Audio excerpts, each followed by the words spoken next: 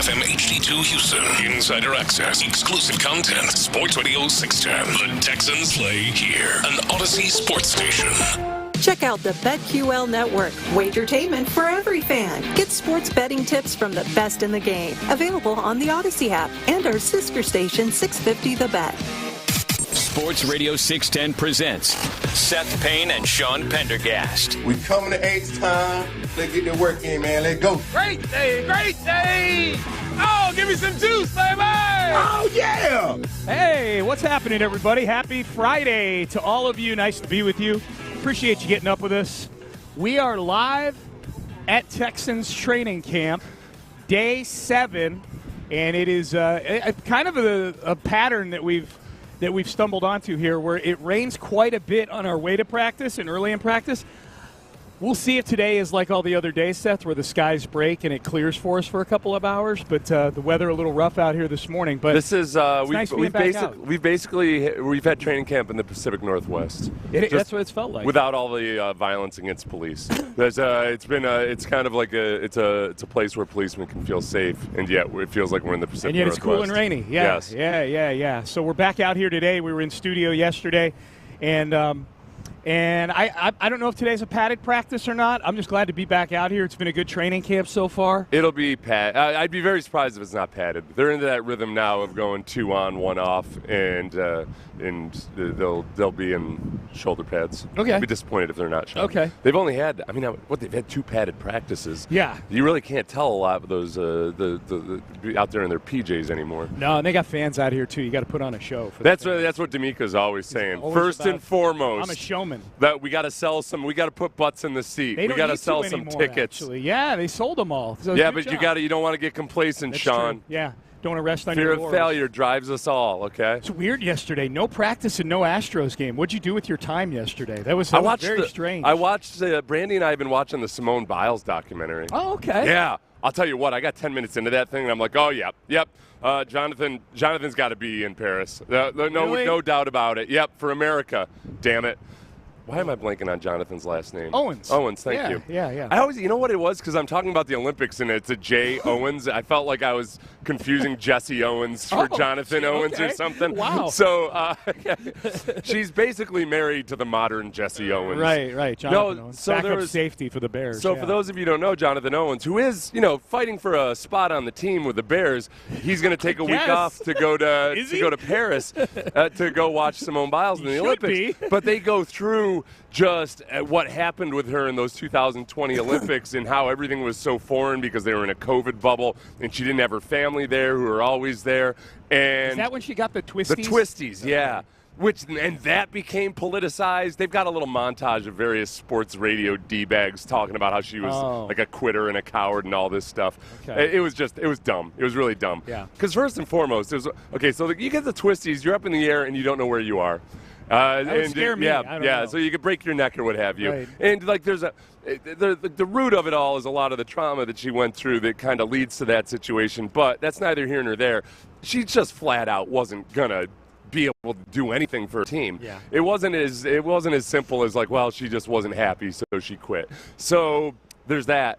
But then the really instructive thing about this that I've learned through 2 episodes so far, it's amazing. So she's the best gymnast who's ever done it. Mm-hmm. She's got 5-6 moves named after her. She does all this stuff that nobody else does.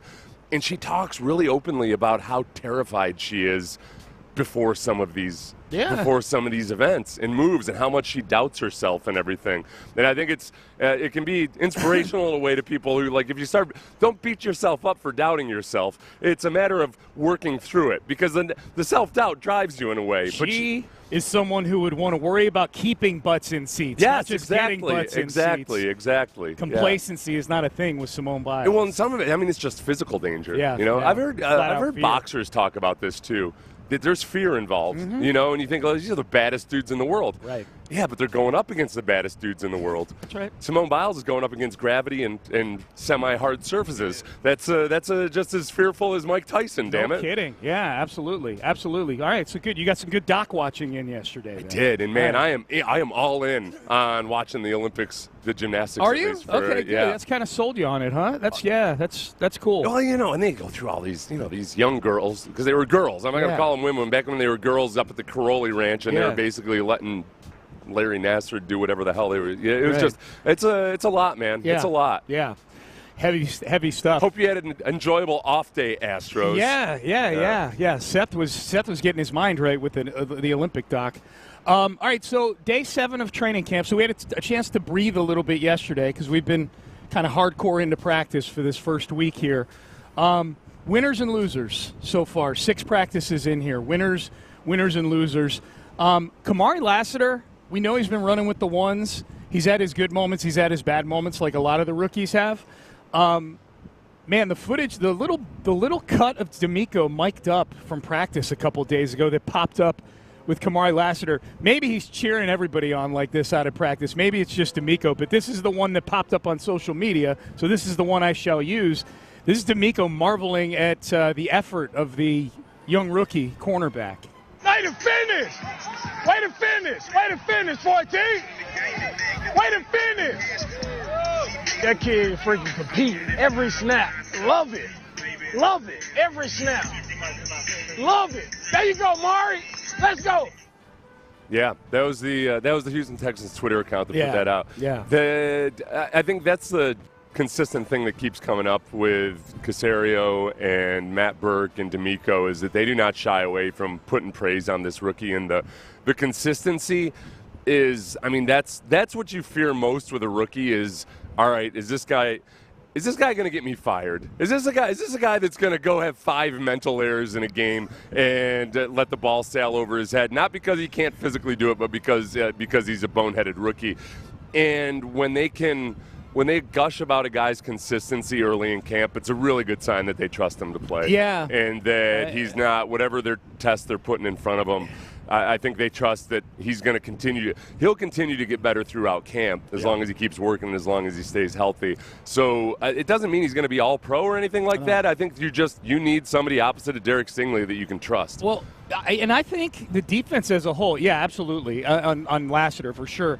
I think the defense as a whole, as long as we're doing winners and losers here, look, the offense, league-wide, the story of this team is the offense. And Stefon Diggs coming in and C.J. Stroud in year 2 and all the pieces they have and the continuity with Slowick coming back and everything else. I've been really encouraged by how often the defense has won out here through the first 6 practices. Yeah. It's been very even, and I think the defensive line has been a big catalyst. That's one of those double-sided swords where, I feel like the defensive line has played very well, but what does that say about the offensive line? Yeah. And, how much credit can I give the defensive line for going against an offensive line that doesn't have Laramie Tunsil and has a couple question marks still at left guard and center? Like, what exactly am I seeing here? Am I just seeing a really good defensive line, or am I seeing them just beat up on the hapless Texans offensive line? Right, or offensive line. Because I do the praise that I've given to Blake Fisher and Kenyon Green and Juice Scruggs so far is a little bit with a grain of salt. I haven't seen the egregious stuff that I would worry about, but they all have some work to do. But the defensive tackle position specifically, just by virtue of the experience and the different body types, I feel good about them having solid defensive tackles. And you're never going to have all pros at every single position on defense. It's just a matter of, all right, are your guys who aren't your studs, are they credible NFL players? They do their job? Right. Yeah. And they did. They loaded it up with a whole lot of viable players that are competing like hell out there. And the fun thing about having veteran defensive linemen, because they've got 4 guys who will be over 30 years old or over on the defensive line this year. A lot of the more nuanced stuff, the games that they run, and when you're not blitzing but you're just running stunts with each other on the defensive line, that's the kind of stuff that it gets better with age, because guys get better at the deceptive part of it. They understand better which pass protection they're going to get, because you can call that on your own on the field. Mm-hmm. You know, a lot of defensive end and defensive tackle work together, and if they realize that it's going to be slide protection or something, they call the right game for it between themselves. Yeah. A lot of times they can just do it with eye contact. So a lot of that stuff that you don't get out of younger players, they have that, and they're working with Will Anderson on all that stuff. Yeah. As far as the loser side of the ledger so far, I have a hard time finding big ones aside from guys who've just not been able to be out here. You know, a lot of as I'm going through camp the first 6 days and I'm trying to kind of come up with both sides of the winners and losers ledger, like it gets a little boring because I'm like, well, Christian Harris, he hasn't been out here. Joe Mixon's missed 3 practices. John Mechie's missed a couple practices. I guess if you're a guy who's fighting for a roster spot, which Mechie is, then if you're starting to miss practices, you fall onto that side of the equation. I would say is if we're doing 6 practices in, the thing about Mechie is that he flashed before he got injured. Yeah. So I don't think that it's not like it's a huge setback or anything. No. I think if I look at the receiving core, Robert Woods is the guy that I look at as, man, there's a lot of talented veterans and there's a couple very promising young guys. Yeah. Man, I mean, you know, when Woods lines up out there, and you've also got Tank Dell and Stefon Diggs, he's not getting a lot of targets. No. You know, some of the guys I've kind of been noticing. I've been thinking, all right, who hasn't gotten a lot of targets? And maybe I've just missed it, but I haven't seen Troy Hairston, the fullback, get a whole lot of targets that I can remember. And I think just in the modern NFL, teams love to have a fullback, but he's got to be a fullback who can also be a receiver. Yeah. And, you know, it's not like he's going to be the primary choice or anything, and maybe it's just a simple matter of that CJ's had too many other options, but that Andrew Beck would be the obvious loser so far because he's supposed to be in competition with Troy Hairston at fullback, but Beck hasn't practiced yet. Hasn't practiced at all. That's a good one. That's a good one. That kind of flies under the radar. Nick has said that every time the receiving group gets brought up post-Diggs trade is that we're going to end up cutting a couple of good players. You know, they're gonna wind up cutting at least one guy, maybe 2, that immediately wind up on somebody else's team. Like if Robert Woods gets cut, he'll be in the NFL for week 1. I'm pretty confident about that, you know? Yeah. He'll be on a team somewhere. And, you know, and you start to look and you go, okay, well, I think Mechie is going to make the team. I think you're right. I'd like to see him out here, but I think he makes the team. And you've still got Xavier Hutchinson from last year. You've got Skoranek. You've got Steven Sims, who may be the kick returner and is occupying a receiver spot. And Robert Woods, there's a lot of guys. They picked up Quintez Cephas off the waiver wire. You know, I got a lot of bodies. The guys that I'm emotionally pulling for right now are Kendrick Green, the offensive lineman. He's been playing both guard and center. I actually saw him at right guard at one point when he was filling in for somebody. And just because he's undersized, but he's very, very scrappy. Like, he does everything that you hope an undersized guy does. Jawar Jordan, I'm incredibly intrigued by, just because he's shown some real flashes, but he's undersized, and we haven't seen him play tackle football yet. Yeah. And haven't seen him go against the ones a lot. So I'm excited to see him in preseason games. In game for sure. I'm excited to see him again today. He looked really good on Wednesday when we were out here. All right, as you can tell, we're off and running on a Friday. If you're coming out to training camp, you're on your way out here. Can't wait to see you guys. It's been really fun with fans in the building the last few days, and looking forward to seeing you out here today for practice number 7 of the 2024 Texans training camp. Up next, we will circle over to the Astros, who have the hated Dodgers in town this week. And Bobby Slowick was on Chris Long's podcast yesterday, and man, there were some fun factoids about C.J. Stroud in this conversation that we're going to get to in just a moment. Now, boy, being out here at training camp, sometimes I get those football dreams again, like a football nightmare where you wake up and you think you showed up at a game with no uniform. Yeah, or you missed practice. You missed practice, something like that. Look, you guys listening, you probably had those dreams in high school for your sports, but you might have those dreams right now by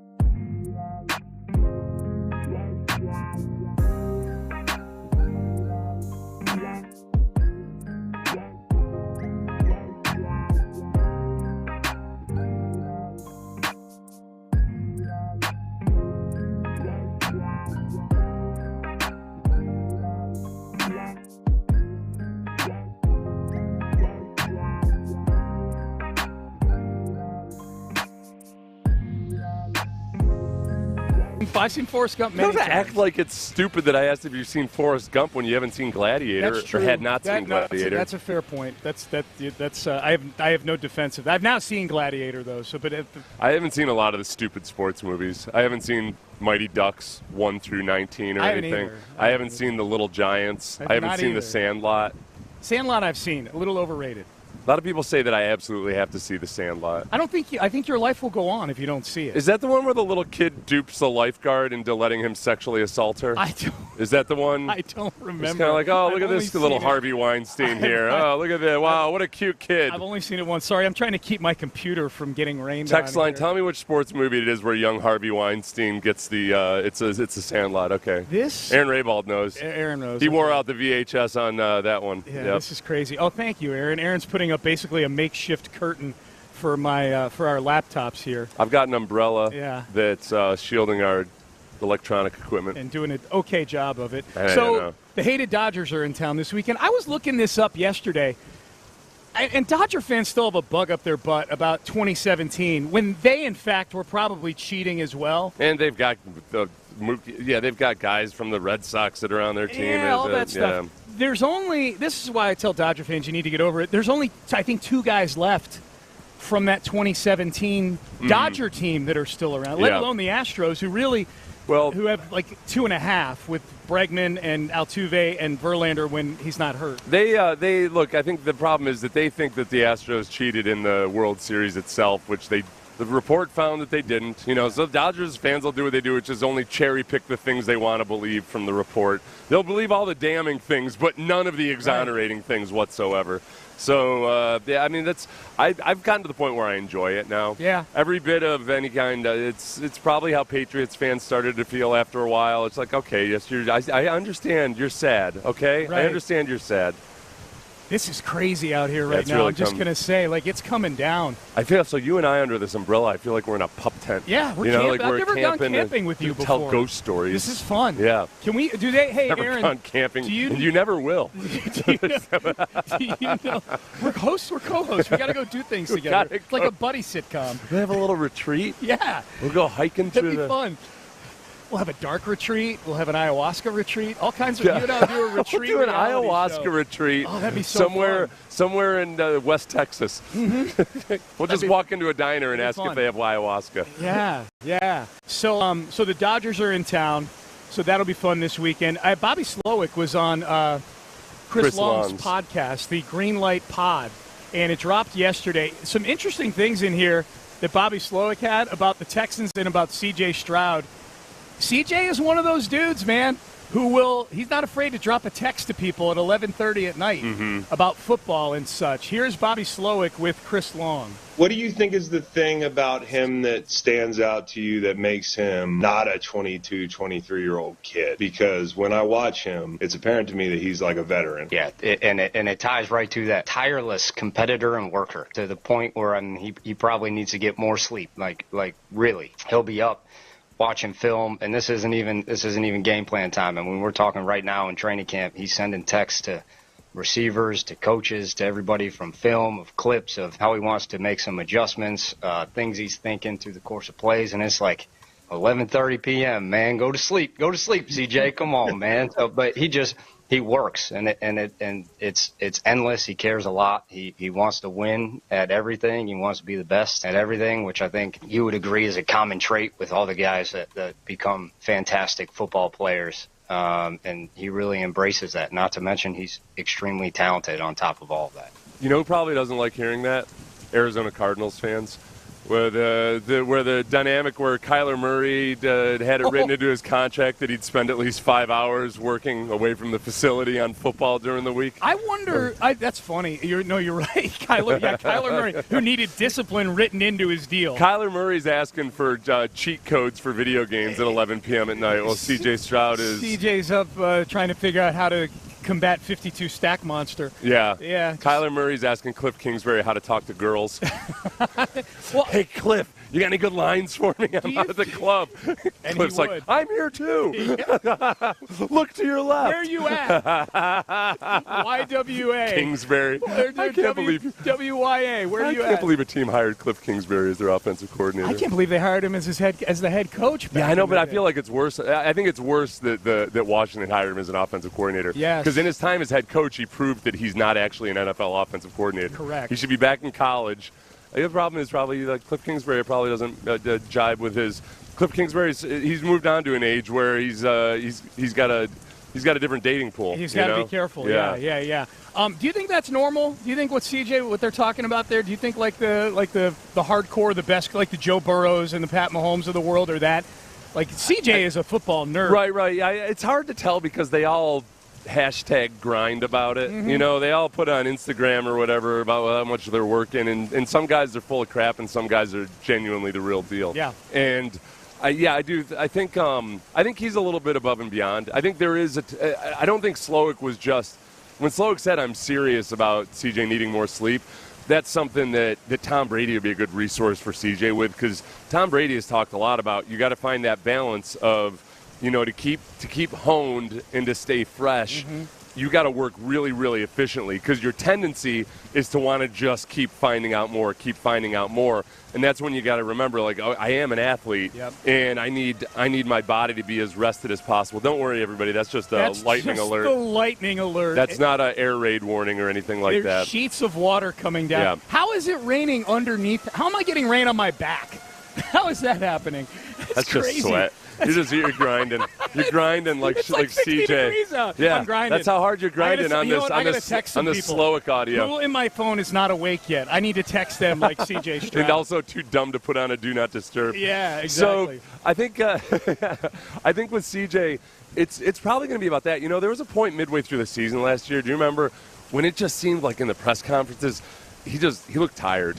He looked kind of just weary, and I think he probably figured out how to find some balance last year and to weigh all those things that he wants to do in terms of learning about the opponent, but you also got to balance it out with enough sleep. Yeah. When I was chatting with DeMeco the other day, we talked about that a little bit, just how much things have changed because the importance of sleep is so recognized. There's fewer coaches idiotically thinking that they're going to be smart after 2 hours of sleep. There was like a 5,000-word piece about this on ESPN yesterday. Oh, really? Like a long form with like where they let in with Sean McVay used to sleep 18 hours in the building, and now he's figured out that he makes better decisions. 18 hours? 18 hours he'd spend in the building. Okay. You said he'd sleep 18 hours. I was like, that sounds adequate. That? I didn't mean that. No, I meant to say spend 18 hours in the building. Yeah. He would do all his sleeping in the building. No, it's 100%. It's hilarious because they'll cite all this new research. Like, no, the research has been out there since then. I went to school and I took a class with like one of the world's first sleep researchers. The research has been there since the 90s. I think that's the guy they're using for Robert this in Moss? the NFL. No, this guy's it is older. Moss. It's It's Robert Moss. Yeah, because they said he's a Cornell professor. I'm like, Bill Moss? No, Robert Moss. Yeah. He had like one of the most popular psychology. It was like one of the most popular classes in the school. He's quoted in this piece. He would spend like 6 weeks on sleep, and it was one of the best things that ever happened to me because I knew early on the importance of it, and I would just be, I'd do the old Irish goodbye at parties and everything, and I still do that. Yeah. I'm not gonna screw with my sleep, man. I'm dumb enough as it is. You're really good at it. So, but it's finally football coaches 3 decades later have kind of caught on to it, and they realize like, hey, a lot of these really idiotic game day decisions that you see. I've known this. It's been so frustrating for me my entire career. I've known it's because these idiots thought that they could operate on 2 hours of sleep. That's right. You're out here during camp, and the coaches would be getting no sleep, and your position coach is telling everybody to go left. So you go left, and he's like, "I said go right, you idiots!" Yeah. And, you know, it's gotten a lot better in that regard. I think so much of it is for show too. You know what I mean? Like that it's the stereotypical coach thing. Yeah. So it's this self-perpetuating thing where you feel like, well, I just got to be here for 16 hours. Partly the culture, you know. Yeah. Part of it is the culture where you feel like there's a machismo to it, and if you don't do it, then you're not grinding hard enough. We're not building the atomic bomb here. You know what I mean? The fact of the matter is, it takes a lot of discipline. Yeah. You know, because the thing is, a lot of the people will be proud of grinding about, you know, not getting any sleep and everything. You walk in the afternoon, and those jackasses were playing solitaire on their computer. Right. You They know, just like, don't all use right, their time yeah, well. like be more efficient. Yeah. And get some sleep. Stop hating your wife so much. It's my mental break. Yeah, man. I know. Got to keep my brain exercised. Speaking of Tom Brady, Bobby Slowick, talking about C.J. Stroud on the Greenlight podcast, did invoke the name of the GOAT when talking about C.J. Stroud. Burrow is a great example. Brady is the best example. I mean, we've thrown on and watched Brady. We've watched Breeze. We've watched Peyton, all the old quarterbacks. You could always, I shouldn't call them old. They'll get mad at me. But, but hey, you know the shoe fits. Oh, you said it, not me. No, but we've thrown on all their film. I think it's always good to take those and learn from those. And Brady was elite at doing that. You know, how he got to the top may be different, but always getting to his launch point in the pocket and then being able to navigate push and being willing to take what the defense gave him in between his special plays made him an extremely efficient quarterback, you know, and that's something that CJ is really embracing, and even right now working through in a very competitive camp. So how he did it was different. So Bobby with a sly little Spygate allegation there, I would say. He's like, yeah, Brady got there by cheating. CJ's not going to have to do it that way. He's not going to have to do it that way. No, I think that, yeah, and we've talked about this, and it's one of the reasons I'm so excited that Tom Brady is kind of mentoring CJ Stroud. It's the boring stuff, and you got to be very judicious about when you take your chances and your risks. There was that graphic out a day or two ago from one of the fantasy type dudes that showed who was the best at deep balls down the middle. Yeah. Like in terms of accuracy and percentage of You times. had a very graphic retweet of Well, it was a very clear cut. It was almost a straight line of the league, like at a 45-degree angle. Yeah. It was CJ at the very tip of the shaft. It was like CJ all the way up by himself for deep ball accuracy and efficiency and all that other stuff. Yeah. And the guy who was presenting it said, and you have to also keep in mind that he only had a 1% interception rate. Crazy. He was very good at not taking the risks. So when he's throwing the deep balls, he's not Jay Cutler in it out there. You know, and that's a perfect example.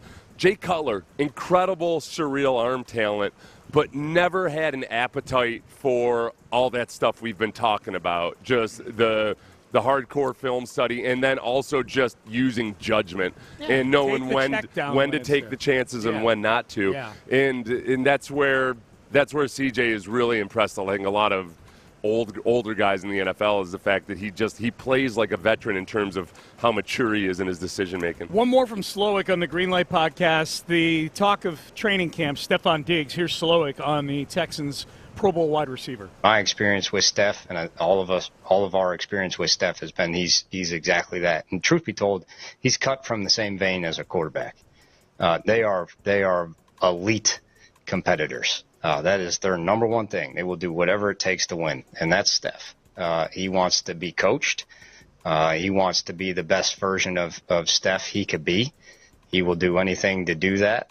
And, you know, his growth just within our scheme and his growth in his relationship with CJ and the other wideouts, it's been really fun to watch, even as a leader. You know, we have a wide receiver room right now that's got a lot of guys that can do different things. He's willing to give tips, tricks to Tank, to Nico, and he's also willing to listen. You know, if Nico has something, he'll take it. If Tank has something, he'll take it. If Mechie has something, he'll take it all the way through our room. And, you know, he's fit in. I think I said before, he's one of us. Yeah. It fits the culture of our team, and it fits the culture of what we look for as coaches. I couldn't be happier with what we have going right now. Yeah, that's look, and I think again, this is all early, and there hasn't been adversity and all of that. But these are the same things that a lot of people up in Buffalo continue to say. And the whatever drama there was in Buffalo, I always try to keep in mind that look, it's not clear that Sean McDermott is great at setting a culture either, or that he even should be the guy to take that once very talented team to where they could have gone. Yeah. So I'm just flat out not worried about any issues right now. I've long held the belief that this would be a one-year thing with Diggs and the Texans. Yeah. That the chances of him being back for a year 2 or year 3 is like 10%. Yeah. You know, I'm easily sold to. My Diggs-o-meter is up to like 15 or 20% now. Well, he could be back. I think honestly, it's a unique environment. It's a unique experience to be able to play with a quarterback that has the promise of C.J. Stroud, but then to also have 2 other wide receivers that make your job as a receiver easier too. That's an enjoyable and fun thing. Yes. That's why I always compare Stefon Diggs to sorry, I got Charlie Morton. Oh. That's Charlie Morton and Stefon Diggs is the comparison I always make. I remember Charlie Morton wasn't so sure he even wanted to keep playing baseball. Yeah. And then all of a sudden, he's introduced to what baseball can be like. Right. And he's like, now he's still playing. Turns into a Cy Young candidate. Yeah. Yep. All right, we'll do some he headlines. played 7 more years. He was thinking about retiring. Still playing. Made a lot of money. So you're right. I think Stefon might end up just being like, whatever. Yeah. I don't need to be the highest paid this or that. Yeah, this could be fun. I might enjoy this. Texans training camp, day 7 is today. Rain kind of letting up a little bit here, but we'll see. We'll hope to see a lot of you out here today. It should be. Training camp's been a blast so far. Day 7 today. We'll talk about the Astros in headlines as well, some NFL news. Also, we will get to that coming up next. But did you get on Prize Picks yesterday? I'm so glad the Astros are back in action.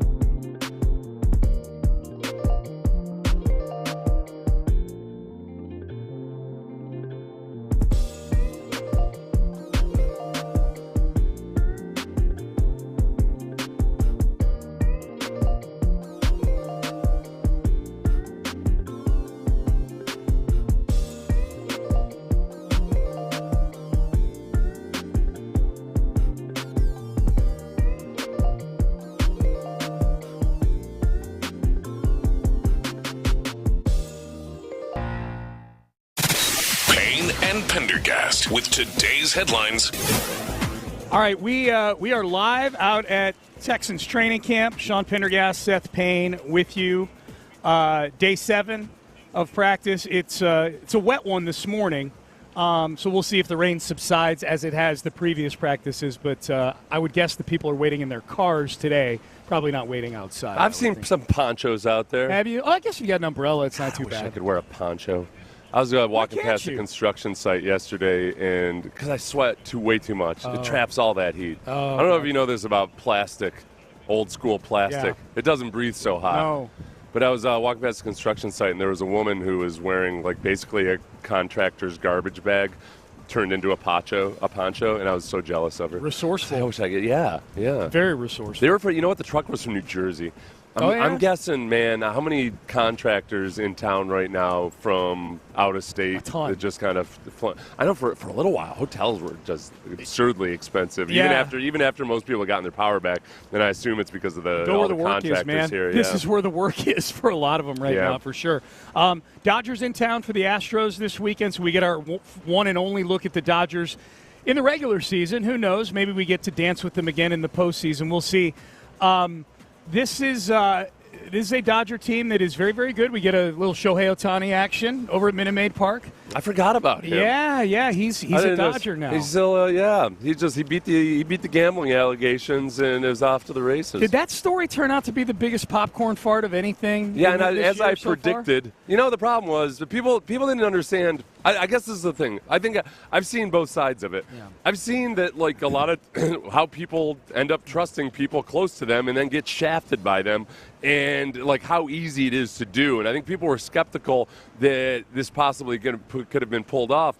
But when you take into account the fact that there were so many people who, when they dealt with Ohtani, they were just talking to the interpreter during the normal course of events. So it was no big to them. It was like they were talking to Ohtani. It was very easy for him to slip and slide through normal barricades when it comes to funneling people's money around. Yeah.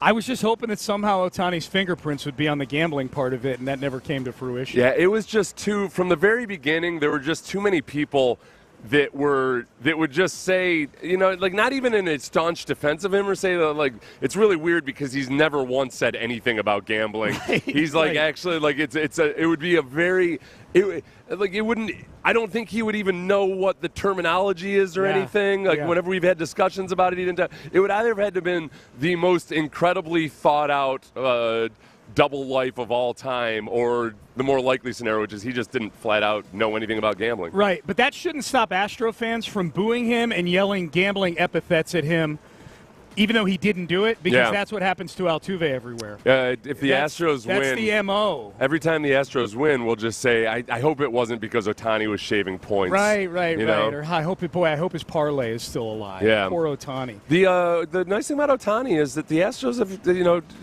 have had his number. They've done okay. Yeah, they've been better than that. It doesn't mean all of a sudden he's some schmuck or something. No. But better than his historical averages in a lot of ways.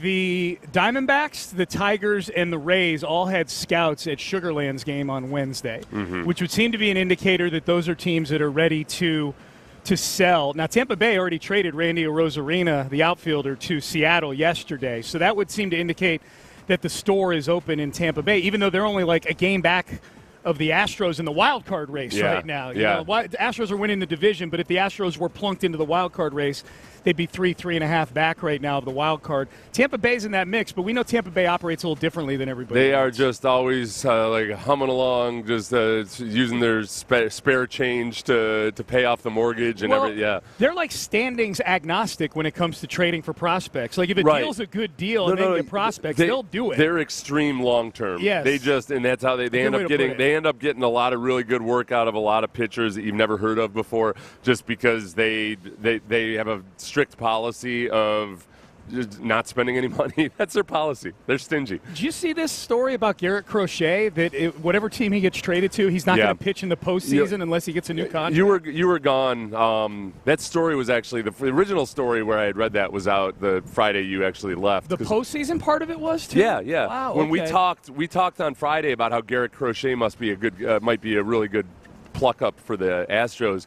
And then I read that article that afternoon. I was like, oh, man, Sean was really dumb sounding on this one. But so Brandon Scott and I talked about it. Yeah, I think Garrett Crochet, who's been awesome for the White Sox, but the White Sox, idiots that they are, in a season which it makes no sense to do this, have pitched the hell out of Garrett Crochet, and he's just way exceeded his he's on pace for way more innings than he's ever pitched before. So there's at least a couple NL execs who have said, well, if we trade for Garrett Crochet, we're going to use him as a reliever until the postseason. He said no to that, too, yesterday. Yeah. Or the story I saw yesterday. Yeah, said he doesn't want to be a reliever, and he wants a new deal. He wants a new deal. He wants a new deal. That's what I was saying. He wants a new contract. I think even whether he wanted it or not, the fact that that's how teams felt like he'd have to be used makes me feel like, all right, yes, it's awesome you've got 2 more years of control, but I'd be trading for Garrett Crochet thinking, all right, I get 3 postseason runs out of him, but I also got to still get to the postseason. And we got Spencer Arrighetti and Jake Bloss coming up in the next few days. He reportedly is saying, I will not pitch in the playoffs unless I get a new contract, is what he said. I've never heard of such a thing at a trade deadline.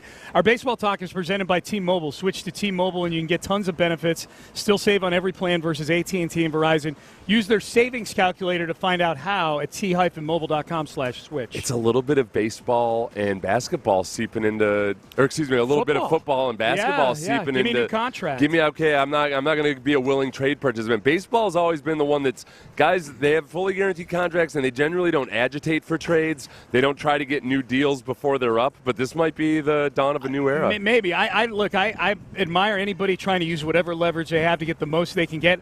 I'm just marveling at the fact that he's using the potential postseason embargo of his services as the reason to get the new contract. That theoretically, that means, I'll come in and pitch the rest of the regular season, but when the playoffs roll around, I may have an owie on my pitching arm. He's not going to win any popularity contest. No, with his he won't. New team, That's what makes it so fascinating. Yeah. The Cleveland Browns do a little restructure on Amari Cooper, and they guarantee his deal this year. Texans Cap pointed this out. The Browns have restructured basically, if they've got their top 10 highest paid guys, they have restructured everybody but Deshaun this offseason to try to open up cap space. Yeah, they're not touching that Deshaun Watson contract. There's nowhere else to go with They need to. Without adding more years. And they just desperately don't want to do that. No. They've painted themselves into a corner, which is not a good place to be with Deshaun Watson, allegedly. No, figuratively or literally, yes, at all. All right, Payne and Pendergast with you. Those are your headlines for today. Up next, this is the most bullish I've seen any power ranking on your Houston Texans. We will have that and a whole lot more coming up in a nice long segment in the 7 o'clock hour. Stay there. But first, man, I was glad to be back out of practice today. If you're watching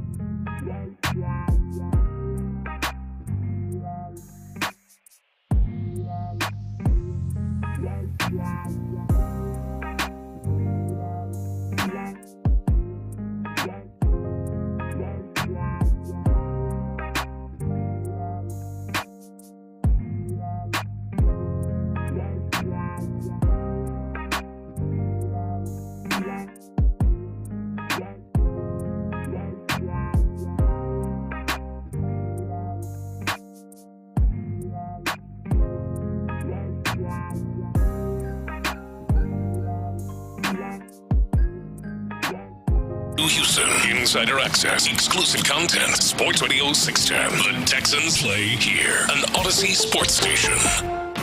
It's Texans Training Camp. Live from the Houston Methodist Training Center. Sports Radio 610 presents Payne and Pendergast. All right, Payne and Pendergast with you at training camp. Hopefully as lively a training camp today as we had on Wednesday. It was popping out here on Wednesday. On the field, in the stands. It was a good time out there. There was a cut-up that I found on TikTok.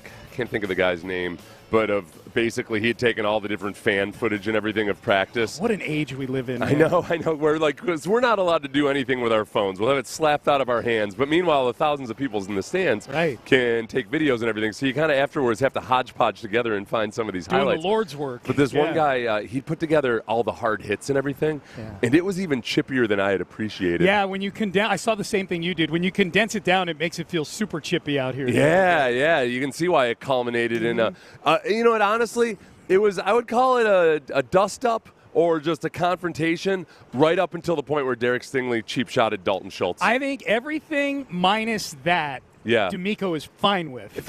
And then one of the weirdest things I've ever seen, like it was bizarre that Derek Stingley came up and in Schultz, it was a cheap shot because Schultz was not looking at all, was walking away from the fray straight ahead. And he might as well have gotten hit upside the head with a beer bottle, like in a bar fight. You know, you're trying to do the right thing and walk away from a bar fight, and then somebody just clocks you with a beer bottle. Yeah, you know how that happens all the time to me. I do, yeah. So all the time, just because I said something about his sister, and it was weird. It was really, really weird. But other than that, it was just kind of a bunch of guys shoving each other and everything. Does it make you think, like when I saw that? Because, granted, we didn't have a great vantage point where we were standing. The fans in the stands had a much better vantage point than we did, especially the ones down at the north end of the bleachers had a really good vantage point. But it was so random, the Stingley run at Dalton Schultz, where I was like, what did he say to him? Like, what the hell what happened? What got said? Because there was no point where I saw Dalton Schultz like cheap shot Derek Stingley in the crowd or anything like that. Well, unless he got like up under his mask while we couldn't in the scrum. Yeah, we couldn't tell what was going on in the scrum. The funny thing, you know how these things go though too. Just like a bar fight, when the peacemaker gets triggered and the guy's trying to settle everything down and then all of a sudden something sets him off. That was Lonnie Johnson. Because Lonnie Johnson you were right, Sean, we were trying to figure it out the next day. You had said this and I didn't see this part of it. CJ was trying to get into the scrum, but I think probably to be a peacemaker. Yeah. But Lonnie Johnson, to his credit, was kind of holding him back. Yeah. I think just probably saying, like, no, listen, you don't need to be in this at all, man. Yeah. And so, like, Lonnie Johnson was being a peacemaker. Remember, Lonnie Johnson was kind of a hothead back when he was younger. Oh, yeah. But then when the second scrum formed, one of the only actual maybe kind of punches that I saw thrown was Lonnie Johnson. Yeah. So it wasn't a punch, but I think he shoved somebody up towards the face or shoulder pads. Yeah. Oh, that's great. Well, we shouldn't be surprised. You had this audio. The Colts linebackers. Yeah, E.J. Speed and Zaire Franklin, the guys who have been jawing back and forth with C.J. all offseason. These guys, right after the season, had a discussion, and this is back before things got ugly between C.J. and Zaire Franklin and right E.J. after Speed. The season, they were heaping praise on C.J. Stroud in this podcast, but they also gave a little bit of praise to Dalton Schultz. The best part about Schultz is he made me respect it because a lot of like white, I can say it. A lot of white boys, they get sensitive. They get sensitive and be like, "Why are you white?" Like, you know what I mean? Bro, what do you mean, bro? Dalton was at it though. Like, you feel what I'm saying? He was at it. No, he said I fucking can't even tackle. Whoa! And he wasn't. And the crazy thing was, he wasn't crying to the ref. Okay. Yeah. When it was beef and Dalton got his push after the play, and I pushed him back or whatever like that, he ain't flop. Okay. He ain't look at the ref, so I'm like, all right, you feel me? I can respect your gangster. Respect his gangster, Sean. Man. I respect Dalton Schultz gangster. I say that to you all the time. It was on my scouting report. You won't shut up about Respect his gangster. Respect Dalton's gangster. I think another thing that they talked about in that podcast, though, was that, Schultz was totally cool after the game, went up to one of them and was like, hey, man, it's all just football or whatever. Yeah. So, likewise, it's weird because I've never seen a cheap shot like that Derek Stingley pulled. I think that's what makes it different than the normal football fight. Usually in a football fight, you leave it on the field. Yeah. that was just a weird situation. I'm guessing Stingley probably just, for whatever reason he did it, they'll talk about it. Like sometimes it's usually not even conversation. Like, we good? Yeah, we're good. Yeah. That was just kind of weird. Like I would imagine Stingley probably doesn't feel great about it unless he felt like Schultz said something that was over the limits. I have no idea. We're probably due for a Schultz press conference at some point here. He's not been one of the players that's gone to the podium yet. I will expect a gangsta no comment. He knows not to talk to the po-po. Snitches get stitches. Yeah. So we'll see. Maybe there's a rematch out here today. Maybe there's not. The Athletic has their pre-training camp power rankings from a couple of days ago, Seth. Josh Kendall put these together. This is the highest I've seen the Texans on any power ranking in the history of the power ranking era that we are in right now. Mm-hmm. Had they had these back in 2012, maybe they would have touched this lofty status that they're at. They got them 4th right now in the NFL, dude, preseason. It goes Chiefs, it goes Niners, it goes Lions, and then it is the Houston Texans at number 4. You know the crazy thing about that, Sean, What's is that? that you said the Lions without any surprise. If you want to go back... I got a 1-year burn-in on them. If you want to look at like the Lions over the last 2 decades or what right. have you, Yeah. I mean, the Lions have followed that kind of a rapid ascent much faster than they thought they would, and they're doing it with Jared Goff. The Browns are 6th. There's all kinds of. Boy, the Browns are probably the biggest potential swing in terms of what it could be for them and what it could not based It's all Deshaun, based right? on Deshaun. Yeah. The Browns are a little bit like the Colts have been for a long time, where, man, they've put together a hell of a roster, but you've just got this one little lingering detail, the quarterback, the most important position in sports. And the most expensive guy in the league right now. It's $64 million on the cap. Yeah. So, yeah, they're 6th. Yeah, there's a bunch of teams in this upper reaches that have not had a lot of success historically. In 2 seasons in Cleveland, Watson has a passer rating of 81.7, a 1.6 touchdown interception ratio. So just you think about that, like 2 to 1 used to be good back in like 1999. Now That's the better mediocre quarterbacks now. are all getting like 4 to 1, 5 to 1 touchdown interception ratio. He's not even 2 to 1. He's below 2 to 1. Yeah. He's been off target on 15.8% of his throws. Early in his career, he was off target on 6% of his throws. That's crazy. So he's like 16% of his throws are inaccurate now compared to 6. He's more than twice as inaccurate as he used to be. Yeah. It's just that's a big swing, and they're at that stage now too, Seth, where they got to start making stuff happen. Yeah. Because they're going to have to be making decisions on keeping guys and getting rid of guys. And Deshaun is a guy who's untradeable. Yeah, and even Nick Chubb, like you've already seen his injury and just what's the shelf life on awesome running backs. It's just, man. Where are you on the Texans being 4th on things like this right now? I think the biggest question mark in a lot of people's minds is the strength of schedule the Texans will face, and one of our listeners pointed this out the other day. That as promising as the offense was, they did really struggle against the better defenses in the league last year. And, the Carolina Panthers being one of them. The Panthers did have a good defense despite everything else being so bad. I think that's where the other huge question mark that curiously people in the national media aren't talking about is simply the running game. It's that, man, this is exactly what happens to teams that have a good quarterback but no running game. You play really well against bad teams or mediocre defenses, but when a team comes up and they know they can stop the run with their front 7, they don't have to walk a safety up into the box, and they can just sit back in coverage and make it difficult for the passing game, then you're not going to be a great offense. And that's really the big test this year is, hey, you've got 3 awesome wide receivers on the field. Yeah. You're going to face a lot of light boxes. Can you capitalize on that with Joe Mixon, with Dameon Pierce, Jawar Jordan, whomever else? Whoever it is. Yeah, it's interesting because it's very easy to get excited about the Texans just based on the moves that they made this offseason, the additions that they made, the guys they've been able to keep on the coaching staff, how well the young nucleus performed last year, and now there's nothing but upside for those guys. It's real easy to get excited. But now I'm watching these videos pop up on X of guys that, NFL guys, and there's a lot of them. I saw 3 of them yesterday doing this, where they put the schedule of the team in a graphic sort of above their head, so to speak, and they go game by game, and they put a green light next to the ones they think a team wins. They put a red light next to the games they think that team is going to lose. And I saw a couple of them do the Texans yesterday, and they're going through them, and And I'm just focusing on game by game, and they're, I'm like, okay, that makes sense. I could see them losing that game for sure. Yep, I could see this, I could see that.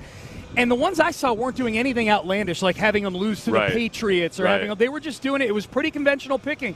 And at the end of the day, they were winding up at 9-8 a lot of times. Right, yeah. Well, and I think that is where, it's all projection right now based on the names on the roster and what we're seeing in training camp here.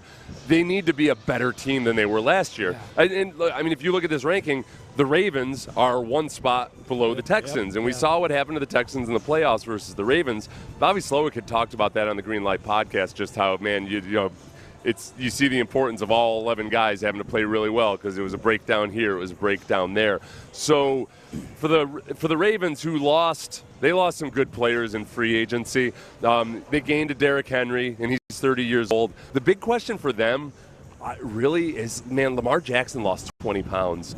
And Where? And then he's had to tap out of practice already. He's been sick apparently. Illness, but I don't know if he's 20 pounds. He's lost 20 pounds. Yeah. Right, yeah. It's not like he was not chubby. This is not like Ben Roethlisberger showing up and losing 20 pounds where you're like, well, I could totally. He probably had 5 pounds in his waddle. Just in a 1 pound dip. Chin was 11 pounds. He spit out his dip and he was. So experimenting with weight when you're already a really, really good player is always curious to me, and I'm all for it when you're a guy that looks like you're not really reaching your full potential. But when you're already good and then you have a drastic weight loss like that. Go back to LeBron James when he showed up looking all gaunt that one year. Yeah. He was plumped up like a Christmas goose by Christmas Day. He realized he had to put that weight back on. He realized it. Okay, so this time last year, the Texans were at best 30 on rankings like this, right? Yeah. A year ago, they were supposed to be one of the worst teams in the league. Nobody knew C.J. Stroud was going to get this good this quick. Yeah. One of Pete Prisco's hot takes that they were going to be like the 27th best team in the NFL. He was bullish on them at 27 or whatever. So, but I think most people had them 30, 31, or 32. Most rankings like this. Of these three teams, these are the 30, 31, and 32nd teams on this power ranking. Which, if you had to pick one of these teams to make a Cinderella 2023 Texans-type turnaround, who would it be?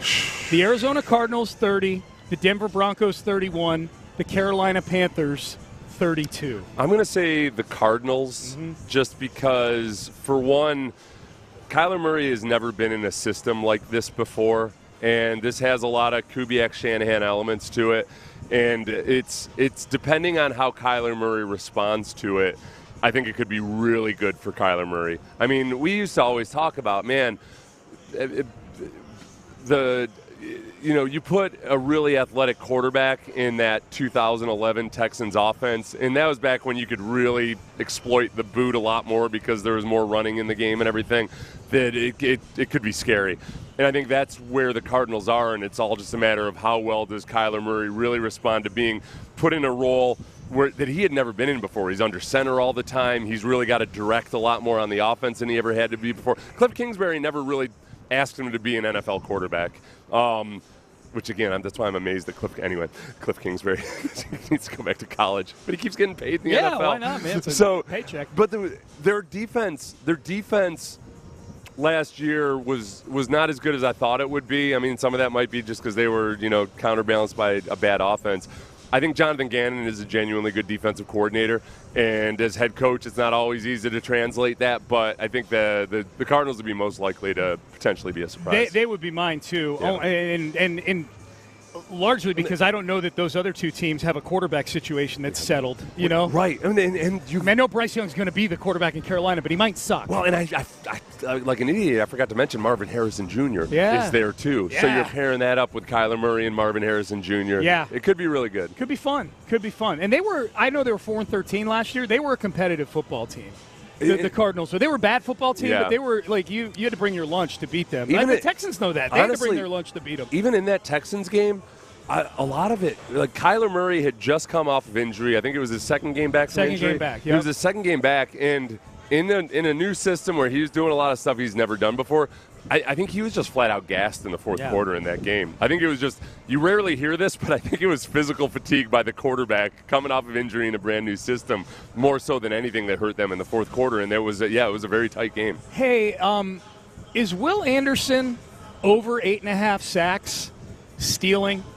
I feel like Will Anderson is a double-digit sack guy this year. You had the numbers on guys making the big leap in year 2. Yeah, a lot of the guys solid rookie years. The guys, the interesting thing about that's the number in Vegas right now. Was that I looked through the guys who were leading the league in sacks over the last 5 years. Yeah. And then I also went back and kind of cherry-picked a couple guys like J.J. Watt before and Aaron Donald.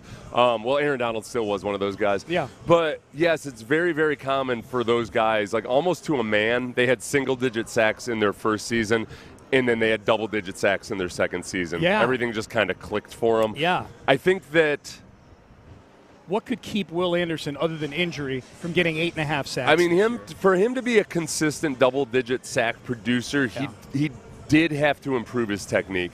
And I say did because I think he has a lot. I think he's added to his repertoire. I think he understands the strategy and the chess match that is being a pass rusher, an edge rusher especially in the NFL.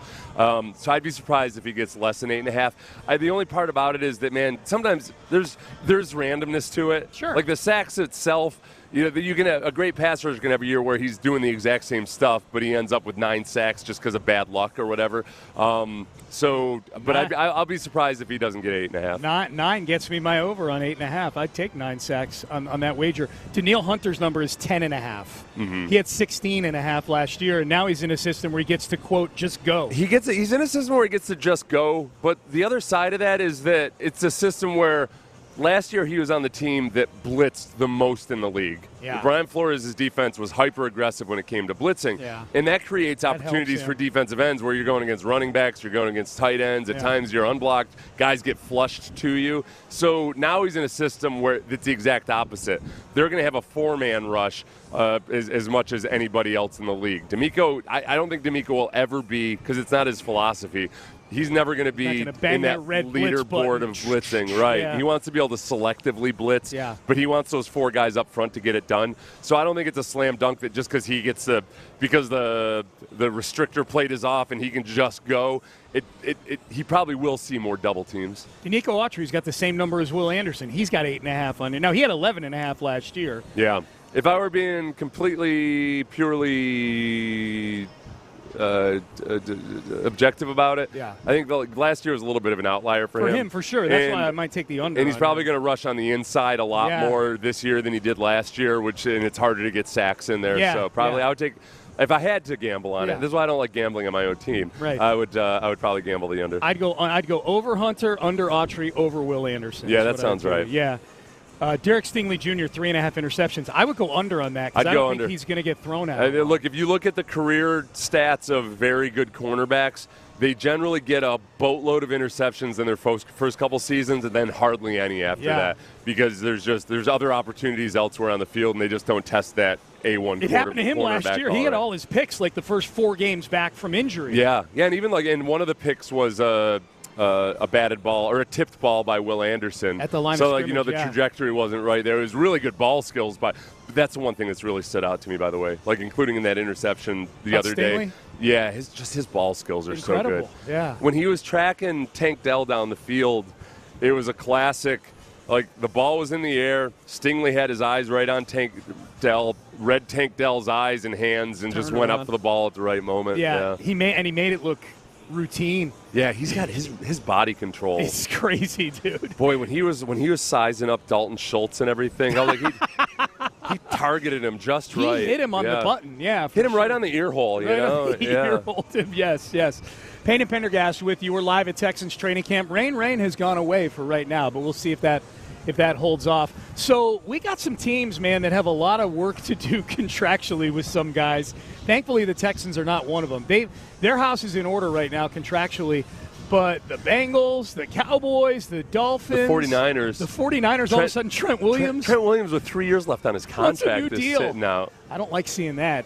Because you know who has 3 years left on his contract and plays left tackle here? Man, I feel like you got to set a hard precedent there. That 3 years left. He's okay, He's and 35 years old. Or 36. 36. He's 36. Yeah. He just turned 36. I would tell him, sorry.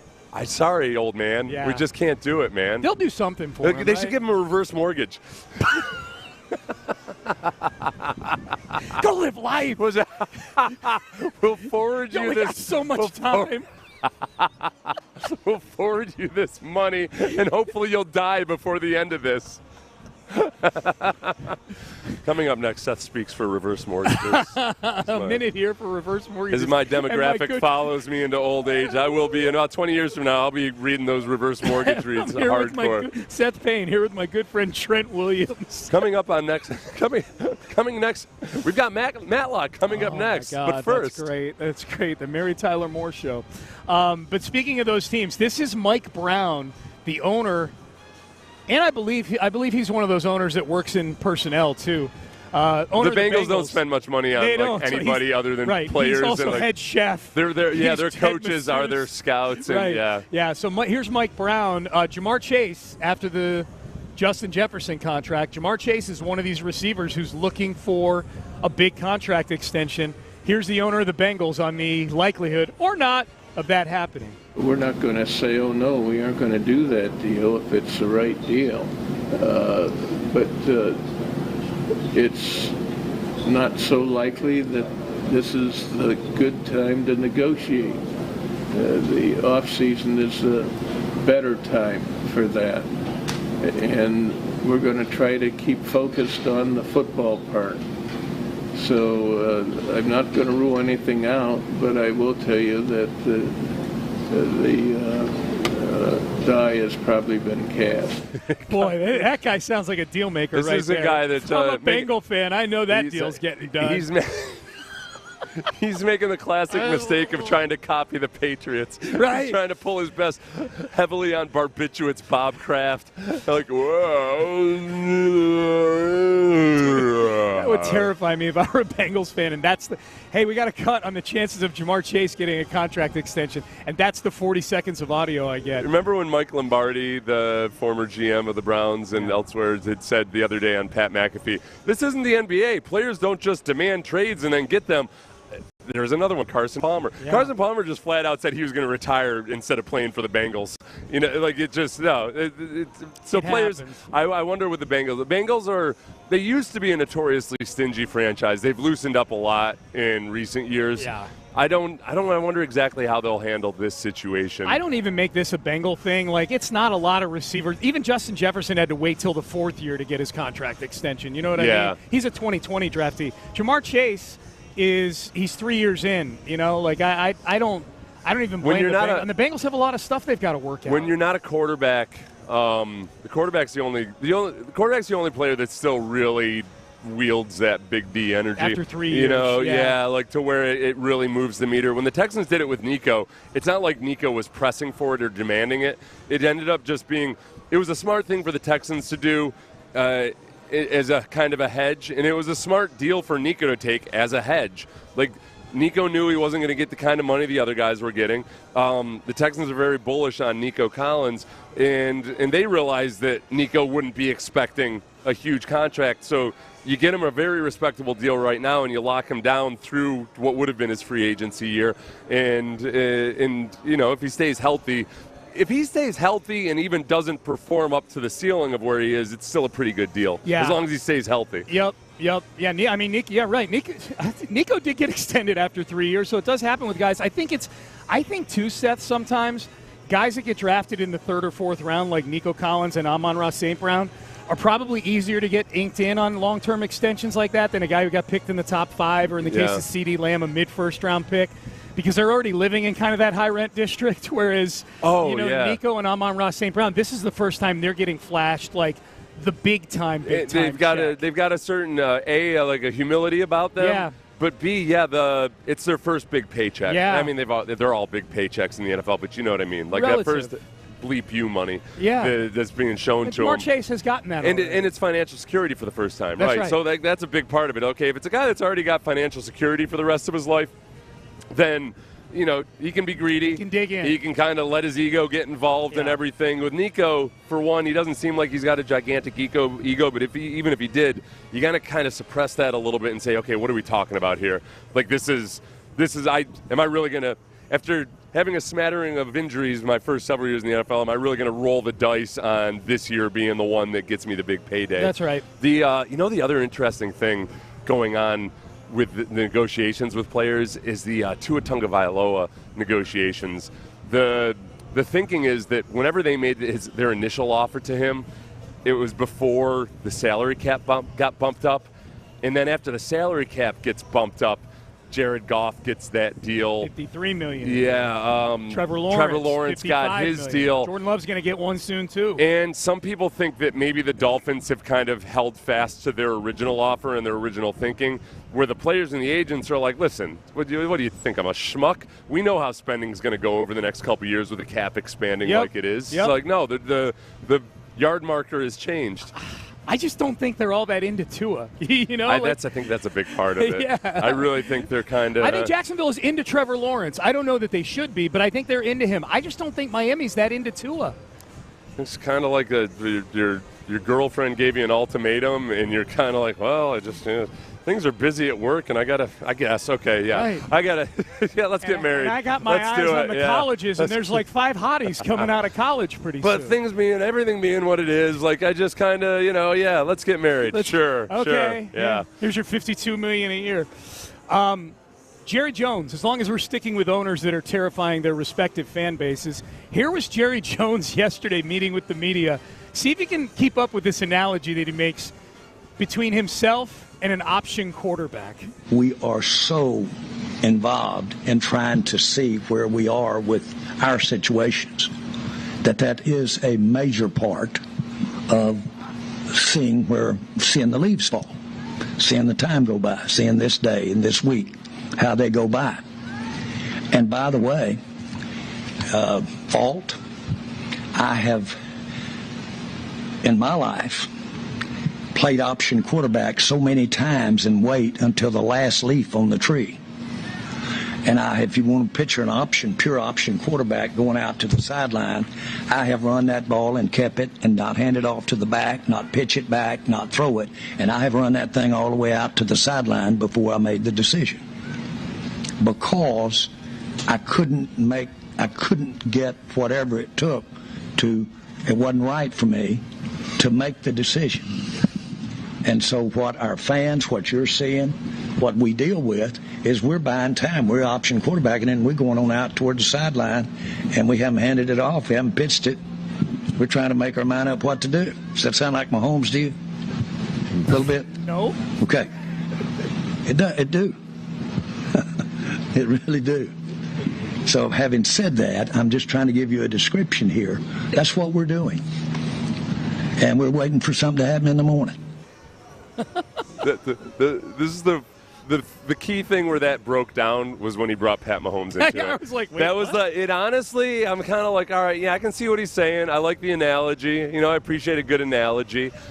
The problem is that, like, the equivalent of a GM doing something that Pat Mahomes is doing would have to mean that you're like an all-time great GM or something, and you're like, Jerry, you're not an all-time kind of like Mahomes, great. am I not? Yeah, I'm kind of the Pat Mahomes of GMs. He brought it up like any analogy in the world, right up until the moment where you compare yourself to the greatest person doing it. That's the the analogy. I was getting the analogy for a while. For those who weren't picking up on the analogy, he was basically saying, in negotiating with CeeDee Lamb and Dak Prescott and Micah Parsons, a process that feels like to Cowboy fans probably like there's been nothing going on. Yeah. I think he's explaining to his fan base, like, look, I'm the option quarterback who's running towards the sideline, and I'm going to wait to the last possible second to make the best decision, keep it or pitch it. So the problem with that and him comparing himself to Pat Mahomes is that so Mahomes isn't an option. He's 0 for 1 on the way they've done it with Dak Prescott already, because the right decision, in hindsight,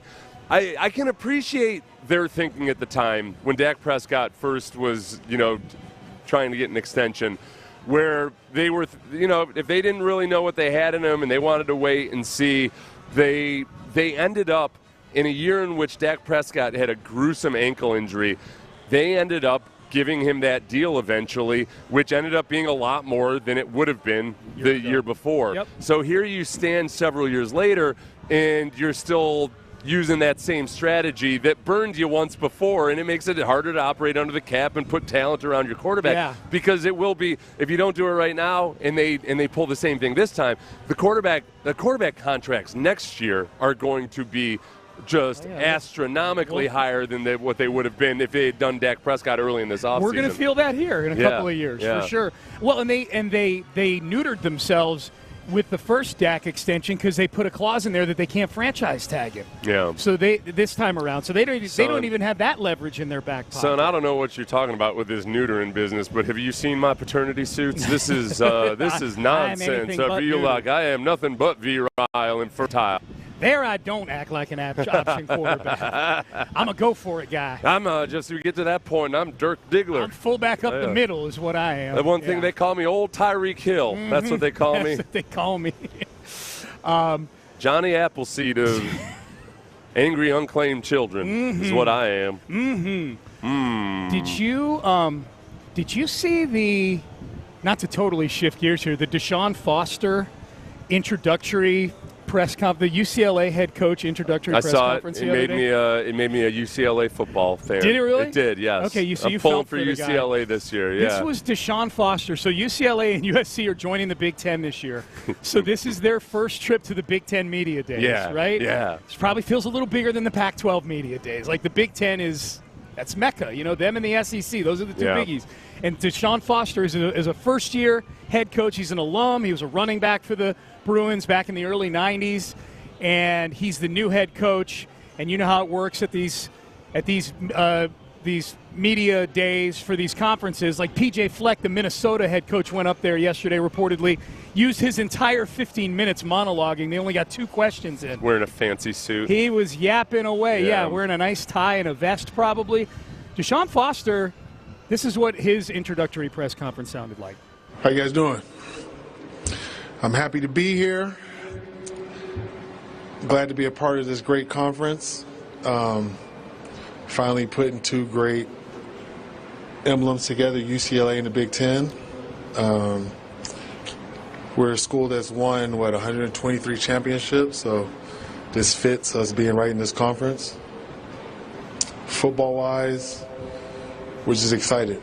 I'm sure you guys don't know too much about UCLA, but our football program, but we're in LA.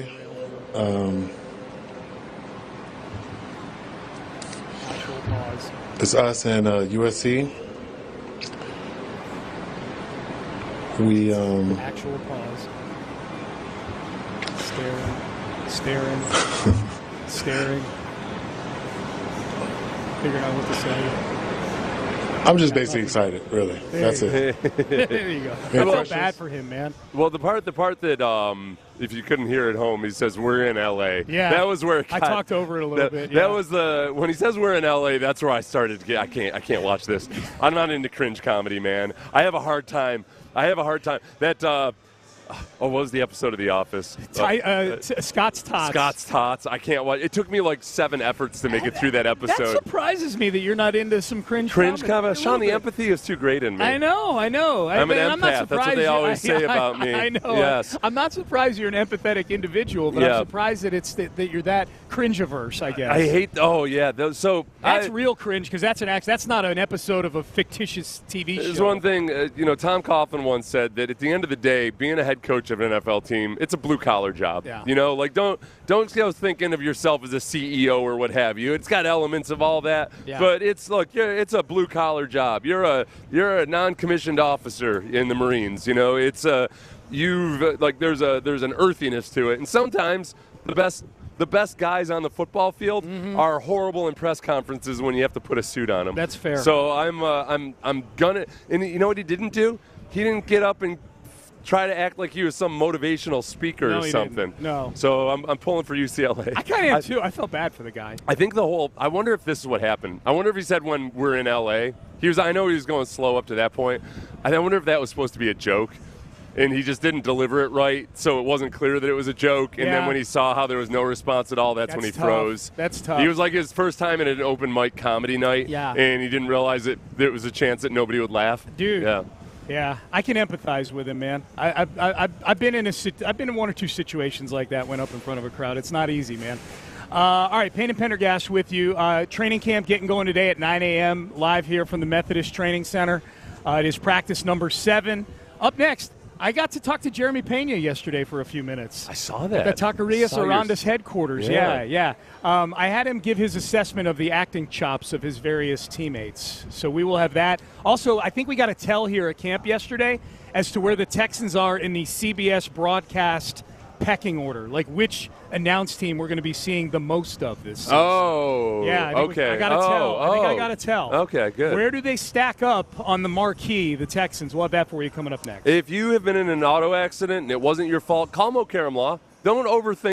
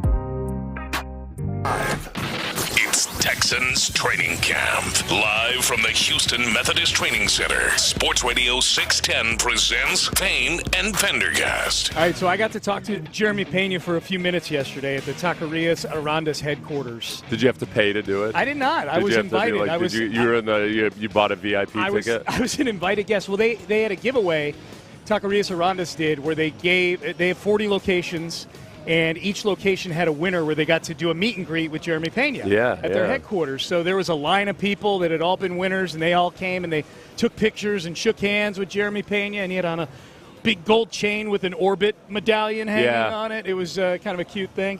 But he got to meet, a lot of fans got to meet him, and then we in the media, the media partners of Taquerias Arandas, which Odyssey is, got to each spend a few minutes with him. So I got to spend about 3 or 4 minutes with him, and I asked him a few baseball questions, and I got kind of the standard baseball answers. He was super engaging and really nice. Talked about the turnaround of the Astros, asked him about his swing stuff that he did in the offseason, and he was really good on that stuff.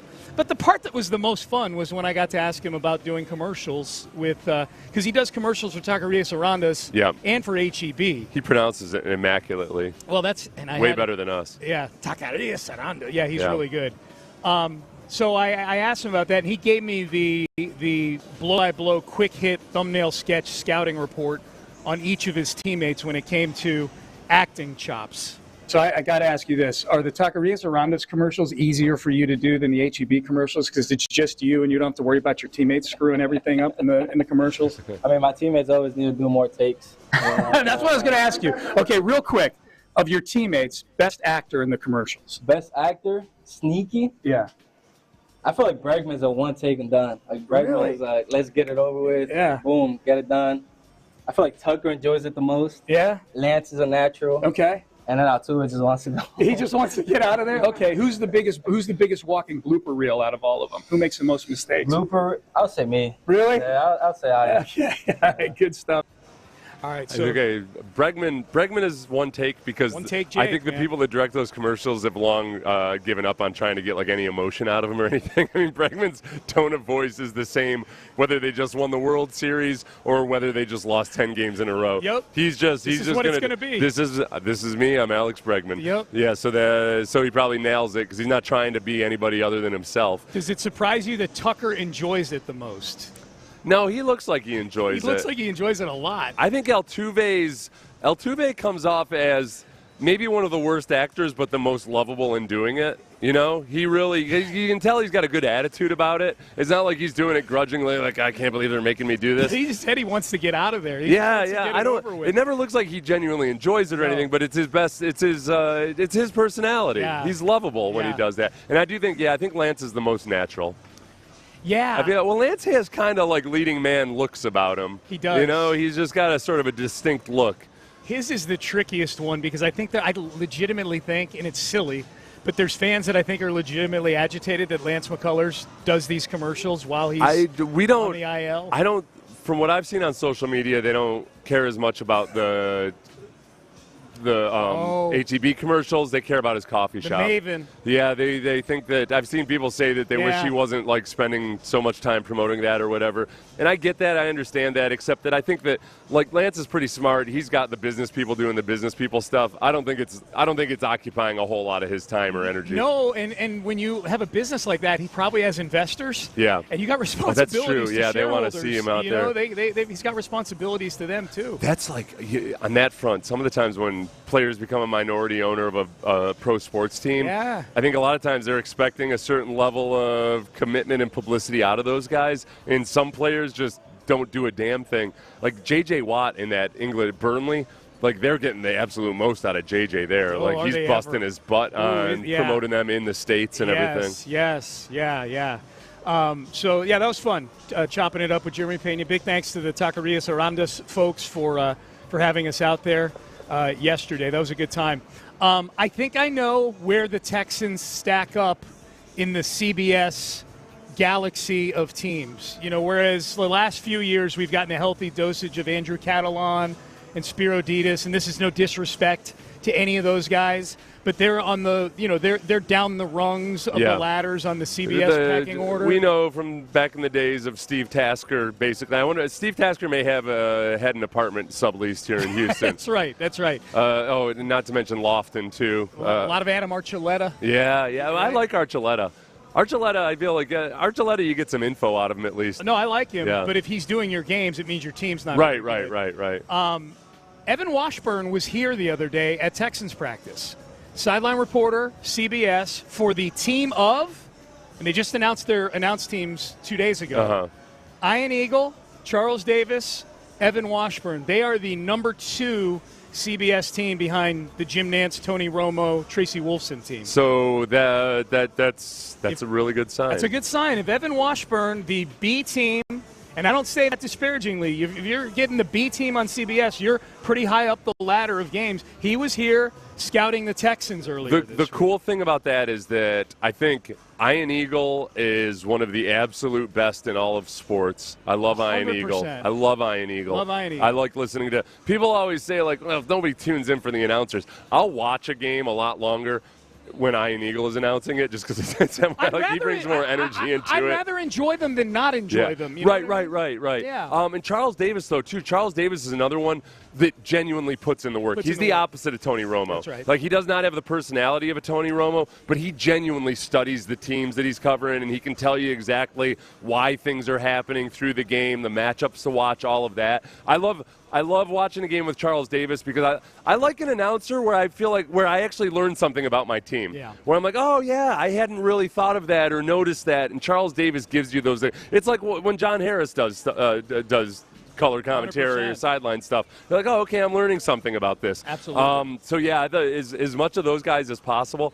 Evan Washburn I respect just because every time I've ever seen him out here at training camp, it looks like he might as well be on, like, Catalina and it's 71 degrees. It's incredible. He's just that is a calm, cool, and collected dude. Very much Heat doesn't bother him one bit. Nope. I just want to punch him in the face. How pretty are you now, pretty boy? It's my first instinct every time. He was very talkative out here the other day. He's probably on coke. He's these broadcasting, these TV people. Yeah. You better retract that. That's a joke. He was very, very talkative. About all his grand plans? I don't know. Was it about his very chatty, man. Conspiracies? What was it? Nothing that was getting people Did he keep saying, no, you don't understand? No, you're not getting it, man. You're not getting it. It wasn't the content of what he was saying. I think it was the quantity of how much he was talking where people were like turning around like, man, this guy must be, it must be like holding a sneeze for him to not interrupt Ian Eagle and Charles Davis all the time. I would take that, man. If that's the squad that we get on CBS for most of our games, that's my favorite team out of all these. I'm with you. I'm a big Ian Eagle guy. I'd like it a lot. Big Ian Eagle. In Romo versus Charles Davis, when I get Charles Davis, there's way less of me going, what are you talking about? Yeah. Why are you? No. And we get way less of Gene. What do you think here? Well, you've never seen this formation out of the Texans. We saw it 3 times in the first quarter, you dense moron. Exactly. All right, so day 7 getting ready to go. You think we see any more chippiness out here like the other day, or was Thursday a cooling off period? Say, look, when the altercations on the field are left on the field, you don't take them into the locker room. Yep. When you go back out on the field, that's where you left that. That's where you left that altercation, remember? Hey, look what I found, an altercation. No, I think it'll still be chippy, but probably just a touch less. There you go. Yeah. All right. We're done. We're out of time. John Harris, Mark Vandermeer, they are up next. We will be back Monday at 6 a.m. out here at Texans training camp. Until then, keep it tuned all day long here at Sports Radio 610. We've got you covered out here at training camp. Have a great weekend, everybody. Bayway Chevrolet on Broadway and Pearland.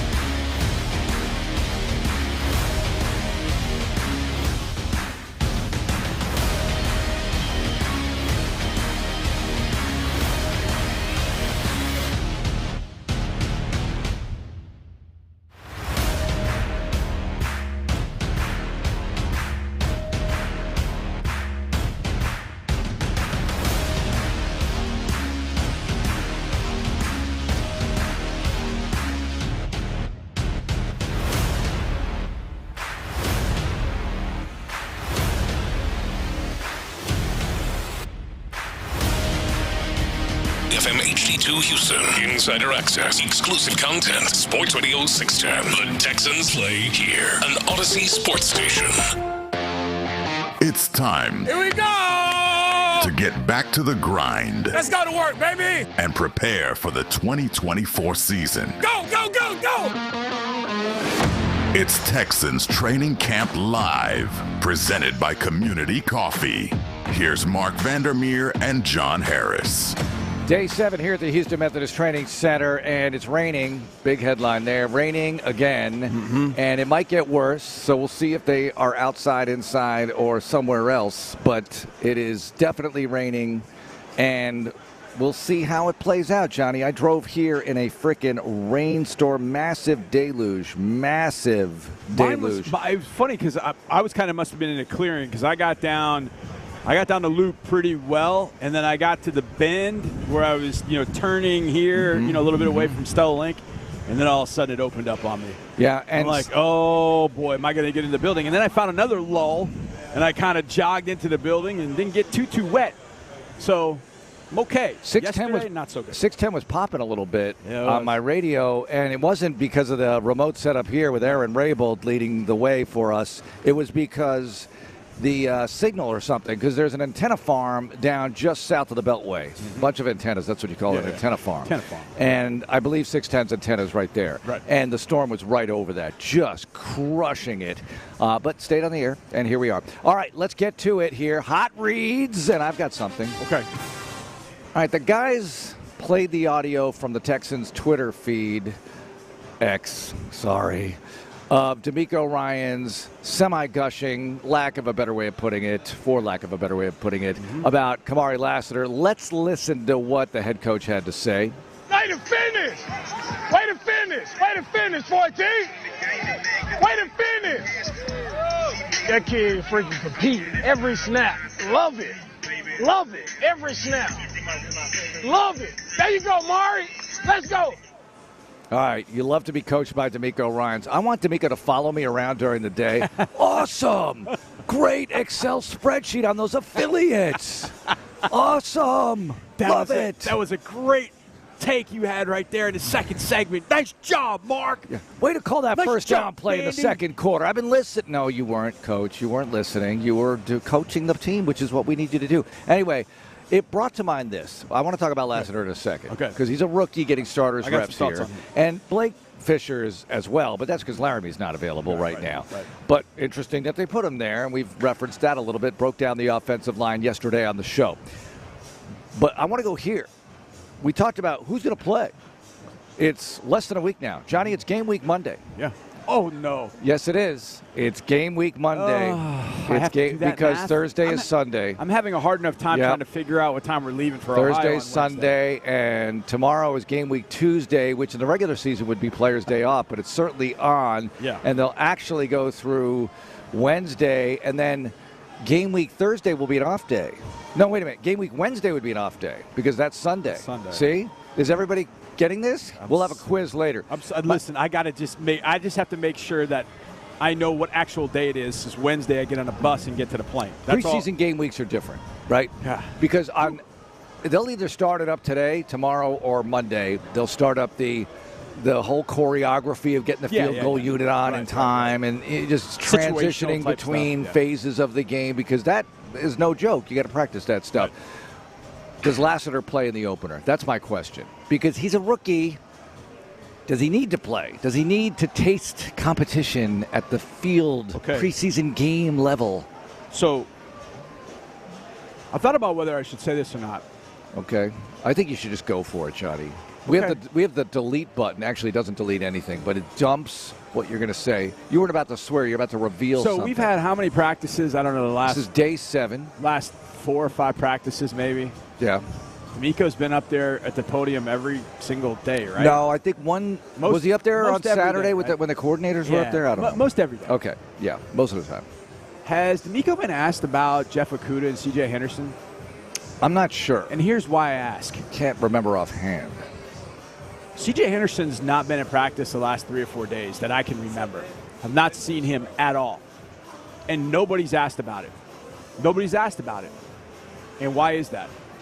I'm Why not is sure that? because Lassiter's playing starters reps. Thank you very much. Okuda's been noticeable. Okuda's been noticeable, but I thought about it yesterday. I was like, this is an off day, just kind of visualizing practice and visualizing moments, and I'm like, and when the general last night said C.J. Henderson's name, I was like, wait a second. I don't think I remember C.J. being on the field. I don't remember seeing him practicing. Well, he probably has a little something, right? Right. I understand. But I know where you're going with this. But what I'm saying is because Kamari Lassiter is out there with that first group and we're focused on the first group, and I don't want to say the competition is over. Nothing is over until you get to Colts Week 1. And it's not even over at that point. But every single practice since the second week of OTAs, Kamari Lassiter has been running opposite Derek Stingley. And every single practice since the second week of OTAs, Kamari Lassiter has been tested in some way, shape, or form. And every single practice since week 2 OTAs, Kamari Lassiter has stepped up and made plays. He has been balling out. The only time I saw him questionably not where you needed to be was the play right here in front of us when Nico caught that out route and then spun on him and then went back inside and Kamari overran it because he was expecting Nico's momentum to carry him out of bounds. And Nico pivoted and went inside, which is special, 6'4", 215, and Nico Collins can do that. And so that video makes its rounds. So that was Kamari. And that was Kamari.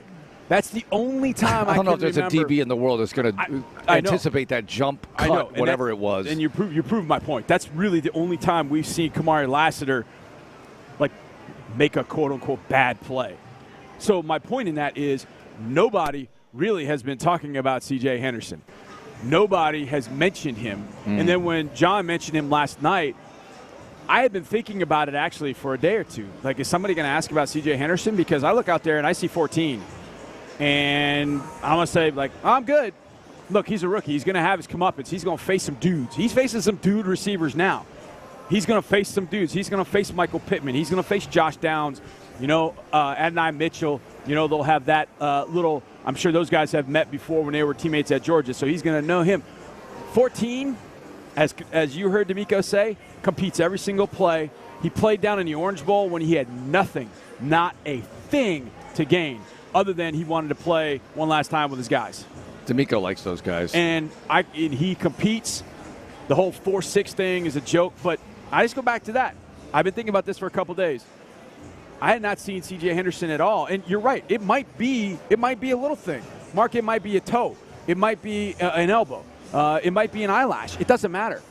But nobody has made mention of Henderson not being at practice or that they've seen him because Lassiter has been that good. Now, if Lassiter had been with the ones, but he's getting roasted, he's just getting toasted every single day, I think there would be this, okay, well, who's going to step up and push him for that particular job? And they would have done it already. And they would have been, where's CJ? Oh, CJ Henderson's not here. Now, I don't want to scoff at CJ not being here because I think CJ can still play. I think there's still something in CJ's skill set, and I would love to get him back out here so he can compete with Kamari, with Jeff, with any other corners for that spot opposite Sting. But right now, Kamari's in that driver's seat, and he's driving the bus. Yeah. And the absence of Henderson and really the fact that it's really kind of gone under the radar, his absence tells you as much as you need to know about Kamari Lassiter. So do you think so should I have said that? Well, you're fine. Okay. Because it is what it is. These are facts. If Henderson's not practicing, and now maybe he practices today, so we'll let you know. Absolutely. And it would be great to see because you want to be as deep as possible. Do they both make the team, Henderson and Okudah? That's a great question. I don't know. Because you'll have Lassiter, Henderson, Okudah. I'd love to have the strongest players as possible on the team, clearly. But I see Mike Ford. I think Mike Ford's on this football team as of right now. This is where I think the game has changed a little bit. In years past, you absolutely kept 4 and maybe even 5 perimeter corners because you took one of them eventually and did what? Move that guy to nickel. Yeah. Or moved one of them to nickel. But nickel's weird here. That's what I want to get into also. Petrie's been doing some nickel. That's Dez can play nickel. Miles Bryant can play it. Okay. You've got 3 or 4 guys that can play the nickel that you don't really have to keep a perimeter guy just because you've got to have a guy that can play the nickel. Those 3, 4 guys can all play the nickel, so you could pick – you don't even have to go 5 deep there. You can go 4. You can go Sting. You go Sting, Lassiter, Okudah, and Henderson, obviously, if they're all healthy. You feel pretty good about that 4. But okay. That's 4. Good, yeah. Let's go 10 now. So we'll go Jimmy, Petrie, Bullock, and Eric. MJ. How many is that? That's 6, right?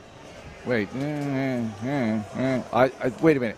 Petrie, Bullock, Ward, MJ, Murray. Oh, we got one more. That's 5. So I got a spot here. Wait, did you say King at the nickel? Yeah, you already did. So that's 5 safeties. Right. 4 corners. And Dez. You didn't say Dez, did you? No, I didn't say Dez. Dez got to be on the team. That's 10 right there. We're good. That's 10. What do you do with Miles Bryant? Miles Bryant's a good corner. What about Ford? Good nickel. Ford, special teams guy. Yeah. And, we point out Miles Bryant had that little flipsy-doodle to Tank Dell, which I'm not going to make too big a deal about it. I guess I have. But if they're having him do that, I'm wondering, what do they think about him? Or do they have plans? Is he a big factor in this, or are they just rehearsing that and whatever? I think 2 players that they have been overlooked for a long time. Ironically, they're former Patriots. Mm-hmm. But I think they're overlooked because of their height, their size. And that's J.J. Taylor at running back and Miles Bryant at nickel. And I think you're going to see both of them in the preseason. And when you watch them for extended periods of time, tackle made by Bryant. Wait, again? Yeah, tackle made by Bryant. Play made by Bryant. Run by J.J. Taylor. You're going to look up and go, whoa, man. Wow, those guys can – yeah. But I think there's height football discrimination in some sense, and they're really good players. Miles Bryant had 77 tackles last year and played in the nickel for New England. He's the full-time nickel. So he played a lot of defense. Yes, a lot of football. So I don't know that anything is handed to anybody at that point. But I think Miles Bryant, J.J. Taylor in his preseason games are 2 guys to watch for sure. All right, next hot read, and this relates to expectations. Well, Sean brought this up this morning, and it's worth bringing up again, the athletic power rankings, right? You heard about this? They're fourth. Yeah, that's what I said the other day. 4th. Chiefs, Niners, Lions, I guess it didn't sink Texans. in, Johnny. Yeah. I just thought of that. They're the second-rated AFC team in that power ranking behind the Chiefs. So it's Chiefs, Lions, Niners, or Niners, Lions, then the Texans. Man, oh, man, that is high praise right there. Yep. And a lot of people are thinking, well, wait a minute, what about the Ravens? Look what the Ravens did in the second half. I know, it's true. Give them that. They beat the Texans twice last year. Now, the opening day game, you really weren't who you were going to be yet, and neither were they. And now you look at it and say, okay, I'd love to have that second half mulligan. And you're going to get it Christmas Day. Yeah. Love to have a mulligan there. But you've strengthened the team against the run. At least that's what you think you've done. Right. And now you got to go do it on the field. We talk about the interior defense. Well, they got bigger, like you always point out. They got bigger, and it's not just about size. It's about being athletic and everything, and guys like Autry inside and whatever Settle can do for you and all that depth with Heinisch and Davis. And, we'll see how that goes. But they're rated ahead in that power ranking of the Baltimore Ravens, and that's the one that stands out to me. I could make a case. The Bills, okay, fine. The Dolphins, fine. These are really good teams. You're going to have your hands full with everybody. But the Ravens are a real specter out there because, like you always point out, they've never beaten Lamar Jackson. That's right. And I think one of the things about the Ravens is the offensive line. They're interior. Now, Linderbaum at center is one of the best in the league. He's a stud. But they lost both starting guards. Mm-hmm. And I don't know that they were – and Morgan Moses. Now, Morgan Moses was he already gone? I can't remember. I think Morgan Moses was there last year. And Ronnie Stanley hasn't proven that he can stay healthy for full seasons at a time. Mm-hmm. So now you bring in Henry, which is fantastic for them. Henry and Lamar. Oh, man, this is going to be fun. But you can't protect. That's a big deal, I think. And at corner – wait, can he not protect, or they just don't use him in that way? Who? Henry. He can protect. He'll help. Okay. I mean, he'll help protection. I don't think. You think they're going to take him out of the game like I don't know. The Titans did? That's going to be interesting to me. I do think that's a possibility. Mm-hmm. But they're getting one weapon they're getting back that I think people will gloss over, unless you're in kind of the draft crew. You remember him, Keaton Mitchell. Keaton Mitchell was turning up the heat about mid-season. And then that Sunday night game against Jacksonville, I think that's what it was. He got hurt. He got hurt in that game, and he is quick. That was a good miss for us. He is quick and fast. I am glad he's not there. So if you have Derrick Henry, And now you've got, all right, you pull Henry out and you put this seemingly little guy. Man, he's quick, super quick, super fast. Good and now you got him with Lamar on third down. So you don't really need Henry to be out there every single snap. But 3rd and 3, you better keep Henry on the field. 3rd and 3, you better keep him on the field. Yeah. If you're the Ravens, because you've got to make that. Because if Henry's on the field, all of a sudden, if you're DeMeco Ryans and you're Matt Burke, you're like, all right, do we stay in nickel? Do you want to go base? If you go base, all of a sudden they put Henry, but they've got 11 personnel out there. So it's going to be a nightmare. It's tough. But you know what? You're going to have a mountain of tape on them by the time you play them on Christmas. But it's the offensive line, I think, is the issue with the Ravens. That's what I think it is. And it's the secondary for the Bills. That whole thing has been reconstructed there. All right, let's get to the next one. All right, speaking of the Ravens, J.K. Dobbins, former Raven, now with the Chargers, coming off Achilles surgery, says, I will be faster than I was before. Now, this relates to the Texans in this way. Who do we have here who's coming off an Achilles injury who plays the same position? Cam Akers. That's right. So, can Cam Akers be better than he was, or at least as good as he was? Yeah. And I don't know how he fits in, but I'm here for it. Yes. Let's make the running back room even deeper. He's here. He's practicing. Good to see. I don't know what he's going to be, how it's going to work out, but we're here to watch, and we're hoping for the best. He's got juice. Now, the only play that I've seen him run a team is either outside zone or toss outside zone. They're not going to put him up the middle. Well, no, I don't think they're scared of that, but I just think that's just the plays that he's had. He hasn't had a lot of plays. It's just those have been the ones I've seen him run. All right. The funny thing is when he runs outside zone, and he's been with Tim Boyle. And Tim's, 6'5"? Yeah. And he's long. Yeah. I see Tim having to get all the way out there to Cam because Cam is flying. Right. He takes his steps, 1, 2, 3. He's all the way outside. He's so quick and so fast. Like, Tim has to really extend to get him the ball. So we'll see what he's got. But I know when I see him run and I see him move, if you told me he had an Achilles last year, I'd be like, wait, what? He had Achilles last year? So, look, you want to see the juice. You want to see him be able to run inside because I think that's where he can be successful too. It's not that he's scared to run inside. It's just those have been the plays that they've given him. Because they're probably the easier ones. Like, hey, this is outside zone. Just make your read and go. Don't listen to all the other nonsense. This is 18 Wanda, and you know how to run it. Run it. I want to have Jeff Kaplan, the executive director of player health for the Houston Texans. We had him on Texans All Access. We played a cut the other day. Radio legend. Yeah, radio legend Jeff Kaplan. I want to have him in the booth with us for medical reasons. All right, what's going on here? Speculate. You know what? Ooh. As a team employee, he couldn't do that. Is that the next step in TV evolution? We've got the referee guy. Oh, now we got the referee guy. Now we need injury guy. I don't know why they don't do it. I think they've thought of it, but the league doesn't like it. They don't want you to speculate on injuries. That's kind of cold. Well, here's the perfect example. Remember Kevin Durant that night? Everybody was like, ankle. Remember when he tore the Achilles? Everybody could see it on TV. And then it got reported as ankle.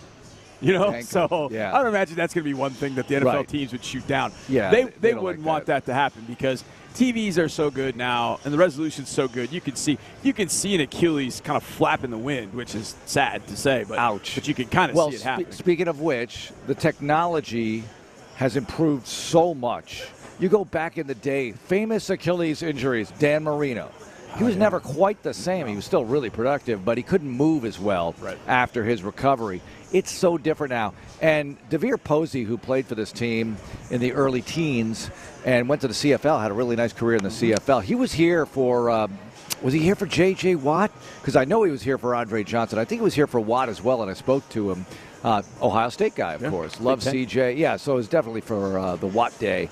But I remember him explaining, even then, this is a little over a decade ago, how they improved the recovery process from Achilles injuries. And it was fascinating. He could get into detail about the medical aspects of this and the science behind it. And it's not gotten worse since then. It's gotten better. Look at Aaron Rodgers out in the practice field within the season. Couldn't play, but within the season. I wonder if the Jets were doing really well if he would have come back.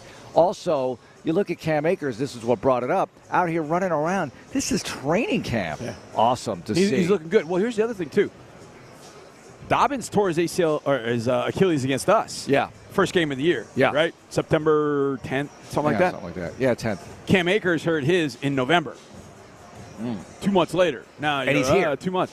He's here in 2 months, so I Yeah. can imagine Dobbins feeling pretty good. Playing running back. Yeah, running back. So, and I mean, that's the one you've got to have, especially in a zone scheme where you got to go 1, 2, 3, go. And So- you got to really burst off those legs. So Cam's look good when he's had an opportunity to get the football. So we'll see in these preseason games how much they want to extend him, but he's got to take some hits. He's got to get callous to it as the rain now comes down a little bit harder. The stands, they're filling up here, and if you're underneath the cover, you're in really good shape. You're really happy about this right now because let me tell you something. It is opening up and just about to open up all over our stuff. So you know how when we're on the road we look for cool jerseys? Yes. You know, cool jerseys from that franchise's past, right? Well, kid walked by here, a little kid with a Brian Cushing jersey. Oh, that's Love it. cool. I wonder if it was his older brothers. Like, I've got several hand-me-down. I've got several Andre Johnson jerseys that Vanderkid wore. Yeah. And then Vanderkid 2 can wear those now. Yeah. You know, so it's pretty cool. I also have a couple of 80s that say Vandermeer just for fun. Are you going to wear that? I'm not wearing Thursday that night? to Canton. No. I might. I gotta find one though. Well, I want to wear an 80 pin for sure. Yeah, you know? definitely wearing that. 80 pin would be nice. Yeah. But yeah, we're scoping out the jerseys here, different gear that people have, the retro stuff, the new stuff. It's all available. Got another shirt today. Very cool shirt at the Houston Texans team shop and available here at training camp if you're coming out. And if you're coming out, bring a poncho, bring something to keep you semi-dry. And if it gets really bad, we're going to go inside to the Hyundai Texans radio studio. But we're not there yet. Aaron Rabel, our engineer, is everything covered up? I guess we're on the stream, too. I think everything is covered up, as we can tell. In the old days, we'd be getting pummeled in that tent over there. And in the old days, without the cover here, the canopy over the stands, this would be like friends and family at the most. Maybe not even that because no cover. Doused. Fans used to fry in the sun here at training camp, but now we got them all covered up, even in the end zones. And that's phenomenal. This is one of the. This training camp has been a different one from in the sense that we've had rain every single day. Never had anything like this ever. But then by the time we go to Ohio, then the sun comes back out. You think so? Next week. That's what the radar says. Or Next that's what the week weather here, says. we are going to have a little bit of a cooking situation. Yeah. I'm also betting We're that back, baby. we come up with some gutter type protocol here because it's like a PGA tent, but without the windows, right? Without the plastic windows, so you can see the field great. What's happening is with this, I mean, it's coming down. It's a downpour. So it's coming off the edge of the tent. Yeah. And then it's coming back at us. And We so need a really little that's the only thing. We extender. need like an extender. We need Yeah. something that just extends it out. We'd be totally fine. So, Aaron, have Be you totally checked the radar? fine. What about you, meteorologist John I Harris? checked the radar. It's kind of coming our way, No, yeah. it doesn't say thunderstorms. Coming our way, it's here. Doesn't say thunderstorms. So I think this is just steady, dark green. Well, my maybe big even on thing some is yellow. I like to watch them practice right in front of us. I know. And I'm wondering whether I will be able to do that. But we'll see. Maybe Well, here's it just the good kind of news. floats out of here. Here's the good news, Yeah. in a sense. It's not good news for the fans. I hate this for the fans because there's some probably circling this day. Hey, I'm taking a 3-day weekend so I can go Friday to practice, and then all of a sudden they go in a bubble. Yep. But really, it isn't until 10 o'clock that things really start kicking in. Yeah, it's a good point. It's a So good point. maybe we'll let this rain get out of here. They can come back out for the last hour where they're doing team and give the fans something. And I would imagine that if anybody understands giving the fans a little something as a head coach, it's going to be DeMeco Ryans. All right, He gets it. the way this sucker fills up, usually I would like fans to get in their seats in the stadium for an actual game. Yes. This early. Okay. So they get here so early for this, but a lot of people like to linger in the lots, and I get it. You have a life, and you have tailgate, and you go to church, whatever. But, man, oh, man, Johnny and I and Andre, we are on the road with the team, and you go to places like Philly, Minnesota, Chicago. They're in their seats for kickoff, and it means so much, or for player introductions. It means so much to the players, the energy, the buzz when they see a full stadium when they come out of that tunnel. Yep. It helps them win. You are the home field advantage. It is true. It's a fact. We're going to have the McNairs on Monday's show, and we're going to talk about this very thing. There is a drive to get people in the building sooner, earlier, and enjoy yourself because it's a spectacle. You want to see it. There are only 10 of these things a year. Absolutely. And I mean, preseason included. Pat At home, I'm talking Pat about. McAfee has said it. He has said it numerous times. He's like, Energy Stadium? That place, that's loud. That place gets loud. I'm telling you, when they crank it up, when they're good, that place gets loud. Refresh my memory. What did Watts say about Lucas Oil Stadium on the video board? Was that on the McAfee show? Oh, he was joking. He was joking with them. He was joking? He was kind of saying it tongue-in-cheek, and they used it. They used it. He was kind of tongue-in-cheek if you listen to the whole thing. Okay. He was kind of talking tongue-in-cheek, but they took it as being like they spun it the way they wanted to. Dang. But McAfee is like, the loud house. Lucas Oil's the loud house. Man, that place is not loud. Our place is loud. Yeah. I would like for it to be loud. If we got a noon game, start that at 11:15.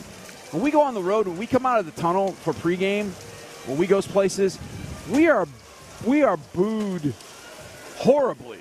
Like, I would love for Colts to walk out of that tunnel. 11:15. It's the punters and the specialists, and the fans just start booing them just because they wear a Colts jersey. Yeah. You know? Yeah. That's what I want. So that's the challenge this year. Let's get in there. No later than 11:15. Push to 11:30 if the tailgate's really, really good. But it better be top-notch good. But then 11:30, you're in your seats, and let's rock. Let's go. Coming up, a couple of things here. Jonathan Alexander of the Chronicle is going to join us for a few moments. Also, we are going to talk about what Shane Steichen said about his quarterback and see what you think about this, Johnny. Also, I want to know the loudest stadium, or the loudest time you've ever been in a stadium, because some stadiums vary time to time. I got one. The loudest moment for you, being down on the sideline. You're on the field. I'm in the booth. It's not quite the same thing. All right, we are live from the Houston Methodist Training Center in a downpour right now. We'll see how it goes. We'll let you know. It's Texans Training Camp Live. More training camp coverage is coming up on Texans Radio. Community Coffee is proud to be the official coffee.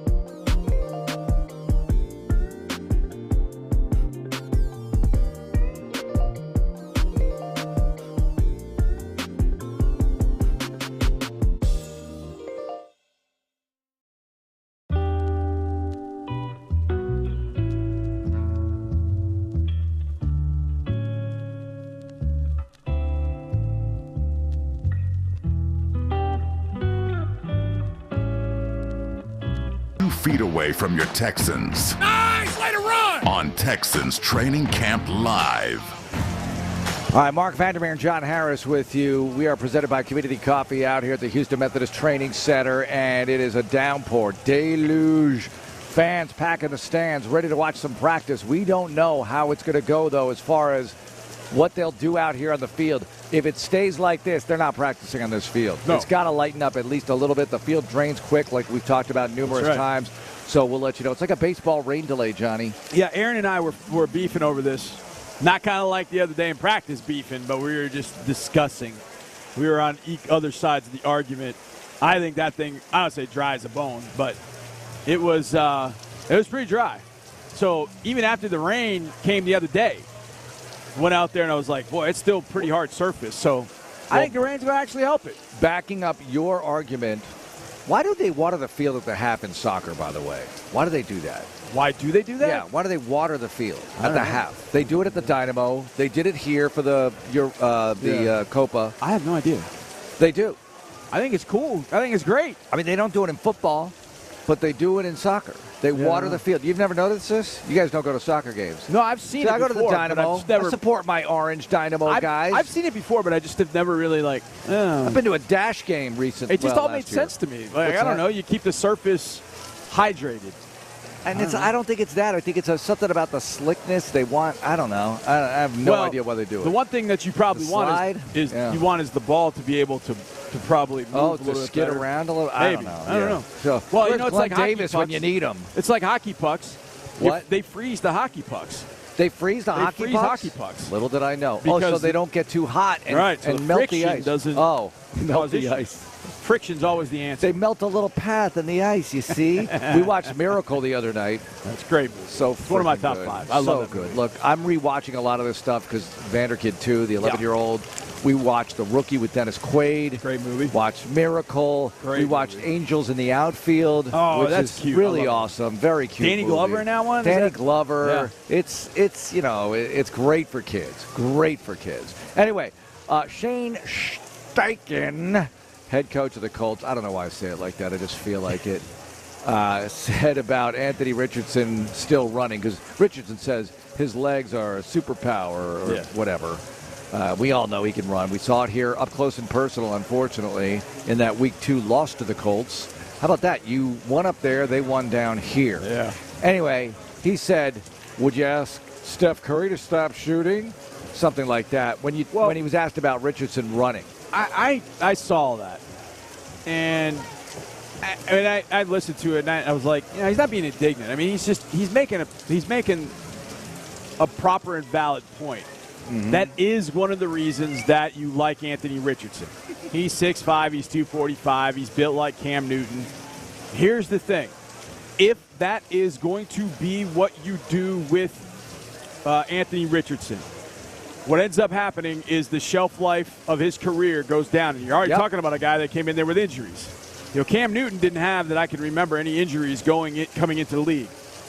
Cam was running the ball. I don't even know what numbers, but they were. I remember listening to Mike Meltzer and Seth Payne one day, and they were talking about the number of hits that Cam Newton had taken as a quarterback. And it was like 3 and 4 times what other quarterbacks had taken combined. Yeah.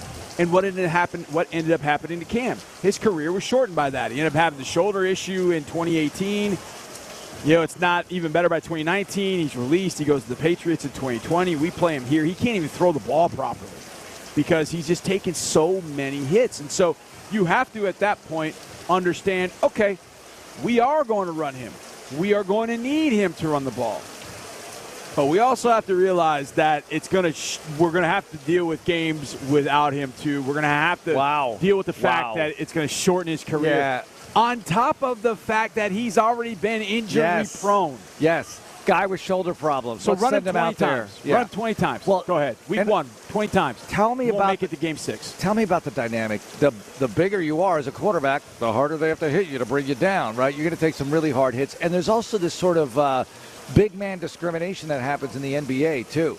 Like Shaq used to get, people were hanging on him. Pounded. Yeah, and look, he could take it, but you're taking those harder hits. And you're a quarterback in this instance. You mentioned Newton. Hey, Newton could throw the ball. What about Newton? Is that the comp, Johnny? Is it Newton for Anthony Richardson? And before people think, oh, Cam was such a running quarterback, Cam Newton threw for over 4,000 yards as a rookie. Cam was a better passer. Okay. Cam was a better passer. Now, I'm not going to sit here and tell you that Cam was C.J. Newton as a passer. But Cam was pretty good. The first 2 games, like you said, he threw for over 400 yards against the Cardinals and the Packers in his first 2 games as a rookie. Richardson has got a cannon arm, but it's all over the place. Cam is more accurate, was more accurate. But as a runner, yeah, he's probably in that vein. My comparison for Anthony Richardson was Josh Allen because Richardson had the big, strong arm. Like Cam had a strong arm, but it wasn't like Josh Allen. That's what Anthony Richardson's got. But if they're going to run him 12 times a game, let's just do the math on this. Yeah. 12 times a game for 17 weeks. Or make it easy. 10 times a game for 17 weeks, that's 170 carries. You got about that number last year. About that. Who? Devin Singletary. Oh, boy. So think about that. You're going to take running back hits. You're going to take running back hits and then have to throw the ball the next play. That's tough. And I know people out there are like, well, what about Lamar Jackson? Here's the sneaky hot thing nobody ever mentions about Lamar Jackson. No one's talking about guy. I've said this a million times. Watch a game with Lamar and watch how many big hits he takes. It's not many. He dances by everybody and then slides out of bounds. He gets through everybody, runs away from them. So frustrating. He gets through and then he slides. Lamar doesn't take big hits. Even when he takes a sack, there are times where when he takes a sack and he feels somebody about to bring him down, he kind of just gives up his body and goes down. Yeah. He doesn't take big hits. Right. So that's why Lamar has been able to, and even he's had some injury issues. So Richardson is more fullback than Lamar Jackson is tailback. And he's going to take a lot of shots. And a guy that's coming off a shoulder surgery? Yeah, you got to be careful with that. And how that shoulder become that way? Why was the shoulder hurt and banged up? The dude was running the ball a million times in high school. It goes all the way back to those high school years with Anthony Richardson. And then last year, he's taking more shots. He goes out of our game because he gets flipped over and has a concussion. So keep running him. Yeah. Keep running. Do whatever you got to do to keep having him run the football. Yeah, That's fine. well, yeah. I'm fine. Is it on the board in Vegas somewhere or some service, some sports book? When do we see Joe Flacco take his first regular season snap? Should be. Ask Sean. Where's Sean? Yeah, Sean probably has that information. Listening. Sean, we know you're listening. Text us. Is Flacco over under time he shows up as a starter for the Colts? Well, not even starter. Snaps in a game, meaningful snaps in a game. Right. All right. I want to know this information. Yeah. Come on, Sean. Sean calls that the dark arts, right? Yeah. Sean is the a man master who of does the dark not arts. dabble in the dark arts, I'm sure, is Jonathan Alexander from the Houston Chronicle, covers the Houston Texans. Jonathan, great to see you. How's it going? I'm drenched right now. Oh, yeah. This rain is crazy, but I'm good. It's good to be back for another day of camp for sure. All right, some things that are standing out to you. Give me 2 or 3 things that really stand out to you. Somebody asks you, hey, what's going on at Texans camp? What are your 2 or 3 big takes? To be honest with you, number one, obviously, I'm sure y'all have mentioned this, Kamari Lassiter, he hasn't missed a beat since minicamp. We were wondering not necessarily whether it was a fluke, but whether things would get a little tougher as training camp got on. But he's continued to take on the opposing team's best wide receiver and still continue to make plays, which is pretty remarkable considering he's a rookie and it takes rookies often longer to get going. And if he can be that starter, which it seems like he's set for that, we obviously know DeMeco loves him, that would be huge for the Texans because you have 2 guys who can take care of their side of the field. So that's huge, number one. I've really been surprised at how Will Anderson even improved. Will Anderson, you knew he was going to improve, but he's really dominated out here in what isn't even they're not tackling here, but he's still showing up and getting in the backfield fairly easily. I love what I've seen with him. And the connection between CJ and Stefon is really pronounced pretty early. He's gone to him often, and you can tell that they have a connection, and he's going to be heavily involved in this offense. Jonathan, when it comes to concerns, because you just brought up a lot of things, fans are like, yeah, man, Diggs, that's awesome. Lassiter, it's awesome. Okay, right now, what's your concern that is maybe not so awesome? Yeah, I have 2 concerns, and they've been with me since the beginning of camp. One, the offensive line. Right now, Titus Howard is healthy. That's great. Laramie Tunsil's coming along. I'm a little bit concerned with the middle. It's fairly new. Scruggs is finally playing center. Kenyon Green is playing left guard. He missed last year. You wonder, is he going to be the guy who they thought he was when they brought him in, or he could be? So I'm a little bit concerned about that and the depth of the offensive line, and then defensive tackle a little bit. They have really great edge rushers in Will Anderson Jr. and Daniil Hunter, but we're not exactly sure about what's going to happen with defensive tackle. Tim Settle Jr., they brought him in. They thought he was going to be that number one guy. He hasn't really shown up to be the number one guy. Hasn't really run much with the first string. Fali Fadokansi, he's looked pretty good. And then Mario Edwards has been a little bit of a surprise, but I just really wonder if those guys are going to be enough for the Texans as they really try to have this rebuilt defensive line. Jonathan Alexander of the Houston Chronicle covers the Texans, joining us here at Texans Training Camp Live. So from last year to this year, and maybe even before, a couple of guys you really enjoyed talking with. Don't have to be big names necessarily, but guys that you've enjoyed talking with either in the locker room or doing interviews with or whatever the case may be. CJ is always a good one. I think he's one of the more genuine players. You get him a little bit less. I used to enjoy talking with the defensive line. A couple of them are gone. Will Anderson Jr. is a great guy to speak with. You know, Derek Stingley is very quiet in the public persona, but when you get him just kind of one-on-one, you know, it's interesting to hear him speak. And Aziz, man, the short time that we've had him, you can tell that he has a great outlook on life. He seems very wise beyond his years. And, you know, he's overcome a lot in his life, and I think that really influences who he is as a person. And he seems so far to be a great person to talk life to. And then Laramie Tunsil is one of the funnier characters if you get him alone in the locker room as well. Jonathan, you've been around different different coaches throughout the league. What's it like being around DeMeco each day?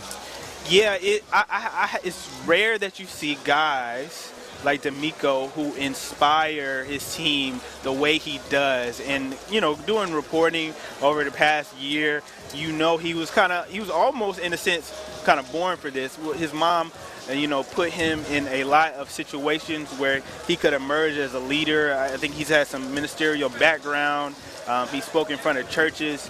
But, you know, he was obviously the team captain. He was Mark and John, you all know this very well, and that has continued over. He had a real genuine connection with the city of Houston, and so he was the perfect fit when they hired him. Plus, he was a smart guy and one of the best defensive minds in the game, and I think that really fits well. But you could just see the energy that he brings. He brings a sense of belief when, you know, few people expected the Texans to have the season that he has, and I just think that speaks to who he is, one as a motivator, as a leader, and as a smart, genuine defensive mind in this game. How do you think, because no one really knows, they handle playing time in the preseason with 4 preseason games starting Thursday night? We're in game week now, Thursday night in Canton. Yeah, I don't think they're going to play any of their veterans who they know or who will make the team and their starters at the Hall of Fame game unless it's out of necessity. Like, you have to wonder about defensive end. You know, obviously you won't play Will Anderson Jr. and Daniil Hunter, but Jerry Hughes is a guy who needs to play, but he's also a veteran, so you don't want to play him. So I think some guys are going to have some extended playing time in this game, some guys who are really trying to make this team, a lot of the third stringers and second stringers. And then when you get to week 2 preseason game, then you'll start see the starters maybe play one series, and then it progresses from there. But I don't expect any of the main contributors to play this first Hall of Fame game. Yeah, Hall of Fame game is going to be an Ali Gay special. He might be playing both sides at the same time. 100%. Because you talk about a defensive end position, it's like, they're all vets, other than Will, and you're like, he's not playing. Exactly. He's not playing in a Hall of Fame game at all. You ever been to Canton, and how excited are you going to the Hall of Fame game? I am going to the Hall of Fame game. This is my first time going to Canton. Nice. Second time going to Ohio, and I only passed through. So I am very excited. You know, we talked about Andre a lot, and he's going to have a great representation there, and a lot of Texans fans are excited to see the first, Texan. True Texan make it to the Hall of Fame. All right, 2 teams that I monitor that the Texans are not playing this year, at least not that we know of. The Cleveland Browns, I won't ask you about that for obvious reasons, but Carolina. And you were there. Yeah. So how's it going? How's it going? What are you hearing from your friends in Charlotte about how the Bryce Young experiment is going into year 2. Oh, they got a 6th grader playing quarterback. Did you see this? Yep. No, I missed it. Bryce Young cannot escape the short jokes. Yes. There's know. a video. What I'm talking about is there's a video that showed him going into the building. Yeah. He had his backpack on. He had his sneakers. It looked like the 6th grader going literally into his first day of school. No. Yeah. Sorry, Jonathan. But you know, it's funny. I still have Panthers fans who follow me on Twitter, and every time they see me tweet something positive about CJ or CJ doing something big, they have buyer's remorse. And I'm not saying that Bryce Young won't be good, because I do think he has a lot of talent, and you even saw it in the Texans-Panthers game. Yeah. But I think it's going to take a little bit longer, and I do also think that CJ had a little bit different of a makeup. Like, he was a little bit more pro-ready. I think he was even more mature than a lot of people anticipated. Definitely, certainly the Panthers. So I think it's going to be a little bit longer of a process with the Panthers as they try to figure this thing out. They got a new coach in Dave Canales who instills some belief in that fan base, but it's going to take a little bit longer than it took the Texans. All right, what do you have in the Chronicle that the readers can enjoy? Well, coming up, we got some features coming on Andre Johnson pretty soon. I have a newsletter dropping on August the 1st where you can get in your inbox twice weekly all the inside coverage on the Houston Chronicle. We have a story out on Nico Collins from John Portman that dropped yesterday, and we'll have all the observations from today's practice and the rest of the week as well. Beautiful. Jonathan, thanks a lot. We appreciate it. Thanks for having me on. Jonathan Alexander, Houston Chronicle, joining us as, they're covering this thing, and I'm going to be part of some of their content for Andre Johnson because Brett Coomer, their cameraman, he's a photographer, but he also does video for them. He interviewed me, and so did Greg Rajan. He interviewed me, so I don't know, somewhere it'll show up. Anyway, that was Jonathan. Good to hear from him. Coming up, well, we all know what happened the last time this team practiced. What is going to happen today in that department with all the chippiness? Let's cover that next here on Texans Radio. More Texans Radio coming up in a moment. The Texas Lottery presents Now That's What I Call Hit.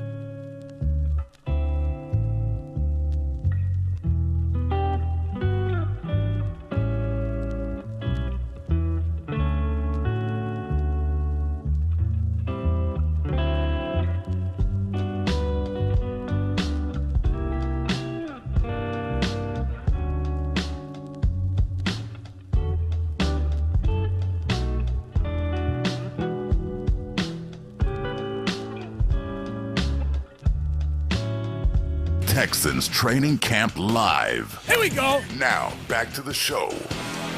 All right, so we're waiting, and it lightened up a little bit. Will Anderson, Johnny, went out to the corner of the field on the far side near field 3, far from us. Yeah. But he went out there in the driving rain to do a little – is he doing work by himself on the dummies? Yeah, I think Jerry Hughes has gone out there with him, so it's just a two-man party out there because it's been pouring down rain, and guys are just walking across going into the bubble.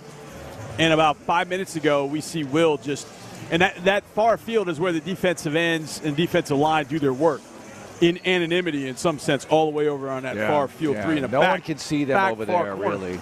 And so Will's over there. Every single day he goes over there and he's working on the bags. I can see him right now. He's working on his steps, his hand placement. He's just different that way, man. I love that guy. I think back to drafting him and knowing, look, we were excited because we were getting a quarterback. I mean, I had said it all along. I was excited about Stroud. You give us Bryce or CJ. And I remember that draft. I was like, man, I feel like it's a 4-player draft. I knew we weren't going to draft Jalen Carter, so I'm like, man, is there a way we could get 2 of those 4 guys? Well, we did. We ended up doing it, and you got the 2 right ones for this city and for this town. And I thought about that the other day when Bobby Slowick was talking about Stefon Diggs. I think about Will, because Will's talked about this a bunch, and that is, you got to be the right kind of guy to come in here and be one of us. And Bobby said that about Diggs. He said he's one of us. And that, I know people probably heard that and were like, what does he mean by that? I heard that and I was like, yo, that's as good a compliment as he could give him, because I think what's changed in the last few years is there is a certain makeup, there is a certain type of player, football character, and off-the-field character that they're looking for and that they want here. So you can be one of us, and I thought that was really cool. And Will Anderson is the guy kind of driving that bus. He's the bus driver. You get on a bus driver, you're kind of Jack John with your friend or doing, doing some stupid stuff. Will's the bus driver to say, hey, get off the bus. I don't want you here. Yeah. You guys that are going to be on this bus are going to do it my way and our way. You do what Will wants to do, you're going to have a good time. That's exactly You're going to have a good time. And Whatever it it is. is. That's right. Good time. Whatever Will tells you. And was it DeMeco or Nick said, watch 51 and do what he does. Yeah, DeMeco said that. You think about that. Hiring DeMeco and then pulling off what you did on draft night last year. I mean, those are 2 lightning bolts to this franchise that completely accelerate its development. It's wonderful. By the way, right behind us, we're at the 50 on field 1 in the stands.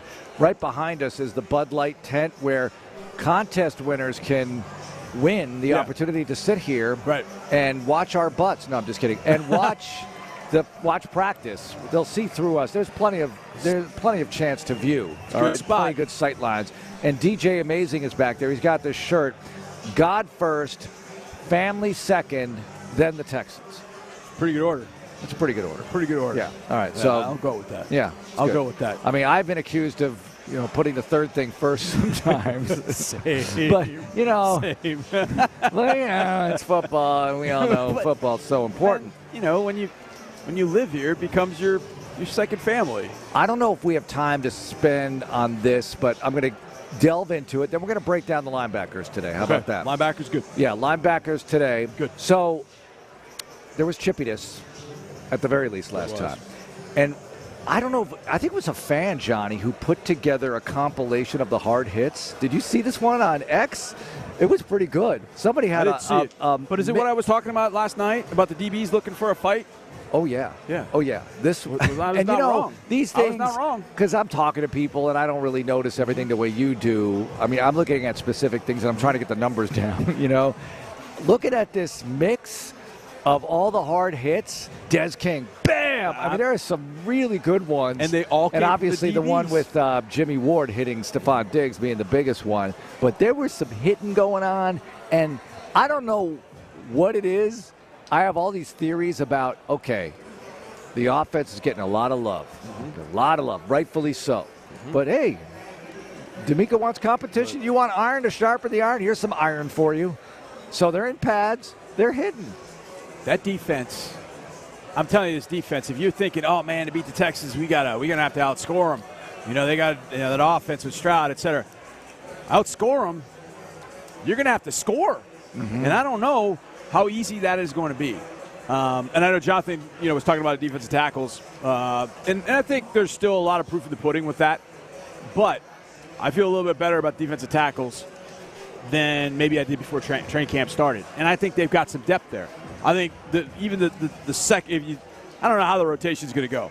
Mario Edwards has definitely been, I don't want to say a little bit of a revelation. I think he's definitely been a revelation for a lot of people. He's bigger than, he's going across the field right now. That dude ain't 280, I can promise you. That dude's a biscuit away from being 310. So he's going to play a bunch. He is going to play a bunch. I think he is going to play well. You've got Khalil and Kurt, who played very, very well in kind of that secondary kind of complementary role, the Rankins and Malik last year. Give me the inside guys if they were doing it today. No offense to anybody, because Fatukasi and Edwards. Fatukasi, Edwards. Then I think your next Autry. Autry would go inside on pass rush downs. And when's he playing outside? Rundowns. Rundowns okay. in like a. But he's not starting. Who, Autry? Yeah. I don't think so. Because at end you got Will and Daniil. But all of this obviously is scheme dependent. If we're playing the Bengals, Autry's probably starting inside a tackle. Inside a defense tackle. Okay. We're playing the Bengals because we know we're gonna see 40 to 45 throws from Burrow. Will we play the Chiefs? That might be – now, obviously, that's a long ways away, but you get the point. You might want Autry on the field. But, again, Autry is how old? You can't play him 60 reps a game, and you shouldn't. You have enough depth to not play him 60 reps a game. Look, you're not even playing Daniil that much, right? So those guys might start second series even, depending on how the first drive goes. You might see Autry in there at end for 4 or 5 snaps, then they sub in again. There's going to be a lot of rotation. The fresher you keep those guys up front, the better off you're going to be. You keep them from being banged up. You keep them healthier throughout the year. If you got a nice little 8-9-man rotation, think about when DeMeco's with the Niners. He's rolling dudes in there. He's got Nick Bosa. He's got Kinlaw. He's got Armstead. He's got dudes, and yet he rolls them in there. As a coach, it's got to be hard. It's got to be hard to take Bosa out. You know, anybody who's coached any sport at any level, like me and you, it's hard to take your best guys out, but you got to do it. All right, wait a minute. You went Edwards, Fatukasi, so Settle, Khalil, Heinisch. I got 5 DTs right there. Who am I missing? I'm missing some. Well, Autry comes inside, so he kind of counts as both. Yeah, he kind of goes inside, outside, so that's 5. I'm going to give you one guy to watch during preseason, everybody. I want y'all to listen to me right now. He goes by the nickname of Sosa, so that's easier to say. Najim. That's exactly right. Yeah. He has been very, very difficult to block. He's Sosa, and who is the other one with the nickname that you keep referring to? Darn it. Rio? Mario Edwards? Yeah, Rio. Rio's Mario Edwards. So you got Sosa and Rio. Yeah, Sosa. Oh, boy, this is getting really complicated. But no, that's good, though, if they're on the field together. Yeah, I'm going to have to chart this. Sosa and Rio. For you, the voice of the Texans, Sosa and Rio. I mean, that's okay. That sounds like a Barry Manilow hit from 1978. Her name was Sosa. She was in Rio. All right, we'll stop. We're going to break down linebackers next. I saw one of them just walking into the Houston Methodist Training Center bubble. They're in pads today. Let's get fired up. It is Texans Training Camp Live. This is Texans Radio on Sports Radio 610. KIL.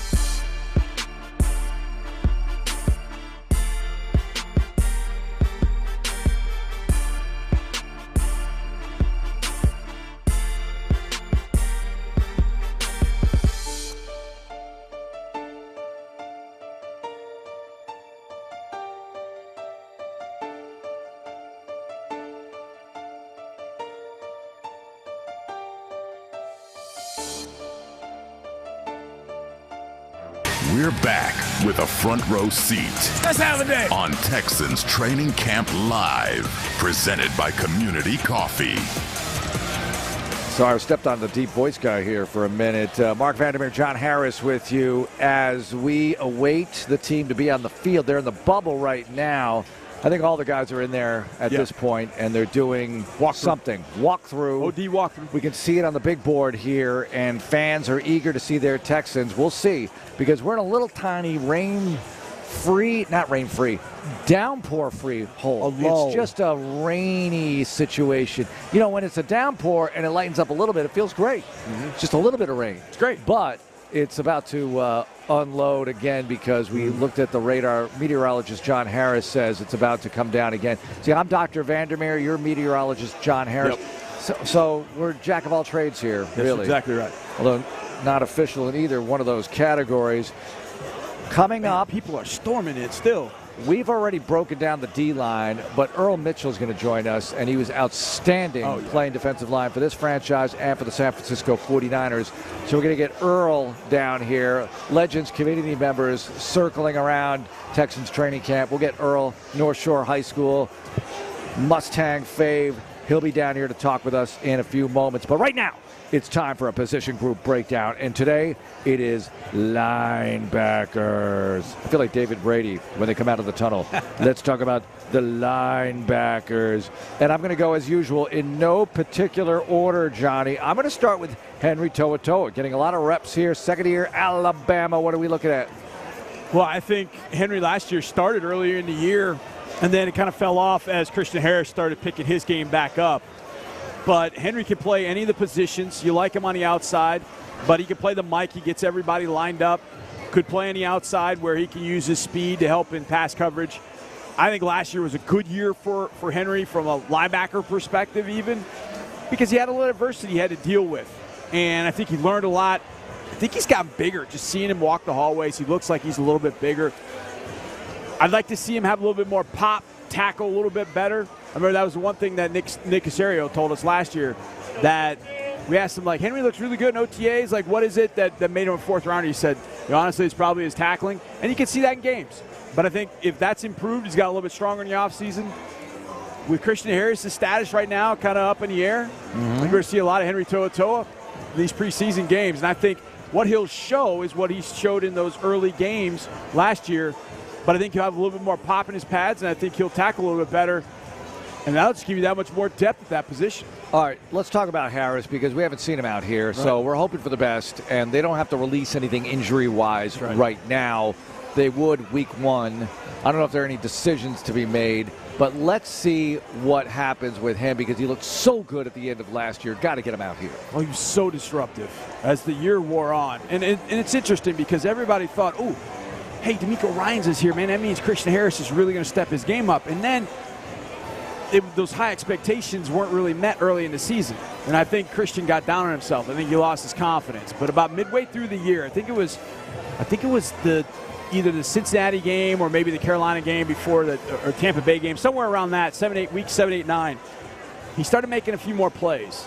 And it's like, okay, he's starting to get this thing a little bit. And then you'd see him make a few more plays. And you're like, okay, not only is he getting this, he's now an impact player. Then, by the time we got to the playoffs, he was a game changer. And you just started seeing the light go on in so many different ways. And now he's blitzing. Now he's spying on Lamar Jackson. Now he's dropping in coverage and picking the ball off and taking it to the house. He's making all those plays. And you just want to see him build off of that and become, the Dre Greenlaw to the Fred Warner, or maybe he becomes the Fred Warner, the guy that can drop 30 yards in coverage and still be a factor and just be relentless and ferocious like Fred Warner is, that DeMeco Ryans really single-handedly built a former safety at BYU and Fred Warner into the best linebacker in the game. And I think people think, hey, maybe you can do that with Christian Harris. And I think Christian Harris could definitely do that. So he's got every ability, every ounce of ability you want, except right now he's not healthy. Right. However, how many times you said it? When do we play a game? 6 weeks? Yeah. Okay. Get yourself healthy. Be ready to go. We don't need Christian Harris 98% in week 4 preseason. He tweaked something else. We need Christian Harris 100% when we walk into Lucas Oil week 1. Opening night is 6 weeks from last night, just to get everybody situated there time-wise. All right, I'll get back to some of the bigger names. Couple of guys. Let me give you 2 at a time here with some of these guys who are fighting for spots, maybe making an impression. You tell me. Jamal Hill, a rookie from Oregon, and Tariq Barnes, rookie from Illinois. Yeah, Illinois. I'll go with Tariq Barnes, teammate of Jake Hansen. Somebody that we'll talk about. I think Barnes is a rookie. He's going to be fighting for time on special teams, but he can run a little bit. He can be disruptive. He was that at Illinois. I think he's still got to learn, and it's going to sound weird. He's got to still learn to play linebacker, and he's got to learn to play that in this system. But Jamal Hill, Oregon, talk about run. That dude can fly. Now he's a former safety, and you can tell he's packed on a little bit of weight. He's not what he used to be weight-wise. He's listed at 227. Yeah, I think he's a little heavier than that, but his speed is very, very impressive.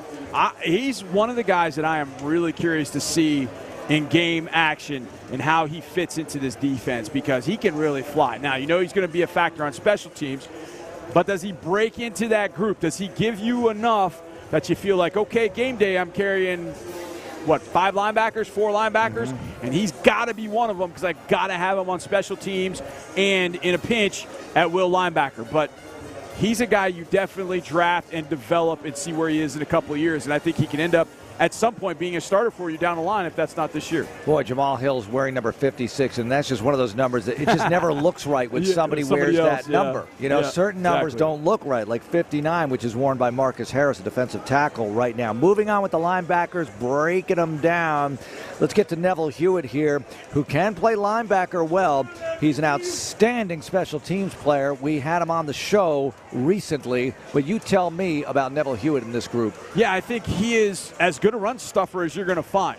Fortunately, that's not the game played today. I think Neville Hewitt in the mid-1990s, I think Neville Hewitt would have been starting linebacker, 120, 130 tackles a game, because you're running 2 backs, ISO. You're doing all the kind of things that Neville Hewitt is absolutely perfectly made to stop. But that's not the game anymore. Neville's not great at pass coverage, but he's a hell of a run stuffer. And so sometimes he ends up being the third linebacker on the field when you're facing a team that's going to run, because he is so physical. But, man, on special teams, he is an absolute superstar. You've got to have Neville Hewitt for special teams. Now, how that fits into the new kickoff, don't know. But I know on punt, kickoff the last few years, there have been very few players on this team as good on special teams as he is. Max Tooley is a rookie from BYU. His hometown, Bountiful, Utah. Yeah. That's a town in Utah. At BYU, I'd watch a few games here or there, and I was watching a game against Oklahoma, I think it was last year. He's wearing number 31. I think he's 45 for us now. He's wearing 31. I'm like, man, 31 can move. Kind of tall, lanky, but he can move, and he was making plays, and I thought, okay, let's see where this goes. He ends up signing with the Texans, and he's got 4 opportunities in special teams, but also get an opportunity in one of those linebacker positions to see if he can't get on the practice squad at a minimum and then work his way up from there. Again, how many times have we seen guys earn your spot on practice squad, you're hanging around, a spate of injuries hits, all of a sudden you get on the field on special teams on game day, you make a play, and who knows what happens there. But Max Tooley, good athlete, long. I think he's going to fit this defense, very smart. Just watching him, pretty physical guy too. So you can tell that the linebackers have a type here in Houston. And one of the things, and one guy that we'll talk about, number 0 here in a second, they all can run. They all can run. That is an absolute must. You can't just have, he's going to plug gaps and, be a 250-pound linebacker and just, bruiser. No. Every single linebacker on this field can fly. You know that Peter King segment of his column, which was, I think, or 10 things I think. Yeah, I think. What do you think they think of Jacob Phillips right now, who we've talked about a bunch? We're calling him the Blake Cashman Award winner, maybe. That's what we want him to win, because that would mean he stays healthy and becomes a really good playmaker because he's healthy. He hasn't been healthy yet in his pro career. I mean, Jacob Phillips is a lottery scratch-off ticket in some sense. You went and bought it for $1. Doesn't really hurt you, really. You scratch it off, you match 3 sevens, and you win $75,000. I mean, you'd love to be in that situation, and I think Jacob Phillips is a guy that kind of gives it to you. In all honesty, he's a guy that long, fast, And as long as he stays healthy, I think if I'm DeMeco Ryans and Billy Davis, linebackers coach, I'm watching him each day going, okay, he's making strides. And one of the reasons he's making strides is because he's here every day, stacking good day after good day. Now, okay, he passed that test. What's the next hurdle? The next hurdle, preseason games. What does he do in preseason games? Can he stay healthy at all those? That obviously is the thing. He is going to be heard from in these preseason games, and you can't miss him. He looks like a small forward out on the field, but he runs, and his pass coverage has been tremendous. Tremendous. He had one on Kate Stover, the fight day. What day was that, 2 days ago, Wednesday? He had a great play on Kate Stover, knocking the ball away at PBU. He's had about 3 or 4 PBUs, maybe more than that, but those are the ones that I can remember seeing. So coaching staff is just like, okay, the hurdle number 1, pass the test. All right, if we cash this ticket in now, it's probably worth about $5. Well, let's see if we can't make it worth a little bit more. My point in that is you didn't have to pay a whole lot to get him because he just couldn't stay healthy. So if he does stay healthy, you've got something. You've absolutely got something with Jacob Phillips. All right, let's get to Jake Hansen, who's named after Jake Ryan in the movie 16 Candles. Which is a better movie, 16 Candles or Pretty in Pink? 16 Candles. They both have Molly Ringwald. I think 16 Candles is better as well. Pretty in Pink was a huge hit, though, and I know. that was discussed in that Brat Pack documentary. You got to see that. Have you seen it? I haven't finished it yet, Johnny. It's good. Because I'm tired of them whining about being Brat Pack members because they think that's a bad thing to be called the Brat Pack. It's a good thing you're called the Brat Pack. The Rat Pack was the Rat Pack with Sammy Davis and Dean Martin and Frank Sinatra, and they didn't complain about being called rats, which is worse than brats. So just embrace it and have a good career. He's bitter, Andrew McCarthy, because he's had a terrible career. That's my breakdown of the Brat Pack thing. Anyway, what about Jake Hansen? Well, when you get to the end, he kind of has that realization. Oh, he does. Okay. All right. It's not all Spoiler the way alert. there. Yeah. But it is that realization. Self-awareness. You know what? I was in something pretty special. You can't get this kind of breakdown anywhere else. Anyway, what do you got on Jake Jake Hansen? Yeah. Guy just, when he has been on the field, he's made plays for this organization. You think back to 22, we're playing that freezing cold game up at Tennessee, punches that ball away from Derrick Henry in a key spot in the fourth quarter. On the field, he finds the football. He's as smart as it gets. His dad was a player, I believe, at BYU, and was a good player at BYU. He's the kind of guy that, with his speed, with his smarts, you look at it and go, okay, should he be a starter? Man, I don't know. But you don't want to give him up because you know at some point he's going to have to go on the field and you're going to be able to trust him in every situation possible. I saw him a couple days ago run down an outside zone, and you're like, man, he's got speed, he's got smarts, good size, excellent tackle. He's a really good football player. And you know he's going to be a special teams too. So I think Jake Hansen's got to be in that linebacker mix and the 46th man on game day for sure. Okay, let's get to zero. Azeez Al-Shaair, who is coming off a year in Tennessee, which was really productive, coming off the 49ers stint, really productive with DeMeco Ryans as his head coach or defensive coordinator there. And here he is, Johnny. How's he looking? I've wanted Azeez Al-Shaair for a long time. I wanted him in 2023, didn't get him. He went to Tennessee. I was angry. Came up again this year. He's a free agent. Like, okay, maybe we get him this year. We're losing Blake Cashman. Blake's going back to his hometown of Minnesota. Maybe we get Azeez. First night of free agency, boom, there it is. DeMeco Ryans and Azeez Al-Shaair. And I thought, man, if it stopped there, I'd have felt like that's pretty good. I'd love those two guys. Azeez is smart. I remember you and I, we were on a headset before the Titans game week, what was that, 15? The one up there. Yeah. And I remember you said, hey, Johnny, I talked to Mike Heath. And Mike said that the flu was running through the locker room. Yeah. And that Azeez had gotten basically struck down with the flu. Yep. And he said, but he's going to give it a go, and we'll see what he's got. Yeah. That dude balled out. I kept that in my mind the whole game, like, or at some point are we going to see Azeez go out of this game? I don't think he missed a play. He was a stud that day. And that just confirmed what I thought about him. He is the leader of the defense. He and CJ are talking about ball all the time. And then look, some of it's talking trash, but a lot of it is just you see the hands kind of going. So they're talking about routes and they're talking about different things. Azeez is the guy you want in the middle. I know we talked about last night with the general. I asked Andre that question yesterday. Which player can you ill afford to lose throughout this year? Offense, defense. Azeez Al-Shaair is definitely one of my top three. You have to have that dude running things in the middle. Look, this linebacker group I think is good. Christian Harris isn't going to play your Mike. Henry could play your Mike. But I'd rather, in that sense, have Aziz playing next to Henry, Aziz playing next to Christian, Aziz playing next to Henry and Christian. Yeah. I'd like to have that as opposed to what could potentially be no Aziz. I think Aziz is the perfect fit in this defense for a number of reasons, and I'm so glad the 0 is here. Awesome. There's your linebacker breakdown for your Houston Texans, and the team is making its way onto the field here. Ball warm-up scheduled as the next period in practice. They've done everything else inside so far, and this is cool. They're going to practice in the rain. We'll see how long it lasts, but you're going to play a game in the rain eventually. You might at New England. You might hear with the holes in the roof. Just little spots here and there. All right, Earl Mitchell coming in. He is next on Texans Training Camp Live. More training camp coverage is coming up on Texans Radio.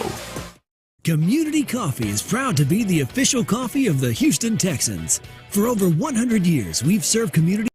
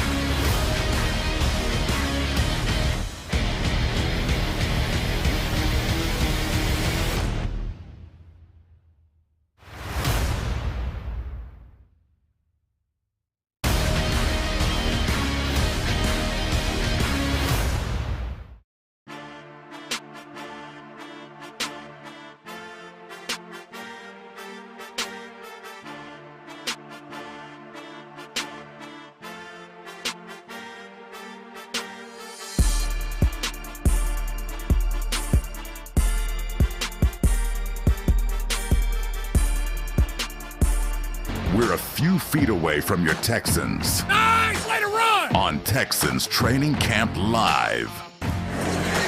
Team on the field doing individual work. Mark Vandermeer and John Harris with you. It is day 7 of Texans Training Camp, and joining us right now is a Texans legend and high school football legend from the city of Houston, North Shore Mustang, Earl Mitchell. Earl, how's it going? Hey, it's going great. I'm happy to be out here. I told Aaron Raybold, our engineer, get the equalizer ready because Earl's going to blow out the bass, the subwoofers of our audio gear here with his Barry White type pipes. That's right. Yeah, there it is.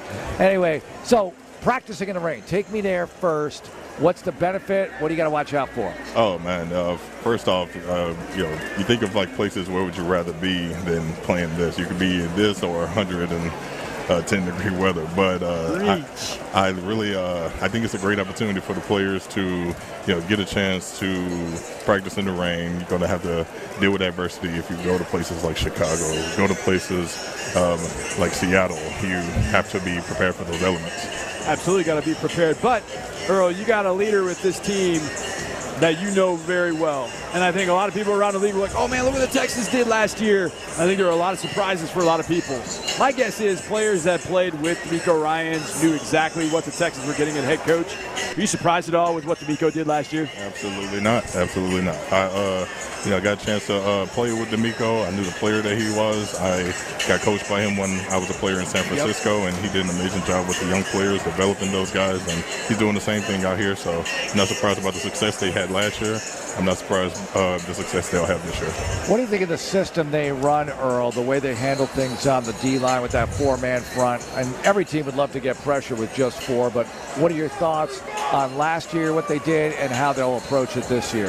Yeah, they just let their guys just go. They just line up in there just in this attack-style defense that I remember that he implemented with us in San Fran those last couple of years. And it was just so much easier to not read and react. You could just go and just attack and make plays in the backfield, take away a lot of those responsibilities and give that a lot to the linebackers. Earl, the obvious answer to the question is when you have really good edges, how much easier is it for defensive tackles is, well, there's a lot of attention paid to defensive ends that are really good. This team has really good defensive ends. How does that end up making life for defensive tackles, interior guys, that much easier? Oh, for sure. Well, when you have guys like taking care of the contain, the edges, guys on the inside can really just penetrate, and they don't have to focus on holding up guys as much, and they could just attack their gaps, use their hands, and just be focused on getting more sacks, and that helps out the defensive ends and all around the entire defense. Earl Mitchell with us. Earl, as your career evolved, what was your approach to training camp? What was important for you? How did you change your routine, if at all? And how did you change the way you take care of your body and get ready to play football? I think every aspect of the offseason was a different preparation, whether it be OTAs, training camp, preseason, regular season. I approach every single aspect of those phases differently. And training camp was a big part of it, just making sure that you can play through injuries, play through adversity. That was the time to really kind of check your ego at the door type moments where you're going to get tired. It's day 4, day 5, like it's a different aspect, a different animal to handle those adversity moments, and training camp prepared you for that. Earl, I know you played on the other side of the ball from Andre Johnson, but you're a Houstonian. North Shore, close enough. You're a Houstonian. Right. What's it like for former players, guys that played here with Andre, to see him going into the Hall? Oh, it's amazing. I was telling Andre yesterday, actually, we had our Legends Day here, and I was in high school. We played in the state championship game, and he came up to me when I got drafted and told me how he was at that game. Yeah. And so it was just an honor just to know that he was there, and it was just an honor to play with him, because I've admired his career since day one, and to play with him was a special moment for me. You went to the 49ers after being here. That must have been a really nice surprise, the way camp went weather-wise versus your high school, college, because you were in Arizona, yes, and pro career so far before you went to the 49ers. For sure. It felt like paradise compared to Houston. And I remember remember we actually came here when I was with the Niners to practice against the Texans for training camp. So I remember going in front of the team in San Fran, and I had to get their minds right. I had to make sure that they were hydrating and preparing for this trip because it was going to be brutal. But it was a good time, and it gave me a lot of nostalgic moments. Earl, what's it like being part of the Texans Legends community? These are the former Texans players, and you're all legends because you were in the league. I know you guys have a tight-knit group. We had Travis on the other day. We had Mike Quinn on the other day. What is it like being part of that group? It's an honor to be a part of it. I think Candace, she does a great job. She's the director of alumni relations, and with the Texans Legends, it gives us that space to come back and network and communicate and just give us that locker room feel again. And I'm honored to be a part of it. It gives me the opportunity to go back into the community and just have fun and just give back. Earl, I think about you a bunch because we've got some guys. One in front of us, Jalen Petrie, played at Stafford High School, now playing for his hometown team. Kenyon Green, same thing, Atascocita, A&M, and then here. What was it like playing in your hometown as a pro? You didn't leave to go to college, but then you come back here. And I know that's out of your hands in some sense because you drafted. But being able to come back home and play here as a pro, what was that like? It was an honor, first off.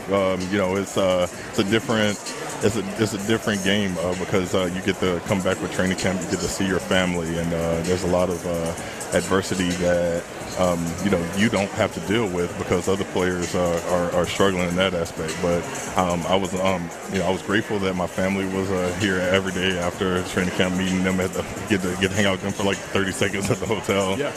And it was definitely an honor just to have friends from high school, family coming to those training camp practices and cheering me on.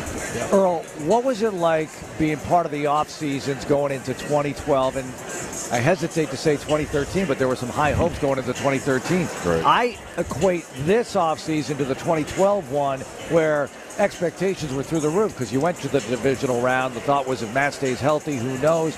What was the build-up like for you? And compare it to this if you could, because you live in town. You're experiencing it like the rest of us. It was definitely similar. I really feel the same energy that the Texans had, that momentum that carries us into a potentially good season. So the guys just doing a good job of just not getting caught up in it and just staying the course. And I think DeMeco, he was a part of that time, so he knows like the dangers of messing up those opportunities and just making sure that you don't get too focused on the good things. Earl, Wednesday, we had what they call a fight, a fracas, a dust-up, right here on this field right here. Now, I would imagine during your time as a player, especially in training camp, you got in a few of those. My question with that is, you're getting those with the offense. They still wear the same logo with you. What's the most important thing after a fight like that happens for both sides to make sure that it doesn't become a fracturing like it was in '93 with the Oilers? There was fractions all over the place. How do you make sure that doesn't fracture when you have something like that happen on Wednesday? You just go to the locker room afterwards, make sure y'all have some uncomfortable conversations, just make sure that y'all are protecting the team. And I know DeMeco, he definitely went in after, just made sure that that it's all about protecting each other. Frustrations happen, but just a part of the game, and just hopefully these guys just take that moment, reflect, and just overcome. Can that be good for a team? It could. I think having that fire in you is important. You want to see guys like fight for each other, and and get mad when you're trying to protect our number one guy. So. We have a lot of number one guys out here, so it's just important we protect each other. Earl, my conspiracy theory, I watched the DBs make some hits, and I was like, the DBs went looking for a fight on Wednesday. Did you ever go into a practice? Maybe not looking for a fight, but you knew, like, okay, today we're going to let loose. Like, offensive line better be ready. There could be some stuff happening. Oh, for sure. I mean, you can feel the energy before practice even starts. Like, guys are coming in griping, whether it be injuries or just having a bad day overall. So, or, they watch the practice film from the day before. Yeah. It's usually those moments where guys watch the film from the day before and they want to come in and make sure that they want to correct the mistakes that they made. just gotta just make sure you keep a calm mind frame and just try to play with your, making the right decisions. Get work done. Yes. Earl, you played for a little program called North Shore. Okay, we're familiar with it. We're familiar with their work. And you played pro ball in Miami, Seattle too, right? But San Francisco. So California, Florida, Texas, hotbeds for high school football. I'm sure you have had conversations with so many people about why Texas football is the best in high school. What are your thoughts? What are some of the compare and contrast conversations you've had with people about this stuff? Texas built toughness. I think a lot of people talk about Florida. I think they got speed down, but when it comes to just Texas, these players are way tough. The heat, it really just bears down on us, and it just really just separates us from everyone else. Absolutely. Earl, it's such a joy to catch up with you. If you, me, and Johnny are forming a singing group, you take the low, I'll take the baritone, the next level up. Johnny's got to sing high because no one else can do it here. I got it. So we'll do it. Anyway, it's always wonderful, my friend. Thanks a lot for being with us. Appreciate you. Earl Mitchell with us on Texans Training Camp Live, Texans legend, and I love catching up with these guys. We had Mike Quinn on the show the other day. We had Travis Johnson on the show the other day. Team breaking out in a one-on-one. Johnny took off to the far corner of the Houston Methodist Training Center practice facility to check out O-line, D-line. They're not doing that in front of everybody, but you know what they are doing? Wide receivers and tight ends against DBs. That ball's slick. Boyle just fired one into the end zone that went to the hands of an intended receiver, and there was good coverage there by Jimmy Ward. You're going to see Boyle a ton in these preseason games, and he just threw a little TD there to Damian Pierce, who took a hit on the way down by Azeez Al-Shard. Did the ball come out? Yes, it did. Oh, my gosh. And CJ's on the other end of the field. I'm going to give you some, not play-by-play, but some highlights of what is happening in this period next here on Texans Training Camp Live. More training camp coverage is coming up on Texans Radio. The Whataburger Sweet and Spicy Bacon Burger is an all-time favorite. It brings so many flavors together in harmony, you might wonder if it's greater than the sum of its parts. It's got 2 all-beef patties, both of which fantastic. Crispy bacon, love that. Grilled onions, melty cheese. I mean, who would say no? And sweet and spicy pepper sauce. Yes, please. I guess we're kind of partial to every part. The Sweet and Spicy Bacon Burger from Whataburger, just like you like it.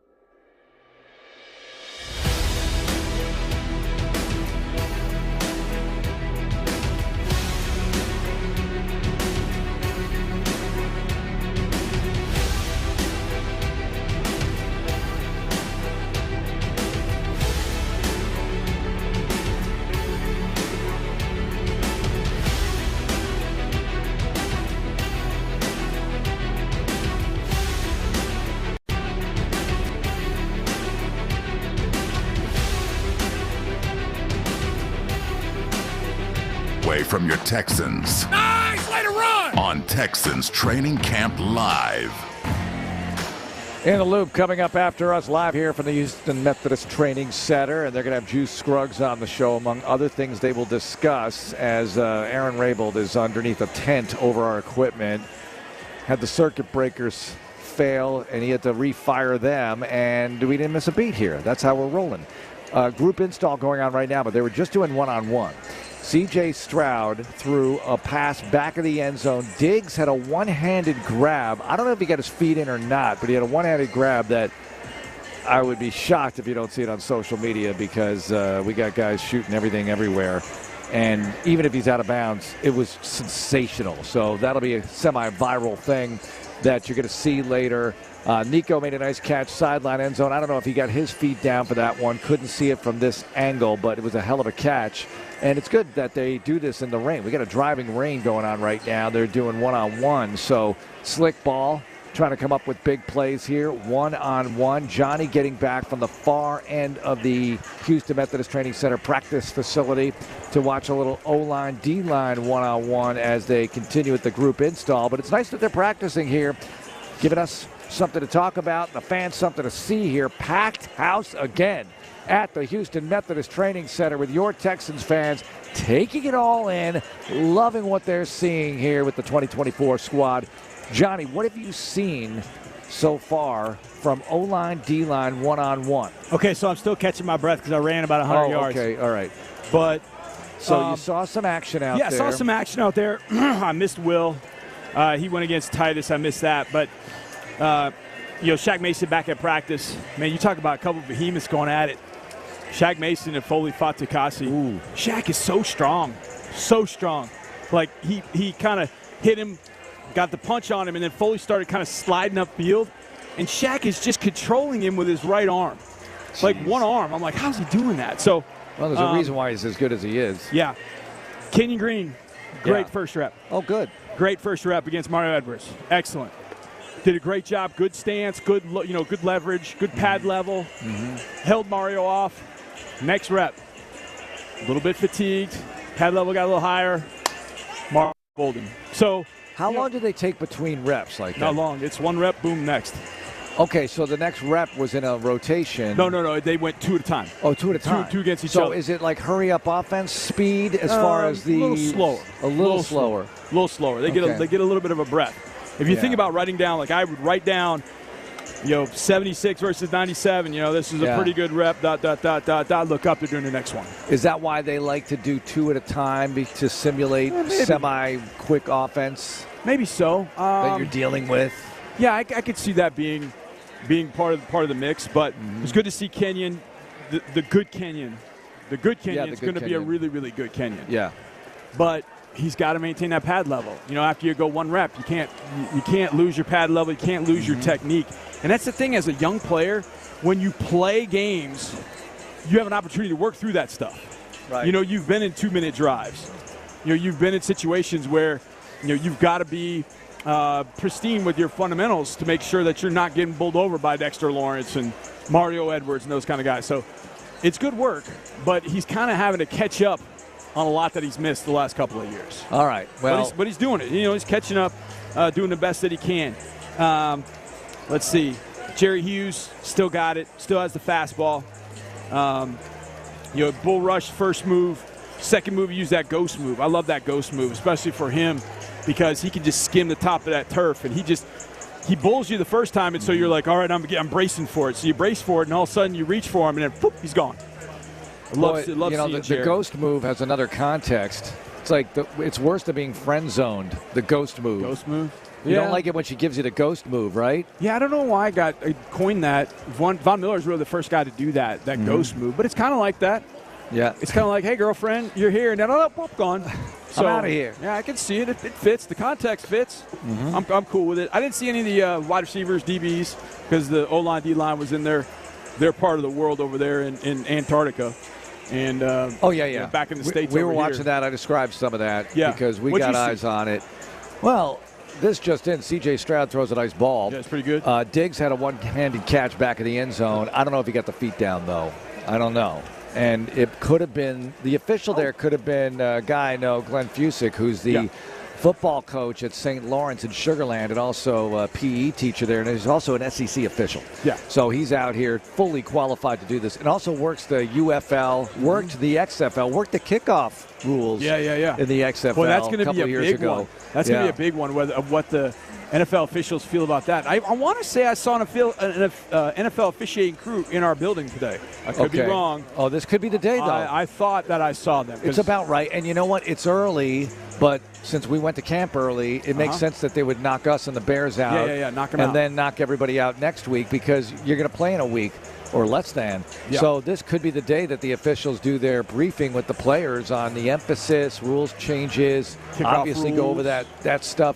But there have been officials here every day, and I can tell you this. I've been to every Texans camp, obviously, and that hasn't always been the case. That hasn't always been the case where you have officials at every single practice. I want to say every OTA that we saw. Every practice. Yeah. Every time the team has been together.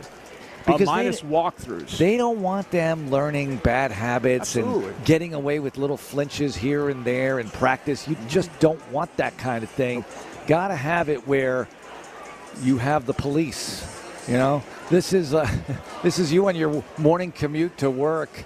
You know, if you have some squad cars along the way, you're not going to go a tad rapidamente. You know what I'm saying? Even if the squad car is just parked somewhere with nobody inside of it. That's just effective. The visual of it. That's effective. That slows absolutely. people down. How about those little radar trailer that'll things? slow you down. You're going this fast. Yeah, you say, I'm really going that fast? I'm going 85 into 30? This isn't Green Bay. I didn't even know that. Yeah. Well, I told you that I saw the rookie with Quaid with my younger son, and they have that great scene. That's a great scene. Where he gets out of the truck and he wants to see how fast his fastball is, and he throws it by that little radar trailer, and it goes like 75 or something, and then he walks by it to go retrieve the ball, and it's 95. And it's really 95. The light was malfunctioning, and that is super That's such cool. a great scene, man. It is such a great scene. But I always go, man, did he not know? You know. If you throw 95, you know. You absolutely I mean, you know that you're not throwing 75. Right. Just put it that way. You might think you're throwing 90 because then he's he's got the kids in the car. He goes to the tryout, and he throws absolute heat. He throws 98, and the guy has the greatest line ever. His scout friend says, "Listen, if I go and call in a prospect of your age, I'm going to get laughed at. But if I don't call in a 98-mile-per-hour fastball, I'm going to get fired." And that's how Jim Morris got to the Tampa Bay Rays and became an official Major League player that late in life. That is a awesome. great line. That's a great line because that is absolutely. All right, so somebody tweeted at me because Bob Wischusen was apparently calling plays at Jets practice. I don't know on what platform. I doubt on the radio. But here's Fairbairn. 40-yard field goal. Snap is down. The kick is up, and it's good. All right, there we go. Texans win. How about that? All right. See, I'm in mid-season form calling field goals. He's going to back it up now. Townsend, the holder. 46. But now we got 46 right hash. Mark, we've got in the no rain. Wind. Mark, we've got no wind. No wind. No wind. Well, I feel a little breeze right. Oh, that could be the fan. Yeah, a little breeze right now. Moving. Okay. Let's see. Weeks with the snap. Townsend with the hold. Fairbairn's kick is up, and it's right. Good. Oh, no, it's good. That's good. All right, so you know what I didn't do? All right, this is play-by-play 101. You know what I did? I just guessed. Because I thought I saw the ball the outside of the upright. Mm-hmm. And you know what I always say? Either listen to you in cue when you're underneath. That's right. But I wait for those arms, man. The arms you got to tell see you everything. those arms come up or tell you if it's no good. Those guys are the only guys that really matter more than you. I know. I'm okay with that. Have you ever looked at one guy and one guy doesn't put his arms up because it's on the other upright? All right, can't so tell? don't get me started with calling games. By the way, the McNairs are right in front of our broadcast position here, giving away hats. Hannah is throwing them into the crowd. Cal McNair throwing them into the crowd. They are entertaining the fans here, coming down to the far side of the Houston Methodist Training Center facility. And Cal, I think Cal could play some ultimate frisbee. Yeah, he could. You know, Hannah can do anything athletically because she was a point guard in high school. That's right. And her sister Joanna was the off guard. So Hannah, tremendous athletic ability. And Cal, too. I mean, he played football at the University of Texas. So they are making people happy here, throwing out some hats. He just rocked that from 60. All right, Fairbairn just drilled a 60-yarder in the rain. Wow. And I missed a call because I was distracted. McNair's, that's what happens. He was good from 40, 46, 52, and 60. Okay. Bombs. He's midseason ready. In the rain. Yeah. On grass, which he won't kick at. I mean, now, that 60 is probably good from 65, too. He hit a rocket. And we're going to do kickoffs now, Johnny. Here we go. It looks like kickoffs. Who's that official right there? The man in the white hat. Is that Land Clark? Oh, yeah. This is a real NFL officiating crew. Yeah, I saw them coming in, and I thought that was them. Yeah. See, they all have a number. Like Land I know you can identify the official by face? Well, you know some guys I can, but no, their number. They have a number on the back. Jeez, I got enough numbers to drill. I got enough numbers to memorize. What are you talking about? It is. I was right. Look at that. Land Clark. I called it. That is a hell of a pull. That's a great pull. Johnny can recognize the referee by his official number. Hey, Sean and Seth, you tell them, acknowledge me. I want to acknowledge me for that. Okay. Here's Sims up the middle. Kickoff return. All right, so look at that. They line up the return team and coverage team. They line up 5 yards apart, 35 and 40. Fairbairn's kicking off from the 35. Right. So that one goes basically almost to the goal line. Sims takes it, and it looked like he had the 30, no problem. Right. We are going to see average drive start really improve. I think no matter what. Now, you're going to have some major botches as well, but I think you're going to get a lot of complaints by the defensive coaches. Wait a minute. I'm starting, defense at my 40 or at your 40. Right. And I got Mahomes or C.J. Stroud I'm facing. This sucks for me. So here's one thing I think that for your perspective, this rugby scrum is a whole lot more thick where the returner is than in the old kickoff. I think it's going to be harder for you to find the kickoff, kick returner. Oh, in the mix. In the mix, yeah. All right. I think it's going to be tough to find. Now you got X and Dez back deep. And here's the kickoff. Because watch when they meet. And here's Dez. It's coming this way. Watch how it's just kind of clogged up in there. All right, now that one I thought the coverage was pretty good. Oh, we got a flag. Oh, a flag is down. I thought the coverage was pretty good there, and he might have been stuffed at the 25. Might have. It's hard to tell because they're not going to let him go full. They're in pads today, and now they got a break. They're going to keep the same schedule here. I thought Earl's point was really good. Well, they stuck that one-on-one on me. I had to sprint out of here. I felt bad. I felt like I just left I got Earl Mitchell here, and you missed my comment about forming a singing trio a cappella with Earl taking the bass. Okay. I take the baritone. Okay. And you got to take the high notes, Johnny. Can you do it? I can't go high. You can't do it? There's a lot of things I can do. I can't. Got to get somebody else. I can't get high. Have to do it. All right. Fairbairn's going to try another one here with Jawar Jordan back deep. Boy, he is. I can't wait to see him Thursday. He's interesting. Yeah, you're definitely going to see a ton of him in the preseason. And Sean and Seth were talking about him. Very intrigued. Everybody wants to see him in the zone scheme. He's going to get in there with the reserves. And here's Robert Woods with Jawar Jordan.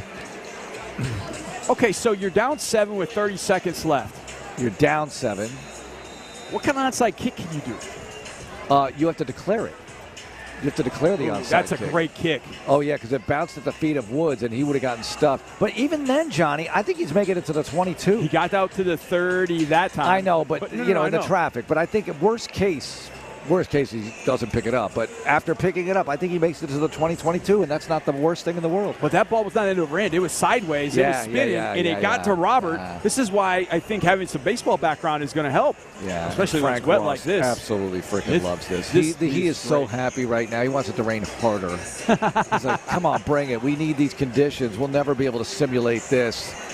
He's going to call the fire department, have them just spray at one practice later in the season. We need to simulate this if there's rain in the forecast for a playoff game or something. We should see if Land Clark will join us on the air.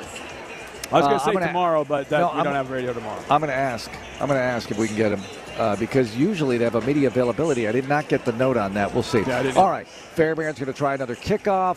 We're running out of show in a big hurry here, and In the Loop is coming up. They're going to have Juice Scruggs on the air. We're going to be back at 6 to recap everything at practice. You want to catch that segment between 6 and about 6:20 where Johnny goes over everything from practice on Texans All Access. It is super cool. And the final kickoff here goes to Tank Dell. Tank Dell. He's screened out by Damian Pierce in my view. Anyway, that's it. Thank you, Benny, for producing. Aaron Rabel doing a tremendous job, our MVP, keeping us on the air. Lopez and Spillane in the loop. Next, have a great day. Go Texans. This is Texans Radio on Sports Radio 610. Rooting for the family team has become quite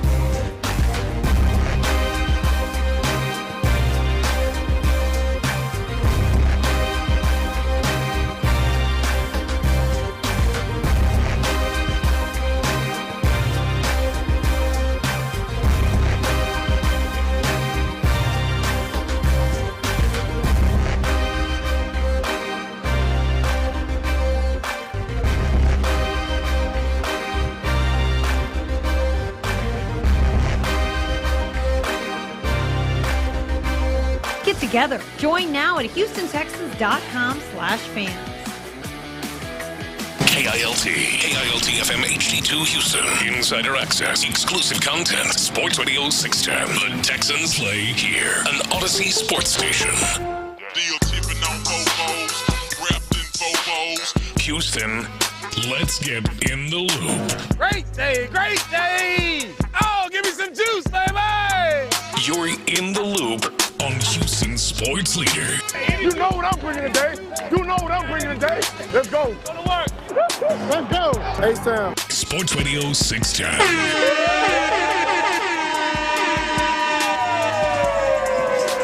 Texans training camp day 7 live from the Methodist Training Center. I am Adam Spillane alongside John Lopez. We have Aaron Raybold here with us. Figgy Fig is enjoying a nice dry studio because it is rainy, it is wet, it is crowded, it is humid out here at Texans training camp. It is day 7. We have things going on right in front of us. We have the first team taking snaps as we speak.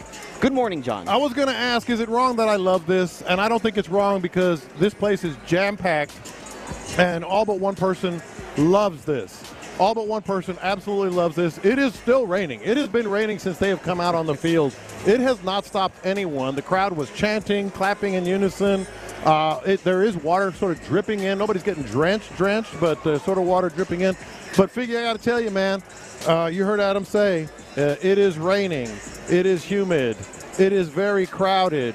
Today, Figgy is basically Adam Spillane's worst nightmare come to life. Man.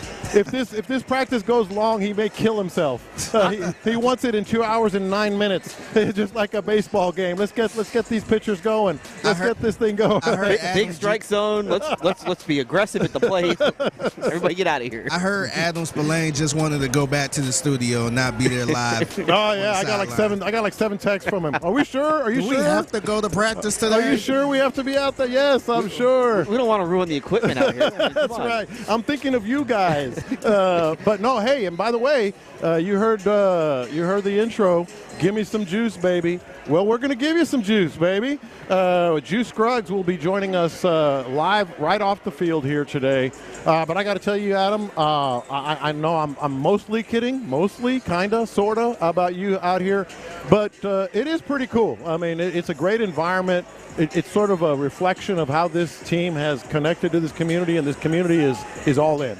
Oh, for sure. And you have Cal McNair out here giving out hats to fans, and Cal right now is standing out at the 46-yard line, no umbrella. He's got the jacket on, but the hood isn't over. Yeah. He was singing along to "Must Be the Money" a second ago. So okay. Cal's in a good mood. Now, what's going on out here at practice? John Mechie is back. Mm-hmm. So John Mechie practicing again after he missed, the last couple days. Yeah.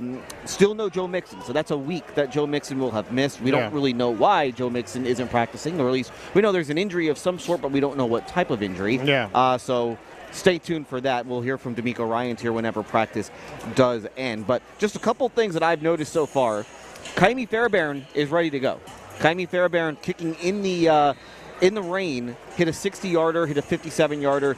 He was perfect just a minute ago from over here on the right side. And then you had a really nice catch along the sideline in the end zone when they were doing one-on-ones with the corners by Noah Brown. So those are a couple of things that have stood out to me. Those are a couple of things. And you mentioned Kaimi Fairbairn, and you're going to hear this again around the NFL. But Michael Badgley from the Detroit Lions is done their kicker. Good kicker. He's done a lot of good things. I think he had like a 48 and a 55-yarder in the divisional round. Helped them beat the Rams. Out for the year with a torn hamstring. It's one of those things that you just sort of take for granted. And boy, knock on wood, because Kaimi Fairbairn, you said it, in the rain, wet ball, hitting some long field goals. I think, that one was 59 or 60. It was 60. Yeah. And I believe that is the first guy to be placed on IR. Is a kicker. It might be. The Rams lost a corner, but I think the Badgley injury might have occurred earlier. So who had a kicker being the first guy to suffer some sort of a serious injury in training camp? Yeah. And now, did that injury happen on the kickoff? It was. I think he pulled a hamstring. I don't know if he was running. That's all I saw. He tore his hamstring. Yeah. He's going to need surgery. So I don't know if it was like during a drill.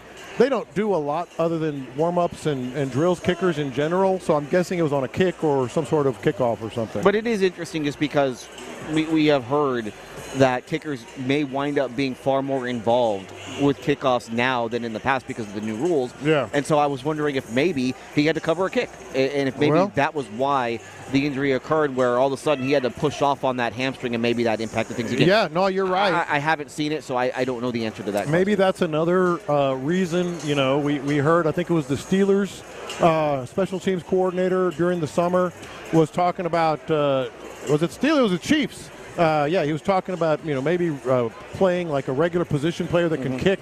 Like Justin Reed. That's why it was him. It was talking about Justin Reed to actually kick those balls, and they can cover better. So that's something to keep an eye on, and you'll hear about this during Passing Thoughts in about 12 or 13 minutes. But they did go full go. They've done some kickoffs and kickoff return to date. But today was a full go, and there was some very interesting personnel out on the field. So I'll tell you about that during passing thoughts. But just one more thought about this Texans team and this rain, which hopefully everybody's safe. I know there's been some flooding on the east and southeast areas of Houston, so that's foremost the priority. But we've been kidding around, Adam, about God loves the Texans. God loves the Texans. Now I'm not going there per se, but I will say this: it is really fortunate for this team that all four, has it been 4 or 5? I think it's 4 open practices. They've gotten out to the field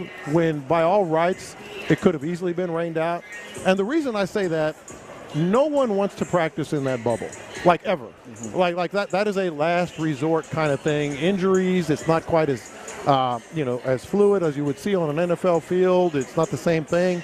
So, kidding or not, it's been great that they've been able to get out here. Well, it's also, to me, it's important to practice outside in bad weather because you're going to play 17 games, and you're not going to have great weather in all 17 of those games. Yeah. So you need to be ready, and you need to be prepared for what that looks like when you do have, when you are playing a game in a rainstorm, or when it is really windy out there, or just when the weather is bad, you have to be prepared for that.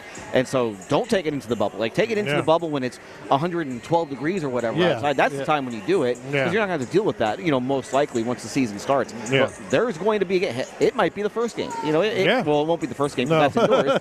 But that first outdoors game might be a game where the elements come into play, and you need to be ready. Your kicker needs to be ready to be able to kick maybe a 55-yard game winner in the rain, and the fact that he's been able to do that out here, I think that only helps him. Yeah, and to be clear, it has not stopped raining. No, it is raining pretty strong. Not like a torrential downpour, but pretty consistently, pretty strong.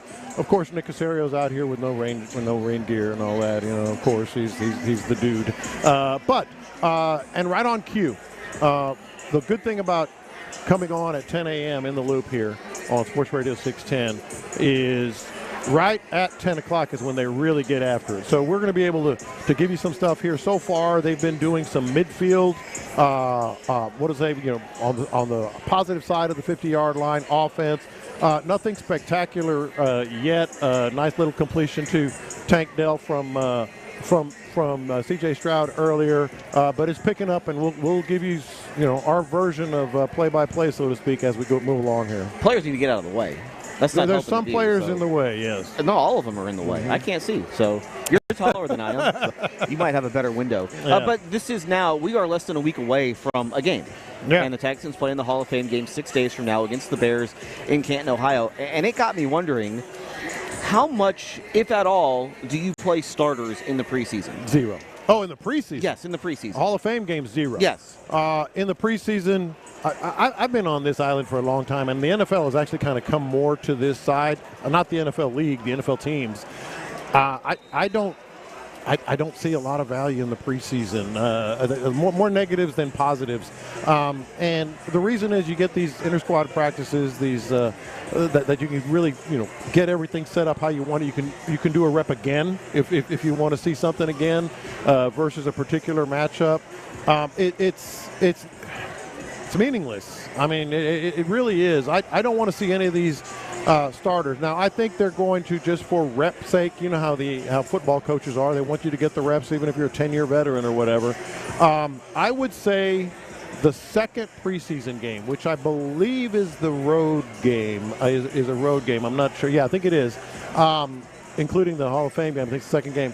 I would see maybe a quarter out of C.J. Stroud in the starters. See, that's it. I'm the opposite. I think that there is a lot of value to playing preseason games, just because you can take all the reps you want in practice, but that doesn't replicate a game situation. Yeah. You don't get do-overs in a game situation. So you can get a do-over in practice. You don't get that do-over in the game. You don't get to do-over that 3rd and 15 that you need to try to convert. And I think that getting in the routine of playing in a game, I think that matters. I think that waking up and getting ready to play that game, I don't think you want to do that week one. I just don't. I think that you have You play your first half, then you have your halftime, and then you have to get back out on the field. Like I don't. I do like that. I don't think the that you adjustments getting in the Yeah, but I also just like getting your body acclimated to doing that. Like I know these guys have played football their entire lives, but when you haven't done it for 6 months, I think there is some value that comes with doing that. Basically, doing the dress rehearsal. I get what you're saying, and I just feel like these guys prepare for every single scenario. In these training camp practices, we're looking at it right now. You know, we've talked about how they have red zone and they have 3rd and 15, as you talked about, or 4th and 1, as you talked about. Like, they're so prepared. It's now, I will say, it's not like a game, but they have these reps in those scenarios, in those settings. Now, what I said is I would do it like 1 quarter, and that's it for the preseason. That's not what they're going to do. Like, they will have maybe 1 quarter in the second preseason game, 3rd preseason, because the Texans play 4. The 3rd preseason game, maybe another half, or just play the 2nd quarter into half so you can do the halftime adjustments and such. They will do a little more than that. I just think it's relatively meaningless. No, I think it only helps because, like, you're out here in practice and you're hitting, but you're not really hitting. You're not going all the way. You've got a guy with a red jersey who's not allowed to be touched. Like, no, that guy needs to get hit before the season starts. Because I do think the one thing that you see, there are more turnovers those first few games of the season than there are once everybody gets kind of acclimated to everything, because nobody gets hit. So like you need to be ready to take hits, and if you haven't done it for 6 months, then it obviously makes it a little tougher once the season does actually start. So I'm all in favor of, listen, I'm not saying that you play these guys every snap of every single game. 6 preseason games. No, oh God, no. But don't play them that first game. Get their feet wet that second game, and then that third game, as it was in the past, that's when you let guys go a little bit longer. And so I do think that would help them, just because also you don't want to be the rusty team week one. Like you don't want to be the team when the season starts. You're the one that's rusty, because the margins are so slim in this league that if you play one bad game, that could be the difference between winning the division or not making the playoffs at all. That's what happened last year. I mean, Jacksonville loses one game and they miss the playoffs. So to me, you got to treat every game every game is precious, and so you have to be able to be ready to play right out the gate. It really is team by team right now also. So I think there should be some sort of legislation from the NFL, and there will be once they go to an 18-game schedule, where you play one preseason game. And in that case, then obviously you might see more. Because there'll be like a 10-day break, like there always is between that game and the regular season starting. So that in that case, you might see like a half and then going into the third quarter. But it is a team by team. Now, keep in mind, there's examples either way. You talk about rusty and all that. Joe Burrow in his career, and in his entire career, has played one preseason game, and he's done pretty well. So with that off, I'm not talking about just him as a player, but like getting that offense going, the bank winning games and all that. That team, though, hasn't always started great. And that's one of those things that you have to keep in mind. Now, again, the reason why you don't want to play your guys in preseason is injuries. Like what Joe Burrow is the reason he hasn't played. But listen, guys get hurt. Like, it's football. Guys are going to get hurt. Guys can get hurt week one. You hold guys out of week one because you might get hurt and miss the last 16 games of the season. So I don't think that you can take the approach of, well, we don't want to play this guy in this game because he might get hurt, and then you can't. You can't. That's a scared approach. Like, you might as well just not practice it. I mean, remember, Deshaun Watson tore his ACL in a non-contact practice. So like, you can't go around just being like terrified of, well, this guy might get hurt, so we can't do this. No, I get it. I get it both sides. That's why it's an ongoing discussion every year. Just watching how this has progressed over the years, like these guys are going to be ready. Like that's just my opinion. These guys are going to be ready, and there's going to be rust. There's going to be, I had this down on the doc for just sort of. It was just sort of a thought I had, not necessarily like an entire segment. It might fit here, and I know Figgy might have an opinion on this too.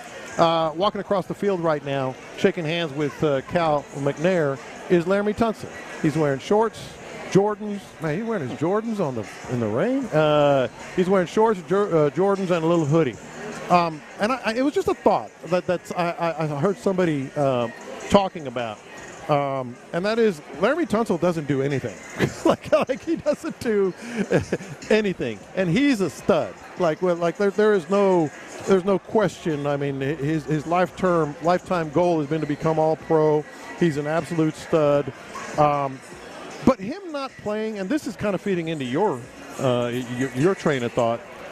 Figgy, what is the biggest thing with Laramie Tunsil? If anybody can complain about anything with Laramie Tunsil, what might it be? Target on my back. Yep. The pre-snap penalties, jumping off sides. So is that just he's a guy trying to get an edge and he occasionally jumps off, or could he use some reps? No, it's probably just him just trying to gain an edge. Yeah. I think it's probably more than anything else. But the reps might help him. They might. You know what I mean? They might, but also at the same time, like, I get not having him out here because he's not that old. He's 29. Yeah, he's going to be 30. He's going to be 30 in like 5 days. We do kind of approach him like he's a 35-year-old been in the league for 15 years. Yeah, listen, that has been just the approach that they've taken, where he doesn't really need camp, and he doesn't practice all that much during the season either. So, listen, would it benefit him to be out there? Yeah, probably, but it also just might be bad for his body too, where this is a guy who had knee surgery in the offseason and his body has kind of broken down at times. So they're trying to keep him. They hope that this is going to be a 21-game season. So they need to try and keep him upright all 21 of those games. And if that means that he's not practicing during training camp, then hey, so be it. You got to know your personnel. Figure, and it's truly just a question. I don't know. I don't really have a strong opinion either way. But I thought it did kind of get my interest. Like, he doesn't take reps with the first team, with his linemen. They always talk about how these linemen are, a unit and they have to work so well with each other, et cetera, et cetera. It was an interesting question to me. Well, and I do wonder, I don't think he's going to sit out all of training camp.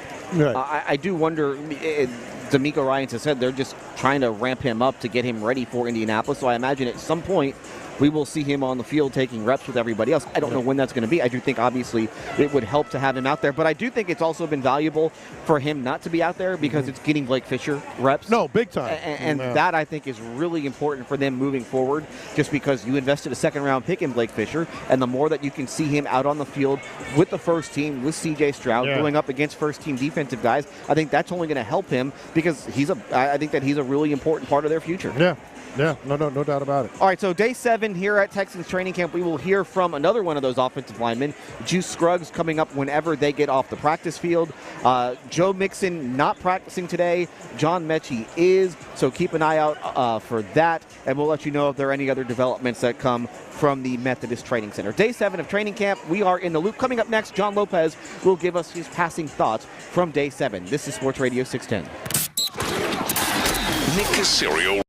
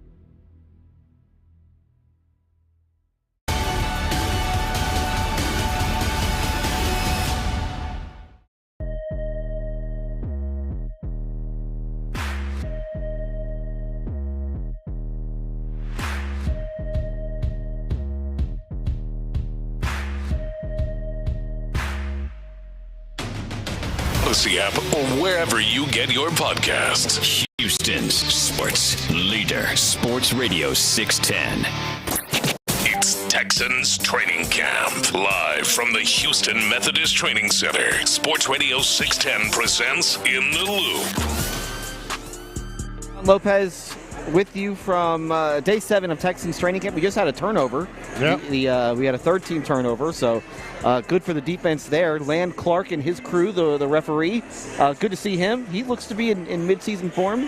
Hold on a second. Hold on a second. That's not. You just made up that name. No, huh? it's Land Clark, number 130. No, I know that Land Clark is an official. I thought you were just messing around. No, I looked this up. Figgy.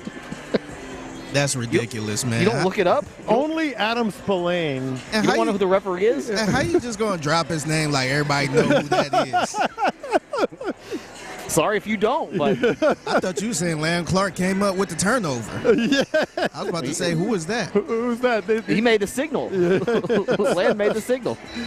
Only Adam Spillane knows the officials at a training camp practice. Half these guys are college officials that are trying to get a job. Well, and getting – no, this is the NFL crew. Yeah, this is the NFL crew. This is the NFL crew. But, like, up until today, it's been SEC officials. It's Probably been, some high school guys. Well, no, it's been mostly SEC and Big Ten, I think, have come out here because I've talked to a couple of them. You're giving us names on the officials at training camp. Yeah. They matter. Officials matter. Referees matter. Do they? Yes. They're people. Come on, man. All right. So day 7, Texans training camp. No Joe Mixon. John Mechie, though, is back at practice. Case Keenum not practicing today. Probably just a Veterans Day for him.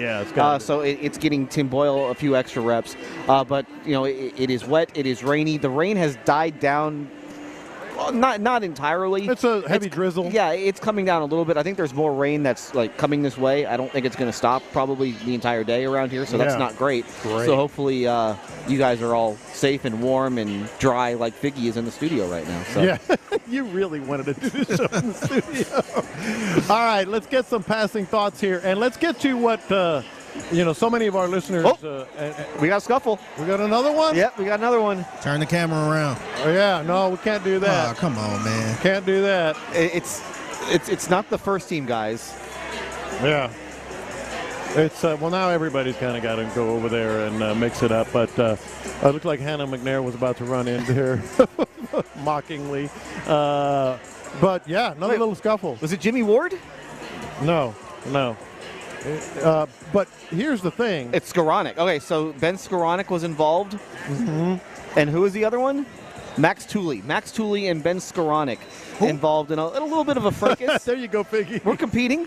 Well, it goes back to what I said yesterday with the big scuffle. This was just like a little dust-up, so to speak. But the big scuffle yesterday that made news nationally and was pretty intense, it goes back to what I said. Like, this is a team that has high expectations, a lot of talent, and jobs are at a premium, man. Like, everybody has to win every single rep. Their livelihoods here, anyway, are on the line. Like, this is something that's not a surprise and this is what happens with good teams. Like, a lot of this happens with good teams with players trying to make the squad. Well, remember, you have 90 guys here. Yeah. Only 53 make the team. Mm-hmm. So you are doing everything you can to make this team because that changes your life. Yeah. If you make an NFL opening day roster. And so you are going to see that. So not only do you have the 53, but you also have your practice squad guys. So you have a lot of guys here trying to make an impression. Yeah. Not just for the Texans, but you are trying to make an impression for the other 31 teams Yes, in the league. absolutely. So guys are going hard on every single rep, and that's what you want to be able to see. Back to regularly scheduled passing thoughts. I was talking about how what's happening. So many people like to see what's happening right in front of us because we're fortunate that they go 11-on-11 full contact right as we come on the air. And right as I said that, they went ones versus ones, midfield, any plays on the table, offense first team versus defense first team. And I got to tell you, I really don't mind this. Some people might go, oh, what about all these weapons and all that? The defense dominated the first set with the first team. We had the first one was an incomplete pass, but it could well have been a throwaway or a sack in a real game because C.J. Stroud had nobody open. Like the secondary won that rep. Terrific coverage. It's worth noting that Dameon Pierce was running with the first teams. Now, Joe Mixon is not participating, but he is out here in street clothes as well. Second rep, again, in that same ones versus ones scenario, would have been a sack. Really the first one that I've seen in this type of situation. Again, terrific coverage. There's been a lot of dump. Then after that, they did a lot of dump-offs and quick hits. So the defense won the early part of this day. It is still ongoing. Another passing thought here, and I mentioned it at the top of the show. This crowd is nuts. This crowd really appreciates the rain and the fact that the Texans are out here, et cetera. And with all this rain, this is just not apropos to what's going on in the field, but you realize it's rained like 10 out of 12 days or 10 or 12 days in a row. Yes, I've noticed. And I started driving over here, and I was like, the first-year players and rookies must be thinking, what the hell is going on in Houston? What have I gotten myself into, you know? Well, remember, it didn't rain at all last summer. Yeah. I think we went an entire summer last year where it did not rain, and so it was 105 degrees every single day. So at least it's been a lot cooler. Yeah, but they've never been here before. They've never lived here, and so they must be going, what in the world? Well, tough break. Tough break. It'll be okay. You mentioned the other one that I jotted down. John Mechie is back, and the only thing to add to that is it's huge for him. Like, absolutely huge for him. He's been playing pretty well, missed 2 or 3 days in a row, but it's very, very important for him to be out here. Another one, you got to give it up to Desmond King. The guy, like Neville Hewitt, just keeps going, just keeps performing, was a pretty good contributor yesterday. And the reason I'm saying that is, like, they don't just do cornerbacks and safeties in the breakaway drills. They do cornerback, safeties, and nickels. So there were only 3 nickels working as a group. And Desmond King, between each rep, was working with Jalen Petrie on his footwork, was bringing him aside and do this and do that. Like, Jalen Petrie, they're trying to shoehorn him into that role. That's Desmond King's role. But that guy's a veteran and trying to help him. I thought it was pretty damn cool. Another one. Kamari Lassiter, I don't know. I don't want to get too over the top here, but he made a spectacular interception in 7-on-7, basically. I think it was 5, but there was no tight end. But it's 5-on-5 passing drill, right in front of Stefon Diggs. Like, his ball skills are pretty damn impressive. So that's something that, as we go into the preseason, is just going to be a lot of fun to watch. Then one of my favorite things, and I know it's kind of corny, but offensive line versus defensive line one-on-ones was on the other side of the field. So I kind of wandered over there and watched that a little bit, and it was pretty much kind of a even keel, back and forth kind of thing. But Kenyon Green he showed out a little bit. Kenyon Green on the interior went one-on-one on several reps against Mario Edwards, who we know is making some hay on the interior line, running with the first team, and won. Like, he consistently won against Mario Edwards. So put a pin in that, and that's something to talk about. And this is what I really want to talk about before we finish up the passing thoughts here. We got our first glimpse of full contact kickoffs, okay? And I wanted to ask you this because the first 2 kickoff returners were Steven Sims and Dameon Pierce. I could see where that would happen. Mm-hmm. But it does lead to the question of Steven Sims is going to make this squad. As he's a receiver, he's a returner and all that. And then the second group on kickoff return was Desmond King, as we just mentioned, and Xavier Hutchinson. He's another receiver. So how many receivers are you going to keep on this squad? Because you got 5, 6 for sure. And then you got these 2 dudes that are going to be clearly a big part of kickoff return. Yeah, that's an interesting question just because, all right, if you want to keep 6, 7, 8, where are you taking away from? Exactly. So that I have to look and see exactly how they had the roster set up last year? So, you know, how many of each position group did they take last year? Because that I mean, again, that's an important aspect of this, where there's no limits on how many like different quarterbacks you can carry or how many different running backs you can have on the roster. No, but generally speaking, ends. there are rules. Yes. Yeah, there are rules. I mean, it has to add up to 53. Standards. It has to add up to 53. It doesn't matter how you get there; it still has to get up to 53. And so, that is going to be an interesting look just to see how they are able to get to 53. And I still think that we're a little bit we're a ways away to try to figure that out and to get a better grasp of it. But I do think there is going to be at least one receiver, maybe even two. A very well-known receiver. Yes, that will catch on right away. Yeah. Like, I don't think there is any doubt about that. And you wonder, if you're Nick Caserio, I think that's something that you got to plan for. Mm-hmm. And you've got to be looking maybe to trade one of these guys now, just so that you can maybe get an asset in return, so that you're not just placing a guy on waivers. Let's do the math real quick. You got the three dudes that we know, Nico, Tank, and Stefon Diggs. John Mechie seems to be doing okay. We'll see how that plays. Maybe he's a guy that's got to be looking over his shoulder. Noah Brown, who knows? Robert Woods has had a good camp. There's 6. Yeah. So then you have Steven Sims, and you got to have a backup kick returner. Now they can adjust that. Maybe Tank, because he did take 1 rep. I should have mentioned that. Tank took 1 rep with kickoff return. So maybe if they cut bait with Xavier Hutchinson, Tank comes in. But that's 7, 8 guys. And remember, they carried 3 quarterbacks on the active roster all of last season. They didn't have very many running backs, but you add Cam Akers, so you imagine they're going to go into the season with at least 3. Yeah. Like, you would think it'll be Mixon, it'll be Pierce, and then it probably will be Akers. Or Gumbawale could be another one, but he also counts as a special teams guy. Yeah. What about tight ends? How many tight ends do they plan on keeping? Yeah. You already have Schultz, you know, is going to be on the team. You know Jordan's going to be on the team.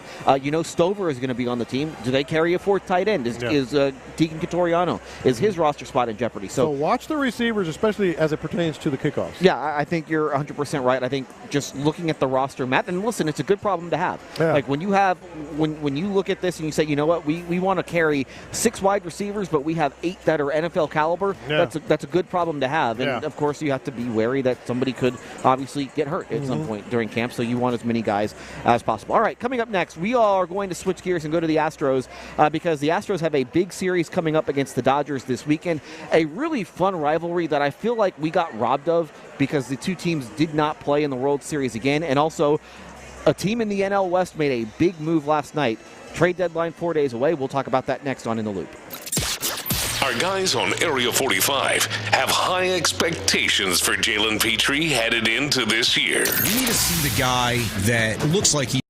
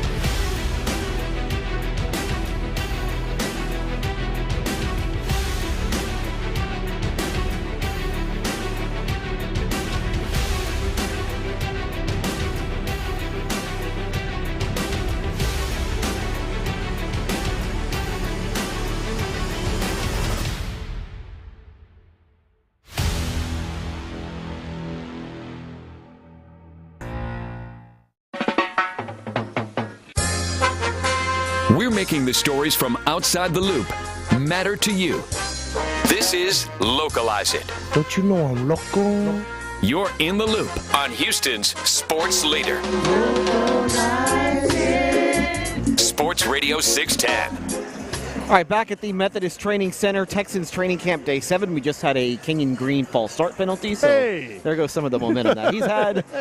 But we'll let you know what's going on from out here. It's still raining, and the rain has actually picked up quite a bit over the last 5 minutes or so. We will hear from Juice Scruggs whenever the Texans do come off the field. But let's switch gears to the Astros, who are in first place by themselves. They will play a game in first place by themselves tonight for the first time all season, and they welcome in the Los Angeles Dodgers in what is going to be a fun series and what should be a very challenging homestand for the Astros, where it's 3 against the Dodgers, 3 against the Pittsburgh Pirates, who are better than you think, and then 3 against the Tampa Bay Rays. All 3 teams over 500. All 3 teams are competing for playoff positioning.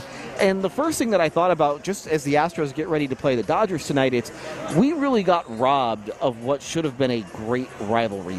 These two teams played, again, obviously, you know, they played in the 2017 World Series, one of the great World Series that I think that we've had in the last 15, 20 years. Oh, yeah. And the fact that these two teams didn't, and until last year, from 2017 through 2022, the Astros or Dodgers were in the World Series, but they did not meet after 2017, which was really disappointing because they came close, and they have clearly been the class of Major League Baseball, the class of their leagues for really the last 7 years, and we just have not gotten to see that matchup again. Not only a rivalry, but a rivalry that has been around since the Astros have been around.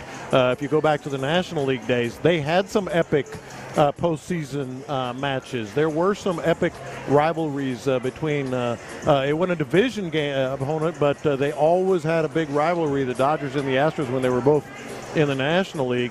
And frankly, it's not the Astros' fault necessarily that they didn't. Some years it was. Some years it was, but there were some big misses. There were some big misses by both teams. Noah Brown with a terrific, that's his second one today. Second terrific catch from Davis Mills on that one, by the way. But you're absolutely right. They could have really elevated, escalated, obviously all the Joe Kelly stuff and everything else. And the familiar faces were still around. Could have been heated. Could have been awesome. Yeah, you don't have as many familiar faces now on the Astros active roster, at least the guys that are healthy and will play tonight. You only have Jose Altuve and Alex Bregman left from that team. Justin Verlander hurt. Obviously, Lance McCullers is hurt. And then for the Dodgers, Clayton Kershaw won't pitch in this series, but he's still there. Yeah. And then Chris Taylor just went on the IL, but they're running out of guys that were on that 2017 team. But they came close. 2018, both teams were in the LCS. Dodgers went to the World Series. Astros lost to the Red Sox. 2019, the Astros went to the World Series. The Dodgers lost in the LCS.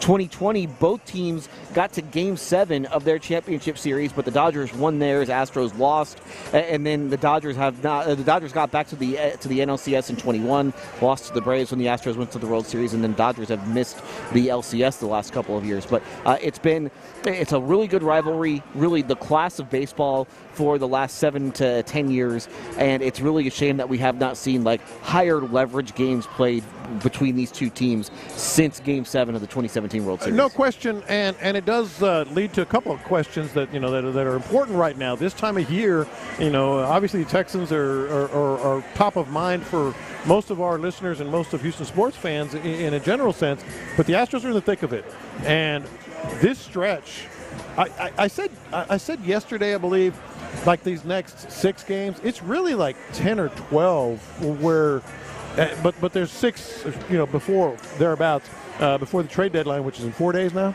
Yes. And so Tuesday. It's important to get these wins against quality teams, as you pointed out, that and not only that, other teams in the division, other teams in baseball are making big moves. Well, one of those teams happens to reside in the AL West, and that was the Seattle Mariners, who the Astros lead by a game for the division lead. The Mariners' offense has been abysmal of late, and it has gotten even worse since the All-Star break, and now they've got a couple guys hurt with Julio Rodriguez and J.P. Crawford, but they look to address a big need for them in the outfield, and they went and acquired Randy Arozarena from the Rays last night for a couple of prospects and then a player to be named later, like like this is a move that will certainly help them. Rosarena has not had a great season, but he is certainly an upgrade over what they've had in the outfield. Yeah. And if they can get him back to form, then that's a right-handed hitter who can provide some thump that they have really lacked this season. And I compared it, tell me if I'm wrong, I compared it kind of to a Alex Bregman kind of thing. Hadn't had a bad year. He's got like 15 home runs and a bunch of RBIs and stuff. He's been on the field. He's played. He's been available. But his batting average is down. His OPS is down. But it's there. Like he's been in the postseason and contributed in a big way for the Rays back in the day. So it's kind of like take a flyer on him. He might help you. Yeah, I mean, he was an ALCS MVP. Yeah. So he's been involved in big games throughout his career, and certainly he is an upgrade over what they've been running out there recently. I mean, they've been batting Victor Robles second in their order recently. Like that's really bad, and they went through a series against the Angels. I don't think they scored more than a run in any game in that 3-game series when they were swept by the Angels, and the Angels just went out and gave up 6 to the A's in like 4 innings last night. So that's how bad their offense has been here recently. But it's obviously a big move for them. They're going to need more than that. I mean, and we'll see how long Julio's out. We'll see how long J.P. Crawford is out. But that offense is staggeringly bad, and it has been now for a while. The Astros have been mentioned here just reportedly for, in the Astros are going to make a move. It's just a matter of what type of move and how big that move is. Jamison Tyone is a guy that is on their radar. He's had a really good year from the Cubs. That's according to Chandler Rome from The Athletic. He's from the Woodlands, a guy who was drafted really high. He was a 2nd overall pick back in 2010, but he's had a great year for Chicago. And what matters about Tyone, he's under contract for 2 years after 26, this. right? Yes, so he is under contract for the next 2 years, and that's something that we've talked about for a while. It's not just about 2024 when it comes to the Astros rotation. They need to find guys that can help them in 2025, 2026 and beyond, because this rotation has a lot of question marks after this season. Yeah. When you look at the future of Justin Verlander, who is not going to be under contract for next season, Framber Valdez, a free agent after next year. You have Jose Urquidy does not have a contract for next year, and he's coming off Tommy John surgery. Christian Javier coming off Tommy John surgery. J.P. France is he had season-ending surgery that he's coming off of. So, they need to find guys that can get them innings, not just for the rest of this season, but for next year. Let me ask you this, though. And by the way, our baseball talk is presented by T-Mobile. You got to switch to T-Mobile and get tons of benefits and still save on every plan versus AT&T and Verizon. Use their savings calculator to find out how at T-Mobile.com/switch. Let me ask you this, because another name mentioned often in recent days and weeks is Crochet, Garrett Crochet. Now, you saw what that was, I know, that he is not going to pitch in October without an extension, according to him. Does that kind of get him make him off the table, pull him off the table? I mean, he was off the table because of what it's going to take to get him. Yeah. So he was never even on my Astros table. But it was reported. I don't really put a lot of stock in trade rumors, but Chandler Rome reported that there was some discussion. Well, no, I'm sure they discussed it, but then the White Sox said, okay, well, we want this and this and this and this, and the Astros said, no, we're not going to do that. We don't have those types of prospects. Maybe he was a plan B. Yeah, the problem that you run into with the Astros is that they can go for the biggest fish on the market, and they could want the biggest fish on the market, but they are going to be outbid by basically everybody just because of how weak their system is perceived to be. Now, the system, I think, is maybe a little bit better than where it's ranked right now just on public lists, and they've had some guys who have played well for them this season that have kind of increased their value, but it's still not a very good or very deep system. So they would have to basically empty it out for somebody like Crochet. And then, like you said, if he wants a contract extension now, I don't see how that's actually gets done. That's so unusual to me. It really...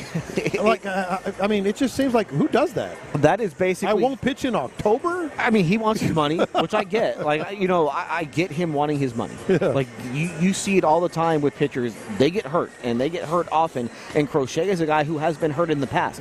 So he's having his best season, and he doesn't want to risk injury and doesn't want to risk his future earnings. I may be pitching more than he's ever pitched before, so I get where he's coming from with that. But for me, he would not have been on my table just because of it's just going to cost you so much to get him. And the White Sox have not exactly... Well, I mean, the Astros have dealt with the White Sox here in the past. They made the Kendall Graveman trade last year. Oh, yeah. But when it comes to the high-ticket guys, the White Sox have not been all that easy to deal with. Yeah, and by the way, we're getting pretty wet. Oh, no, it's we're getting pretty wet, even where we are. couple of Texans observations as we move forward, and Texans are pretty close to wrapping it up, and we're going to have Juice Scruggs joining us right off the field. So that's going to be big because that's such a big part of the 2024 story. But a couple of observations here real quick before we move on. Cam Akers has kind of moved up a little bit, it seems like. He was taking some reps with the second team. So kind of keep an eye on that. We hadn't seen a whole lot of him. And you know who we haven't talked about that I just saw on the field, not that he made a big play or anything? Kurt Hinish. You know, he came on last year and was making some big plays in the rotation and such. And it's going to be interesting to see because it's a crowded room there too now. You know, it's a crowded roster. Like the talent level of this team is a whole lot different from what it has been the last couple of years, or at least what it was, the 2021, 2022 seasons. Yeah. First team versus first team coming up, so we're going to give you all the details of what happens on that when we come back and maybe get Juice Scruggs as well. Yeah, so Juice Scruggs will join us here at some point, probably in the next 20 minutes or so. But when we come back, Bobby Slowick went on a podcast and basically said he gave his exact moment when he knew that C.J. Stroud was the guy. We'll let you know what that was, and when was the moment that you thought that C.J. Stroud was that guy? That's next on In the Loop. Where does success on the field start for the Texans? We've talked about it from the beginning. DeMeco's talked about it. We want to be strong on the offensive and defensive line because I would say it's about being physical and having mental and physical toughness. So where does it start? It starts in the front. Hear the full conversation with Payne and Pendergast on the free Odyssey app. Insider access. Exclusive content. Sports Radio 610. The Texans play here. This traffic report is sponsored by Twin Peaks. An accident still sitting along 290 westbound before Telge. It has been moved over to the right shoulder. Emergency crews are still at the scene. Scattered showers this afternoon, high of 81. Flood watch in effect until 6 p.m. tonight. Right now it's light rain, 76 degrees. That's traffic. Amalia Escobar on Sports Radio 610. Twin Peaks is the best in the game. Here, it's bigger game days and bolder fight nights. I mean, where else can you find a scratch kitchen that always comes in clutch? Every day, from lunch to late night. Only at Twin Peaks, the #1 sports bar. Your Odyssey Sports Minute is brought to you by Zadig Jewelers. This is Andrew Perloff with an Odyssey Sports Minute sponsored by Napa Silent Guard Brakes. The Cowboys' Dak Prescott said something interesting at training camp yesterday. He noted that many great quarterbacks have played on multiple teams. He has one more year left on his contract. Either he was sending a message or the NFL's longest tenured starter, Dak Prescott, could seriously be considering life after Dallas. I'm Andrew Perloff. Some people just know the best rate for you is a rate based on you with Allstate. And look at you, hands perfectly placed on the wheel. Not like the driver to the right of you who's really going after that drum solo. Save with DriveWise on the Allstate app and only pay a rate based on you. Not available in every state, subject to terms and conditions. Rating factors and savings vary, and in some states your rate could increase with high-risk driving. Allstate Fire and Casualty Insurance Company and affiliates, Northbrook, Illinois. As a roofer, I don't have time to fail. Homeowners rely on me, so I rely on Beacon. Beacon's unique network of branches work together to get me what I need when I need it. And with the Beacon Pro Plus app, I've got the brands I depend on, like GAF, right at my fingertips. Now through September 15th, purchase high-quality GAF with Beacon Pro Plus and earn up to $1,500. Go to BECN.com or download the Beacon Pro Plus app today. Beacon, always building. LoneStarChevrolet.com. Log on and get the low Lone Star Chevy price on over 600 brand new Chevys and find out why we're Houston's favorite Chevy dealer. LoneStarChevrolet.com or visit the legendary Lone Star Chevrolet 290 at Eldridge. Chevy, together let's drive. I'm Jeff Jr. with Trajan Wealth, debunking 3 myths about fiduciaries. And you're going to be surprised about myth number 3. Myth number 1.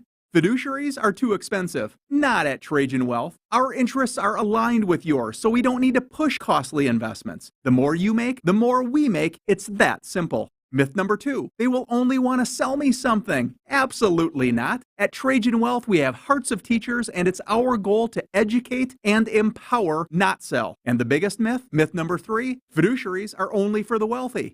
Not at Trajan Wealth. Whether you have 50 grand or 50 million, we know it was hard-earned and we'll treat it as such. Let's grow together.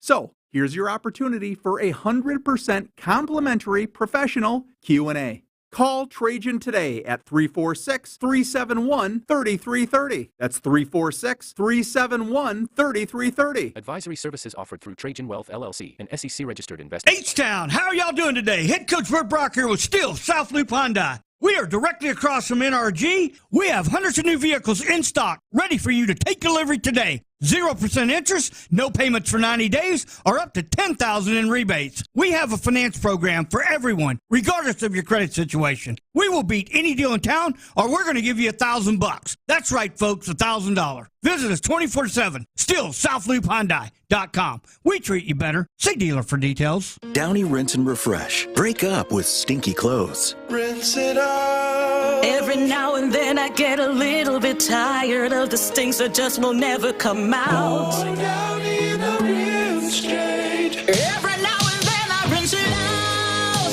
One wash and it delivers. One wash, it smells so clean. Downy Rinse and Refresh, it's a dream. Downy Rinse and Refresh removes 100% of odor in just one wash. Guaranteed.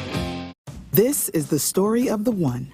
As head of maintenance at a concert hall, he knows the show must always go on. That's why he works behind the scenes, ensuring every light is working, the HVAC is humming, and his facility shines. With Grainger's supplies and solutions for every challenge he faces, plus 24/7 customer support, his venue never misses a beat.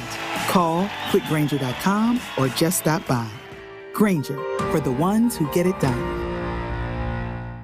They say health is wealth, and I could not agree more. That's why if you or somebody in your life is living with everyday aches and pains, I want to tell you about Relief Factor. And I'm telling you, I can feel the difference. Relief Factor is a daily supplement that helps fight pain naturally. Naturally. Now that's a big deal. Developed by doctors. Relief Factor's unique formula of ingredients all work together to help support your body's response to inflammation. Instead of masking pain for a couple of hours, Relief Factor actually helps reduce or even eliminate your pain for good. Whether it's neck, back, joint, or muscle pain, if you're looking to feel better, live better, give Relief Factor a try. In 3 weeks, you will know if it's working because you'll feel it. For instance, I was sent Relief Factor to try, and I've been taking it every single day. I'll tell you what, I feel the difference every day. Go to ReliefFactor.com or call 1-800-4RELIEF. That's 1-800-4-RELIEF. Save on your first order. Don't let pain tell you how to live. Fight back naturally with Relief Factor. These products and statements have not been evaluated by the Food and Drug Administration. These products are not intended to diagnose, treat, cure, or prevent any disease or condition. KILT FM HD2 Houston. Insider access.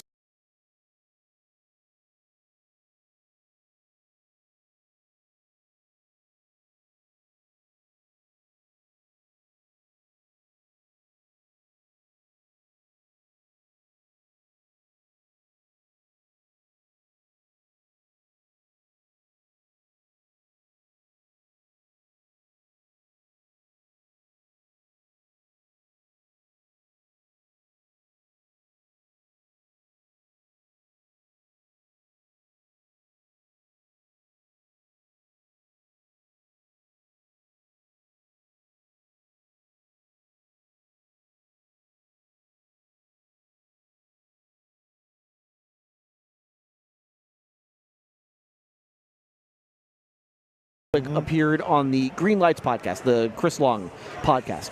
And I thought what was interesting from that appearance was that he talked about when he knew that C.J. Stroud was going to be a guy, was going to be basically the quarterback of the future for this team. And here's what his answer was. Yeah, I'd say probably, people might laugh at this, but honestly, on offense, week 2, second half against Indianapolis, we were down 3 scores, I believe, and got into a situation when we had to go throw the ball. From there on, the way he operated the game and got the ball out, and where he got the ball out to, and the way our receivers were running routes, like as coaches, you could see like, oh, we got something here. We got something that could be really good. And then I think as players and as the Houston Texans, where it really clicked for everybody was the very next week. We played at Jacksonville. Yeah. Week 3, we were 0-2, and division opponent, really, really good football team. And we went in there and we played a good game, offense, defense, special teams, all the way across the board. And we executed what we needed to execute and played the way we thought we could play. And I think that just gave everyone belief that Jacksonville, it was one of the better teams in the NFL, and we can go and when we play the way we know we can play with anybody. And then from there, we battled for a while, and then Cincinnati was the point where it was like, okay, let's go get into the tournament. That game, we knew we were playing a team that's a playoff team, and it got into an absolute dogfight at the end where the players got to go make plays, and they did that. And that's really where our focus went from, all right, let's compete, to, okay, let's make sure we're getting in the playoffs and we got a shot. So for me, week 2 is a little early. Yeah, for all of us, because he's inside. Yeah, so he's around him every single day. I'll answer this in a second. When was it for you? When did you know? He mentioned the Jaguars game. Again, he's inside. He knows what this guy has. It was the next week for me because, we're talking about the game. We're talking about C.J. Stroud, and we're thinking, man, I think this guy could be something. We could be on to something here. But then they get the Steelers in. And I know, you can say what you want about the Steelers and everything else, but they just demolished them. Mm-hmm. They just demolished the Steelers. And you do that to a Mike Tomlin team, I don't care, who the quarterback is, that's going to be damn impressive. And that's when we really started saying, okay, this guy, and you started hearing people like myself saying, I think this is a passing team. They need to rely on C.J. Stroud more. He is the guy. Then you get a loss against the Falcons, but again, he was so crucial in how they could come back from being down and not playing a real clean game and playing. So I would say Pittsburgh of all games. Okay. Yeah, it was a little longer for me. Yeah. It was Tampa Bay. A lot of people point to that one. Yeah, it was the drive against Tampa Bay after Baker had just led them back, and they'd taken. That was a weird game too because I think it was Fairbairn was hurt, so they couldn't kick field goals. Yeah. So they're having to go for it. They couldn't kick extra points, so they were having to go for 2. Yeah. They're getting into the end zone basically on every single drive. But that drive after Baker had led Tampa Bay back to take the lead, as quickly as he got them in the end zone, that was when you're like, okay, this is now real. This is now something that they've got a guy here. This isn't just, hey, we have to manage this guy through games. No, he can win games himself. You're right, and by and large around the league, that's when everybody was real. The buzz was really hell. A couple of weeks later, people were talking about him as MVP. So yes, you're right. I just felt like that Pittsburgh game. You see this guy. We're out here at practice. We get to see a little more than your average fan, but not as much as the Texans by any stretch. And you're like, he's it. He is absolutely it. It is funny because, C.J. Stroud, he's getting all this buzz. Actually got better as the season went along, as we all know, and he handled it. Mm-hmm. He handled all the lock for Rookie of the Year and injury. Dameon Pierce. What are you going to do at running back? Devin Singletary starts coming in, and all these other things.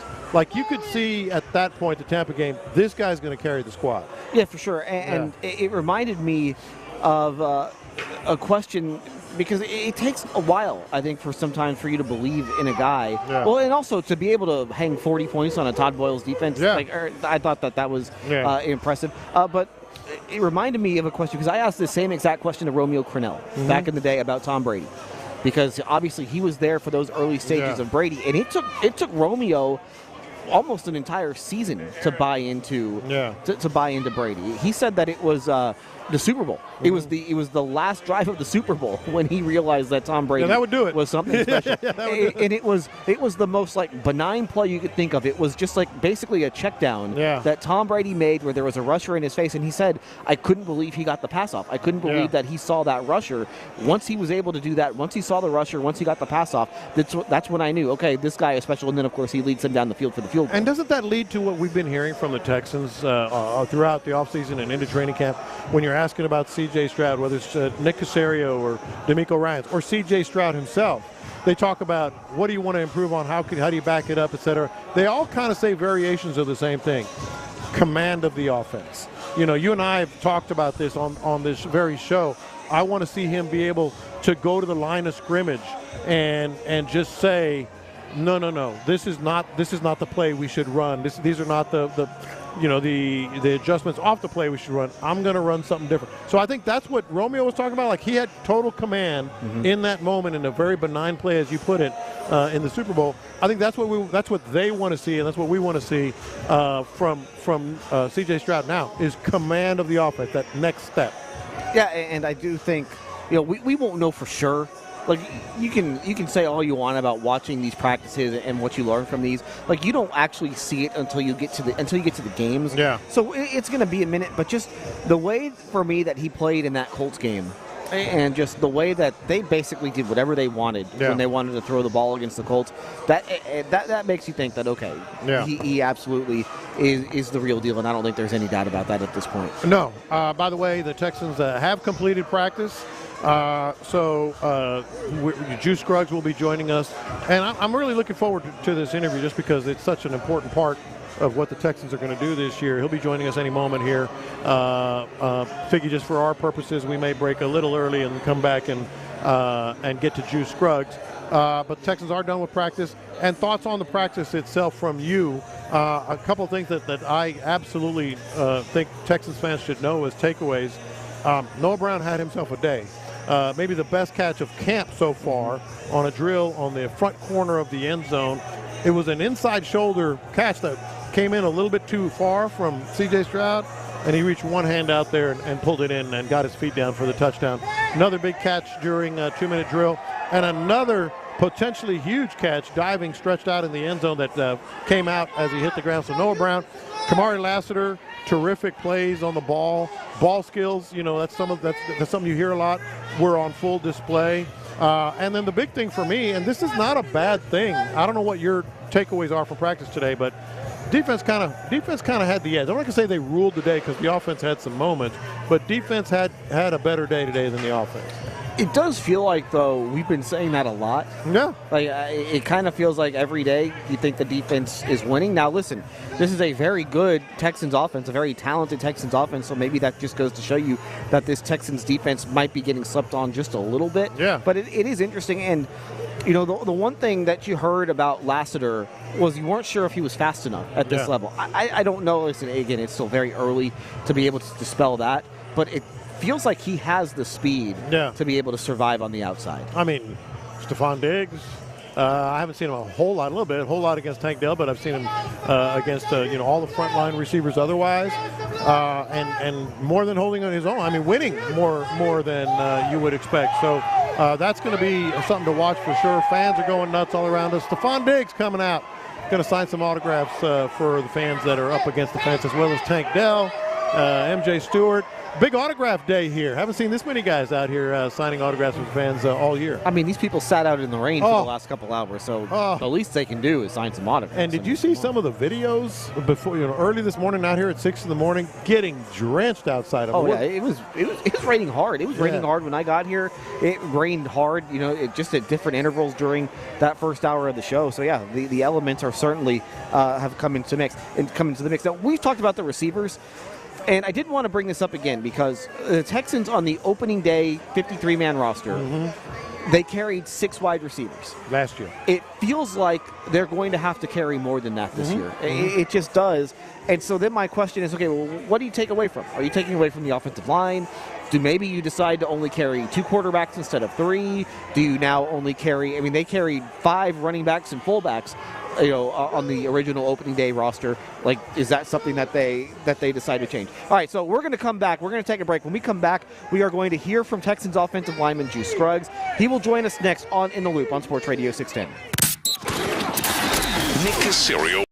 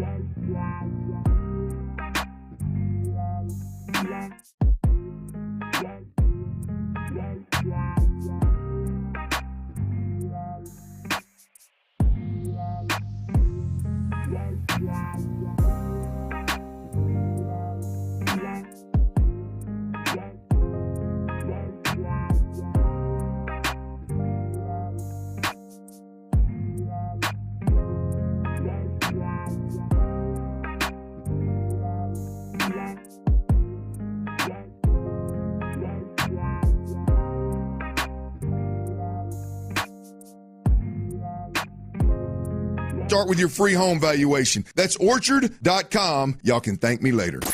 It's Texans Training Camp. Live from the Houston Methodist Training Center. Sports Radio 610 presents In the Loop.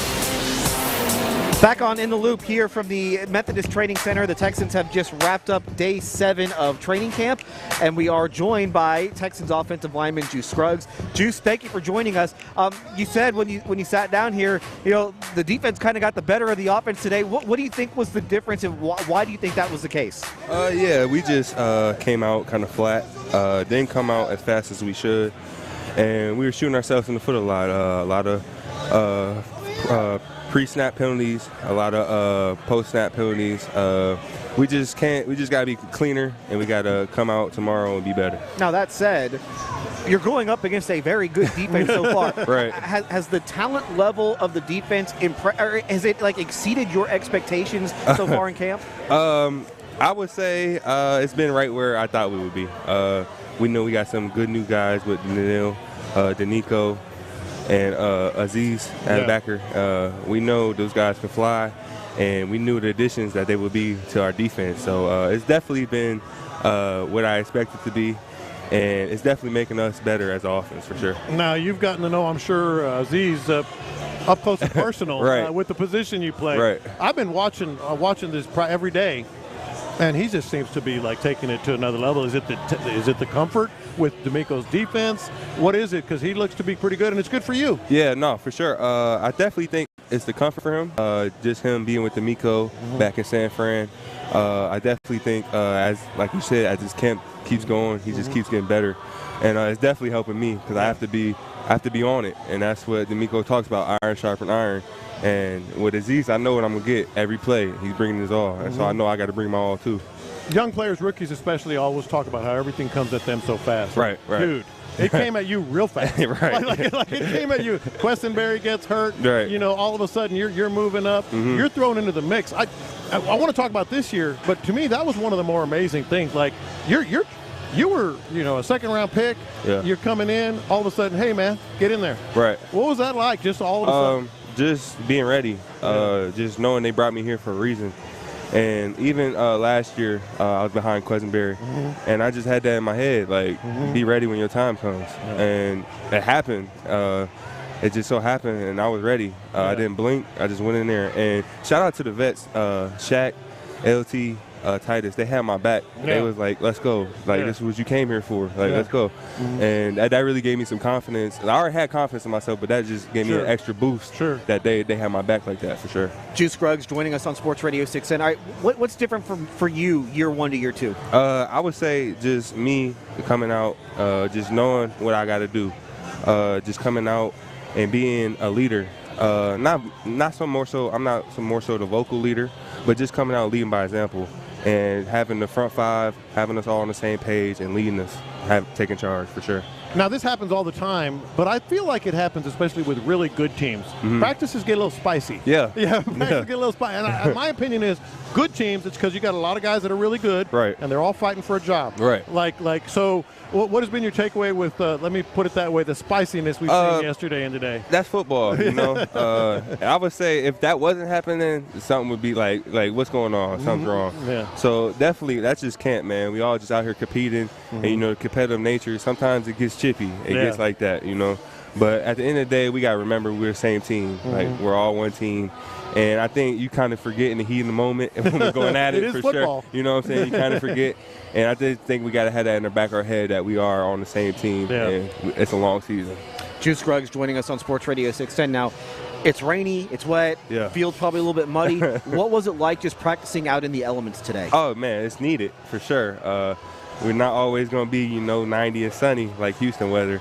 But definitely needed. Wet ball work was good. I did have a glove on, which felt so weird. Felt like I was That's playing. your first time? Since I did it in college one time, it was super wet. But it just feels weird, I don't have the grip I use. But, it's just needed wet ball work in these environments. You got to be ready for anything. So it was legit for you, the wet ball. Anyway, you mentioned Shaq earlier. Yeah. And I feel like everybody talks about Titus and Laramie. They've talked about you stepping in. Kenyon Green gets nobody really talks about Shaq, Right. man. I mean, he just sits out there. He's a big old dude. Man, I'm telling you. I mean, he's a big old dude. What is it about the interior offensive line right now? Start with Shaq and what he's done for you, and then Kenyon, who hell, the general manager said he needs to go this year. Like you three in the interior kind of have. What is it with you three this year that's working? Maybe you need to work on, et cetera. Yeah, I would say for Shaq, he's been underrated probably his whole career. And if you just watch his tape, even like back when he was in New England to Tampa Bay to here, he's consistent. Like that's the example of consistency. Yeah. And he just shows it year in and year out, which I don't get why he's not getting the credit that he deserves, which is crazy. And then with KG, he's a young guy, just like me, and we're just trying to prove ourselves. You know, we haven't really done nothing in this league yet, and we just got that chip on our shoulders that we want to come out and show the world who we are. And we were training together a lot this offseason, so I know what he's capable of, and I know what he can do. We just got to put it together and do it. So you can speak to any differences in KG this year to last year. Any thoughts on that? Yeah, just you could tell by looking at his physique. He's in a lot better shape. I believe he's down to 315, I believe, which is way lighter than last year. And you could just tell, like, he's focused. Like, he's on it. Like, I can ask him a play, and he'll be on it. Like, he knows what the idea is. And I think that's just a good step for him to be able to play faster, you know, so you don't have to think as much. Yeah. I got to ask you about one of the rookies, Blake Fisher. What have been your impressions of him so far? Blake, real hard worker. Definitely going to be a dog for sure. Just him going against Daniil and Will every day, that's just going to make him 1,000 times better. And it's going to even accelerate his development. And you can just see it. He has it in him, like long arms, big body. And he's just going to be a really good piece for us for sure. How about that? We went through the whole interview, didn't ask about C.J. Stroud. give us 2 seconds. That's the first time ever. Give us 5 seconds. So what your thoughts are with your what you guys are doing as it pertains to the franchise? Yeah, I just think it's just our time. Our time is now. Like, why not us? And it just goes to show, like, where we came from last year, nobody talked about us, and now we have that target on our back. Yeah. And I just think we have to block out the noise and just focus each day and put one day together, day by day, and we're going to go where we need to go. Before I get you out of here, toughest place to play in the Big Ten. It's got to be Indiana, He's a right? Big Ten guy. It's got to be Indiana, right? That's the toughest place he played in the Big Ten. Oregon. I have to give it to – I'm going to be honest with you. From my personal experience, I'm going to have to give it to Iowa. Okay. All right. Iowa. Hey, man, this has been our pleasure. Yes, sir. It's been an absolute sir. pleasure. Thanks for having me. Take care. That's Juice Scruggs, Texans offensive lineman. Juice, thank you again for joining us. We'll replay that a little bit later on the show, but that was terrific. Now, listen, he was wrong about that last question because it's Indiana, huh? You go to Bloomington for a 12 o'clock game. You better bring your lunch pail. Once the students show up midway through the second quarter, it gets a little rowdy. So, I think he was wrong there. But a really good conversation and good perspective for a guy who is important to the team, not just this season, but when you're talking about the next 3, 4, 5 years, because when you draft a guy in the second round like that, he's supposed to be a pillar for your team. If I didn't know what position he played and he sat down and we had that conversation, I would say center. Like, it just absolutely a grasp of everything as you just talked about. Outspoken. I mean, he's very candid. Very candid guy. Which centers tend to be known as the smart guys and the outspoken guys. An absolute. It's something of a surprise, isn't it? Like I might have also said, "Hey, he's a center."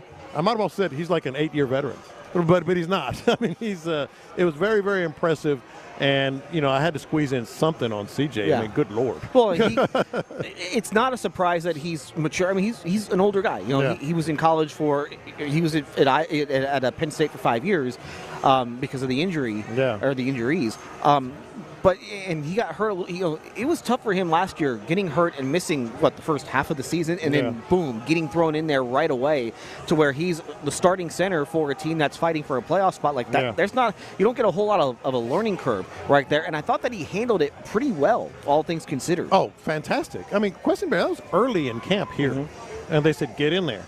And of all the criticisms and thoughts we had on the offensive line, Juice just kept performing. Here's the other thing about him that's really impressive. We didn't have time. This wasn't like a 30 for 30 or anything. But in another environment, I might ask him about this.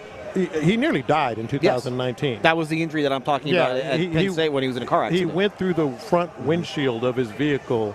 Wasn't speeding, wasn't drinking. It was black ice. He was actually going underneath the speed limit and hit some black ice and just slid into a ditch and went through the windshield. And so what that offers, any of us, we always talk about it, gives you good perspective, No, he lived it. Like he lived perspective, and he had the option to have this surgery and maybe never play football again or just wear a brace for months. He decided to wear the brace for months and then came back and is in this extreme high leverage position at center where you're having these basically kind of car wrecks, people have called them, on every snap. So that guy has perspective. He's got the maturity, and it was no BS. It's just, you sit down with him for any amount of time. It's just a pleasure to talk with him. And he's doing that, too, against Big Ten opponents, which you can say what you want about the Big Ten, but Big Ten teams, especially in that division that he's in at Penn State, they're stout up front. You're playing Michigan. Michigan, that's an NFL front seven. Ohio State, that's an NFL front seven. Even Michigan State, that's an NFL front seven. So you're going up against NFL caliber guys in college, coming off of that serious car accident like that. That's not easy to do. Yeah. Now, I will say, because he did say Iowa's the toughest place to play in the Big Ten. He's not wrong.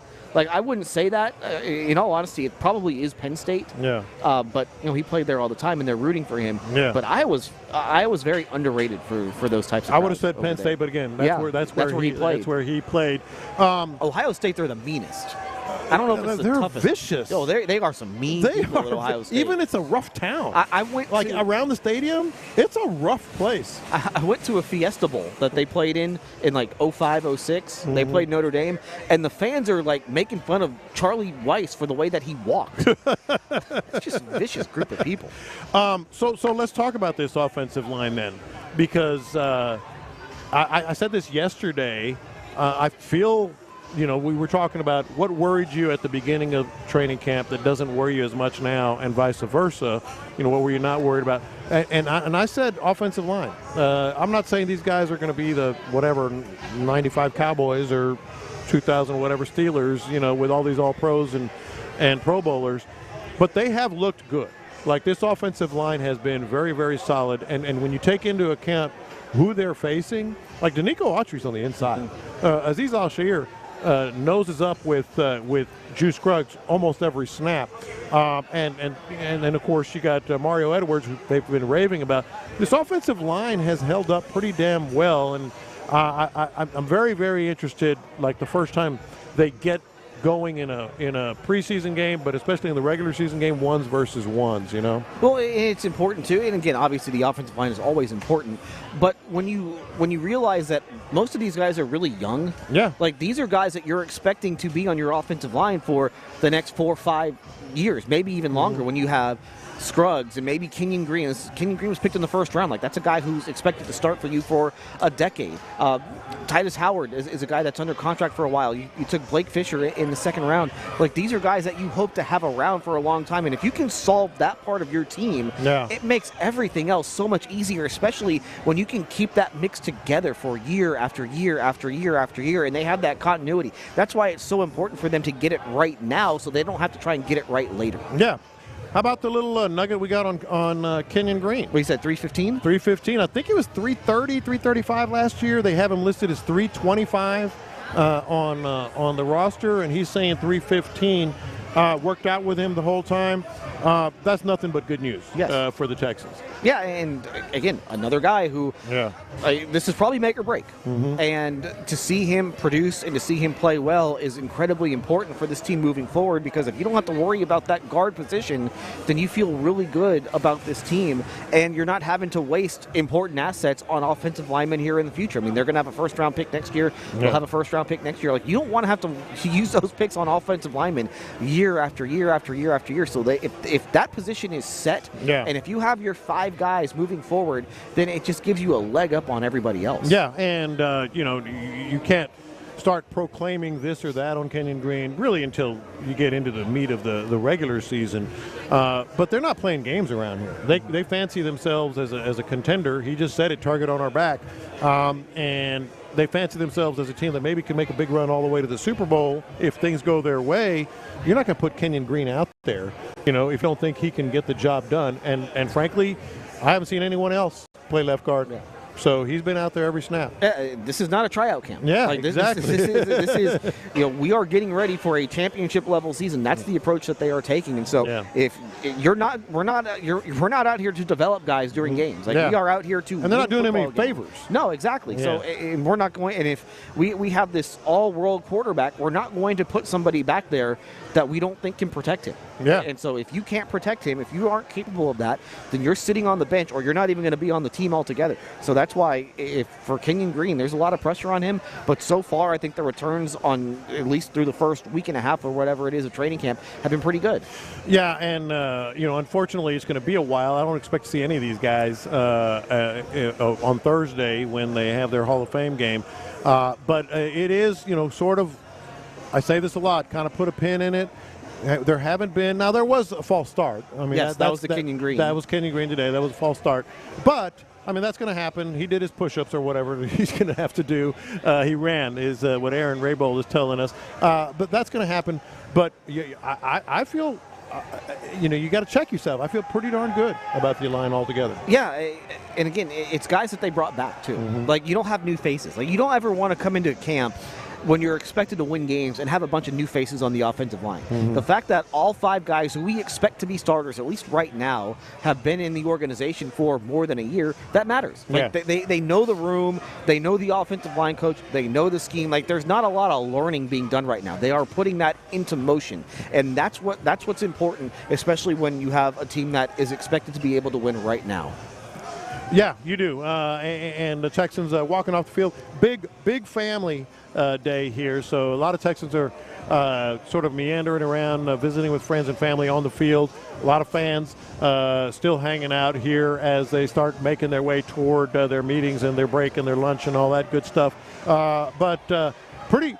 I want to say this again because I think it's significant. I've been kidding around about God loves the Texans. And I have been just kidding around about that.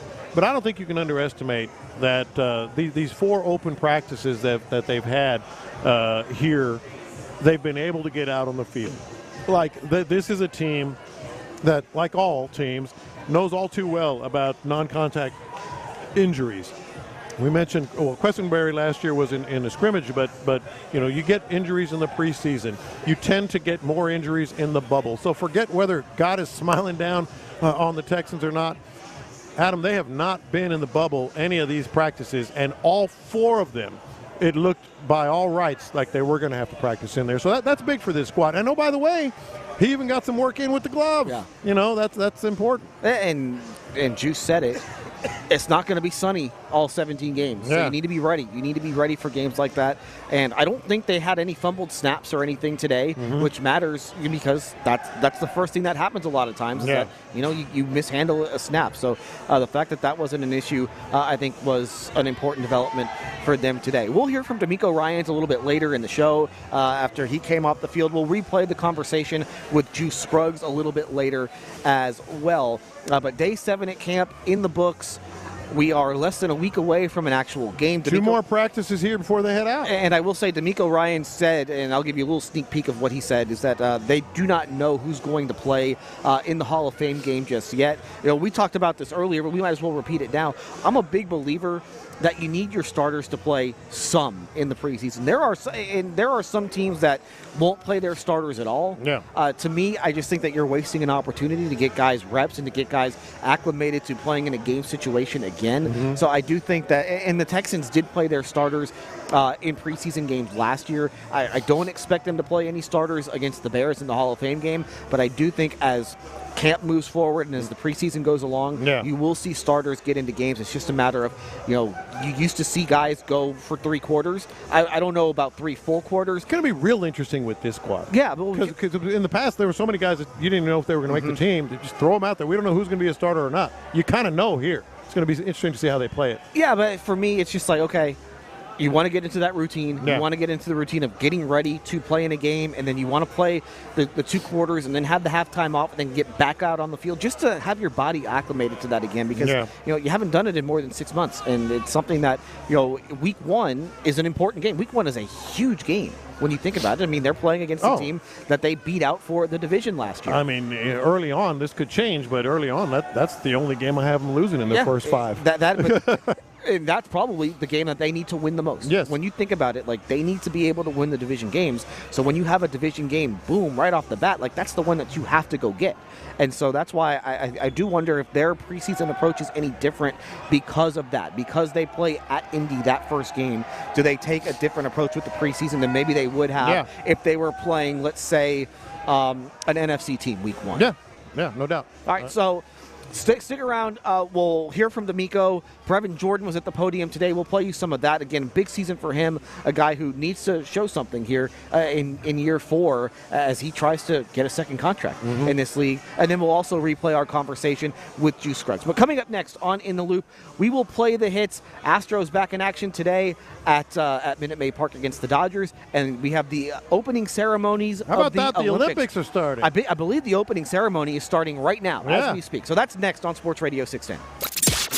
Our guys on Area 45 have high expectations for Jalen Petrie headed into this year. We need to see the guy that looks like he's a third-year player. Looks like he's not cool on defense. Look, it's time for him to be a dude. We know he has talent. We know he has ability. Now it's time to put it all together and be a dude. Insider access. Exclusive content. Sports Radio 610. The Texans play here. John Lopez here. The Auto Awards are in, and Cars.com named D&M Auto Leasing the top leasing company in the U.S. for the 10th year in a row. But there's more. Cars.com also ranked D&M the top dealership in the Southwest region of the United States. Regardless of vehicle make, for the client experience, they are the best. They earn the top marks over all mainstream brands, luxury, new and used cars, all of it. Call today or visit online, dmautoleasing.com, and start saving. We make leasing easy at P&M. Space may be the final frontier, but it's also what a lot of us lack in our basement or garage. By switching to a Navien tankless water heater, not only will you have all the hot water you need whenever you need it, but you'll gain storage area as well. Maybe a place to display your space collectibles. Highly logical. Learn about Navien's series of high-efficiency tankless water heaters and how they don't just save space, but save dollars on your utility bills, too. For more, go to tanklessmadesimple.com.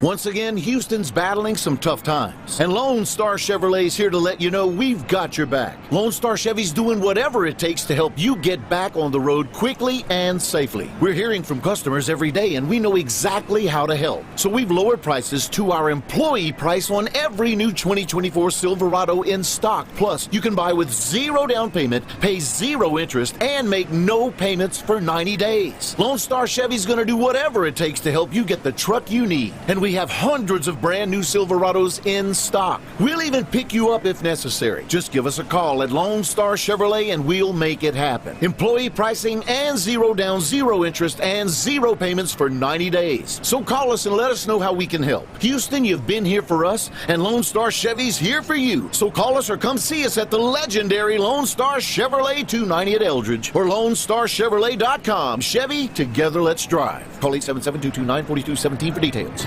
Around here at Wrangler, we are all excited for spring. The longer days, the warmer nights. When you've got your pick of shorts and jeans, either works just fine. Blue skies, open roads. Wrangler, for the ride of life. O'Reilly. You've got questions? O'Reilly Auto Parts has answers. Need a pro you can trust? We've got that too. No matter what you need, our professional parts people have the training and expertise to help you do things right. Deep automotive knowledge. Just one part that makes O'Reilly stand apart. The professional parts people. O'Reilly Auto Parts. Around here at Wrangler, we are all excited for spring. The longer days, the warmer nights. When you've got your pick of shorts and jeans, either works just fine. Blue skies, open roads. Wrangler, for the ride of life. Clint Stoerner here for Sagamore Rye Whiskey. Let me tell y'all a little bit about bourbon's older brother, huh? I'm talking about good old-fashioned rye whiskey. Sagamore Rye Whiskey is triple distilled. It's a blend of high rye with notes of cinnamon and clove and low rye with notes of caramel, honey, and citrus. The results? A small batch rye to die for. I'm talking farm to table for a sweeter, more approachable whiskey. Sounds tremendous, doesn't it? Sagamore Rye Whiskey is more than a spirit. It's an experience that brings people together. It's time, Houston. Let's sip, savor, and share Sagamore Rye Whiskey. Savor responsibly. H-Town, how are y'all doing today? Head Coach Bert Brock here with Still South Loop Hyundai. We are directly across from NRG. We have hundreds of new vehicles in stock, ready for you to take delivery today. 0% interest, no payments for 90 days, or up to $10,000 in rebates. We have a finance program for everyone, regardless of your credit situation. We will beat any deal in town, or we're going to give you $1,000. That's right, folks, $1,000. Visit us 24/7. Still, SouthLoopHyundai.com. We treat you better. See dealer for details. We're the Hellsberg Wedding Band, and whoa, look at that ring. Boy, is she fancy, dancing with that ring. Everybody checking her, dancing with that ring. Disco ball on a finger, dancing with that ring. Honestly, nobody's dancing because they're just staring at that ring. Ha! For a great selection of high-quality natural and lab-grown diamonds and custom rings at a great price, visit a Hellsberg near you or Hellsberg.com and she'll be dancing with that ring. Ha! The summer selling season is here at Lone Star Chevy, and we're giving up every available incentive on over 600 new Chevys. Hurry, bring your old trade and take an instant $12,000 off a new 2024 Silverado Crew Cab. $12,000 off a brand new 2024 Silverado Crew Cab. And at Lone Star Chevy, you buy a brand spanking new 2024 Silverado Crew Cab, just $39,995. Trade your old vehicle and buy a new 2024 Silverado Crew Cab, just $39,995. Plus, Lone Star Chevy's got huge summer savings on our largest selection of Chevy SUVs in years. Hurry and take an instant $5,000 off a new 2024 Tahoe or a Suburban. That's $5,000 off a new 2024 Tahoe or Suburban, but don't wait. These deals can't last forever. $12,000 off a new 2024 Silverado Crew Cab. Yep, you pay just $39,995 for a Silverado Crew Cab. Or take $5,000 off a new 2024 Tahoe or Suburban. So come get the low Lone Star Chevy price at the legendary Lone Star Chevrolet, 290 at Eldridge or LoneStarChevrolet.com. Chevy, together let's drive. Call 877-229-4217 for details. Clint Stoerner here for Sagamore Rye Whiskey. All my whiskey-blooded folks out there, let me get your attention one time, man. Y'all got to check this out. The original American spirit is back. It's back in the form of Sagamore Rye Whiskey. The long heritage and tradition of rye whiskey, trumping all other spirits, is back with a modern approach. Sagamore is a triple distilled, high rye and low rye whiskey blended to create a small batch rye that is to die for, y'all. Sweeter, more approachable rye whiskey is at your fingertips. Check it out at SagamoreSpirits.com. And remember, ask for Sagamore at your favorite liquor store. Savor responsibly. My friends swim no matter the season, but my moderate to severe plaque psoriasis can sometimes take me out of the moment. Now, thanks to Skyrizi and clear skin, count me in. With Skyrizi, Risankizumab Riza, a prescription-only 150 milligram injection for adults who are candidates for systemic or phototherapy. 3 out of 4 people achieve 90% clear skin at 4 months. Don't use if allergic to Skyrizi. Serious allergic reactions and an increased risk of infections or a lower ability to fight them may occur. Before treatment, your doctor should check for infection and tuberculosis. Tell your doctor if you have an infection or symptoms such as fever, sweats, chills, muscle aches, or cough, or if you plan to or recently received a vaccine. Thanks to Skyrizi, there's nothing on my skin, and that means everything. Ask your doctor today about Skyrizi, the #1 dermatologist-prescribed biologic in psoriasis, and visit Skyrizi.com or call 1-866-SKYRIZI to learn more. Playing all the hits. These are the hot stories of the day. You're listening to In the Loop with Houston's sports leader, Sports Radio 610. All right, let's play the hits. Adam Spillane, John Lopez with you here from the Methodist Training Center. Practice has cleared out. Most of the fans have cleared out as well. Aaron Raybould is with us here. Figgy back in the studio. And let's start Astros-Dodgers tonight from Minute Maid Park, the start of a 3-game series against really the class of Major League Baseball now for the last decade. And it's the first time the Dodgers have come to Minute Maid Park, I believe, since 2021. A fun series between these two teams. Framber Valdez will start for the Astros tonight. The Astros will not see Tyler Glasnow. They will not see Clayton Kershaw during this series. Kershaw made his return after he's been dealing with injuries all throughout the season. 4-0. Blanco will go for the Astros on Saturday. And it's a fun series, John, as you have two teams. I mean, the Astros are fighting it out for a division, and the Dodgers in first place as well right now, as is normally the case. But a fun series between these two teams who, unfortunately, they have not met. They did not meet in the World Series after 2017. Yeah, you're absolutely right about that. Could have been absolutely great. I'm more concerned right now.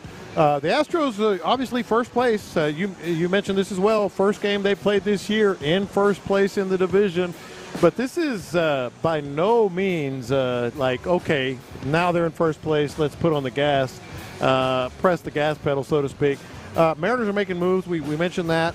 Brought in Rosarana, and that's a guy that can help them for sure, especially offensively, if he can continue to hit some home runs and drive in runs. The Rangers have closed, and this is a tough stretch. Like, this is flat out a tough stretch. Dodgers, Pirates playing good ball. Then even if you look beyond that, the Rangers come in town, after that. So definitely a big stretch for the Astros. And that Rangers series, whenever they play again, that's going to be also, obviously, whoever wins that series wins the tiebreaker. And you saw how important the tiebreaker was between the Astros and Rangers last year. Yeah. The Astros won the tiebreaker. That's what won them the division. The two teams finished with the same record. They both won 90 games. Astros win the division because of the tiebreaker. Now, the tiebreaker with the Mariners, the Astros would need to sweep the three-game series when the Mariners come back here. I believe it's in September. So that's the only way the Astros win the tiebreaker from Seattle. About tiebreaker, and it's legit. I'm not criticizing. I miss game 163. I miss when you just would go to game 163. They ruined that. The Astros have played in that game. Yes, they have. Those are against the Dodgers, I believe. Way back in the day. That was back in the 80s. Yeah, way back in the day. Let me ask you this, though, before we move on here on the hits. You've been saying you don't need a big star. They can't afford a big star probably, et cetera.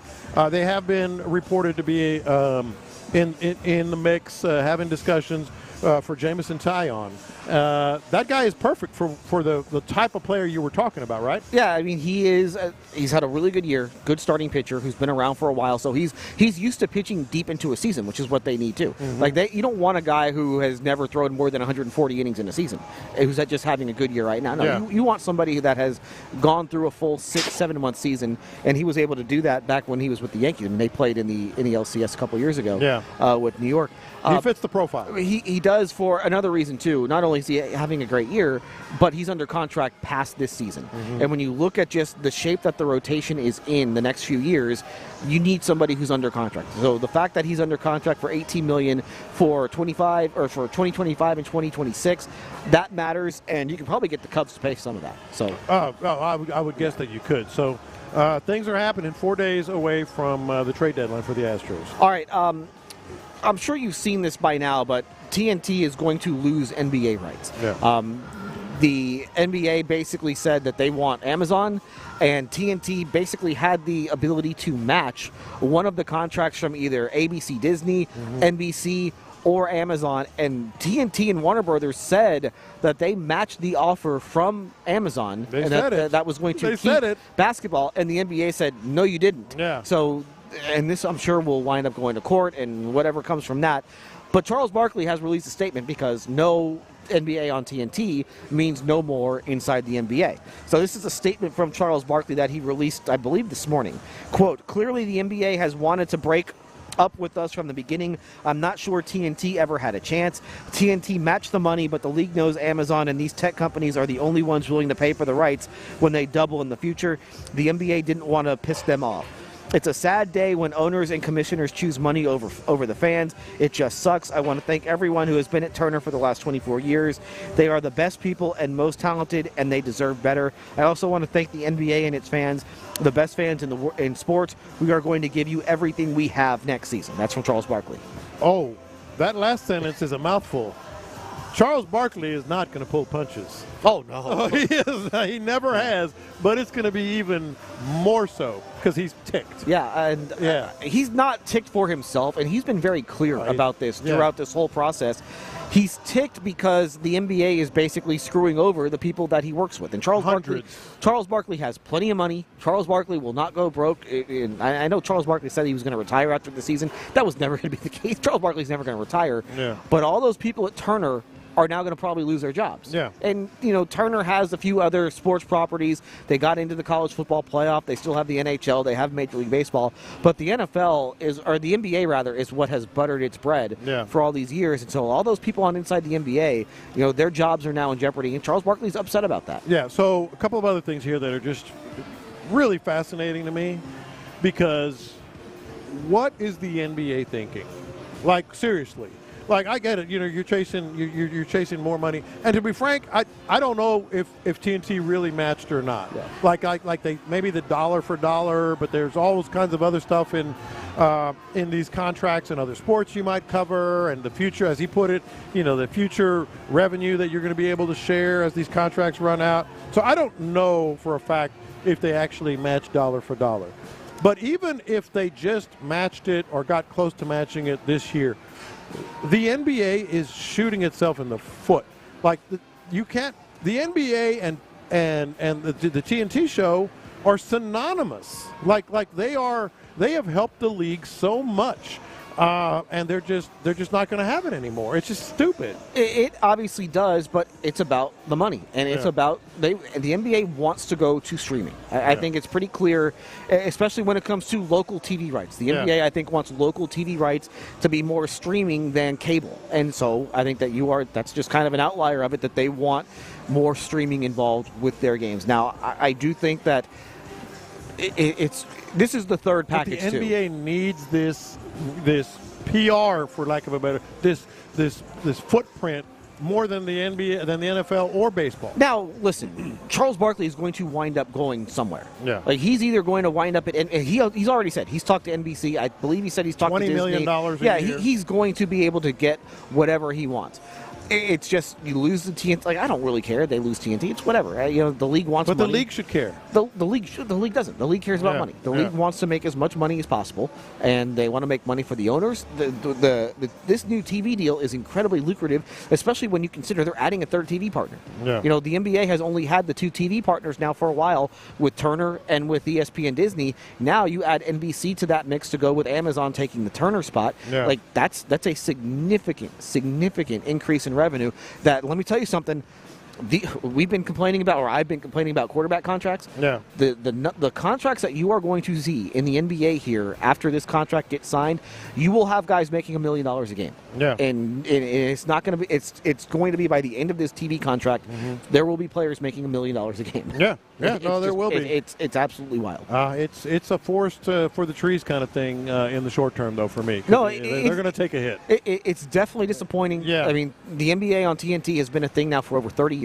Yeah. And so you lose that. Like, you use that. That's part of the NBA culture. Is the NBA on TNT? They're they synonymous. Lose that. Yeah, but so was the NBA on NBC. So was the NBA on CBS. Yeah. Things change. You have to adapt, and they want to get their money, and they got their money. Now, you just hope that the people who are taking over do a good job with it, because I think that you can argue when the NBA had NBC, or when NBC had the NBA, the way they did it was 1,000,000 times better than the way that ESPN has handled the NBA the last 20 Let me years. ask you this, and then we'll get to the Olympics, because we do need to mention that. It's going to be exciting. Yes, the NBA had the NBA on NBC, and it was awesome, and we loved it, and we still played the music yesterday, for God's sakes. But the NBA wasn't as fragile as it was right now in the public eye. Yeah. And I think that's what I'm talking about. Well, there's a different public eye, though, because the NBA will tell you that it's incredibly healthy when it comes to social media and that sort of stuff. And I think that's what the league cares about right now, more than it cares about are people watching on TV. Yeah. They want the social engagement. I think that's what the league cares about, because that's what its fan base is. Its fan base is younger. Yeah. So that's what younger people are going to do. They're going to watch stuff, online. All right. The Olympics, the opening ceremonies are, they might be starting here in the next hour or so from Paris. Apparently it's raining in Paris too, just like it's raining here. LeBron James. So you have two flag bearers for the Americans. It's going to be LeBron James and Coco Gauff, the U.S. Open champion. And you have LeBron wearing a poncho. So it's kind of happy for Coco Gauff.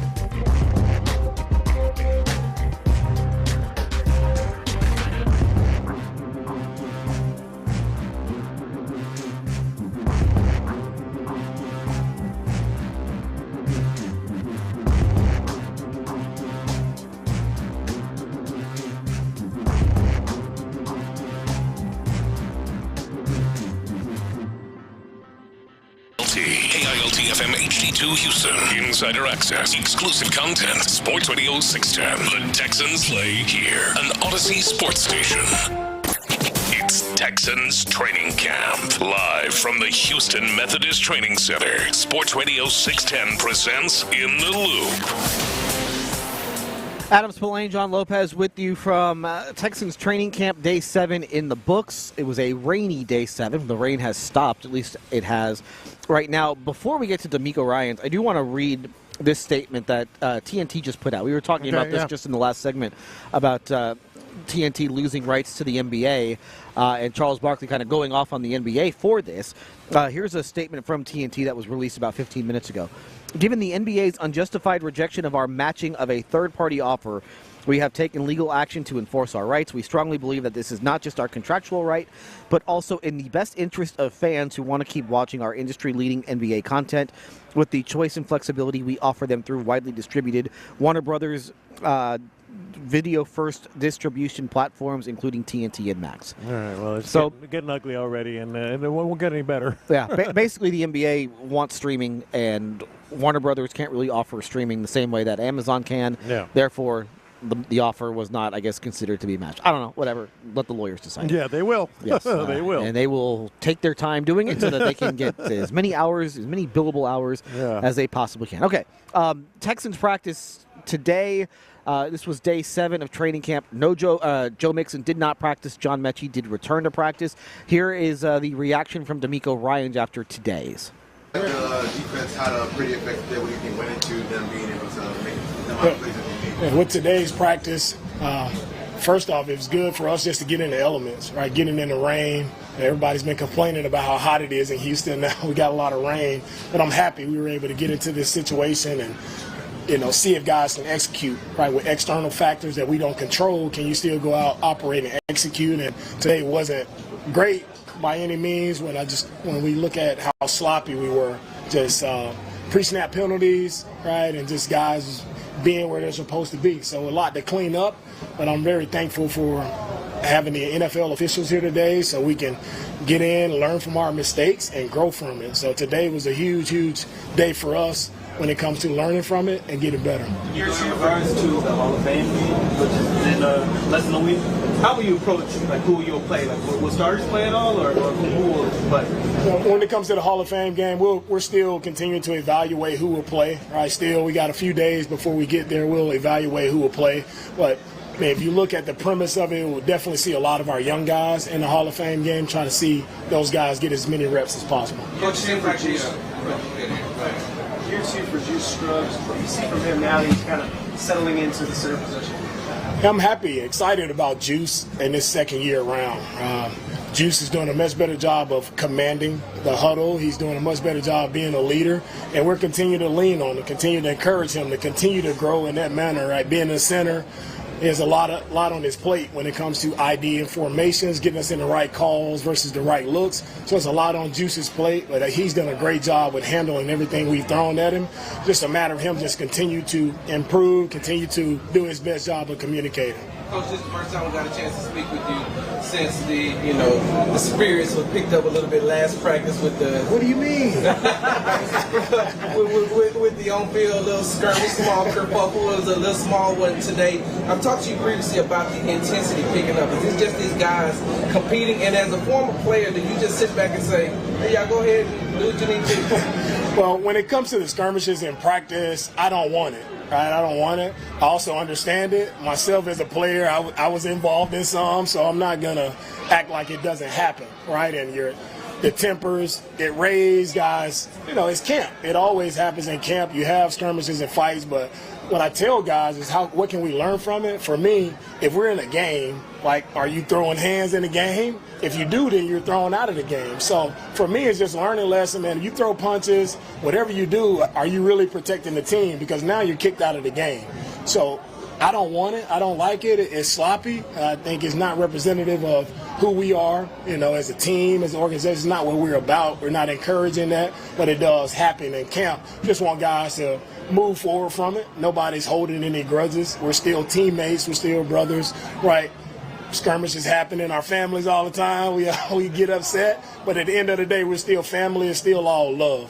But you can see how that happens, though, with the way that these guys are competing out here, right? I love the competition, right? And I couldn't be more happier with the competition level in our practices. Our first, 6 or 7 practices? I mean, the competition has been, at an elite level. From defense, offense, right?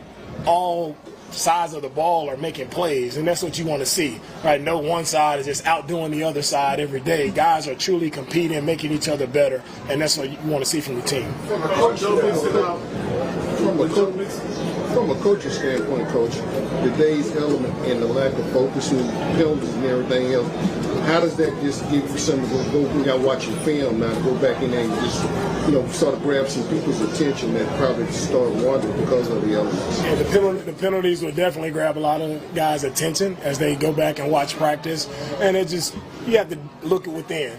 Right, and most of the penalties that happen, they start mentally, right? So you have to be locked in. You have to ask yourself, right, are you locked in mentally every single snap? Because if you're not, look how it hurts the team, right? And it always comes back to the team and how are you helping the team and not hurting the team. Coach, with Joe Mixon now, how impressed have you been with the 2 younger running backs, the British Brooks and Jamar Jordan, taking advantage of more opportunities and snaps? When it comes to our young backs, we've challenged them, right, to play fast, to play physical, and we've seen more of that from Jordan and from Brooks. Both guys are getting better with the reps that they've gotten, so I'm encouraged with where they are. For the backs, it'll be great to see them in live action. Right, that's what the benefit of playing in the Hall of Fame game, having young backs, seeing them go out and execute in a game. That's when guys really surprise a lot of people. It's hard to tell in practice, but you'll see guys really step up in the game and see, who's ready to really compete and contribute to our team. Now that we're going into the second week of training camp, are there any areas, whether position groups or something that, offense and defense are doing that you say you might step back to yourself and want to see a little bit more? No one particular group for me that I want to see anything from, because we're always dialed in to, we have a daily plan every time we step on the field. Like each position group has, a couple of daily tasks of things they're working on and getting better at. So I just love how we are progressing as a team. Each group has their own issues to work through, but everybody is continuing to ascend, and that's really good for us, right, in the second week of camp. You mentioned the elements and wanted to be a part of that and practicing that. How much, if anything at all, the game against the Jets last year, when that was our first game in the rain, now we got 2 guys in the play to your standard, how much did that kind of sit in the back of your mind? When we're in these elements, we have to be able to execute no matter what's going on. And when you think about the elements of the rain, right, I definitely flash back to our game versus the Jets last year, where when I felt like when we stepped on the field, I could feel that the energy wasn't there, right? We were more so sulking about, what was happening, things we can't control. And the quicker we can get over it, and we didn't get over in that game, and we see the results. So it was great for us to have this outing today in the rain, and hopefully we can learn from it, get better from it, and understand, like, we don't control the weather, but you control how you respond. A lot of things can happen to us that we don't control. How are you responding, right? If you respond in the right manner, we can go out and handle any elements, be it cold weather, rainy weather, right, sun, it doesn't matter. Like, when you line up, are you locked in and ready to compete?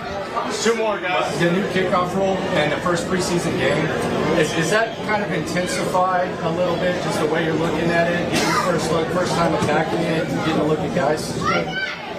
With the new kickoff rule, right, I'm excited just to see across the league, like, how it's going to play out. Everybody, we've been through the rules, we've practiced it a lot, and just I'm excited to see. I think it's going to be an exciting play. I think it's going to be an explosive play. So it's still a lot for us to learn because it hasn't been done in the league before. So I think we'll take the preseason, right, take the reps, learn from them, and see where we need to adjust, right, how will our strategy change. I think it's just a lot for all the teams to learn in the preseason because no one truly knows how it's going to turn out. We can practice it, but until you get that live rep, no one truly knows what will happen.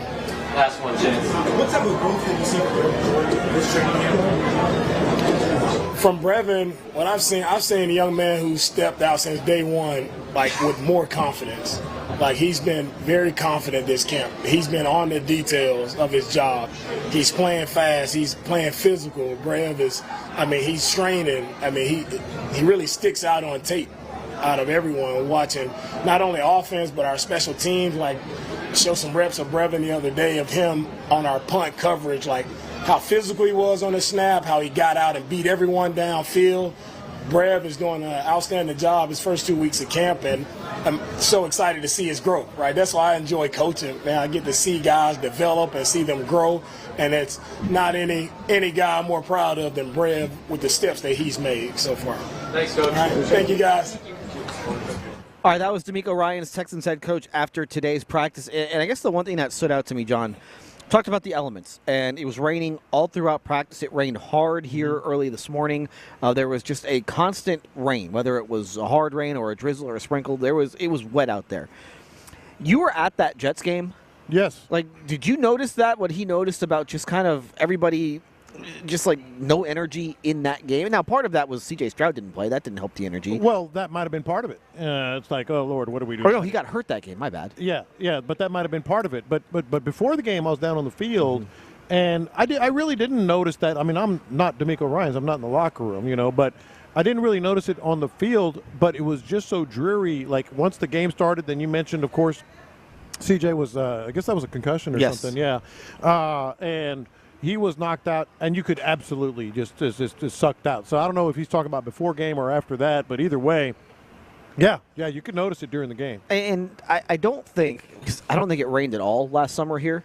So I do think that practicing in the elements here, obviously it serves nothing as a like benefit. this for sure. Yeah, no, you might get a little, but we didn't even get like the afternoon thunderstorm last summer. Like, it just did not rain, and that's why it was 110 degrees. It seemed like every single day. But to get out in the elements, because and Scruggs said this when we talked to him a little bit earlier. Like, you're going to, when you play 17 games, even though half your games are indoors, you're going to have to endure one of those games where the weather is just awful. And when you look at their schedule, there's going to be elements and several possibilities with the Texan schedule. So he's right there. The other thing that stood out to me with him, with DeMeco, who you just heard, is his opinion on the fighting. The bigger one was yesterday. Today was just sort of like a little whatever, dust up. And that is, like, he gets it. He's been in them. And when he said that, I'm like, I was trying to remember, like, do I remember him getting it? I don't. But I just can't help but think, like, he likes it but hates it. Like most coaches, some more than others.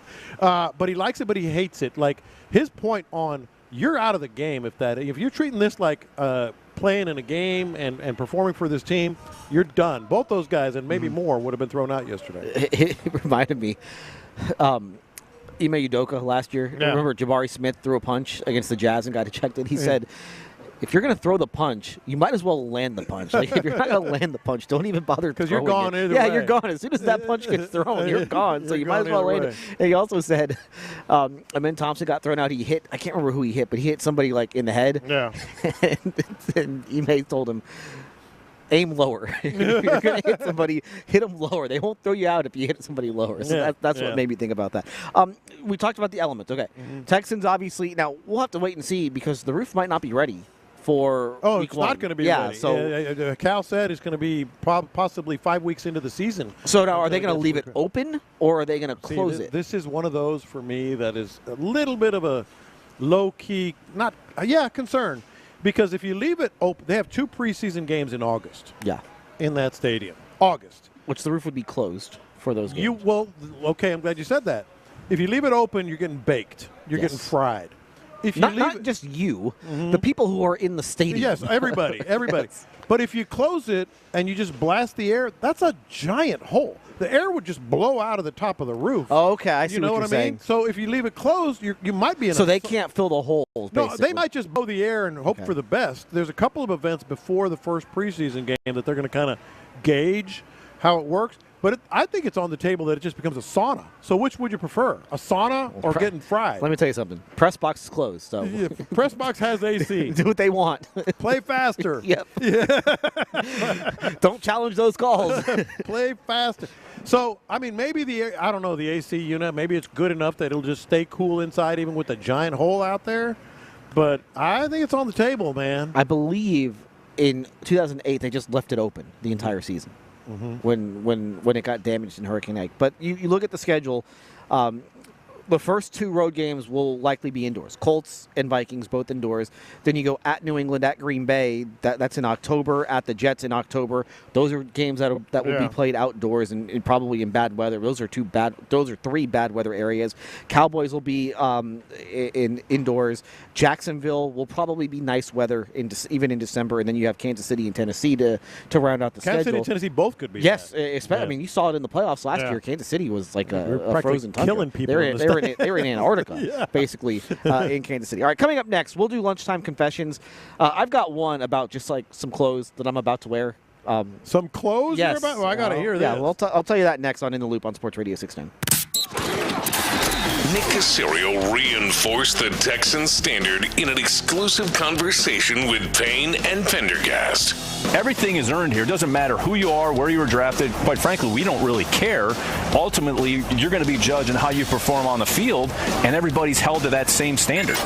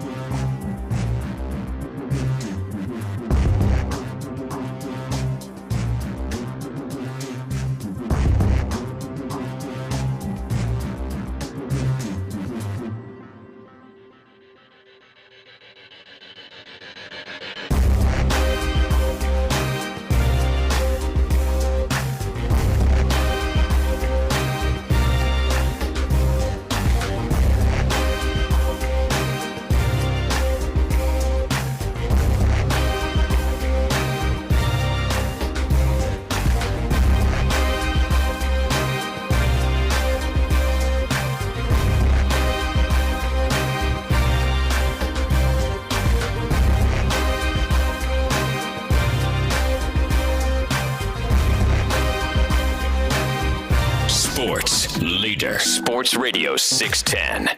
Watch this. These are my confessions. All right, let's do confessions. Let's do confessions. These are my confessions. All right, so Figgy, I try, man. I try to stay on top of things. I'm not your age or younger, but I try to stay, in tune with what's happening in our city, in our world. So a couple of rappers came by after practice and didn't know who they were.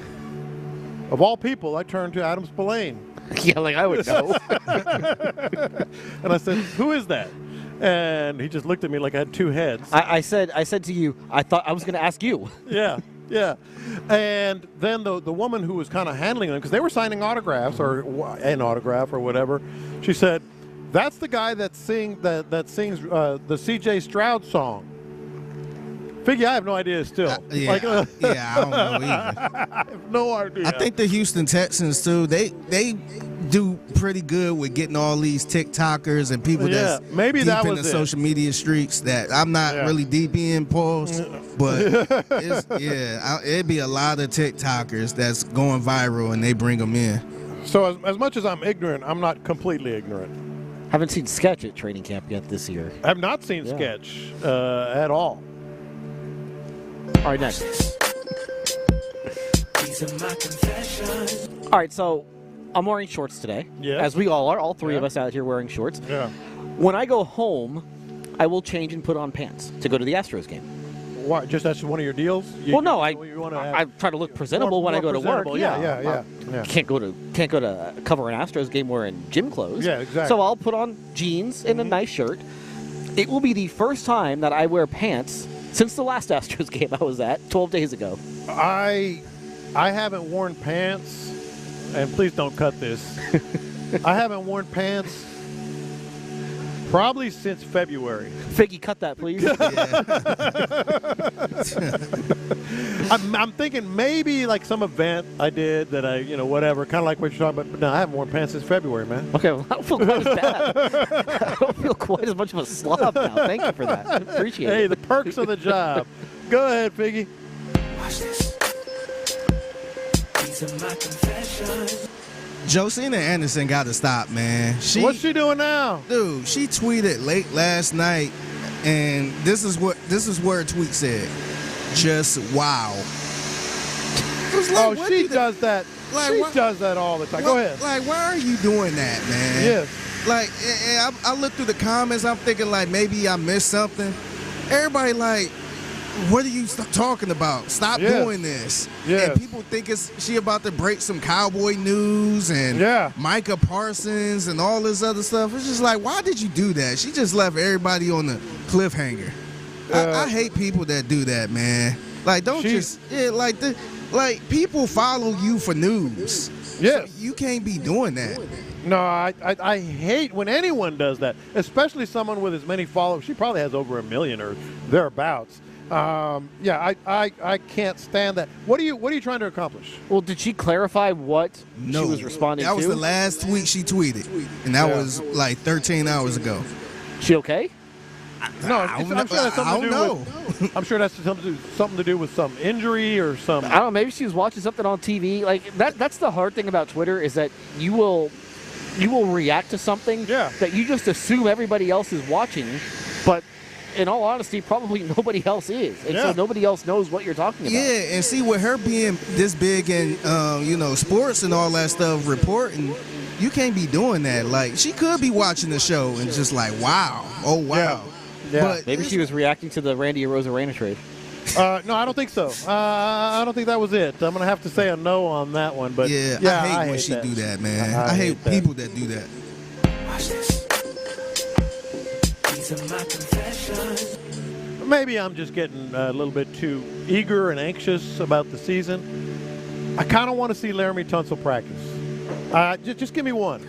Just give me one, Laramie. I get it. I mean, it ain't going to happen either. I mean, not for a while. Probably not till like late next week or the week after, as you get closer to a real preseason game. But I know how good he is. I know how good he is. I know that's his way. But you brought this up, and I actually put it on the doc because I was going to mention the exact same thing. He's 29, dude. This isn't like the old, 39-year-old, 10-time All-Pro, like, give the guy a rocking chair, but don't worry about him on game day. He's still 20. He's in his 20s, and he hasn't practiced yet. I'm not mad. My confession, I want to see him. I want to see him practice. He was here today. You saw him. He was 10 feet away from me. I could have asked him. I should have asked him. Why didn't you? Hey, when are you going to practice? Yeah. Do it tomorrow. Maybe I will. I mean, listen, I don't really care that much, to be honest with you. I mean, in my heart, I get it.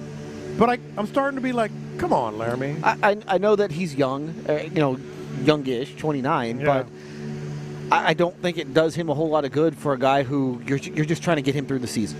Yeah. Like, I think that is your number one goal. But again, he's not 37, but 38. the body is older than the age says. Yeah. And I think that's what you have to remember. He had surgery last offseason. Yeah. And he had trouble getting through last season. And he's so important to what you do that you just need to keep him healthy. And if you're just trying to limit the pitch count as much as humanly possible. And if it means that he's not practicing, then, hey, man, he doesn't practice. Yeah. It is what it is. I'm actually fine with him staying off the field until he's ready to come back because, look, as long as he come back during the season and do what he do, I'm fine with that. But if he getting all these false starts and all messing up all throughout the game, then nah, man, you got to practice, bro. Yes. I mean, the last thing, like, you don't care about that spot right now because your quarterback's not getting hit. Like, I want Laramie Tunsil on the field when my quarterback can start getting hit. Yeah. And right now he can't get hit, so there's no point in having him out there. All right. Just saying I want to see it. We got to do something about these traffic lights in the city. What? Oh, they're still flashing. There's one flashing. It's been flashing for 3 days by my house. And this is a busy intersection that's only 2 lanes, so it gets backed up. Yeah. So it got backed up a lot this morning. That's why I was late getting here this morning. Like, can we fix it? Yeah. Or listen, I understand. Like, sometimes traffic lights go down, whatever. Mm-hmm. Can we get a cop out here to run traffic? Like old school. Yeah. Just direct traffic here for the parts of the day where traffic is bad because it clogs everything up and nobody can get anywhere. This city, man. So just like, it's getting so frustrating around here. Fix the lights or put a cop on it.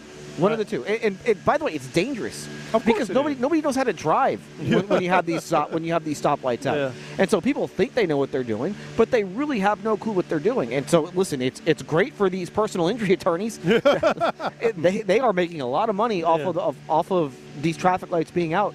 But we got to do something just as a city where, listen, either fix the lights or put a cop or put somebody on it so that traffic actually can move, especially in high traffic times. Whether it's the morning or in afternoon rush hour, like, do something. Other than a big event like a Texans game or something, I can't remember the last time I saw a cop directing traffic. You don't even see it at Minute Maid. Like I leave Minute Maid pretty late, but it's still pretty backed up at that point, and you still don't see cops out there at that point. Like, that traffic gets clogged up so much just for that very reason. Like, get a cop on it. Go ahead, Figgy. Watch this. These are my confessions. So I know the NBA on NBC is coming back and everybody super excited about the theme song and all that, but I gotta confess, man, I'm gonna miss the NBA on TNT theme song, man. I think I was the only one that actually liked that theme song, man. That theme song was so underrated, man, and I feel like nobody really talk about how good that theme song is. So if they do leave TNT, which they probably will, I'ma definitely miss that theme song for sure, man. I feel like it don't get the love it deserves. Well, it's not getting the love from me because I'm sure I'll recognize it, but I'm trying to play it in my head and I can't place it. Oh, yeah. The NBA on TNT, brought to you by State Farm. Is that Kevin Harlan or is that I'm going to miss this theme song, man. Well, you recognize it. You associate Charles Barkley and everybody over there doing everything. But it doesn't hold a candle to the NBA. Well, of course not. Of course not. But I feel like this one is so underappreciated, man, because I don't even know the theme for ESPN at all. So, Figgy, really quick, go to YouTube and type in NBA on TNT 2000 theme. Because that theme song is fine, but like the older TNT versions from like the 90s and early 2000s, I think those are a lot better. And I'm not going to miss the TNT theme song. Like, it's fine. It gets the job done. It does. You do have some sort of a feeling because you would have big games and you would hear that, and that's the start of Inside the NBA right there. Yeah. But this is the good one.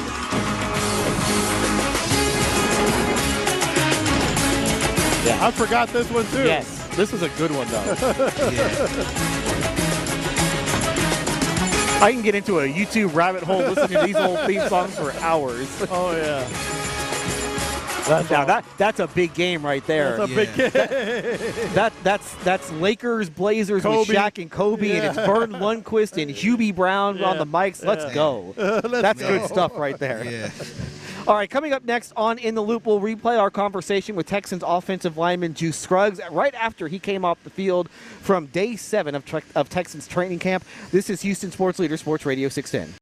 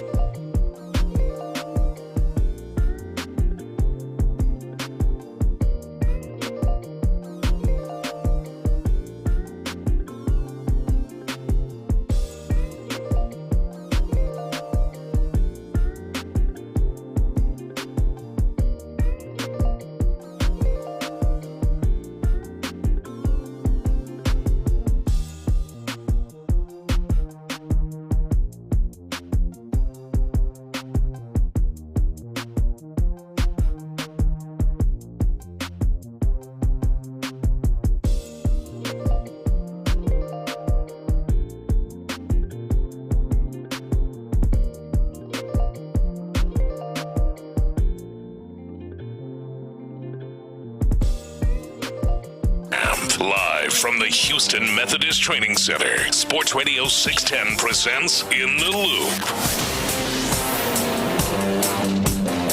Back on In the Loop here on Sports Radio 610. We are at the Methodist Training Center. The Texans have just wrapped up day 7 of training camp, and earlier in the show we had a chance to catch up with Texans second-year offensive lineman Juice Scruggs. And first thing I asked him was, it looked like the defense got the better of the offense. Why was that the case today? Yeah, we just came out kind of flat. Didn't come out as fast as we should, and we were shooting ourselves in the foot a lot of pre-snap penalties, a lot of post-snap penalties. We just got to be cleaner, and we got to come out tomorrow and be better. Now, that said, you're going up against a very good defense so far. Right. Has the talent level of the defense or has it exceeded your expectations so far in camp? I would say it's been right where I thought we would be. We know we got some good new guys with DeMeco, and Aziz linebacker. We know those guys can fly, and we knew the additions that they would be to our defense. So it's definitely been what I expected to be, and it's definitely making us better as an offense for sure. Now, you've gotten to know, I'm sure, Aziz up close and personal right. With the position you play. Right. I've been watching this every day, and he just seems to be taking it to another level. Is it the comfort with DeMeco's defense? What is it? Because he looks to be pretty good, and it's good for you. Yeah, no, for sure. I definitely think it's the comfort for him. Just him being with DeMeco back in San Fran.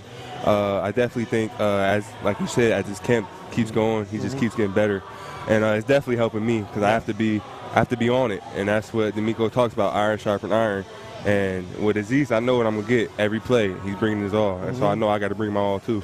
Young players, rookies especially, always talk about how everything comes at them so fast. Right. Dude, it came at you real fast. Right. Like it came at you. Questenberry gets hurt. Right. All of a sudden you're moving up. You're thrown into the mix. I want to talk about this year, but to me that was one of the more amazing things. Like you were a second-round pick. Yeah. You're coming in. All of a sudden, hey man, get in there. Right. What was that like? Just all of a sudden. Just being ready, just knowing they brought me here for a reason.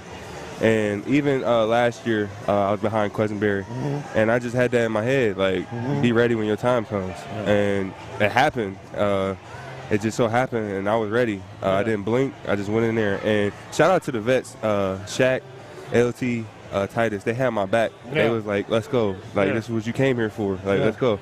And that really gave me some confidence. I already had confidence in myself, but that just gave me an extra boost that they had my back like that for sure. Juice Scruggs joining us on Sports Radio 610. All right, what's different for you year 1 to year 2? I would say just me coming out, just knowing what I got to do, just coming out and being a leader. Not so more so. I'm not so more so the vocal leader, but just coming out leading by example. And having the front five, having us all on the same page and leading us, taking charge for sure. Now, this happens all the time, but I feel like it happens especially with really good teams. Practices get a little spicy. Yeah. Practices get a little spicy. And my opinion is good teams, it's because you got a lot of guys that are really good. Right. And they're all fighting for a job. Right. So what has been your takeaway with, let me put it that way, the spiciness we've seen yesterday and today? That's football, I would say if that wasn't happening, something would be like what's going on? Something's wrong. Yeah. So definitely, that's just camp, man. We all just out here competing, and the competitive nature, sometimes it gets chippy. It gets like that, But at the end of the day, we got to remember we're the same team. We're all one team. And I think you kind of forget in the heat of the moment when we're going at it for football. Sure. You know what I'm saying? You kind of forget. And I just think we got to have that in the back of our head that we are on the same team. Yeah. And it's a long season. Juice Scruggs joining us on Sports Radio 610. Now, it's rainy, it's wet, field's probably a little bit muddy. What was it like just practicing out in the elements today? Oh, man, it's needed for sure. We're not always going to be, 90 and sunny like Houston weather. But definitely needed. Wet ball work was good. I did have a glove on, which felt so weird. Felt like I was That's playing. Your first time? Since I did it in college one time, it was super wet. But it just feels weird, I don't have the grip I do. But, it's just needed wet ball work in these environments. You got to be ready for anything. So it was legit for you, the wet ball. Anyway, you mentioned Shaq earlier. Yeah. And I feel like everybody talks about Titus and Laramie. They've talked about you stepping in. Kenyon Green gets nobody really talks about Shaq, Right. man. I mean, he just sits out there. He's a big old dude. Man, I'm telling you. I mean, he's a big old dude. What is it about the interior offensive lineman right now? Start with Shaq and what he's done for you, and then Kenyon, who hell, the general manager said he needs to go this year. Like you three in the interior kind of have. What is it with you three this year that's working? Maybe you need to work on, etc. Yeah, I would say for Shaq, he's been underrated probably his whole career. And if you just watch his tape, even like back when he was in New England to Tampa Bay to here, he's consistent. Like that's the example of consistency. Yeah. And he just shows it year in and year out, which I don't get why he's not getting the credit that he deserves, which is crazy. And then with KG, he's a young guy, just like me, and we're just trying to prove ourselves. You know, we haven't really done nothing in this league yet, and we just got that chip on our shoulders that we want to come out and show the world who we are.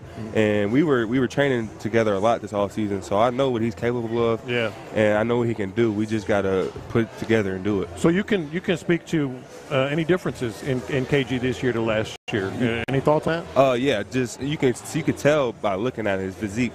He's in a lot better shape. I believe he's down to 315, I believe, which is way lighter than last year. And you can just tell, like, he's focused. Like, he's on it. Like, I can ask him a play, and he'll be on it. Like, he knows what the idea is. And I think that's just a good step for him to be able to play faster, you know, so you don't have to think as much. Yeah. I got to ask you about one of the rookies, Blake Fisher. What have been your impressions of him so far? Blake, real hard worker. Definitely going to be a dog for sure. Just him going against Daniil and Will every day, that's just going to make him 1,000 times better. And it's going to even accelerate his development. And you can just see it. He has it in him, like long arms, big body. And he's just going to be a really good piece for us for sure. How about that? We went through the whole interview, didn't ask about C.J. Stroud. give us 2 seconds. That's the first time ever. Give us 5 seconds. So what your thoughts are with your what you guys are doing as it pertains to the franchise? Yeah, I just think it's just our time. Our time is now. Like, why not us? And it just goes to show, like, where we came from last year, nobody talked about us, and now we have that target on our back. Yeah. And I just think we have to block out the noise and just focus each day and put one day together, day by day, and we're going to go where we need to go. Before I get you out of here, toughest place to play in the Big Ten. It's got to be Indiana, He's right? a Big Ten guy. It's got to be Indiana, right? That's the toughest place you played out of the Big Ten. No, Oregon. I have to give it to. I'm gonna be honest with you. From my personal experience, I'm gonna have to give it to Iowa. Okay. All right. Iowa. Hey, man, this has been our pleasure. Yes, sir. It's been an absolute Yes, sir. pleasure. Thanks for having me. Take care. That's Juice Scruggs, Texans offensive lineman. Juice, thank you again for joining us. We'll replay that a little bit later on the show, but that was terrific. Now, listen, he was wrong about that last question because it's Indiana, huh? You go to Bloomington Yeah, for a 12 o'clock game. You better bring your lunch pail. Once the students show up midway through the second quarter, it gets a little rowdy. So, yeah. I think he was wrong there. But a really good conversation and good perspective for a guy who is important to the team, not just this season, but when you're talking about the next 3, 4, 5 years, because when you draft a guy in the second round like that, he's supposed to be a pillar for your team.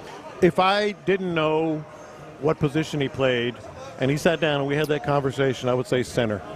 Like, it just absolutely a grasp of everything as you just talked about. Outspoken. I mean, he's very candid. Very candid guy. Which centers tend to be known as the smart guys and the outspoken guys. An absolute. It's something of a surprise, isn't it? Like I might have also said, "Hey, he's a center." I might have also said he's like an 8-year veteran, but he's not. I mean, he's. It was very, very impressive. And, I had to squeeze in something on CJ. Yeah. I mean, good Lord. Well, it's not a surprise that he's mature. I mean, he's an older guy. He was in college he was at Penn State for 5 years because of the injury or the injuries.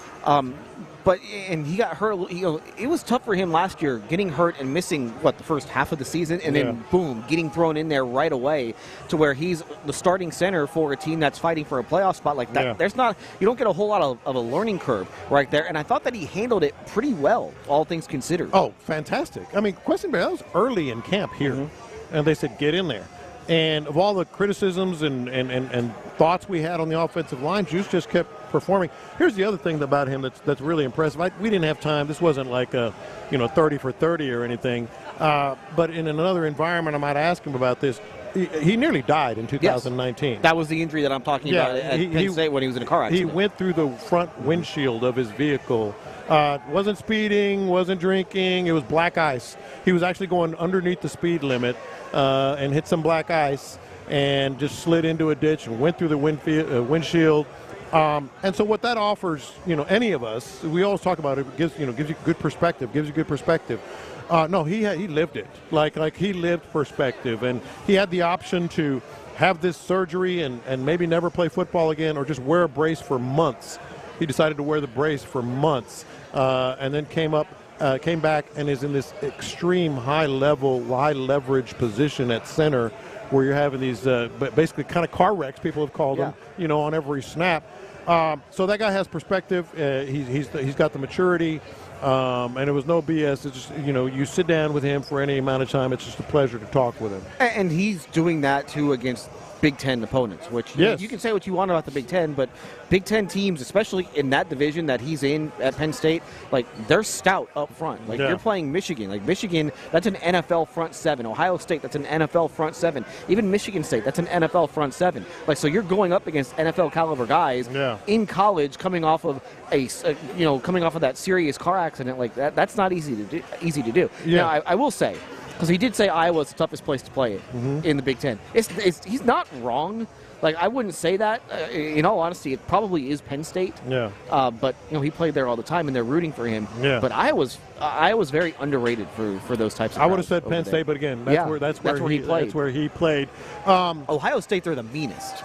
I don't know if it's the toughest. They're vicious. Oh, they are some mean people at Ohio State. Even it's a rough town. I went around the stadium. It's a rough place. I went to a Fiesta Bowl that they played in 05, 06. They played Notre Dame, and the fans are making fun of Charlie Weiss for the way that he walked. It's just a vicious group of people.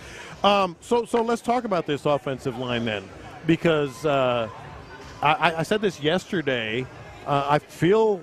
We were talking about what worried you at the beginning of training camp that doesn't worry you as much now, and vice versa.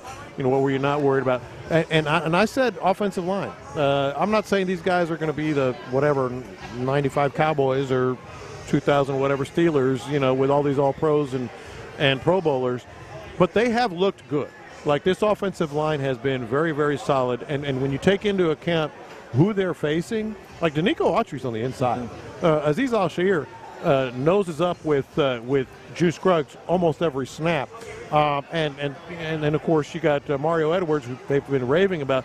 This offensive line has held up pretty damn well, and I'm very, very interested. The first time they get going in a preseason game, but especially in the regular season game, ones versus ones. Well, it's important too, and again, obviously the offensive line is always important. But when you realize that most of these guys are really young, these are guys that you're expecting to be on your offensive line for the next 4 or 5 years, maybe even longer. When you have Scruggs and maybe Kenyon Green. Kenyon Green was picked in the first round. That's a guy who's expected to start for you for a decade. Titus Howard is a guy that's under contract for a while. You took Blake Fisher in the second round. These are guys that you hope to have around for a long time. And if you can solve that part of your team, it makes everything else so much easier, especially when you can keep that mix together for year after year after year after year, and they have that continuity. That's why it's so important for them to get it right now so they don't have to try and get it right later. Yeah. How about the little nugget we got on Kenyon Green? What you said, 315? 315. I think it was 330, 335 last year. They have him listed as 325 on the roster, and he's saying 315. Worked out with him the whole time. That's nothing but good news for the Texans. That was our conversation with Texans second-year offensive lineman Juice Scruggs. Coming up next on In the Loop, we will go around the NFL. This is Houston Sports Leader, Sports Radio 610. Where does success on the field start for the Texans? We've talked about it from the beginning. DeMeco's talked about it. We want to be strong on the offensive and defensive line because I would say it's about being physical and having mental and physical toughness. So where does it start? It starts in the front. Hear the full conversation with Payne and Pendergast on the free Odyssey app. Insider access. Exclusive content. Sports Radio 610. The Texans play here. Your Odyssey Sports Minute is brought to you by Zadig Jewelers. This is Jim Rome with an Odyssey Sports Minute sponsored by Chase for Business. Make more of what's yours. If you're an NFL player that is not a member of the Kansas City Chiefs, you should not be mocking Patrick Mahomes, starting with a Las Vegas Raider. And not just any Raider, but a rookie Raider. I'm Jim Rome. Hello, Houston. This is Chip with Diamond J Properties. You're invited to our waterfront land sale this Saturday, July 27th, where you can own land in a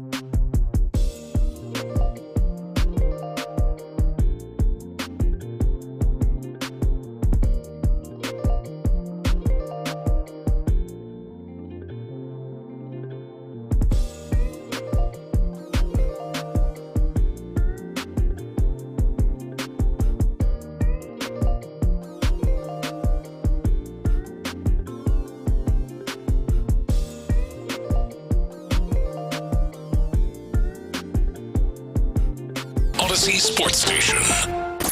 It's Texans Training Camp. Live from the Houston Methodist Training Center. Sports Radio 610 presents In the Loop.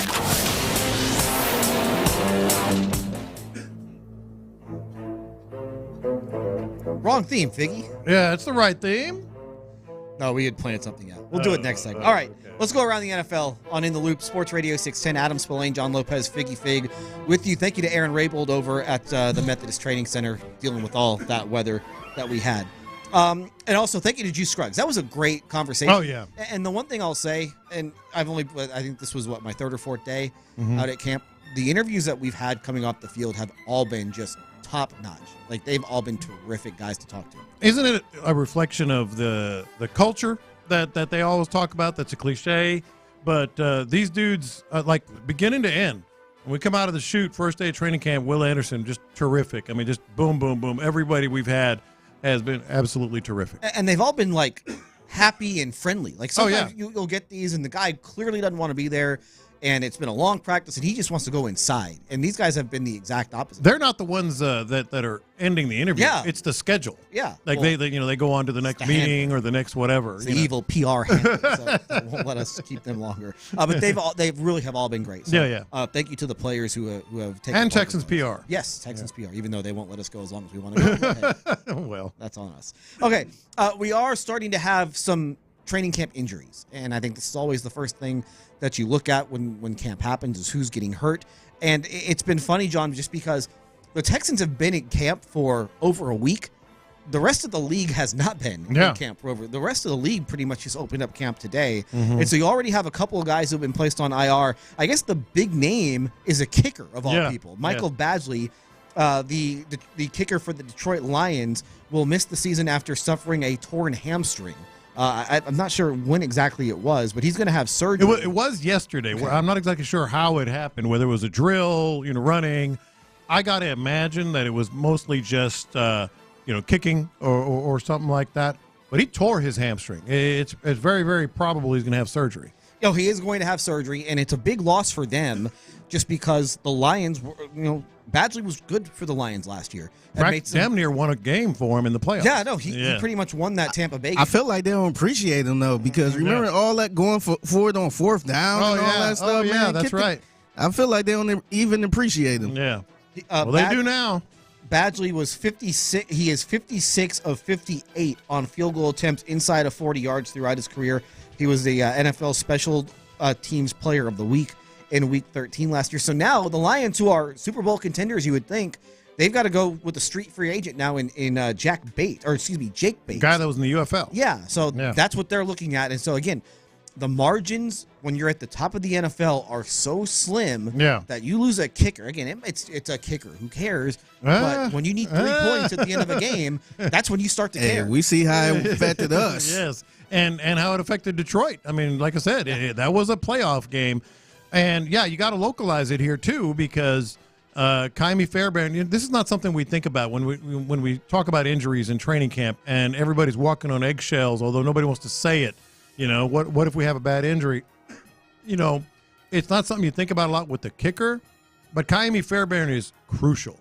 Absolutely crucial. Hit a 60-yarder today in practice. In the rain. Yeah. He was doing it in the rain. That's what I think he was 4 for 4 on the long kicks in the rain today. Not exactly easy conditions. And also credit to Weeks and credit to Tommy Townsend, the holder. There were no mistakes. The ball never. All 4 kicks. Yeah, the ball never hit the ground. Yeah. So that's obviously what you want to see there. Some other injuries with quarterbacks.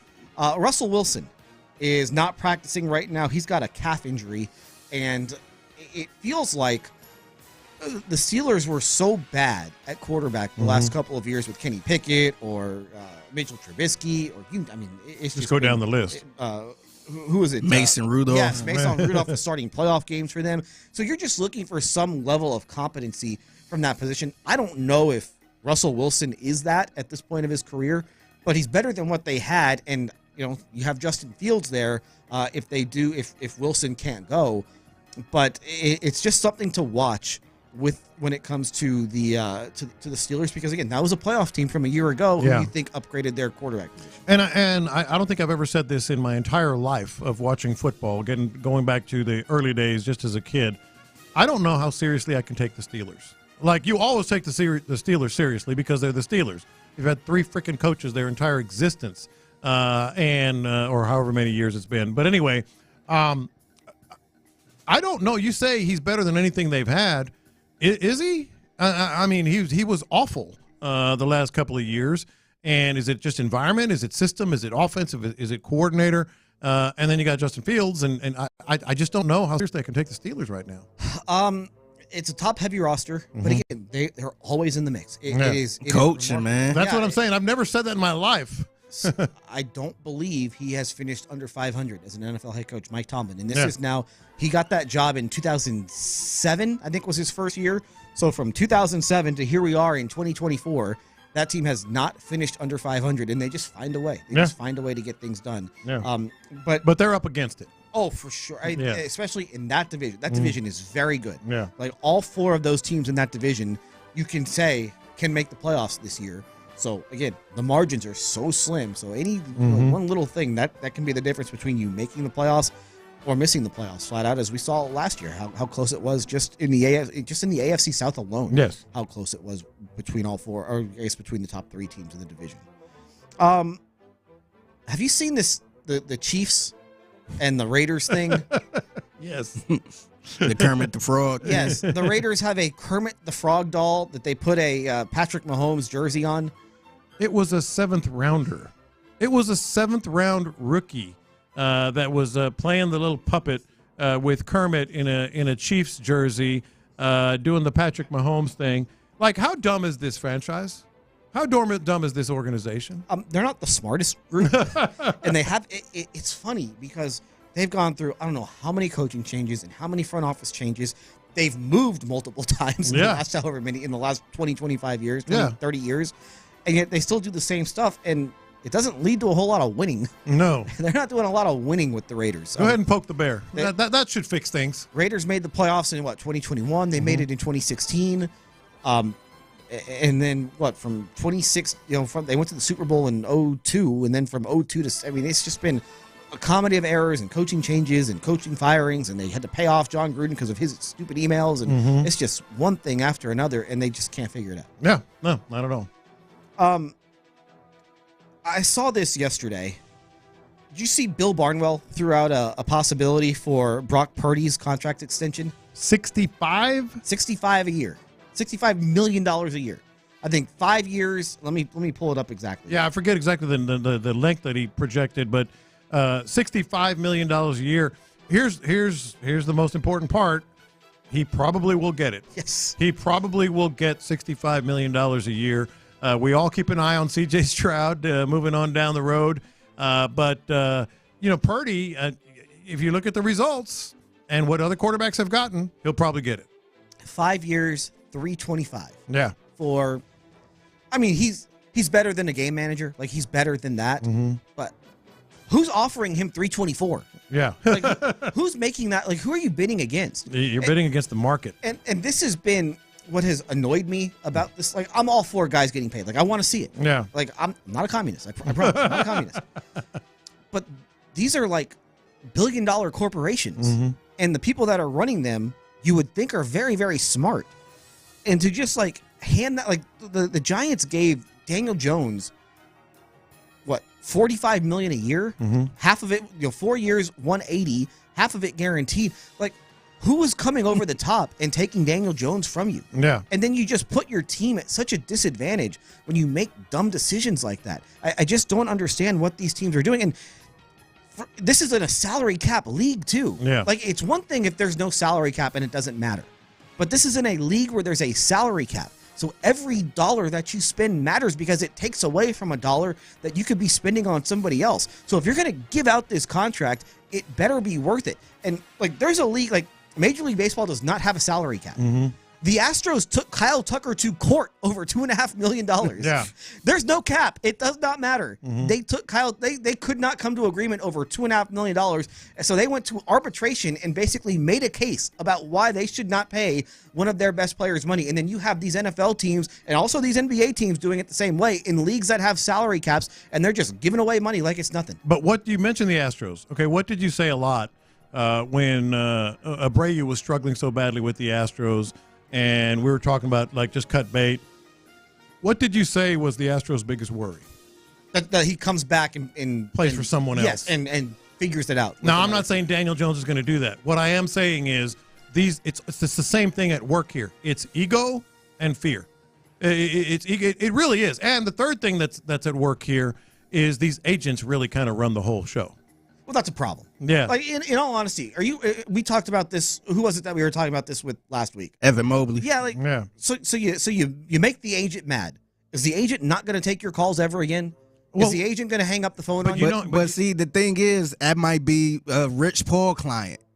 And some of these people might want to play for the Cavaliers at some point. Yeah. And if you make Rich Paul mad, then he won't take your call anymore. It's just, it's stupid. I agree with you. It's stupid. No, it is. All I'm saying, the same things are at work. Rich Paul will take your call. But you make Rich Paul mad, he's still going to take your call, I promise you. If you offer one of his clients the max, he is going to take that call. Now, he might not But take see, the that's money. the thing. You got to offer his client, you got to offer somebody like a Tristan Thompson the max. And it's real silly, but they got them by the coconuts. I agree. And the better example, I promise you they do. The better example is Brock Purdy. You say, who's going to offer him $324? Well, no one, but someone will offer him. He will get paid. He'll get paid a lot of money. And if he goes over there and wins 2 or 3 Super Bowls, you look like an idiot and you're fired. Let him. Let him. I'd rather do that than make a $325 million mistake. I mean, it's kind of weird to say, especially with the NFL, but I do want to see owners and GMs stand their ground a little bit. Yeah. And just be like, nah, this is not how we do it. We not about to cater to a agent. We gonna play this year out, and then next year we gonna talk again. Look, I totally get your point. I mean, 100%.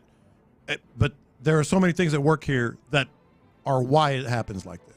It just it got me thinking. Yeah. What would Brock Osweiler have gotten in this market? Huh. Because, I mean, Osweiler got 36 guaranteed, 72 overall when he signed in that was 2016. And that was crazy. I mean, just imagine what somebody like Brock Osweiler, who really had not failed at the NFL level, had not played well, but he was drafted in the second round. Yeah. Like, that guy's probably getting $250 million in free agency now. Just think about that, and just think about how big of it was a big mistake at 36. Yeah. Just think how big a mistake it is at $250 million. It's staggering. Okay, speaking of contracts, the Cowboys have many contracts that have not been figured out. They've got guys holding out. And so it's CeeDee Lamb. CeeDee Lamb is holding out. Micah Parsons is not holding out, I believe.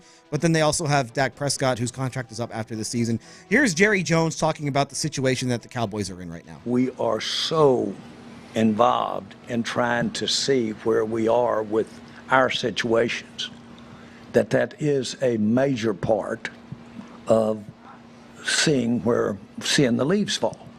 Seeing the time go by, seeing this day and this week, how they go by. What is he saying? And by the way, fault, I have, in my life, played option quarterback so many times and wait until the last leaf on the tree. And if you want to picture an pure option quarterback going out to the sideline, I have run that ball and kept it and not hand it off to the back, not pitch it back, not throw it. And I have run that thing all the way out to the sideline before I made the decision. Because I couldn't get whatever it took it wasn't right for me to make the decision.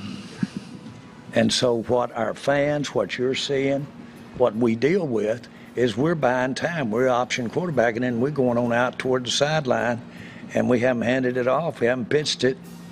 We're trying to make our mind up what to do. Does that sound like Mahomes to you? A little bit? No. Okay. It does. That was basically Jerry Jones comparing the negotiations the Cowboys are going through with their soon-to-be free agents with the contract of Patrick Mahomes. What happened right there? What was he saying? I have a joke, but it's kind of political, so I'm not going to say it. I'll say it off the air. Yeah, I was thinking the same thing. But, I'm like, how old is Jerry Jones? Good gravy.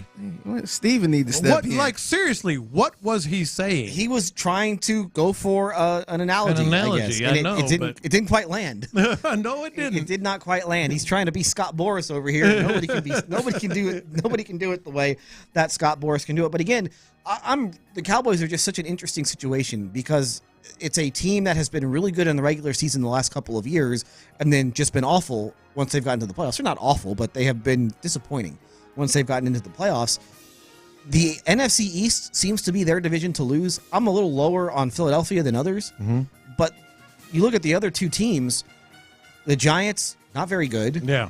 The Commanders, rookie quarterback. Like, it feels like that team should be able to get through that division pretty easily.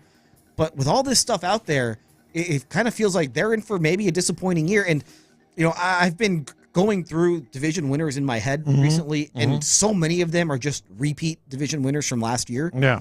I'm starting to think maybe the NFC East is the division where somebody comes out of nowhere to win it. Sure. I agree with that. I do like Philadelphia more than you do, but still, I do agree that there's some vulnerabilities there.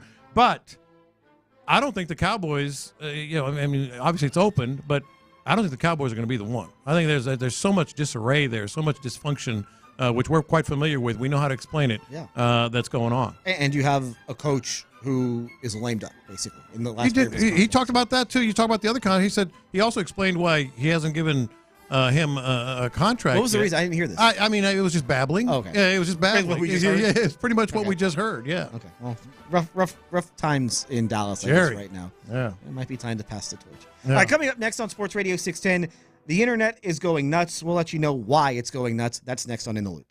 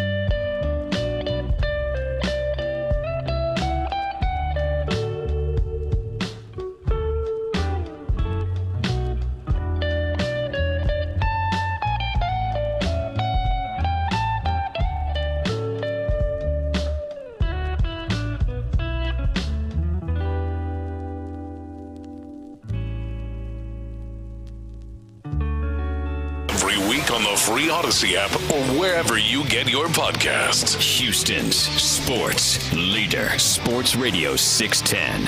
I got the internet going nuts.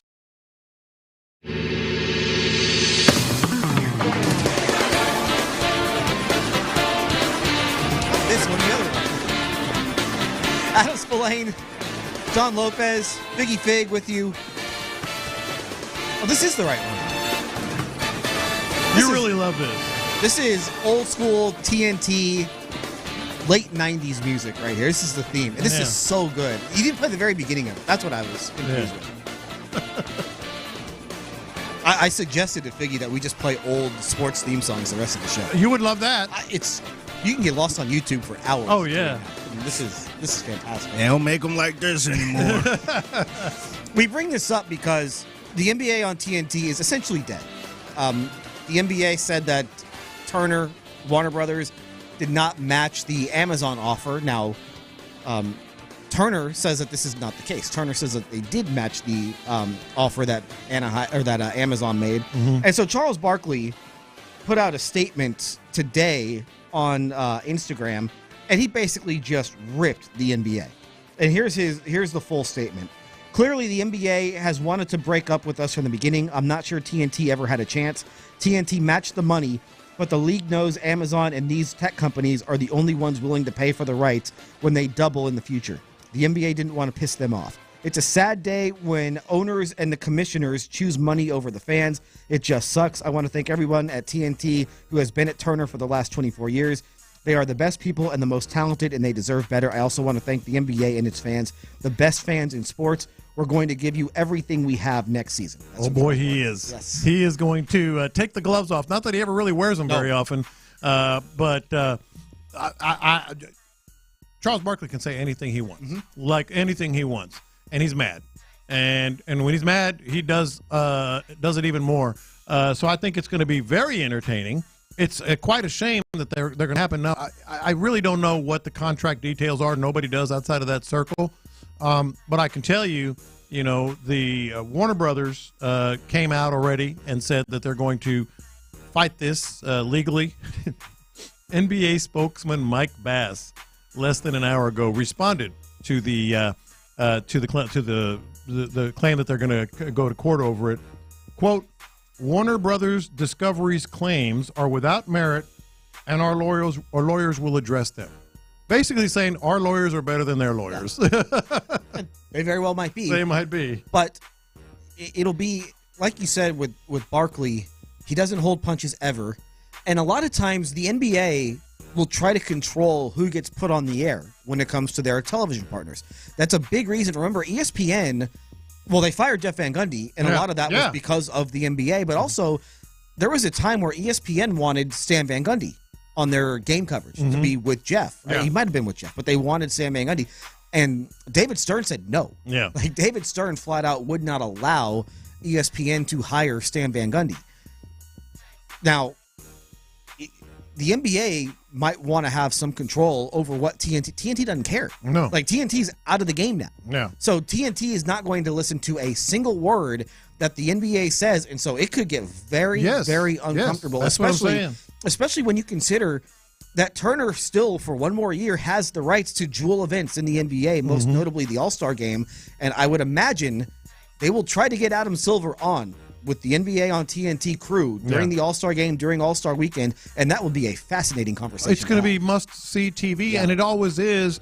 And, they're kind of, over the years, have been paired at the hip. You can't associate the NBA without the NBA on TNT.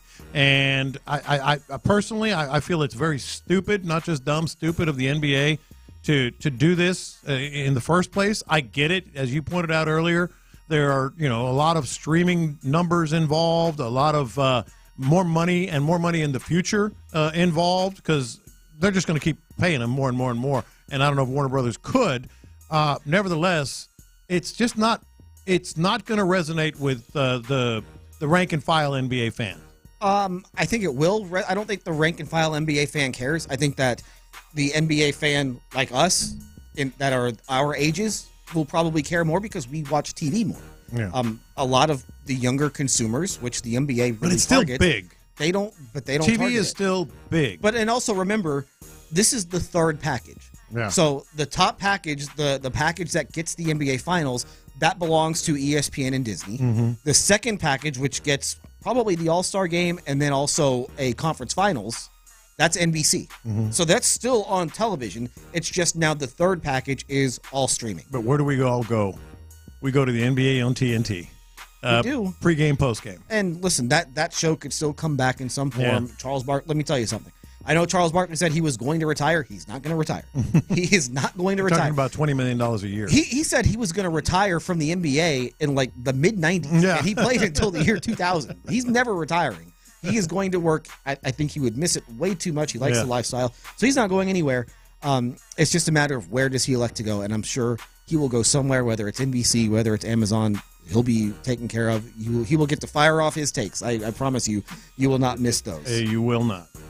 I got the internet going nuts. So the opening ceremonies of the Olympics are taking place right now as we speak. And now I got to watch. I got to watch. Not that I was going to miss it anyway. Can you describe what the ceremony has been like so far? Apparently, from the reports we're getting, a bleep show. Like, did you say they acted out a beheading? Yes. Apparently they beheaded Marie Antoinette.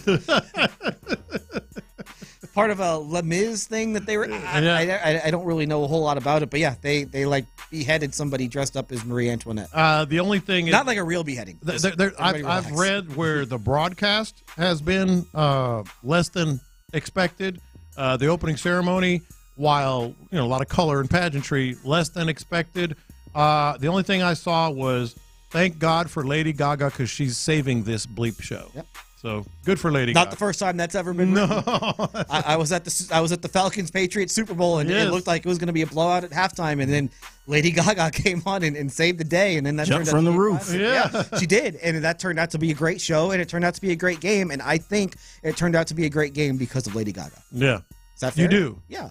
Sure. I'll go with that. If they'd have had any other halftime act, I think it would have just been a Falcons blowout. But oh wow, there was 28-3. Yeah, all because Lady Gaga. All because of Lady Gaga. Her and Rihanna, best Super Bowl shows I've seen in a long time.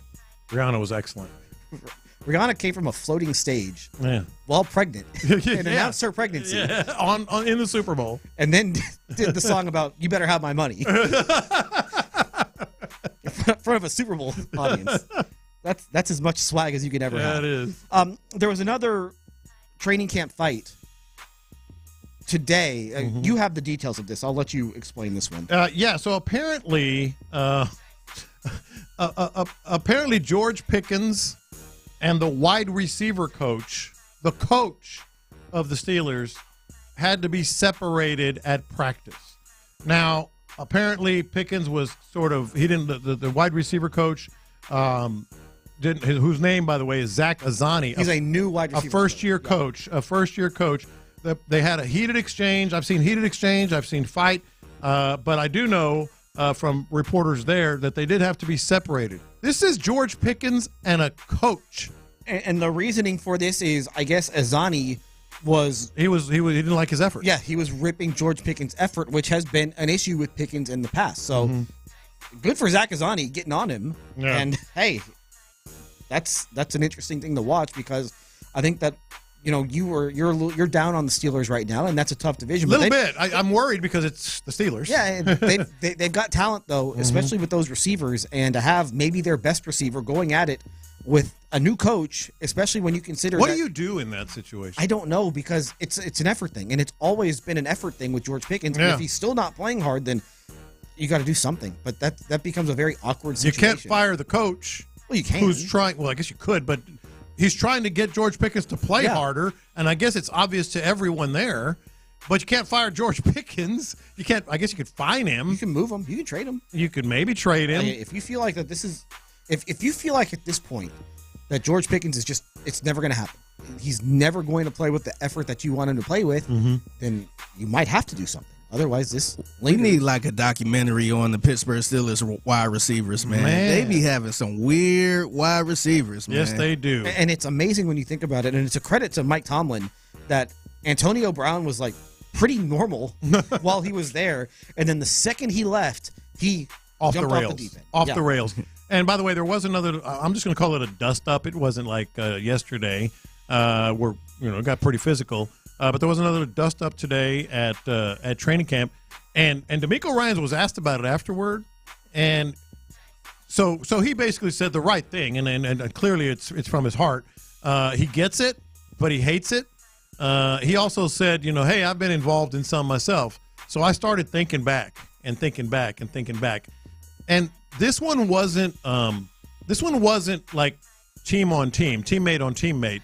But I remember he got in a big throwing hands fight with Jeremy Shockey when they had the inter-squad practices with the Saints back in the day. So, yes, he has. Yes, he has indeed.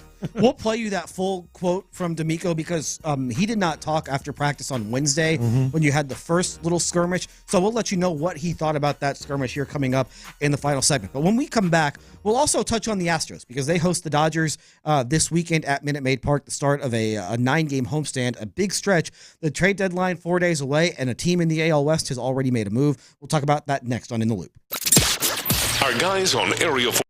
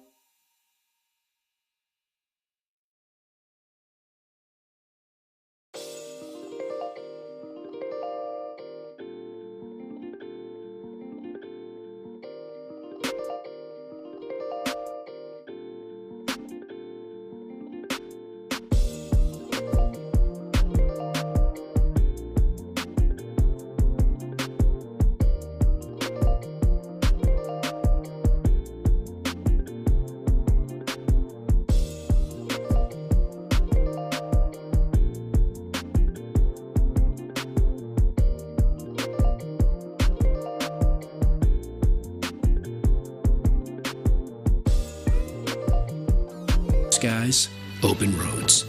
Wrangler, for the ride of life. It's Texans Training Camp, live from the Houston Methodist Training Center. Sports Radio 610 presents In the Loop.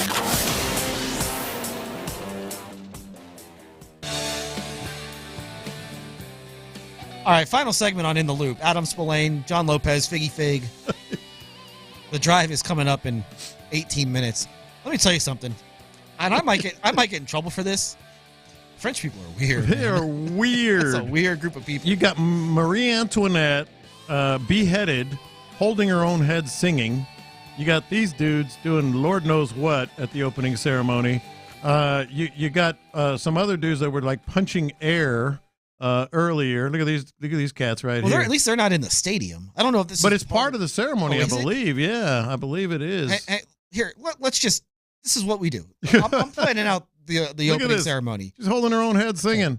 Sing some songs, do some fireworks, and let the athletes march and end it. Because whatever this is. Here we go, Figgy. Why? Get some famous people. Get some famous people from France to sing some songs. You can do, but this is just. Go ahead and say it. Play faster.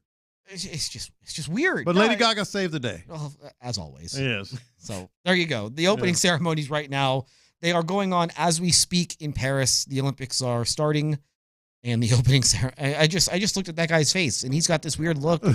She's holding a head. They beheaded somebody. Not a real one, but. It's art, man. It's art. It's French art. All right. You'll say so. All right. Astros. Be an ugly American. Try and transition to. Save it for about 10 days from now. Try and transition from that.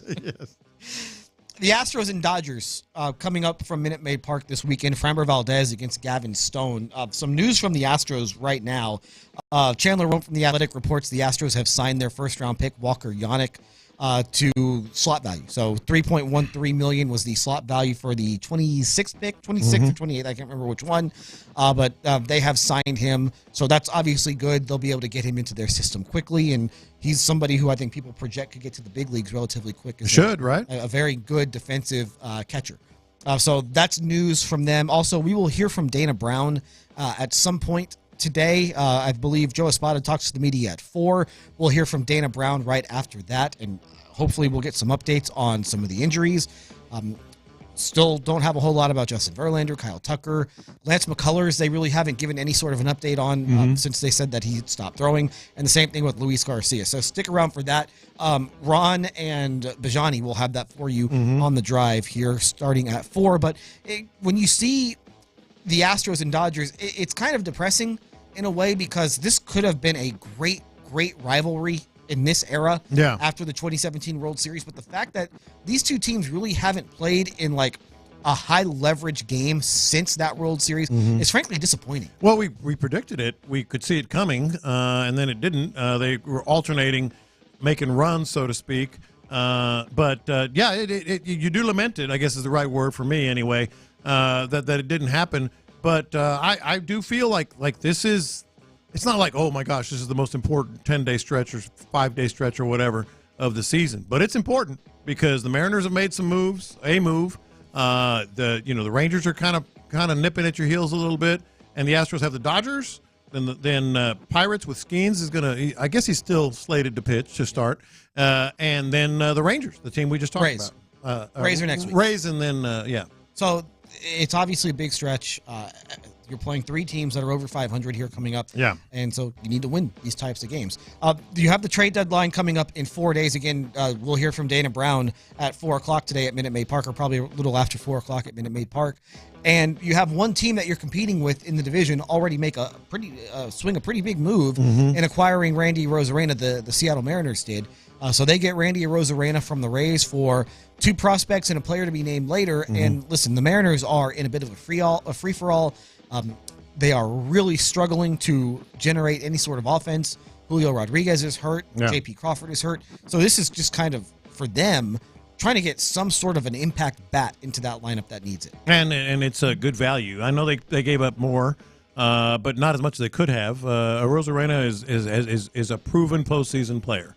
And has made had some big moments in the postseason. So they're in. I mean, they're in it. They're in it to win it. It's just a matter of if the Astros can do their part. And Arozarena under contract for a couple of years after this, which is Exactly. that's always the thing to look at, because teams will make trades. Like the Mariners made that trade to get Teoscar Hernandez before last season, and Hernandez was okay for them, but then they didn't bring him back. Yeah. And now with Arozarena, that's somebody that you can bring back next season and have for the next couple of years.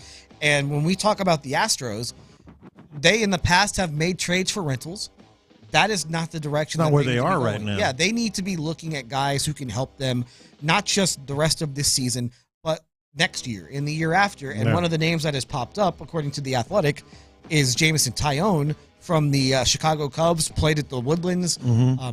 He has had... He's been good. Yeah, he's had on a bad team. He's had a really good season for the Cubs in the second year of a 4-year contract. Wasn't very good last year, but that's the type of guy who, again... He's under contract for 2 more years after this. Like, that's the type of guy that the Astros need to really be looking at, because not only are you're obviously you're trying to win the rest of this season, but you're also trying to win here the next couple of years. You don't want to fall apart. Yes. Because you're going to lose guys. And their rotation is really filled with question marks, not just for the rest of this season, but for next season, because we don't know when Justin Verlander is coming back this season, but he is going to be a free agent after this season. The thing I find most important is...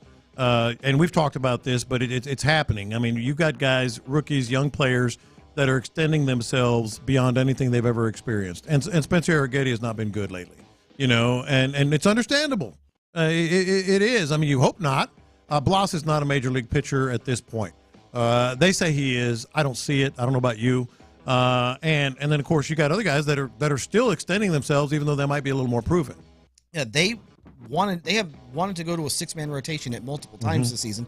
They don't have 6 healthy starters in which to do that. So they are at a pretty big disadvantage for that reason. And, there was no when they planned this thing out in February and March, I don't think there was any world where they thought that Jake Blas would have to pitch at the major league level this season. Right. But that's just the injuries and just kind of the lack of not doing anything with the starting pitching since spring training. It has kind of come up and it's gotten them. And listen, they're still in this right now, but I mean, Ronel Blanco is about to hit his career high in innings pitched. And, right. I didn't even mention him. Yeah, and as good as he's been, you can have some. There's no reason to think that there could be some regression there. And I don't know if they thought that they'd be getting reinforcements. Like they thought Luis Garcia and Lance McCullers would be the reinforcements, and I don't know if that's going to be the case. At least right now. I mean, McCullers probably not as a starter, and Garcia, who knows at this point. So that's something to watch as the trade deadline 4 days away as the Astros look to improve the roster. All right, back to the Texans. We mentioned the skirmishes at practice. They had one on Wednesday. They had a little minor one today. DeMeco Ryans didn't talk to the media after Wednesday's practice. He did talk after practice today. Here's what he had to say about the skirmishes.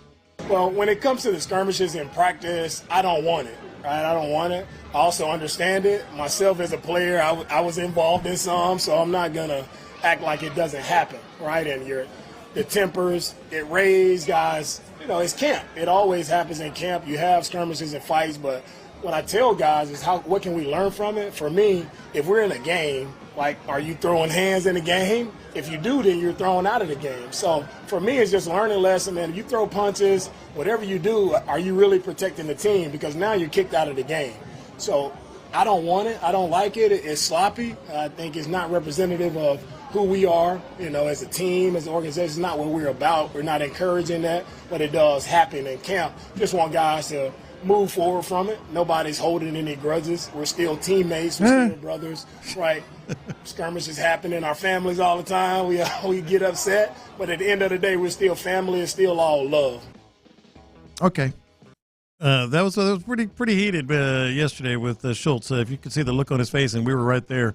It was. I mean, it could easily. It's going to pass. I mean, they start winning games. Everybody's happy, but it was pretty heated, and that was about the perfect answer. You know, like I said, you understand it, but you hate it.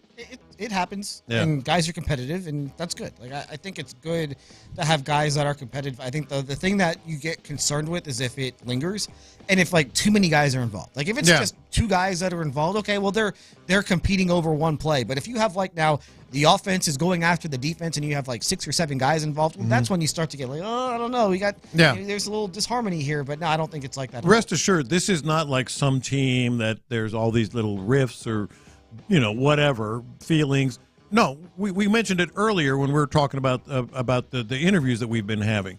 There is a culture here that is tangible. Like you can hear it on Sports Radio 610. Literally every interview we've had, it's like, wow, that dude is impressive. That guy has insight. That guy gets it. Not just like he's someone that's entertaining or good on the radio. No, you can tell that these guys get it. So I think they also get it in that sense. What DeMeco was talking about, we're still family. They understand, like, this has to be put aside, and there is no, like, lingering, thing. And Juice Scruggs at the top of that list of guys who are just, like, high-character guys who joined us earlier today, and we thank him for doing that. We mentioned earlier the Raiders were poking fun. Speaking of lingering, Patrick Mahomes, where they got this like Kermit the Frog doll, and they put a Patrick Mahomes jersey on him, and they were doing impressions. Patrick Mahomes has responded to this. Here's his response. You've probably seen the video of the Raiders with the Muppet of you. Is that something that you kind of compartmentalize and use when you get ready to play them? Yeah, I mean, it's still early in the year. Kind of stuff like that happens. It'll get handled when it gets handled. Like, do a ton of people send that to you to make sure you're aware of it? Not really, honestly. Everybody kind of just lets me play. I mean, they know how I am, so they don't need to send me anything to keep me motivated. Of all people. And of all teams to have a 7th-round rookie doing something like that on video, smiling, laughing, and having fun or whatever. Like, how dumb are the Raiders? Like seriously, like, just as an organization, I want to say, like, someone either threw it on the field or a teammate or a fan or something, put it out there. Doesn't matter. You're just like, okay, haha, and move on. How dumb do you have to be? Week 8, Chiefs at Raiders in Vegas. Not a primetime game, unfortunately. 60 points for Kansas City.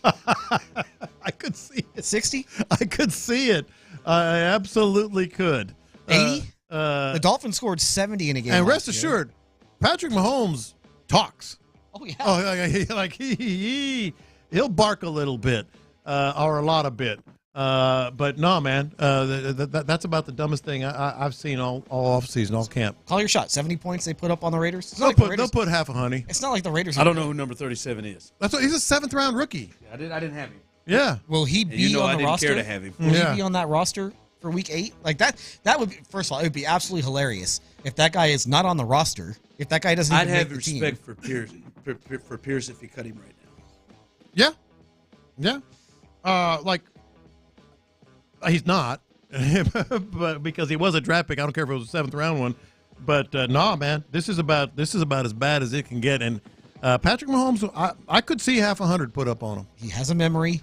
He was not. He clearly wasn't. He just said it. Like we'll get to it when we get to it. And he wasn't happy. Yeah. Like I think that he was legitimately offended by the whole thing. Oh yeah. And yeah, I used to, obviously covering him, I used to think he was more like LeBron than the crazy Kobe, Jordan, Tiger, Tom Brady.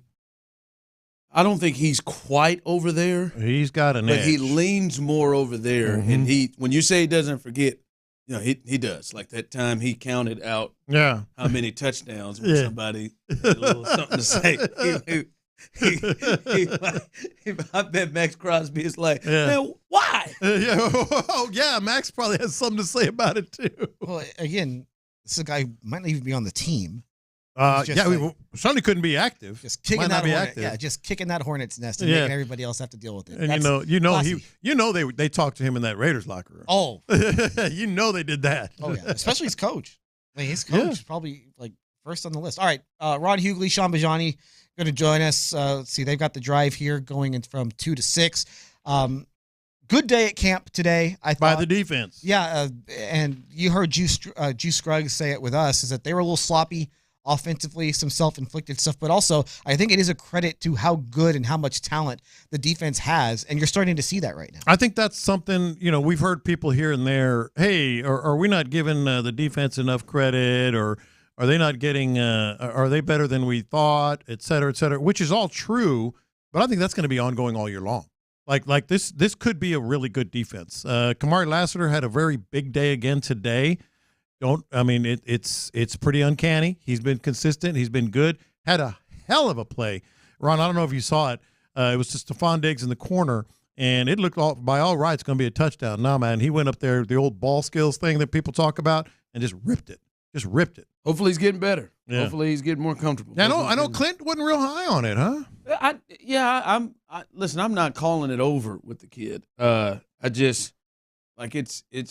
It's just something that you're gonna have to watch. And you love his physicality. You love that he ain't afraid to fill the run game. But I think right now, and I think it's fair, concerns on if teams try to take advantage of they will run past him. There are just moments where you have that. So no, hopefully he does. They absolutely will. All I'm saying is, like, the situation today, it was the epitome of a guy that knows how to play the ball in the air against a really good receiver and made the play. And that was good to see. And I think that he'll get tested because the guy on the other side is really, really good. Yeah. And I don't really know how many teams are going to be excited about testing Derek Stingley Jr., so that's what happened. And the bigger point that I tried to make is the defense has won more than it's lost the last 2 practices.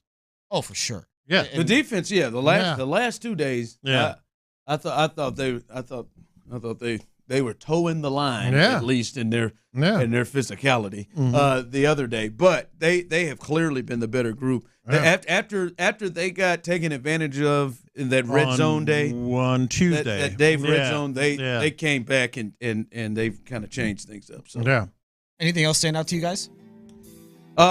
We'll talk about it coming up. That's a tease. Lead us into it. They got yeah, you messy. You just want it right now. We'll get more into it, but one of the things standing out is what we're talking about. This team needs Laramie Tunsil, and they're going to need like good Laramie Tunsil. Not that and last year I think there were an explanation for why, but they're going to need the good Laramie Tunsil because they're going to face the Neil Hunter type guys. Yeah. And to me, you can see, ooh, boy, they need these tackles to be able to hold up against those guys. I agree. All right, Ron Hughley, Sean Bijani have you covered until 6. Thank you, John Lopez. Thank you, Figgy Fig. Thank you to Aaron Raybold over at the Methodist Training Center. Everyone, thank you for listening. Have a great weekend. You are listening to KILT HD2 and Odyssey Sports Station. The Drive is live. It is, Adam. You have a good weekend too, baby. Come on now. There we go. He said it for you. He did. He likes it, man. I'm telling you, man, he is getting after it. He's ready to go. You're just listening in the loop. Adam Spolane, John Lopez. That is bada bing, bada boom. Hey! Sean Bijani in the building. Tyler Milner holding it down. Clint is out today, but we will hold it down for you. A lot to get to. And first things first, from the mouth of the head coach, said it was sloppy today. Said it was sloppy. Said I don't like weather? it. You know, the weather was sloppy, but he said his team was sloppy. Well. DeMeco said, I don't like it. Don't want it. That sounds like something a female has said to sloppy. A couple of fellas. Hey, I don't like it. I don't want it. I don't like it. I don't want it. Hey, what do you expect? It's sloppy. It's this is probably the first rain day that the Texans have had in a training camp practice in 3 years. Yeah. It was dry as a bone every day last year. I know that. Hot as balls. It was hot. I will take this weather. I'm telling you right now. But no, they were a little sloppy. And listen, as you said, this is not a sound the alarms or a code red or a DEFCON. Can y'all help me real quick? Can we take a timeout? Let's go. What you got? DEFCON 1 is the worst, right? Is it it's I believe the that lower. is correct. Like DEFCON 5 is not the worst. It's DEFCON 1, right? It goes lower or higher? I always have this thing. 7-1-3-5, I think it's lower is 7-2-4-6-2. worse. I feel like we just got a whole bunch of people fumbling their phones ready to text that in. I know code red's bad. It's DEFCON 1, right? I Googled it. DEFCON 1 is right. red. It is the worst. It is not DEFCON 1 or code red.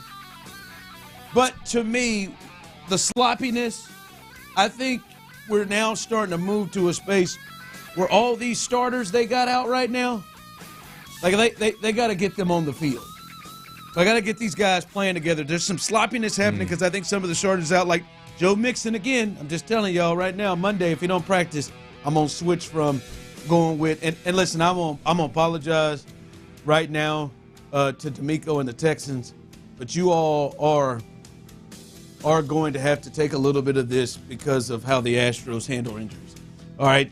And so I the lack of trust that I have with the Astros, it has me, I know it's not fair. I'm coming out letting you know it's not fair, but it has me a little shaky when I hear that Joe Mixon hasn't practiced day 5. Yeah, it scarred you with other organizations. It does. Yes. And like all I could it's terrible. All I could think about, Tyler, when he walked up there was Joe Espada. And if Joe Espada would say, "Oh man, I ain't worried about Joe." It's not ideal. I know that y'all haven't seen Joe in 5 days. He hadn't even been out here. I know none of y'all have actually put your eyes on Christian Harris. He hasn't even been out on the practice field. But don't worry about it. I ain't worried.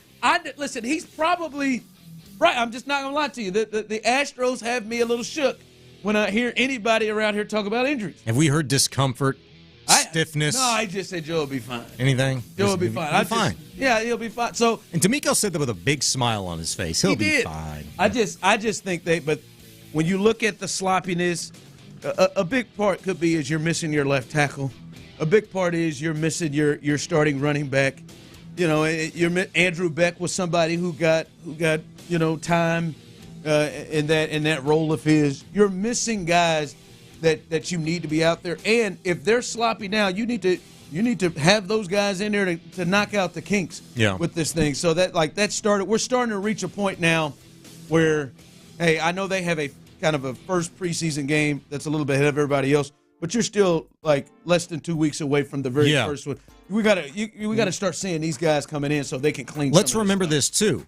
There are renewed expectations for coaches and players over there, just like there are renewed expectations for us as fans and media, right? Because we saw what we saw, and the Texans, again, for the second straight offseason, have had one of the best out of any other organization in the NFL. There are high expectations for reasons. So last year, the defense was ahead of the offense from day one. It is very much the case again this year, and it's probably a little bit more disconcerting, worrisome, gives you a little sense of anxiety because you already saw what the offense is capable of.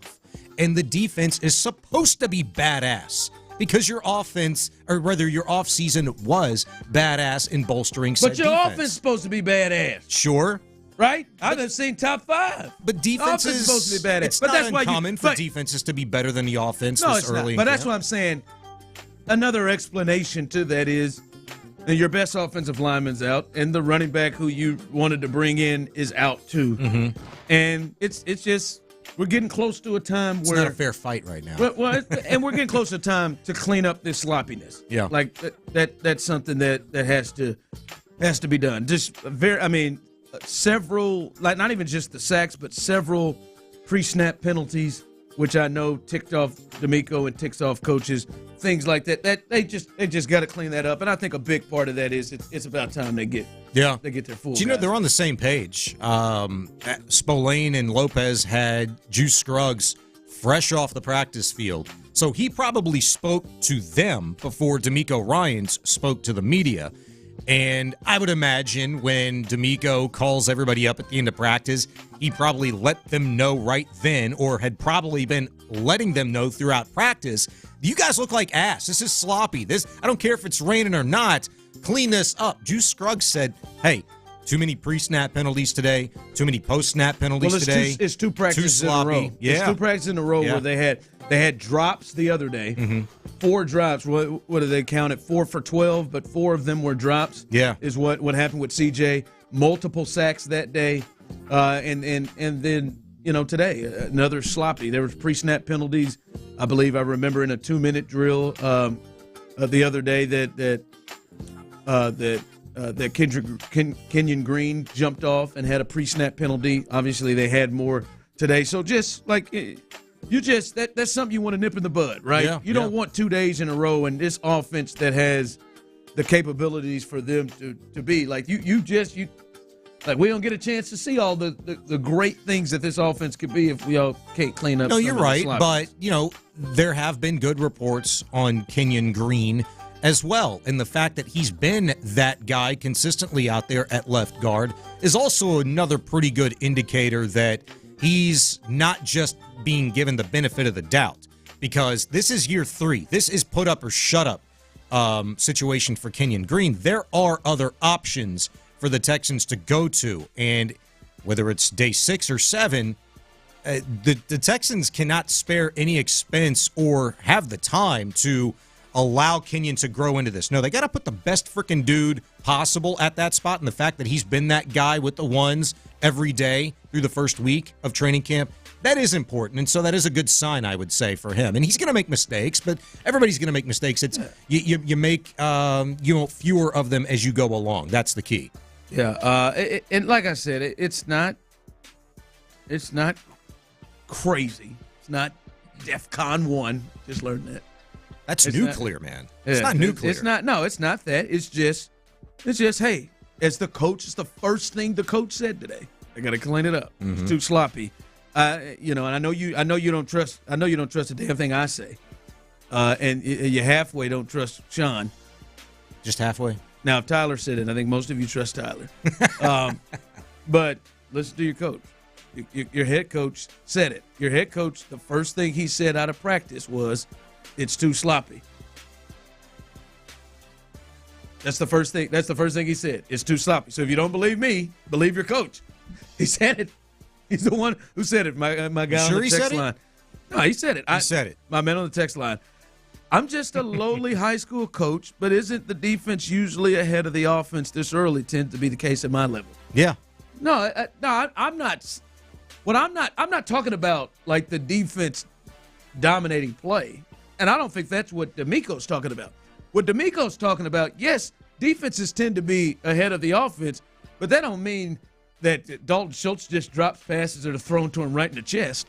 That don't mean Tank just drops balls. That don't mean that you fumble, and that don't mean you have pre-snap penalties, right? Like as a high school coach, like yes, your defense. If you're doing it, yeah, they may stop early, but you have expectations. Hell, at the high school level, you have expectations your kids aren't jumping off sides, sure, and dropping the ball. I think they do up here. That's what I'm talking about. But those things do happen. Not saying they don't. Yeah. But that is the sloppiness. That's the sloppiness that I'm talking about, and I believe DeMeco's talking about. I don't think DeMeco's talking about, yeah, man, our offense just couldn't get anything going against the defense. The sacks is not even it.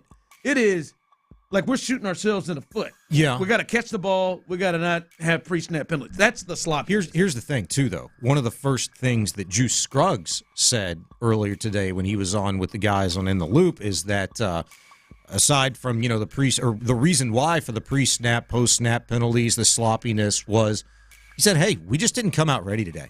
Okay, well, why is Flat. that the case? He said flat. Flat, Yeah, right? yeah, They came out flat, which, you know what? That means you're not ready to rock and roll. You're not ready. Your mind's not in it. You don't have that juice for whatever reason. Like, you've got, a few thousand fans out there, the music bumping, fans cheering. Like, they've sat through 2 hours getting soaked in the rain to see your ass go out there and play some ball. Like, who doesn't want to watch this? This is football weather, right?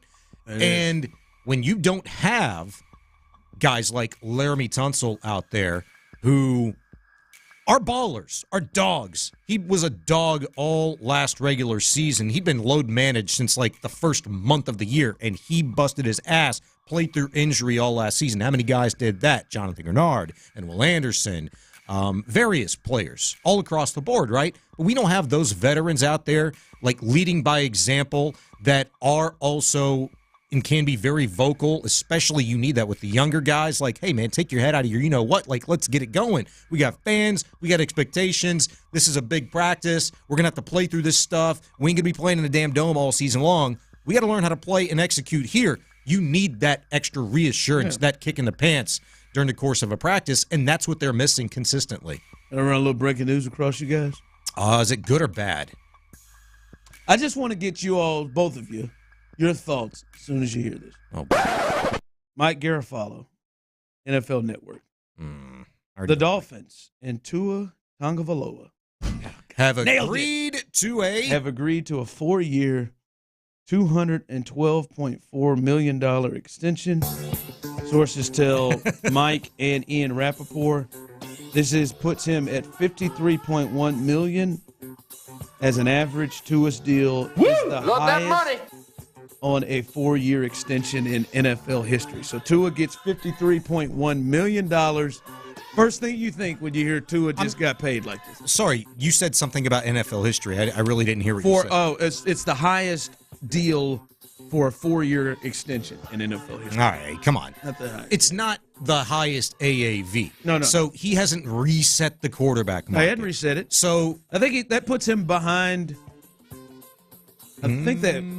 What was Trevor? They were 55, wasn't they? Trevor's 55, Burrow's 55. And I think this maybe this puts him just above Jared Goff. Goff is like 51. I think 53. I think he's 53. I was going to say Lamar was 53. Where's Lamar? Maybe he's got to be right up there too. Around there. But this puts him in the top 5. I know that much. You want to know my reaction? Your reaction to that. Good for Tua. Good for Tua. But you know what else? Tip of the cap. Like, you didn't have to go reset the market for a quarterback. Like, you didn't have to be who's next guy. Green Bay will. You know what I'm saying? Oh, yeah, I was going to say Jordan Love. Jordan Love will set that sucker. Dak, right? We'll see probably next year. But, look, I know it looks big and weird, but, what else were they going to do? Yeah, I mean. What else were they going to do? Now it's you better hope that cap goes up and you can continue to put stuff around him that you need. Like, that's the thing that's what I think is, all right, now that he has gotten this money, who is he going to lose? Who are they not going to be able to pay? That's a good question. You know what I mean? Now they paid Waddle, and I can tell you right now who is going to be knocking down the door to get a new deal. Tyreek? Oh yeah, that sucker's about out of here. He's the obvious answer, but I wanted to look at his current contract. Like, it says 30 a year, but it's really 25, and it's coming to a close. It's about that time. 2026 is his final year. Oh yeah, he's ready. I mean, but and they just paid Waddle big money. That's the thing that comes to mind. Who are they going to lose? I mean, you got Hill, Chubb, Waddle. Chubb has a Chubb. I'm sorry, but you have all those guys through 2026. He makes good money. But I'm just saying, like, now they've been able to do a lot of stuff. Waddle, Hill, Chubb, Phillips. They had Ramsey over there. Is Jalen Ramsey still over there? I think he's still over there. Ramsey's still there. They had guys over there, and they've been able to do that because they ain't paying that quarterback that. Yeah. Now they got a top 3, top 4 paid quarterback. Ramsey's up in 25. So, Fuller's up in 25. Got you said Phillips.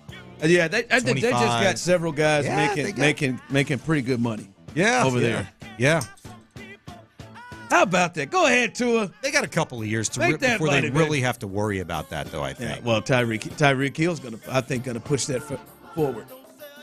Tyreek's got some alimony. Tyreek's got some support. Well, let's see how creative their general manager is in terms of manipulating, the salary cap from year to year. If they're able to convert some of that to some early money, signing bonus money, stuff like that, versus other organizations that seem inept at doing that. I need to put you on the spot here, Tyler. I'm sitting here as we're about to leave here to start this show, and I'm just I don't want to say I'm eavesdropping, but I'm just listening as I'm walking through it. My convo.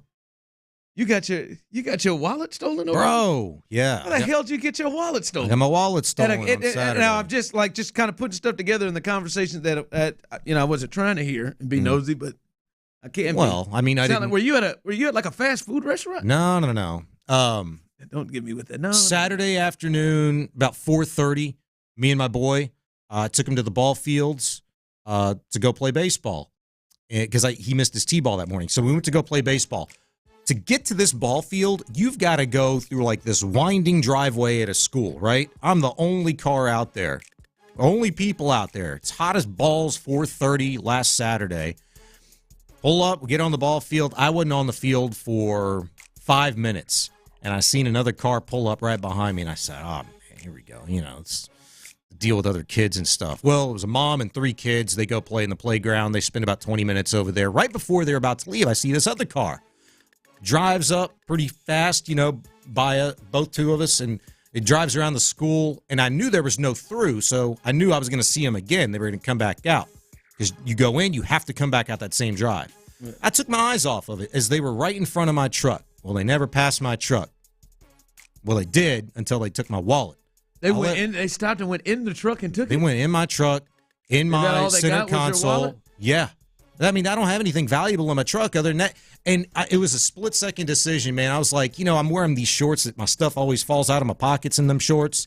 I'm going to be running around in the field. I'm just going to drop my wallet here in my truck. It's only me and my boy out here, middle of the afternoon, house balls. I'm not going to see nobody. I didn't lock my truck.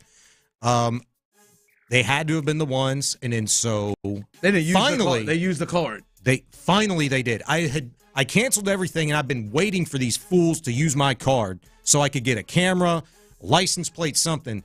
These dipwads finally did it in Baytown at a bank. I tried to cash a check, showed them my ID.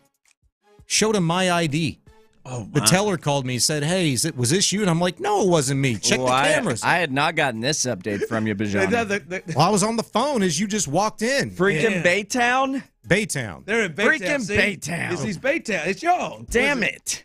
Was it Clint? Well, that just means they could have just gone to Baytown. He's playing a joke. And according to the teller, it's on the run right now. It was a different colored car than the one that I remembered stopping by my truck. Ditch the car. You should have told him to follow the car because Clint's going to run out of gas at some point. Well, I wouldn't follow him. I'd leave that on you. But Clint's going to run out of gas, and throw the cuffs on him, and you're done. God bless this. I don't think it was actually Clint. God bless the teller, but she was about to get off the phone with me, and she was more concerned about me canceling my car. And I'm like, "Ma'am, with all due respect, I did that like 15 minutes after I realized, my stuff was stolen." Ma'am, with all due respect, I'm not a jackass. Yeah, and so I was like, "Here's what you need to do. You it's an out. You're what do you call them? Damn drive-through things at the bank. There's a camera at every single one. Yeah. I'm like, you number one need to secure that footage. Number two, you call the cops and you tell them somebody tried to use my ID, my bank card, and tried to cash a check made out to me. And that's what needs to happen here, because I'm about to be on the radio for 4 hours. I can't be dealing with this. That's kind of like I'm turning this responsibility over to you. If you're driving around and you did this, the card you have. Look at it. Does it say Sean Bijani? Just turn yourself in. Yeah. Or at least turn in the wallet. Just turn in the wallet. Honest to God. Just turn in the wallet. I don't care about the money. He's got family photos in there. I have one thing that I want in there. It's actually, this is... And we'll tell you what that is coming up next. Come celebrate the kickoff of summer at Twin Peaks. Put the pedal to the metal and drive to your local lodge for the Indy 500 on Sunday. Start your engine with sauced and tossed wings and stay fueled for all 500 miles with 29-degree man-sized draft and handcrafted cocktails. And on Memorial Day Monday, Twin Peaks is honoring all those who served. If you're an active military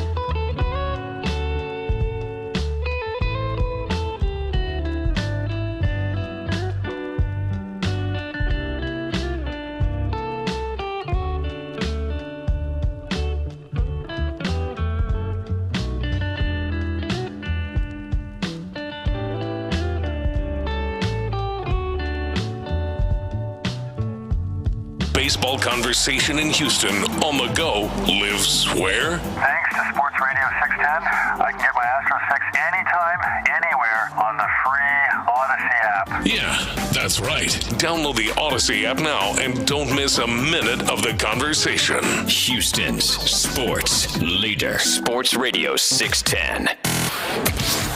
It's Texans training camp. Live from the Twin Peaks studios. Sports Radio 610 presents The Drive with Stoerner and Hughley.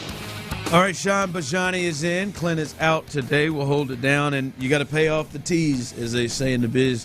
What's the one thing in the wallet you want back? One thing.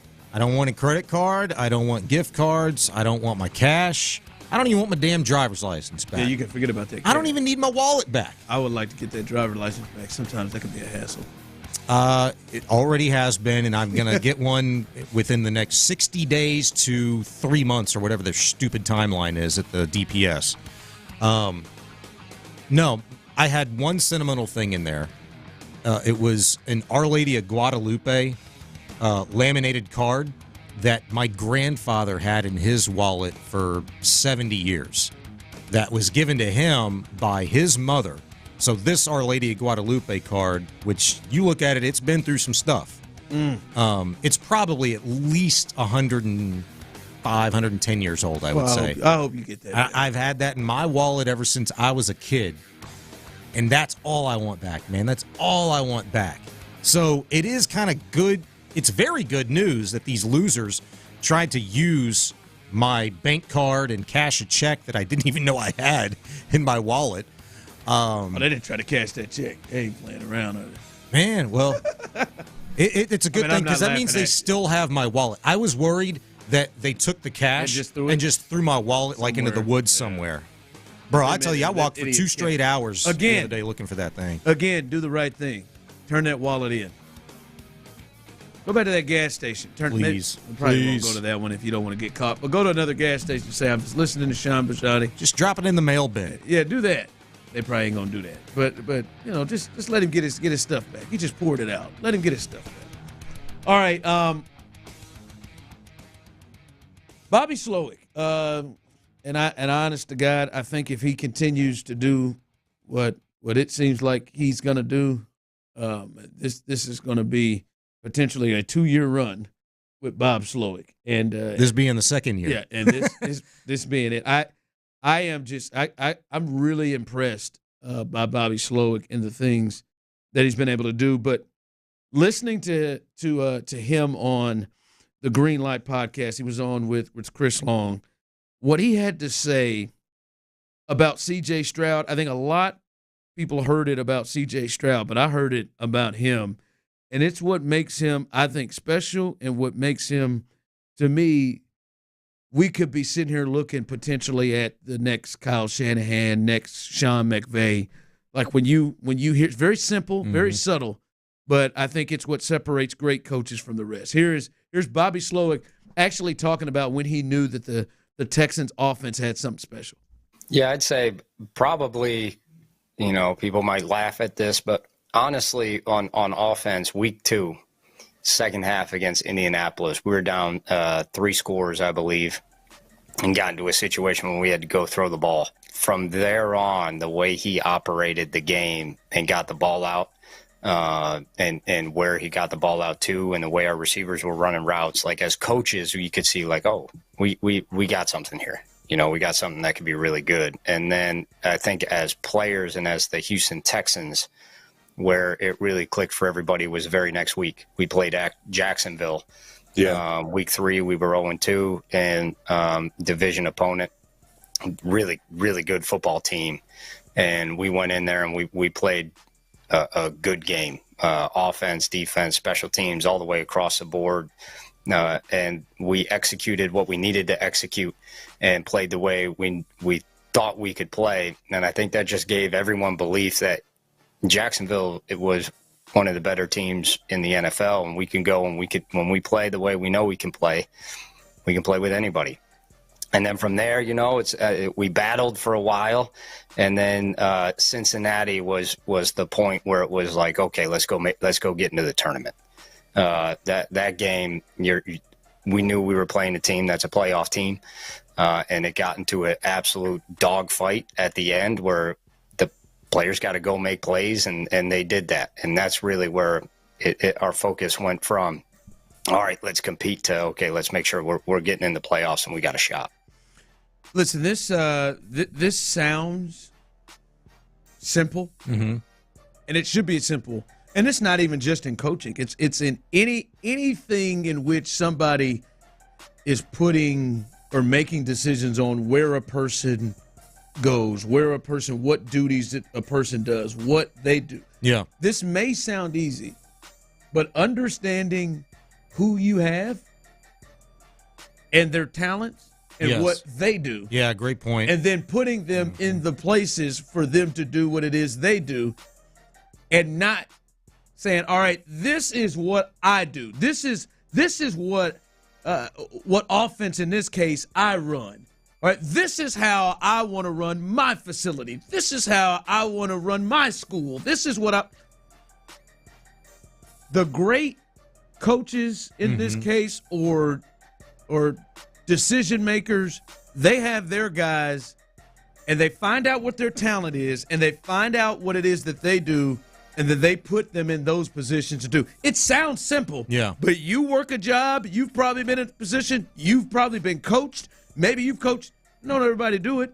Right. Especially if you're a guy like Bobby Slowick, who comes from a place that has been successful running offense a certain way. They like to run the football. They like to be physical. They like to use different things. But that is what the 49ers are. You go look at the Rams, similarities there. He got here, and for the first time, he was a guy running the offense. And after 2 games, hell, not even 2, a game and a half. Yeah. He immediately said, okay, I can't do this thing the way that I want to or what I've been coached to do. I've got to make a change because my talent is different. Said as much. Bill O'Brien last year. Bill O'Brien has yet to master that. And he's not alone. There are other coaches who have yet to master that, where, hey, I've got a system. This is what my system's going to be. I'll be damned who I got. I'm not going to look at a talent and say, well, I've got this guy, this type of talent. This is what we should do. Yeah. But Bobby Slowick, in a game and a half, his first job, he not only was able to recognize that I can't run offense the way I want to because of the pieces I have, he also, Sean, was able to come up with a game plan and a different way of doing things that actually worked. Yes. So he was able to do that. Is special territory. 100%. That they're potentially in with Bobby Slowick. I think you hit the nail on the head. There were really 3 things that stood out to me, and not just that clip that we played, but even me going back and remembering covering this team on the daily last year. It was not even 3-4 weeks into the season where Bobby Slowick had basically said, hey, look, after that Baltimore game, I realized, as you just kind of illustrated, like, I had to change. We had to wipe it. You know, I forget how he put it exactly, but basically he said he got his boat rocked or something like that, right? That Jacksonville game, he learned that he could trust his receivers. He learned how to use Nico Collins. And Tank Dell, literally that week leading into the Jacksonville game, week 3, echoed all of those sentiments. I pulled an old quote. This is from Tank Dell going into week 3 last season. Quote, Slowick is definitely all ears, man. If we ask him to try a new play, he's down to dial it up. That's good for us and him as a coach, because you want someone who's going to say, I understand what you're saying, and I'm going to try my best to get involved. We have that type of OC who's going to listen and open up for us. That type of OC isn't going to do that if he doesn't have the confidence, the trust, and respect for his players, but totally understand them as athletes at that point in time. Totally understand them as professionals at that point in time. And you're talking about a rookie? Yeah. And you're talking about a third-year player at the time in Nico Collins, who looked the furthest thing from being a number 1 wide receiver possibility, and then literally week 3 was like, bam, 7 catches, 146 yards, a TD or 2, and it was like, boom. He figured that thing out, and he figured it out pretty damn quick. People and coaches who can work with what their talent is and then be able to adapt to their talent, that is special. Mm-hmm. And it sounds easy, but everyone isn't able to do it. All right, it's time for us to have a serious conversation about the Astros. Here's the question. I want you to chew on this, and we'll discuss this on the other side. Tuesday, 5 o'clock is the deadline in terms of trades. Seattle's already tried to get better. Other teams are going to try to get better. I bet the Rangers are too. And I think the Astros are as well. Do you trust this Astros brass to make the right move? We'll discuss that on the other side. Sleep better, live better. I firmly believe in it. If you need a new mattress, you're nuts if you don't check out Verlo Mattress. Comfort to comfort, dollar to dollar, Verlo wins every time. Verlo's custom fit process is unmatched in the mattress world.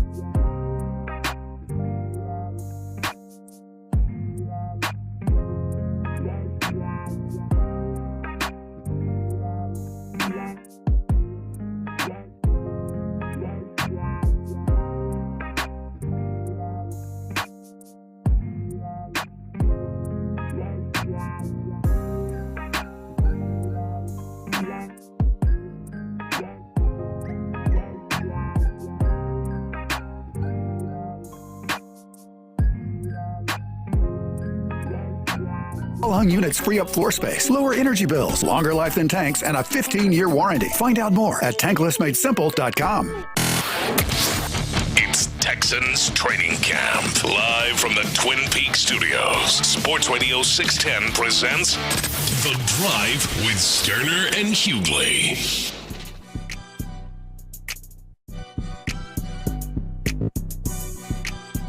Got to put my mic on. Welcome into The Drive as Clint is out today. Sean Bijani is in the building. Yeah. Tyler Milner behind the mirror running the ones and twos. There you go. You can see him. Go on Cougs, YouTube. baby. There it is. Let's go.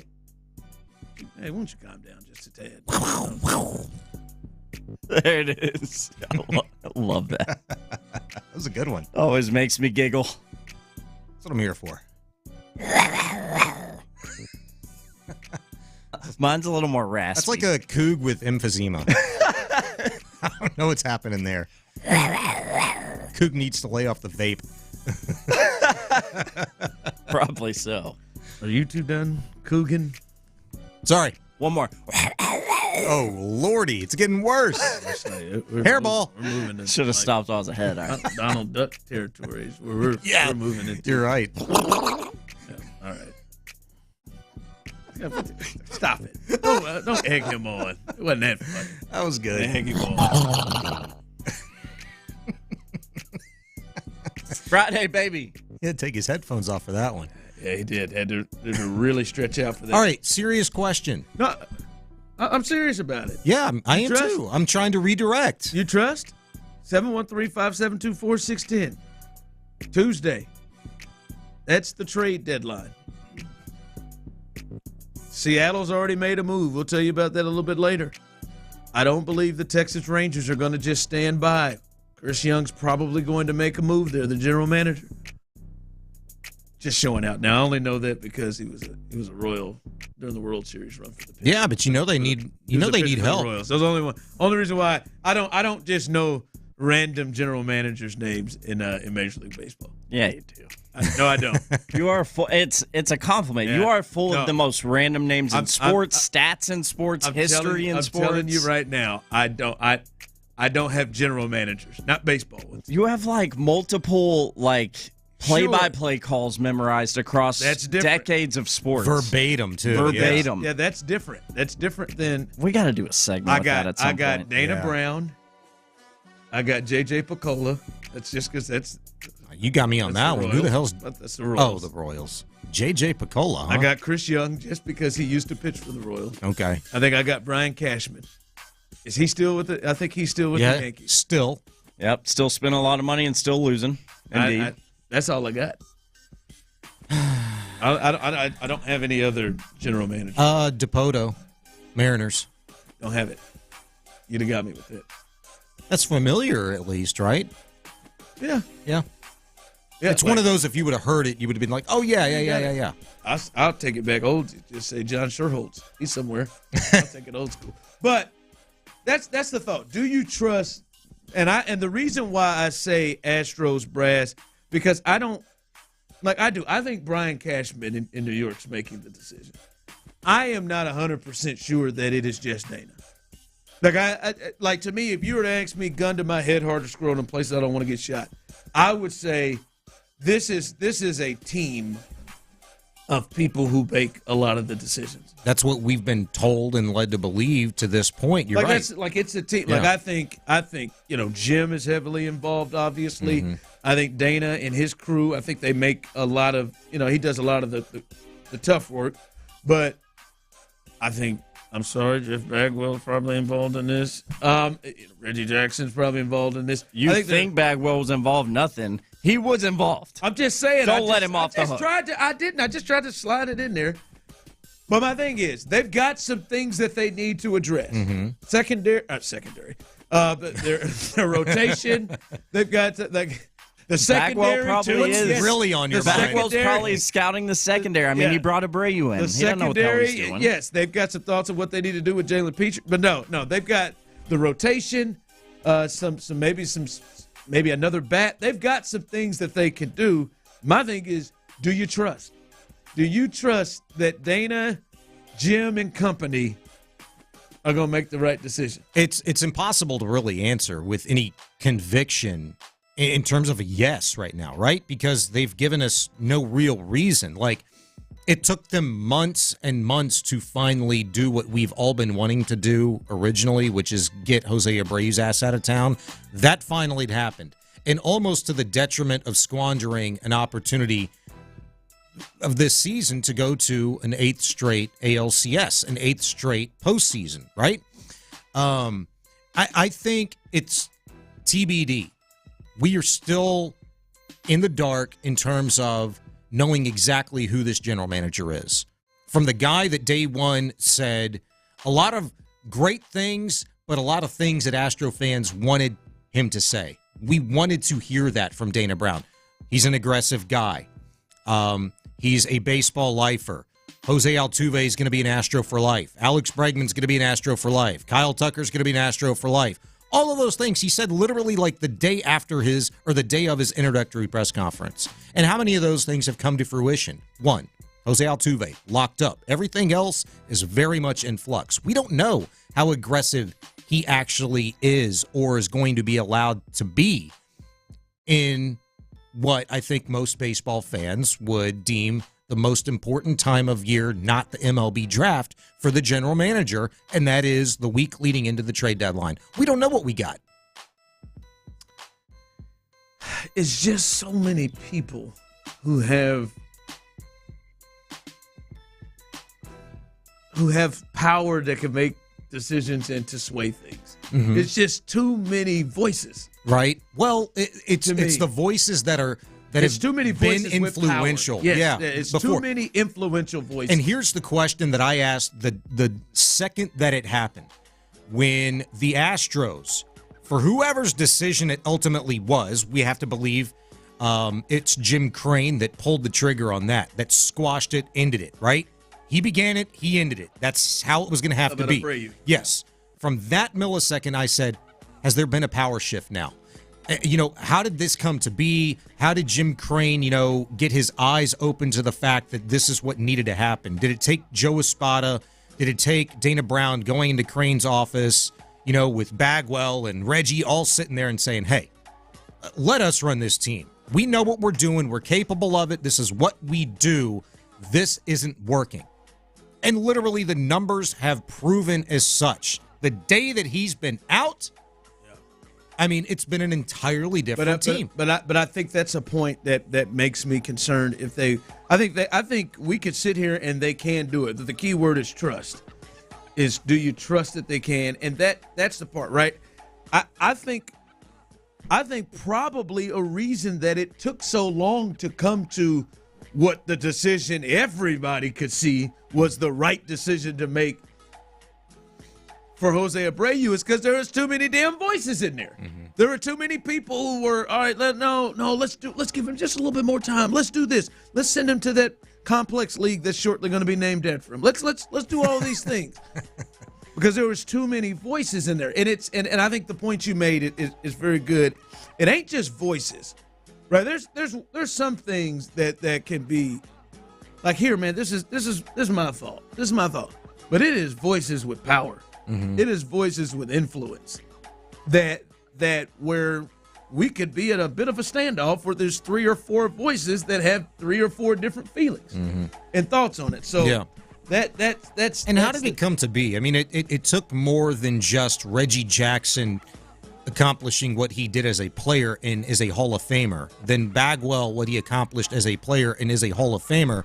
All of a sudden, for an owner who once upon a time ago played baseball at a high level, college ball, very successful businessman, you don't get to those statuses, those accomplishments in business and or in sport without trusting, people to help you make decisions. I think that's a very important thing. I think it's an invaluable tool and resources to have in any business. I mean, who doesn't want to have somebody that is emotionally and maybe even financially invested in you and your company that you have to entrust with bouncing ideas and thoughts and philosophies off of?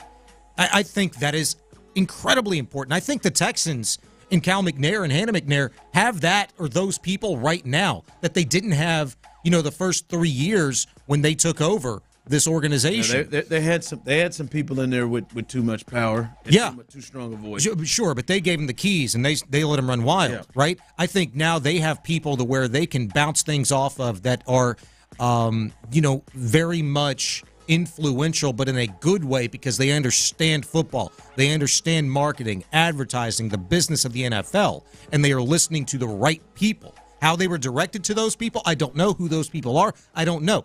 But I think those people are invaluable. And just because these are two guys, and maybe there's more, but Hall of Famers and Reggie Jackson and Jeff Bagwell doesn't mean you have to listen to every word they say and execute it. But it's just for peace of mind. And ultimately, you've got to trust yourself if you're Jim Crane that, hey, here's Dana Brown, who's been in baseball for 40-some-odd years and has done an excellent job. Everywhere, literally, he's been, let him do his job now. Mine is a hope. It's more of a hope. I think it's where we all are. I hope they're able to find a way to handle this situation better than they've handled some other ones. Mm-hmm. That's to me, that's where I don't know how. Clock's ticking, man. I don't know. I mean, I'm sure there are some people who have some flat out. I believe in them. I don't know how you get there. That is our baseball talk presented by T-Mobile. Switch to T-Mobile and you can get tons of benefits and still save on every plan versus AT&T and Verizon. Use their savings calculator to find out how at T-Mobile.com/switch. Coming up, Big 3 at 3.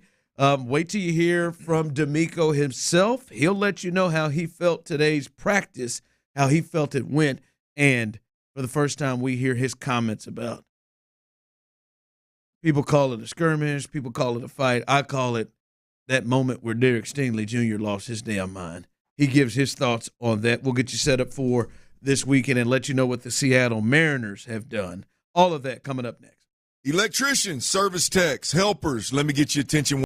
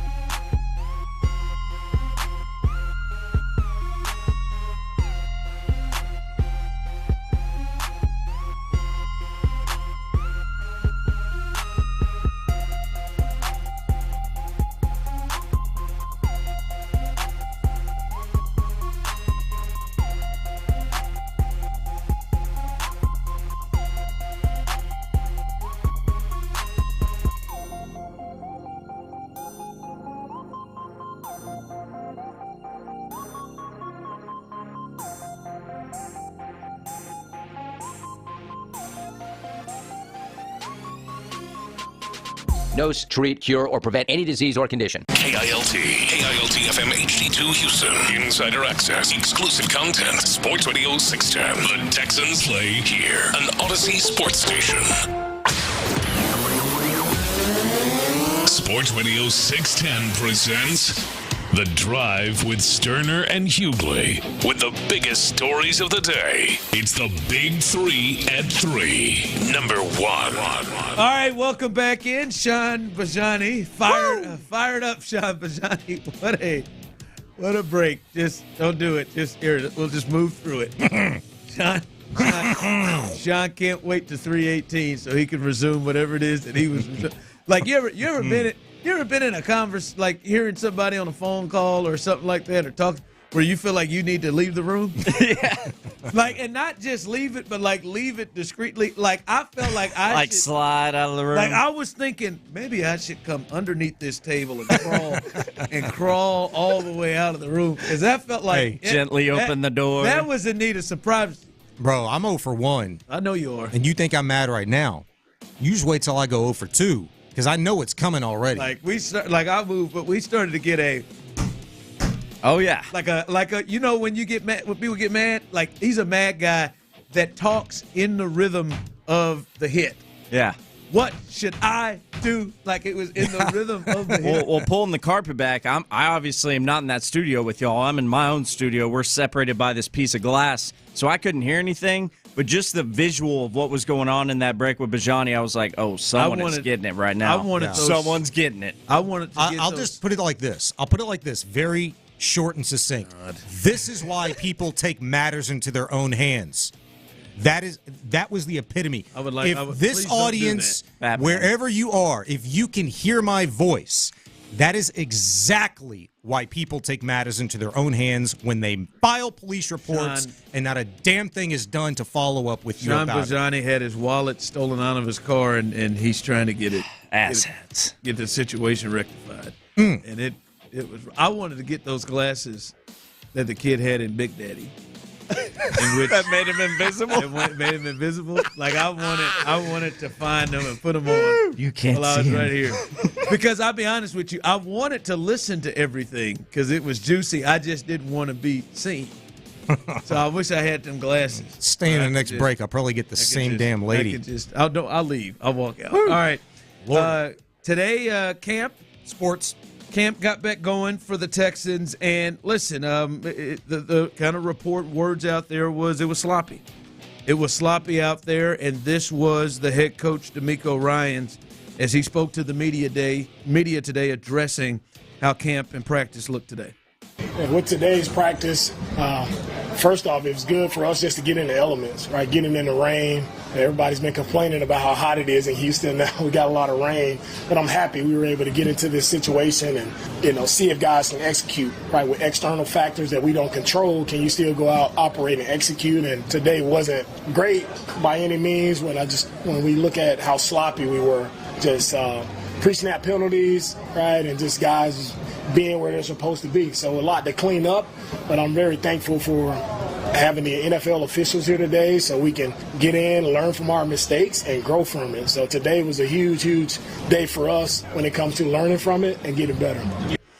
Yeah, again, not a huge deal, but you can tell he ain't happy about it. You can tell that DeMeco is not happy about that he doesn't want this to become a habit. I'm not saying DeMeco's surprised that they would have a day like this where it'd be pre-snap penalties and they would have drops and they would have situations like that. But he doesn't like, as his center admitted on In the Loop, if you missed that interview, you want to listen to that around 11 o'clock. Good one. Scruggs Yeah. joined him a little bit after 11. But the first thing he said, we came out flat as an offense. Doesn't want to see that consistency, especially with the guys like CJ and Diggs over there as leaders. You don't want to see that. But you could tell, like, I don't want this to continue to be a thing. Like, we may see now some of y'all out there have not seen DeMeco Ryans mad. Not at Have you?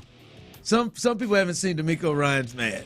But if have you ever witnessed him like even a little bit angry or anything? They come out, only one of us in this room has. That's not true. I see you all cover the team too. if they come out here and have another performance offensively or as a team where that becomes habit, then I think we may see a different DeMeco. Yeah, maybe. I took a little something different from that, maybe. Well, I know you did. And I heard a guy that, yes, admitted, hey, we were sloppy. There were pre- and post-snap penalties, and this wasn't ideal, even dealing with the elements. Like, there are probably certain things that would have taken place if it was a beautiful, bright, and sunny day outside. Being in the right position to make a play has nothing to do with the damn rain. It has everything to do with you getting your head in the game.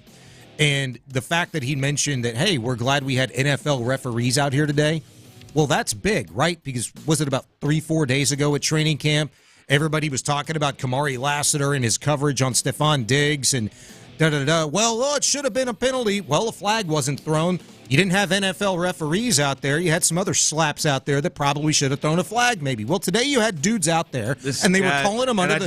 Just a timeout. What? I just want to say, guys out there, those men who are out there in those official uniforms, that's not you. That Sean is just fired up right now. He didn't mean to call you guys slaps. That's fair. Not normally what he would do, but right Fair. now Sean is fired up. Because Yeah, I Sean am a just little took out these guys who took the time out of their day to come up there and officiate these games. Oh, they're getting paid very well, but Sean called them slaps. Because Sean can't get a stiff wallet. All right, go ahead. What do you want me to do? Damn slaps. Hey, man, I'm ready on the dump button. I'm telling you, because I feel like Sean's in a dump button. I'll mood. be fine. I'll be fine. All right. I'm gonna be fine. I'm trying. I'll be as professional as I possibly can. Okay. Sorry, I didn't. I apologize for the slap remark. But do you see my point though? Like, you see my point.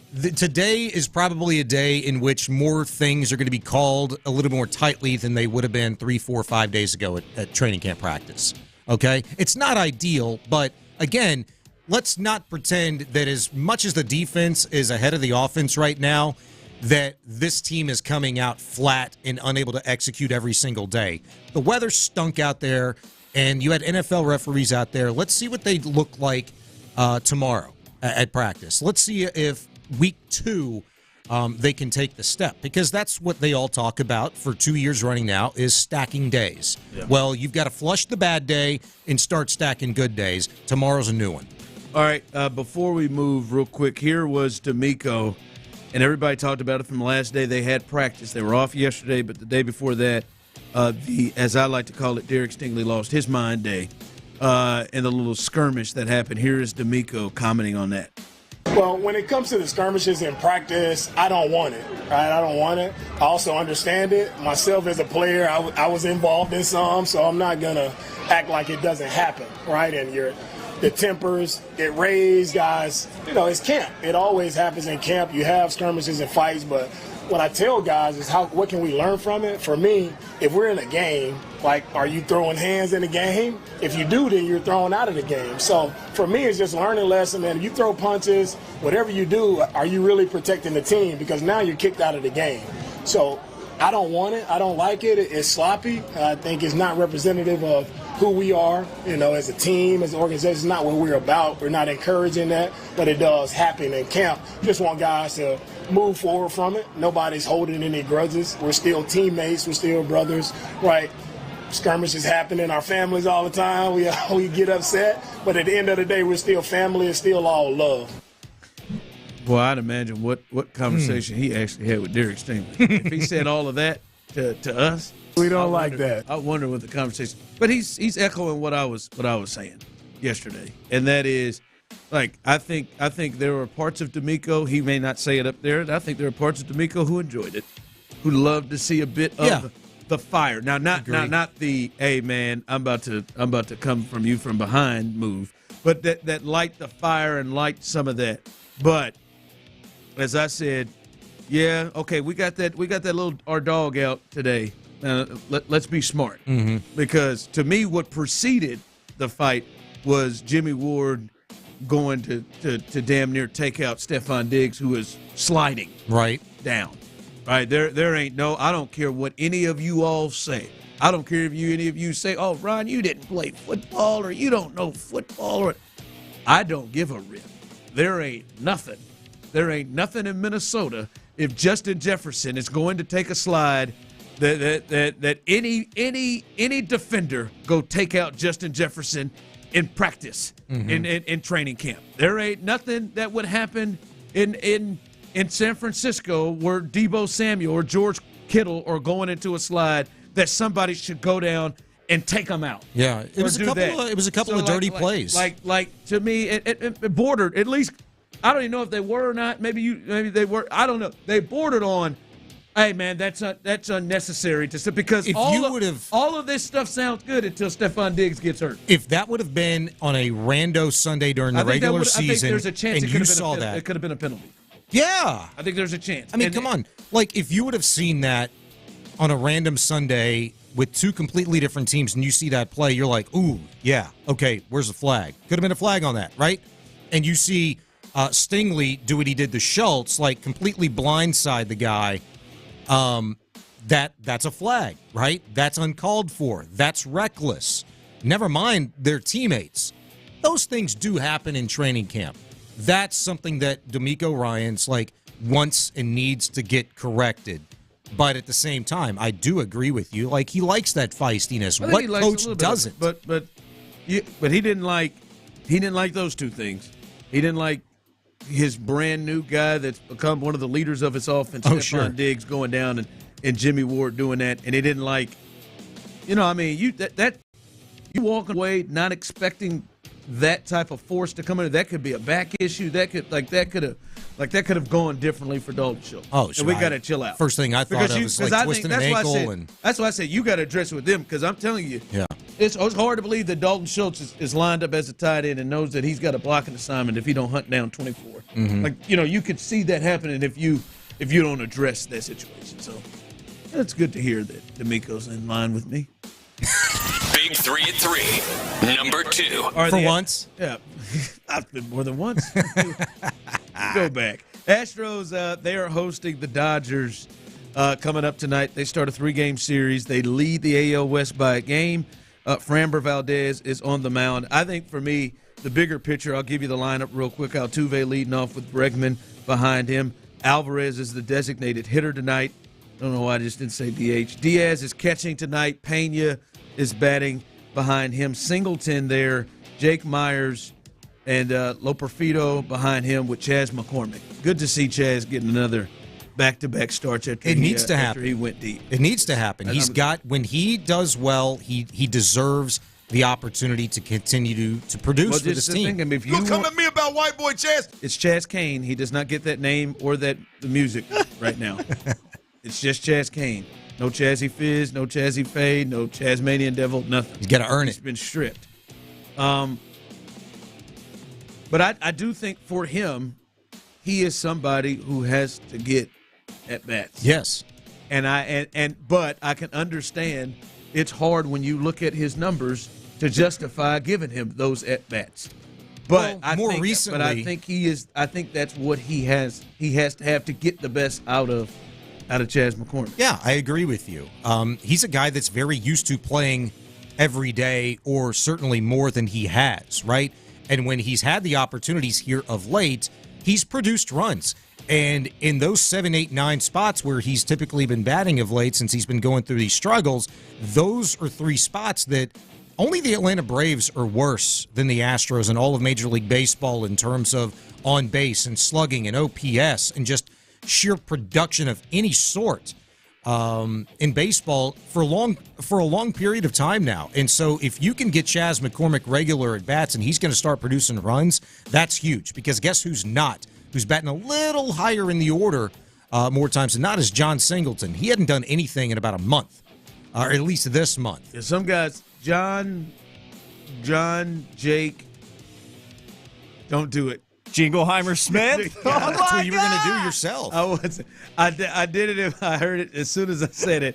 And I saw this idiot racing to the mic. His name is my name too. Whenever I go out, the people always shout, there goes John Jacob Jingleheimer Smith. I can't believe God, that was so fun. I can't believe we just did that. Anyway, second verse. I think both of them have come down in the last month. John, Jake, they've come down in the last month probably because they've been playing more. Maybe they've been, exposed a little bit more at the plate and more of a game plan. But they've come down. You need these guys to start to rise back up, or Kyle Tucker could return. Oh yeah, I mean it's baseball. The Astros did what they did without Kyle Tucker, without Justin Verlander, because they just so happened to all kind of catch fire at the same time. But you start to get back to the means with these guys. Cream always rises to the top. Well, thank you. All right, I'll grab one more real quick. The Mariners, just want to pass this across. The Mariners, they added in the outfield Randy Arozarena. I always get messed up when I try to say that cat's name without looking. Randy Arozarena. They add him. He had struggled most of the year with the Rays, but he's been playing a little bit better, swinging the bat a little bit better, and we know he's kind of got a history in the postseason where he has been really, really good. The year they went to the World Series against the Dodgers, he really came on the scene then. Last year, he was an all-star starter and was really good. So we'll see if that adds anything, because Lord knows they need the Mariners. They need to add somebody who can swing the bat. So they do make a move there. We'll see what happens. Trade deadline Tuesday coming up. I saw 5 p.m. Central was the time where that ends. So we'll see. Usually it's around 3, but it said what I looked up said 5 p.m. But we'll see what happens with the Astros if they do anything today, do anything over the weekend. We've heard them connected with certain guys, but we'll see what happens. But the Mariners, they've already made a move to try to bolster their lineup. I'll confirm that.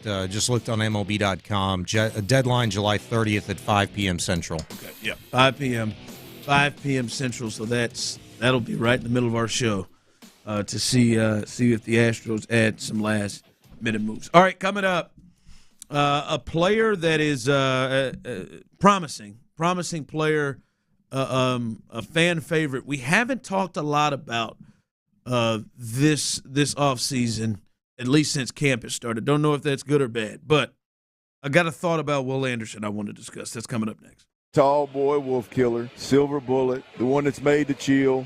I mean, it is the most beautiful packaging in the beer business, y'all. If you're out there right now, it's almost it is the weekend, man. It's Thursday.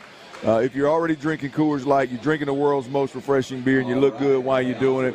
If you're not, take that exit. Hit that C-store. Get down to Kroger, go over to H-E-B, get over to that beer aisle. It ain't hard to find. As I mentioned, it's the most beautiful packaging in the beer.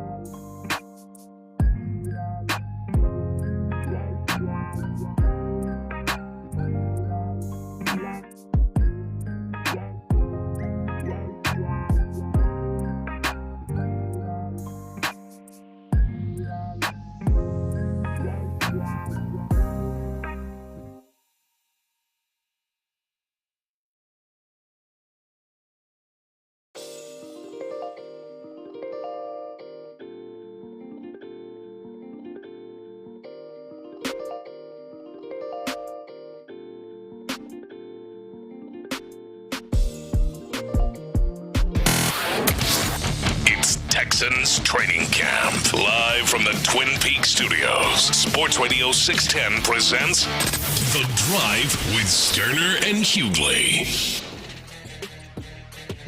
Ocho on the text line. Ron, you've got me glued to Sean Bijani on YouTube, waiting for him to snap on a fool like it's Love and Hip Hop.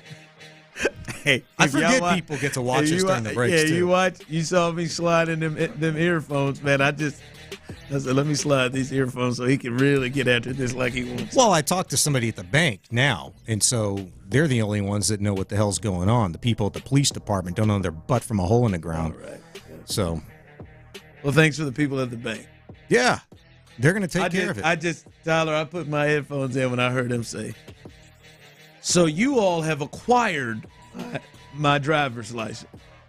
And the way he leaned back and said it, I said, let me put my headphones on. Somebody got his driver's license. At a different branch. These fools are driving all over the place trying to use my stuff. This is like Clint's Home Depot story.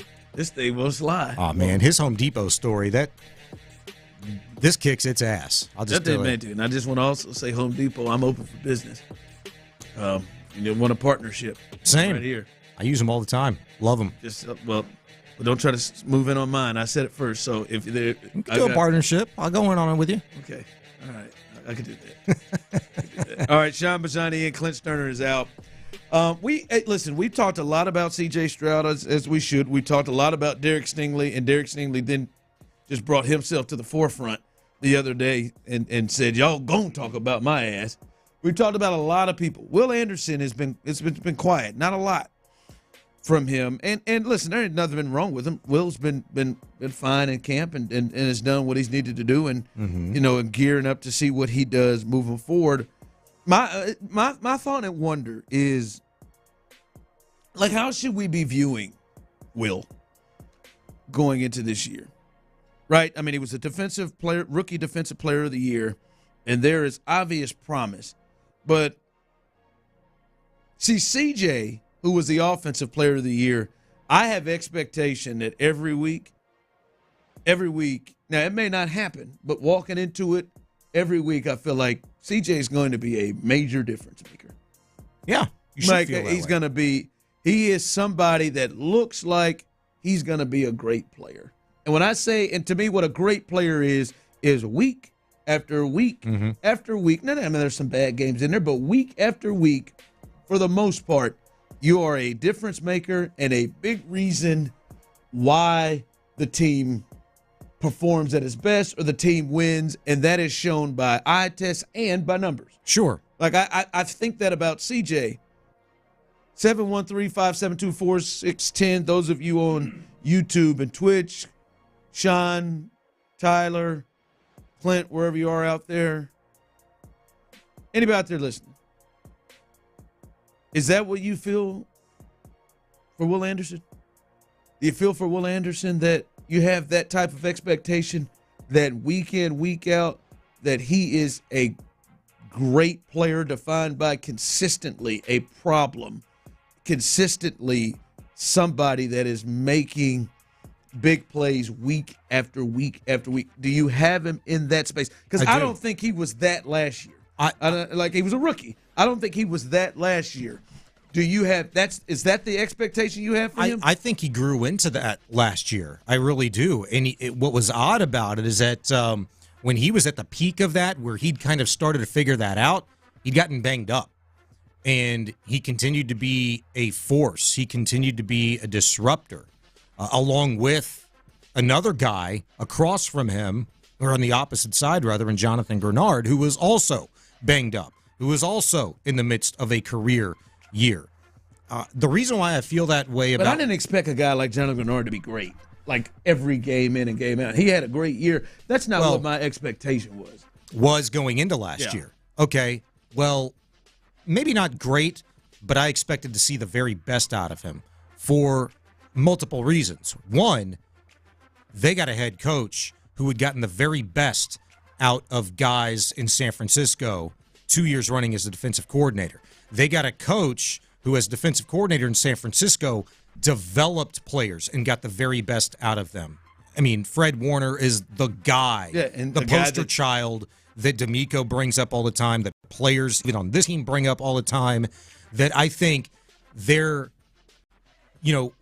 operating under the anticipation that, man, if DeMeco could do that for him, what's he going to do for me? And that is the kind of faith, trust, respect, belief that I think Will Anderson and other young players, other guys that maybe have been journeymen, that maybe have been role players on other teams at this point in their career, believe that DeMeco can take them and make them somebody that they haven't been yet. And you know what? Will Anderson's got help. Just like C.J. Stroud's got help. C.J. can't do it by himself. He couldn't do it without Nico. Couldn't do it without Tank. Couldn't do it without Robert or Schultz.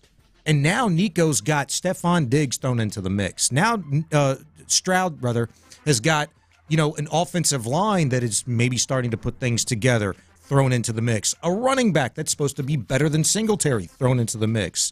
Look how much the defense has improved this offseason alone. That's what Will has helping him be the very best that he can be. Yeah, but I'm glad you brought up guys. Like, I expect CJ in the great player range. I think right now I probably expect Diggs in the great play. What I'm saying, consistent, what separates great players from good players is being consistently there. You're going to have some rough games, but you're going to play 17 games. I would say 15 of them, you're consistently there making plays. I think Stingley is somebody that I would say fits that role if he plays. Generally seems like Danielle Hunter, to me, fits that role of guys that who has been that. And yeah. is that I expect that. Mm-hmm. I don't know that I'm there yet with Will. I don't know that I think Will be, and I'm talking, I think Will be good, but I'm talking about, is he ready to take that step? It's understood, right? Because you've only seen really half of the season in terms of results that we all look for. And I probably should feel that way about Stingley too. But to me, I've kind of gone to a point with Stingley. It's like, if he's injured, if he's not hurt, it feels like he will impact in that level. But again, to my point, in that I know Will started to turn the page last season when he was quote unquote, healthier, right? And it wasn't up until the final few weeks of the regular season where, he'd gotten banged up with the ankle and, started to feel like, as he's mentioned this preseason, getting thrown around a little bit, facing some maybe tougher competition, different things that offenses were doing with him. Because of his stature, right? He needed to put on more weight, more muscle, and figure out some things maybe technically that he could do better to combat that stuff, right? That's another reason why I'm looking forward to seeing this guy this year thrive in that role. He's got more moves. He's got more experience. He's gotten the knowledge, and he never once wavered last season when he wasn't getting sacks, when he wasn't being the disruptor in the box score that we all expected and wanted to see from him. Now, he was consistent week in and week out, right? And we got nauseated from seeing pass rush win rate, da-da-da-da. Well, he was affecting plays, just not in the way that we wanted to see from ourselves. We wanted to see sacks. Yeah, the next level. Yeah, and to me, great players, I don't care what, the pass rush, the win rate stuff, that's what I'm saying. Great, you name a guy that is a pass rusher that's a great player, he's going to get double-digit sacks. And he plays enough games. The production's going to come. Any great player, the production's going to come there. There isn't a great player that you look at their numbers, you're like, well, I guess Fred Warner doesn't have that many tackles. Yeah, I know what you're saying. There's not it will come with it. You'll see 12 sacks. Yeah. You'll see that, right? And I see some people here on the text line, CJ is solely in control of his ceiling. Will change from play to play, week to week, depending on how the game plan for him and Hunter are. No, I don't agree with that. Great players come through no matter what the game plan is, especially at that position. Whenever Joey Bosa can play and Khalil Mack can play, it's not all right, he'll be it. No, they both do what they need to do. They both get back there and make an impact on the game in a I think that's the expectation this year, though. Right now, with so you're Will there. Anderson. You're there with him. I am, and it's very much about what DeMeco Ryans and Nick Caserio did to help Will Anderson out. They brought in Daniil Hunter. That is an upgrade from Jonathan Grenard. They went up and got Azeez Al-Shire. That is an upgrade from Denzel Perryman, from Blake Cashman. I think it's clear upgrade. Now, the one thing that I know Clint was banging the table on that I was right there with him too is, hey, man, what's the situation with this interior line? What's that going to look like? And who's going to be the two dudes on the interior that we know Sheldon Rankins and Malik Collins were? Well, if it's Foldy Fatukasi and if it's DeMeco Autry, I think we'd be good with that, but we just need to see it first. Yeah. I do think that DeMeco Ryans and Nick Caserio, in a very large way, has done enough to this point already to earn the nod, the respect, the trust, the belief that they know what they're doing because they've been able to build it from an offseason already. Now they got 2, and they've been able to pivot multiple times last year when they needed help on the interior and in the secondary. They went out and got dudes off the street that came right in and helped this team win football games. And so now you got high-level dudes in there, and Daniil and Azeez with Will, a defensive rookie of the year. Yeah, that's my expectation for him, is to be that consistent dude. Coming up, AL West talk and the segment that's sweeping the Friday nation. What you watching? We'll discuss all of that. Have fun with that coming up next right here live on The Drive. All right, selling a home is full of catch-22s, y'all. Questions like, do you pay for upgrades?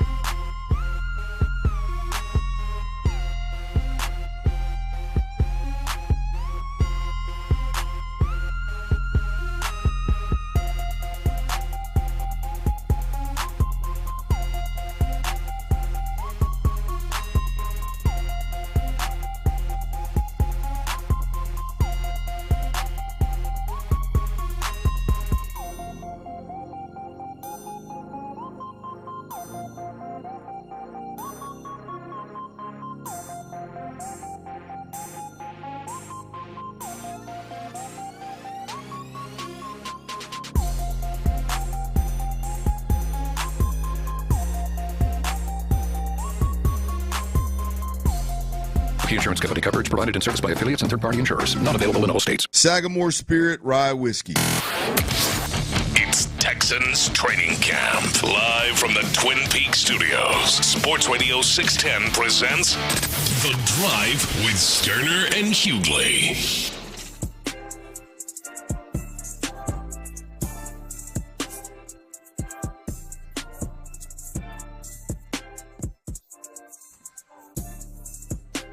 Clint Stoerner's out today. Sean Bijani is in. Guys, if you're into the movie like The Artist, which was, I believe he won for best actor. It is a no sound film, all mime. Artist? The Artist. I believe he won that year for best actor, won the Oscar. That's what you're watching on YouTube and Twitch right now. You can go on YouTube and Twitch. You can watch Sean Bijani in action. As it is no sound, but you can see the movement. You can see the movement. He is. I mean, these breaks are just as. It was better this break. It sounded like a better combo. We're moving along. Good. That's good. That's progress. Good. Every break is getting better. All right. That's how you know you have a good bank. There you go. Good. That's how you know you have a good bank. You can start running them in right now, 713-572-4610. Those of you on YouTube and Twitch, Friday's coming up here in just a bit. What you watching? What are you watching? What shows are you watching? I finished off a show last night. We gotta talk about it. What you watching? Text in 713-572-4610. Those of you on YouTube and Twitch. And what else we should be watching? Let us know as we roll through and continue. That's coming up here in about 5 minutes. What's today? July 26th. Tyler, I know you're watching every night. Hell, you're betting money every night. I know you're watching every day. Hell, you're doing the post game most nights. September 1st, right now today, the Astros have a one-game lead as they're 4 games over 500. 1-game lead over the Mariners. And now, don't look now, with a 5-game winning streak. The defending World Series champs are 2.5 back right now of the Astros. What y'all think this gonna look like September 1st? What do you think the AL West is gonna look like September 1st? You think it's gonna be 3 teams in the race like it is right now? Do you think somebody is gonna fall out? Do you think somebody's gonna take off? Honest to God, not your take your blue and orange, your big blue and orange wagon glasses off. If you could be as objective as you possibly can, how do you see these standings? How do you see this being September 1st? How do you see this looking in the West? Just my gut feeling right now thinks that the AL West is going to command all eyes from baseball fans. I think that division. You think this goes down to the end? I think this division this year is going to be the one to watch for that last month of the regular season. And it's because the Rangers are not going away. And I'd felt that way when they took 2 of 3 going into the All-Star break from the Astros.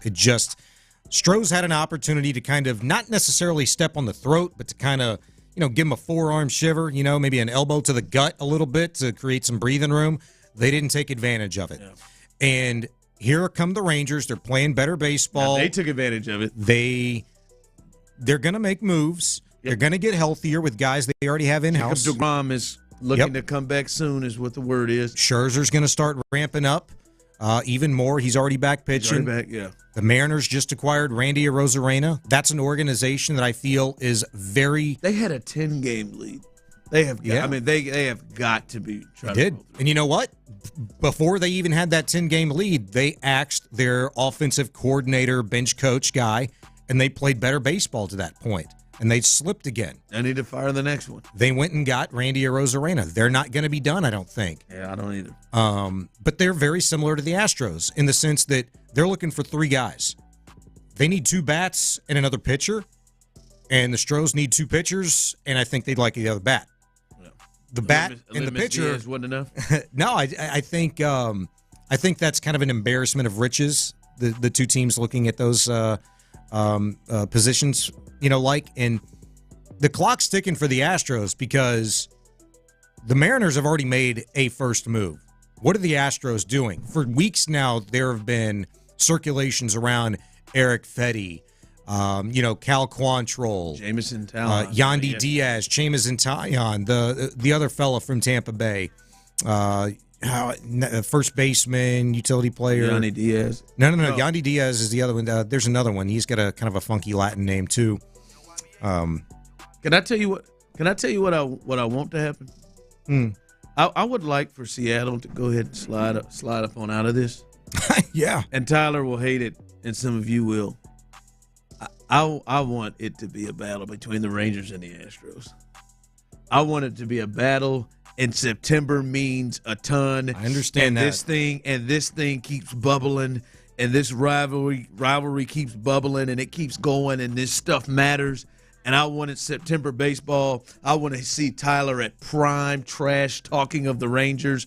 I want to hear you and PC down there calling them the people from Oklahoma. I want to hear prime. I wanted to come down to the champs, the Rangers, and the team that's been the best team and organization in baseball the last half decade or plus. That's what I wanted to come down.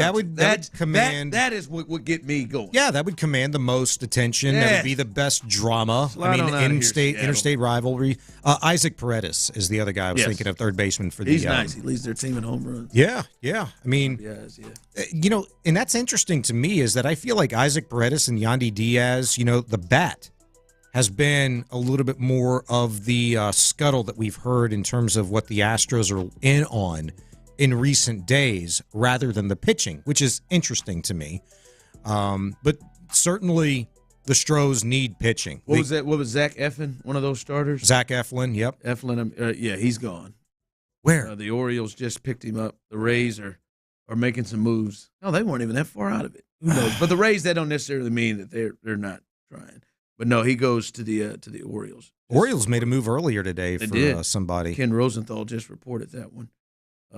About that move with the Orioles, so they add one of the starters that have been linked a little bit to come on to the Astros. All right, come on, Rangers.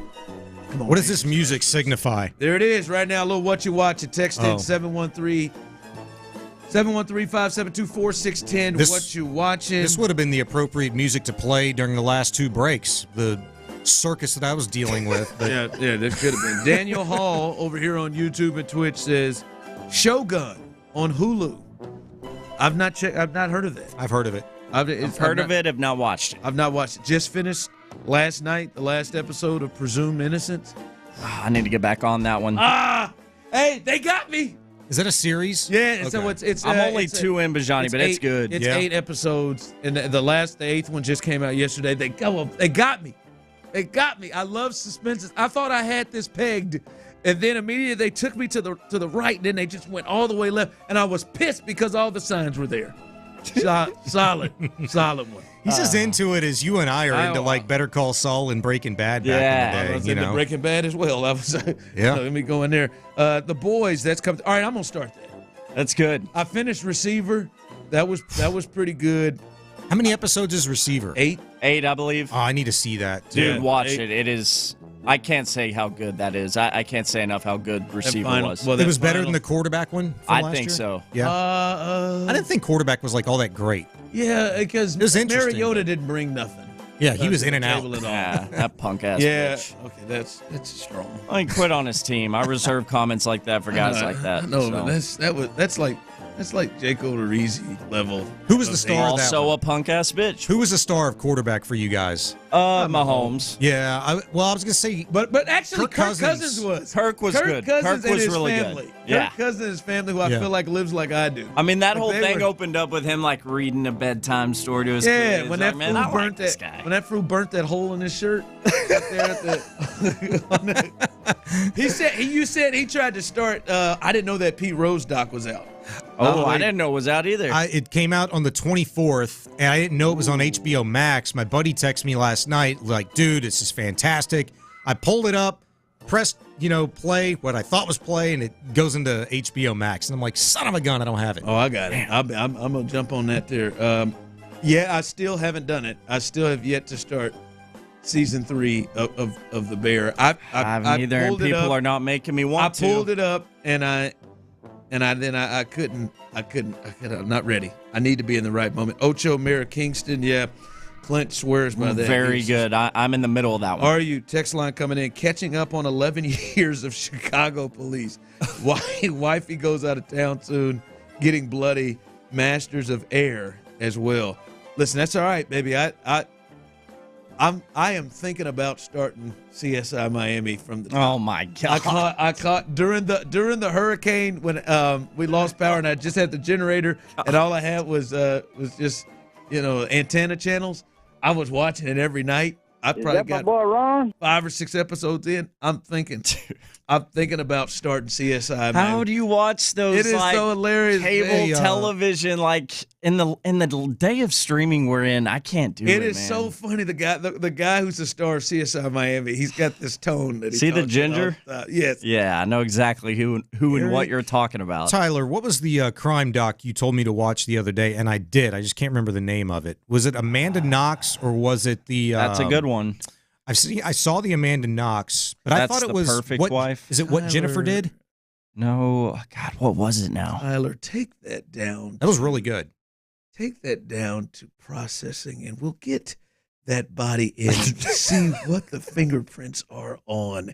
And after that, we'll know exactly what it is. Eric, you go down to, that's how he talks. That's how he talks the whole way. That's pretty good. And he puts these glasses on, and he's always ready to go.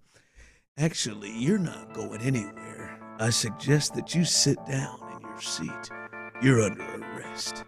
Mike, take him down. He talks like that. Dude, you're nailing this because I know exactly what you're talking about. He does every time. time. My parents used to watch this CSI Miami religiously, bro. It kills me. I would hear this in the other room. This is the song that opens it up every episode. Yeah, it is. At first, I know it's not the guy, but at first I was getting some Jeff Goldblum vibes from you. And he does them.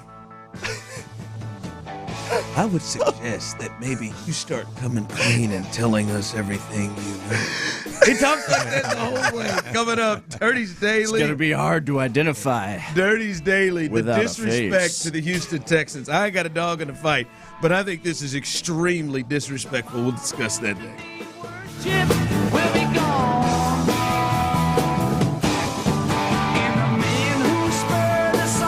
Electricians, service techs, helpers. Let me get your attention one time, man. Generator.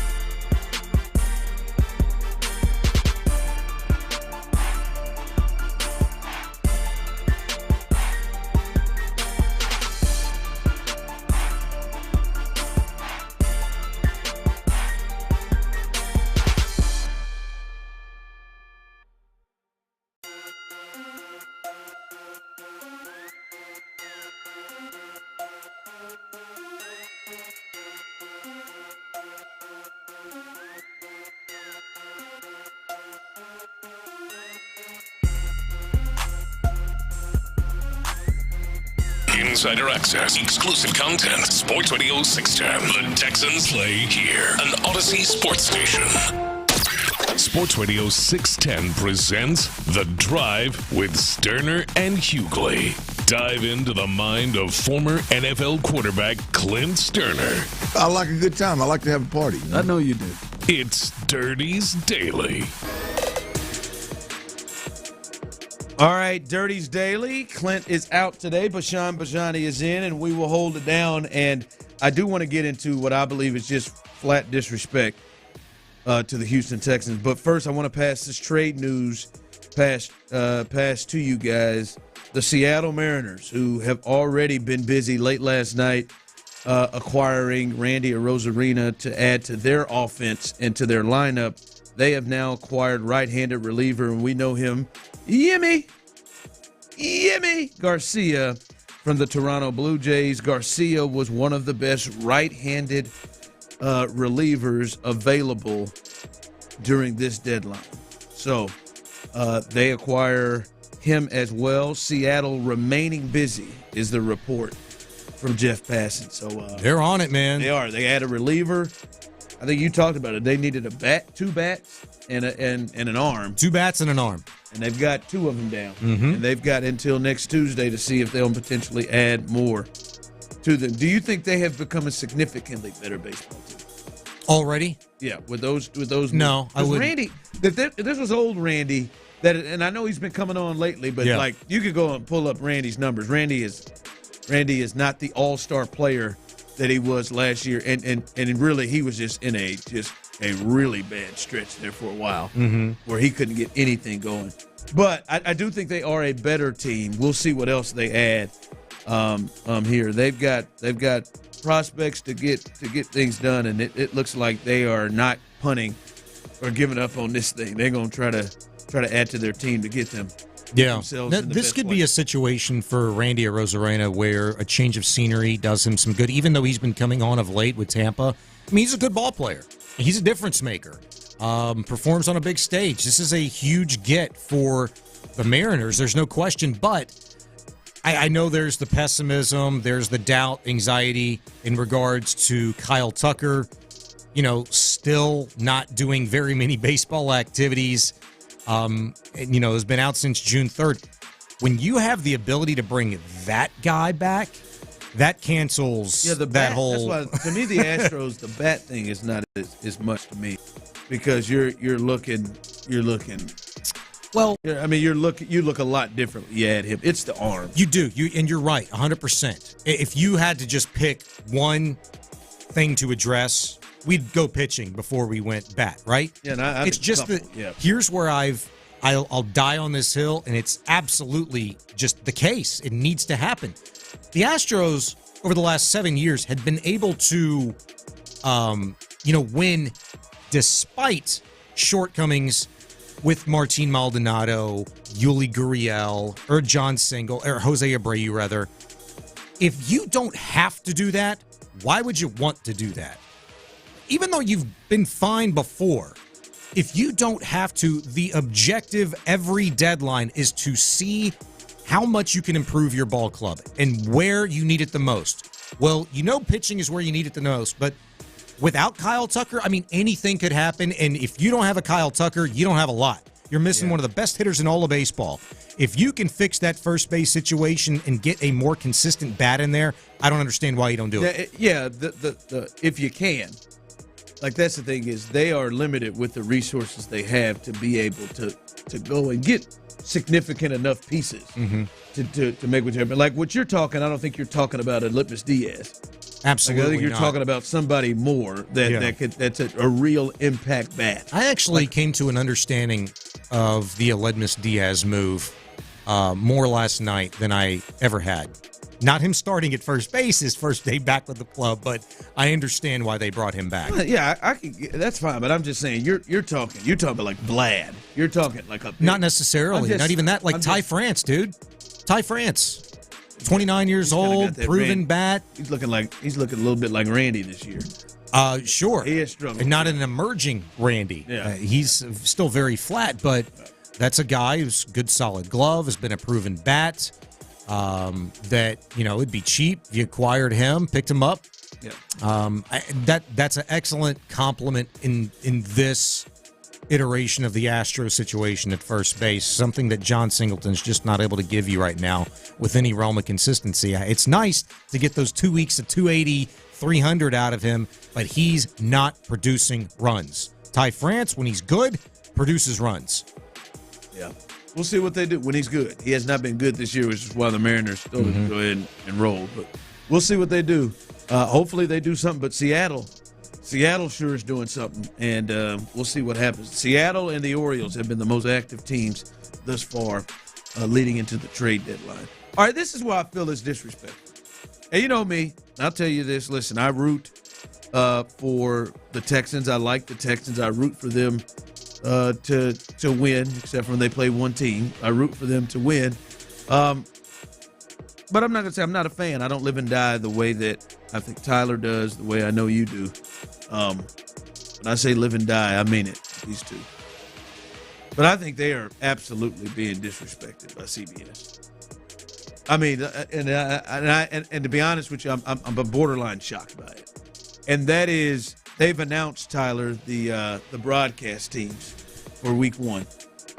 And I think the Texans have a really good game. Like, once you take away a lot of the standalone games that they're going big time for Week 1, Chiefs and Ravens is on Thursday, so it's not even on Sunday.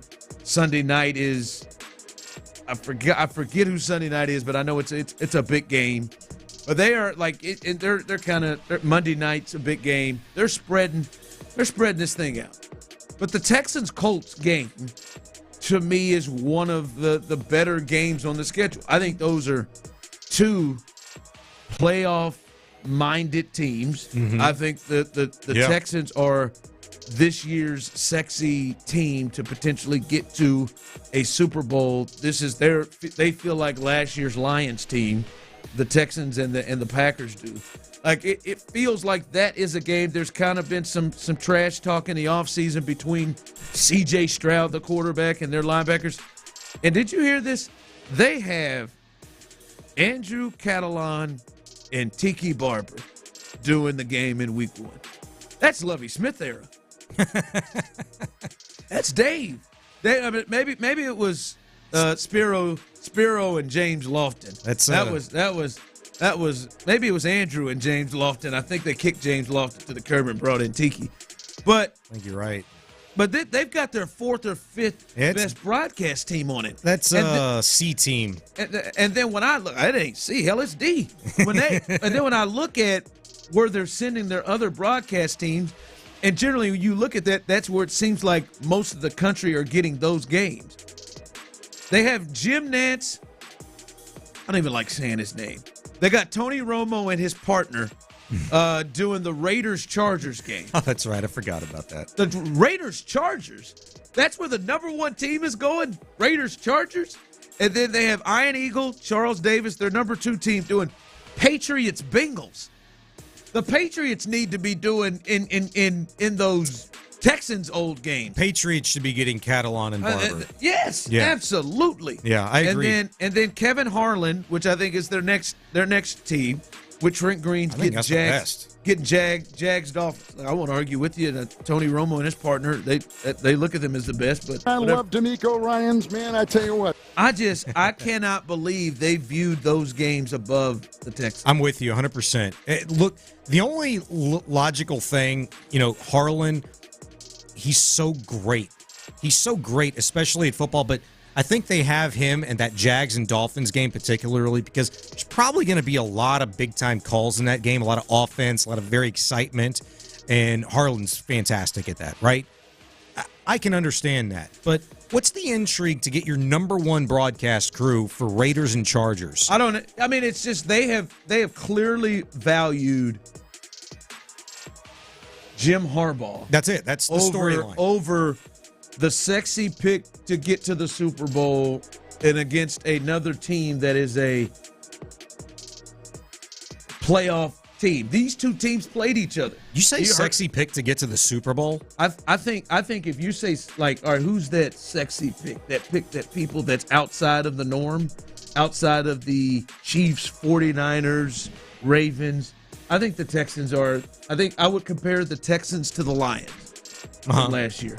Kind of that You're saying they're – I thought you were talking about the Chargers. The Texans. No, the Texans. That's what I'm saying. I was like, what? No, I don't believe that. Listen, I believe Jim's a story. I get that. But they're talking – like I'm surprised that Joe Burrow's return against the Patriots and Jim Harbaugh, they would deem as the higher draw or the place that they would want their better teams to be. I mean, all right, Jim Harbaugh storyline, return to the NFL, and it's the Raiders. Yeah, Kevin Harlan could have handled that. It's the Raiders, Antonio Pierce, first full year head coach. Who's their quarterback? McConnell? Yeah. Aiden McConnell. That's what I'm saying. Could be him or the other guy, whoever his quote-unquote backup is, right? Is it been anointed McConnell? I think it's going to be him, but Gardner Minshew's out there too. But I'm just like it's wild. It's like I cannot believe that the Texans are getting Andrew Catalong. I mean, one storyline is really carrying each of these games. Harbaugh, in that first game, Joe Burrow's return, that next game, and then look Tua versus Trevor. Offense. I'd argue that Texans Colts is the best game. That is the best game. It's inarguable. Jags Dolphins is maybe an argument. But I would argue that's the best game. Texans Colts has everything. It's literally the team the Texans beat at the end of the season to knock them out of the playoffs. 30 yards away to knock them in from getting into the playoffs. All the crap talk this offseason. Who's had more eyes on him than C.J. Stroud this offseason? Maybe Micah Parsons, right? And they both traveled the world together. And all of the back and forth between Stroud and Zaire Franklin and E.J. Speed and the storylines from an actual football sense, not any of the extra mess. It's Texans and Colts. That should have the best broadcast crew on it. Yeah. It's no bias. Wow. No bias. Literally, I think a lot of people from a football sense would agree with I think it's disrespectful. I think it is. Wild. Texans have been getting disrespected for a lot of years now. Well, they deserved.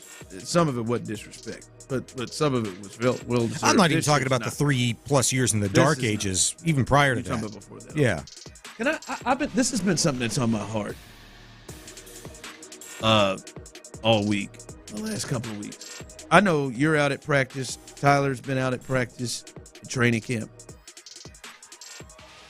I sit there and I wonder all the time.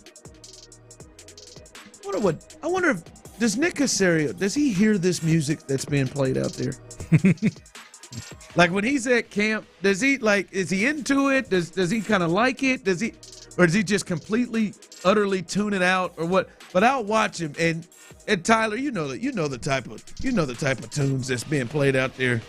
I mean, like I just look over. I wonder, because he's been at this thing for about 20, 25 years, and I just wonder, has he become a fan? I mean, do we not know what kind of music he likes right now? I don't know, but I'm just saying, when Kendrick comes on, is it a part of him or does he completely just tune it all out and doesn't hear anything? I just watch him all. I'm like, what does he feel about this music? I think it's the vibe. It's the vibe? It's the vibe. I think he appreciates the vibe. If you asked him, hey, Nick, who is this right now? And he'd be like, he may not know, but I mean, is he like, all right, yeah, I've been waiting on this one today. This is my one. I think so. Yeah, I could see that. Honest to God, I think he completely tunes it out. He's a wrestling guy. And so, he's kind of into the entertainment, the vibe, that whole thing. That's where my mind went at first. Yeah. If you ask Sean Pendergast this, who knows Nick and his wrestling and probably knows the type of genre of music that he prefers, I think Sean would probably agree with me, because he's a little different, likes Tyler, you think he tunes it out? You think he completely tunes the music out? Yes and no. I mean, I doubt he pays any attention to it as in he's tuning it out, but I don't think he's tuning it out I don't want to hear this. I think it's just there. It's just noise. It's just background noise. He's got, I was going to say. He's in the zone, man. He's in the zone out there watching them dudes. He's not guy that's going to, yell at clouds or, get off my lawn guy. I think he appreciates the vibe, Tyler hit run with race car, but that's not this show. for trying to insinuate Nick not liking or liking hip hop music. I'm curious. I just friend, you're looking too far into that. I just sit there and look at him like, is he vibing? Because he'll be around players that are just I mean, and I have to catch myself a couple of times. I look down, I see other people catch themselves. Look, I've been wondering, what's Nick? Now you're gonna make me look like pay attention even more. I do all the time. Is he bobbing his head? Like, is he feeling moving? this? Yeah. Because I mean, he's been in this for 20 plus years. Is this where he's vibing? Is this where he's vibing? Like if Nick was like, oh hell, that's it, let's go. What would you do? What would you do if Nick just like bust out with like the gritty one day, just like that big Nick just energy. like boom, that's it. I'd be so proud. That big Nick energy. If he did the stanky leg, if he just stuck that leg out and just let it roll with that vest, oh man, that would be smooth. All right, injury updates that you want to hear.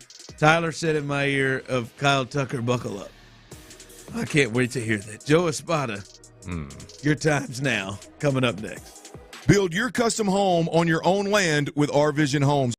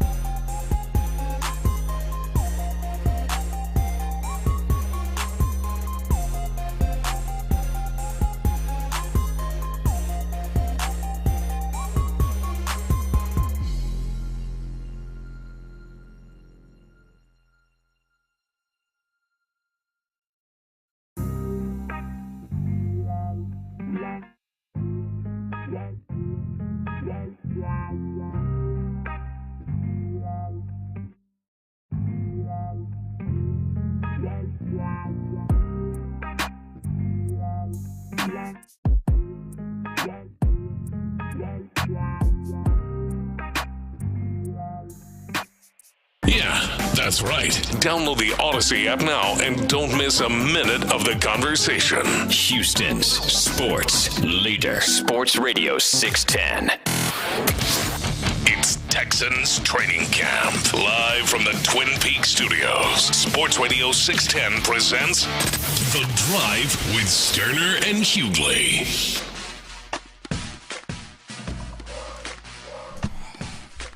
All right, just warn me, Tyler. Is this prime Joe? Like, is this Joe? No, okay. no. Right. I wouldn't say that. No. All right. No conviction catch today. Me and Joe sometimes catches me off guard with some of the stuff he says. Like his explanation of doing everything not to call Luis Garcia a setback, but then explaining exactly what a setback is. That's an all-timer. I'm trying to do the best I can. That goes down in David Culley territory of pure greatness. Bill O'Brien. The amount of injuries the Astros have had to deal with this year, Espada's got to be running out of bullets in his chamber.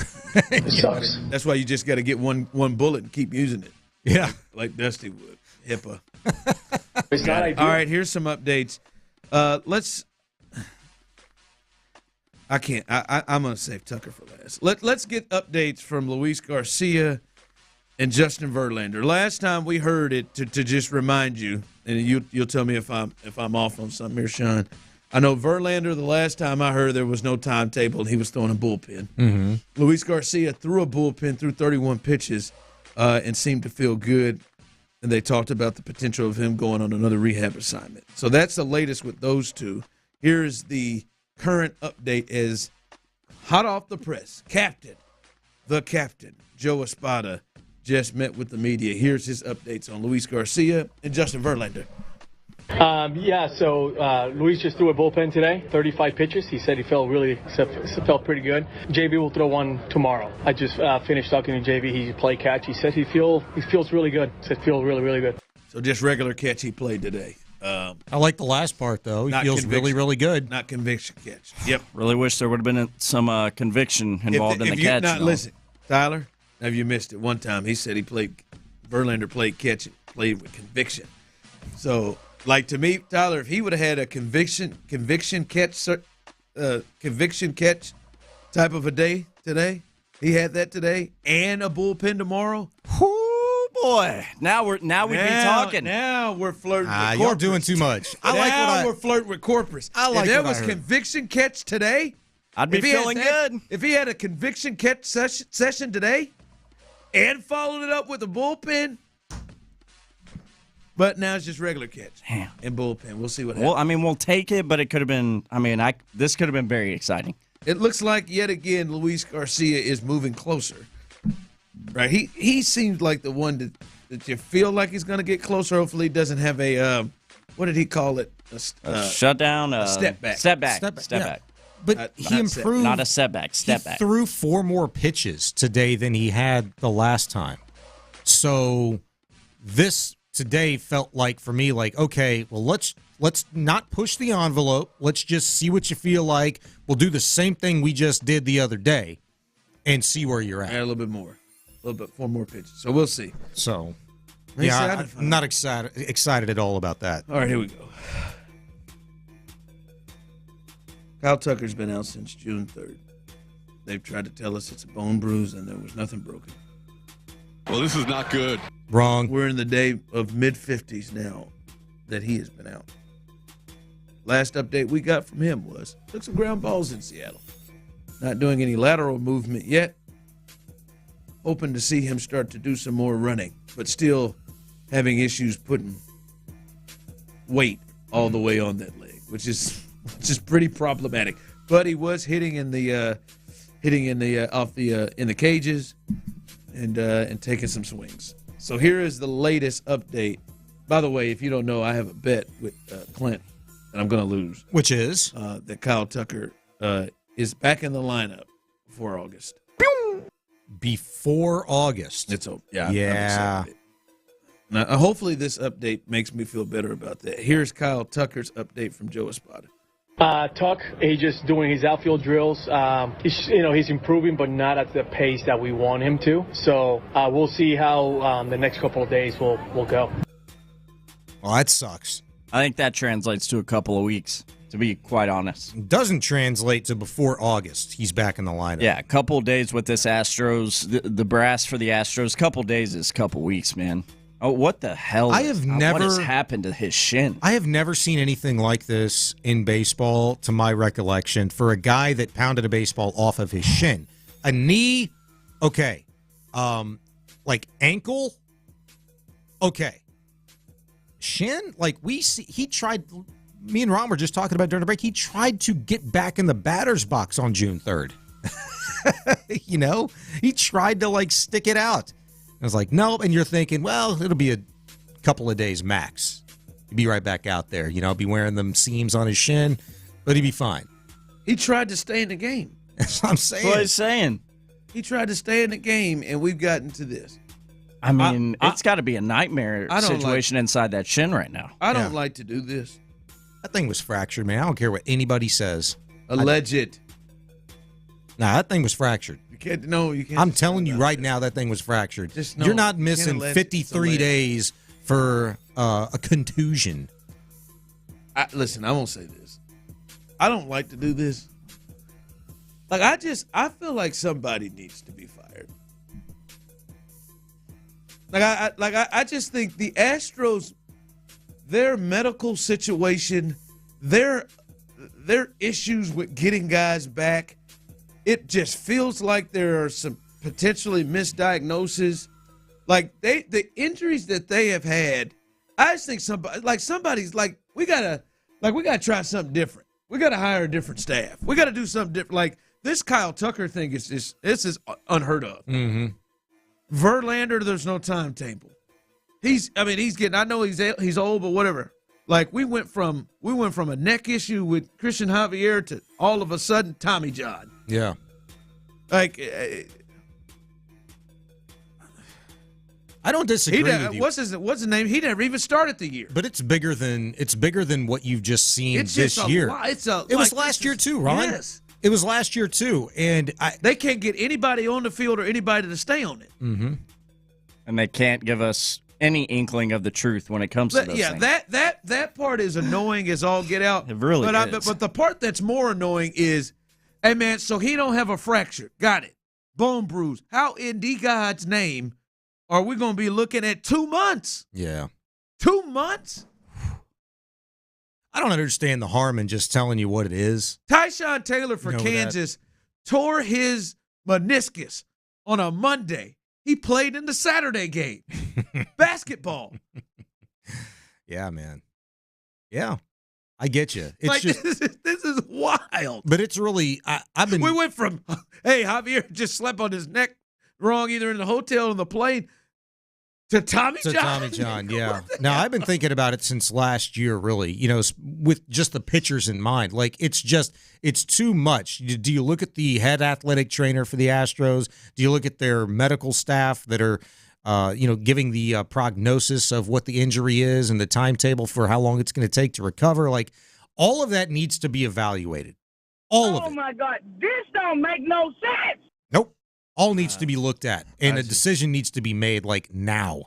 Yeah, I just, we got it. Like, we had just, this isn't even nothing about, like, we're just looking at over 2 to 3 years of issues they've had. Mm-hmm. It's, like, this is, someone texted in, he took a shot to the shin twice in 3 days. I get it, but damn, this is still a little. This is over the top. Yeah, I mean, that's fine. But again, days. Call it what it is. Call it what it is. Just tell us if it was broke, if it was fractured, something. Like, don't tell me it was a bruise, because we know it was more than just a bruise. Absolutely. All right, DeMeco Ryans, he spoke for the first time today and gave his thoughts on the camp fight that happened the other day that everybody was talking about. We'll let you hear what DeMeco has to say coming up next. All right, it's always truck season in Texas, and dang it, it's always truck season at Ron Kraft Chevrolet. And right now,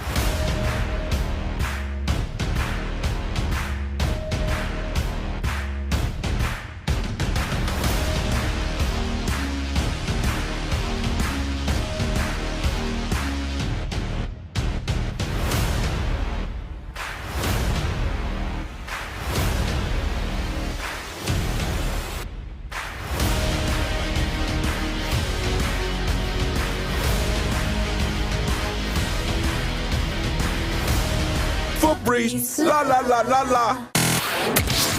It's Texans Training Camp. Live from the Twin Peaks studios. Sports Radio 610 presents The Drive with Stoerner and Hughley. I forgot to pass this across to you. We didn't bother getting the audio of this. What you got? The spot said McCullers is still not thrown. So shocking. Want to pass that along. Thanks for that update. Boy, that was just a feel-good Astros segment, huh? Just wanted to pass that through. Just carry that one over. Just want to pass that through to those of you in the back who may have missed that. So that is the latest there with the Astros. All right, I do want to play this from DeMeco Ryans, the head coach. The story of Wednesday was the fight that happened, and this was shown and talked about at a national level, absolutely on a local level, where the team kind of went off. I think it kind of kicked off with a hit from Jimmy Ward onto Stefon Diggs. Mm-hmm. That it seems like some of the guys led by Dalton Schultz had a little issue with, and then the normal little scrum happened, and then Derek Stingley lost his mind and just kind of sucker pushed from behind as Dalton Schultz was walking away in the back, and kind of jumped it off some more. So that to me, obviously, especially right in front of the fans, wasn't probably the greatest thing that they were hoping to have happen. But we finally heard from DeMeco Ryans on that yesterday. This is what he had to say with his thoughts on the skirmish.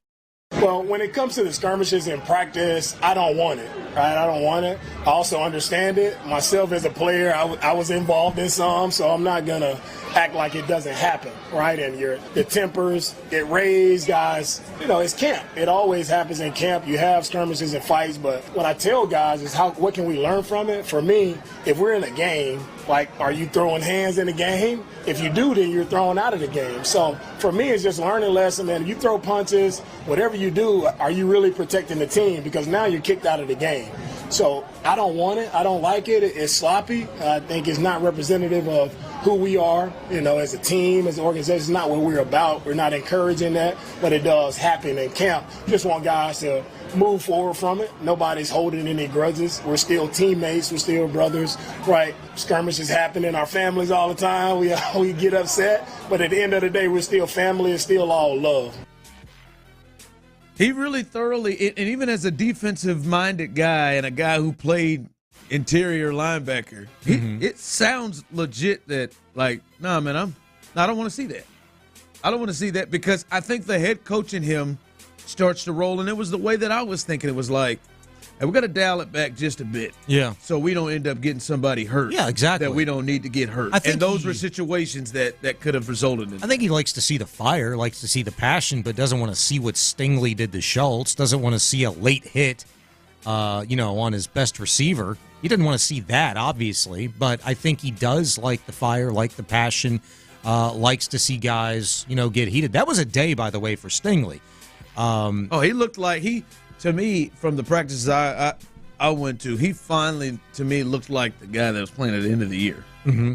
Yeah, he had a really big day, and then until he lost it. Yeah, I mean, he had his juices flowing, and who knows what was said, in that situation to warrant that from literally the quietest guy on the team. But he said, "Y'all gonna stop throwing these go routes on me? Is what y'all gonna do." But you know what? I covered the Texans the Lovie Smith year, and I remember training camp, being a part of the media availability, like literally, I think the first day. It's really about the 69. And people were asking Lovie Smith about joint practices, why he didn't want joint practices, why he didn't look at that, and want that. And he didn't want the possibility of that with another team. Fights, skirmishes, wasn't worth it, distractions, all that stuff. It seemed like a yearly thing. It seemed like a yearly thing for Aaron Donald. He would get into fights in those those joint practices every single year with somebody. Yeah, and I think it happens probably across the league, though. I mean, it's just going to happen when you're competing at a high level and you're getting a chance to hit somebody else in a different uniform. That's going to happen. Why didn't it happen all the time in games? Well, it's games, and in games that matter. And just like DeMeco explained yesterday, hey, man, you throw hands, you're going to get kicked out of a game. That's going to cost us. That's a big deal. You do what Derek Stingley did that will get you tossed, potentially. 100%. And that's my thing is like the skirmish to me, except for what Derek Stingley did, the skirmish to me, that's nothing. It's what led to them coming together. And that is like you just can't be in the business of just decking Stefon Diggs. Like, all right, you're Jimmy Ward. You can't. Like, you gotta.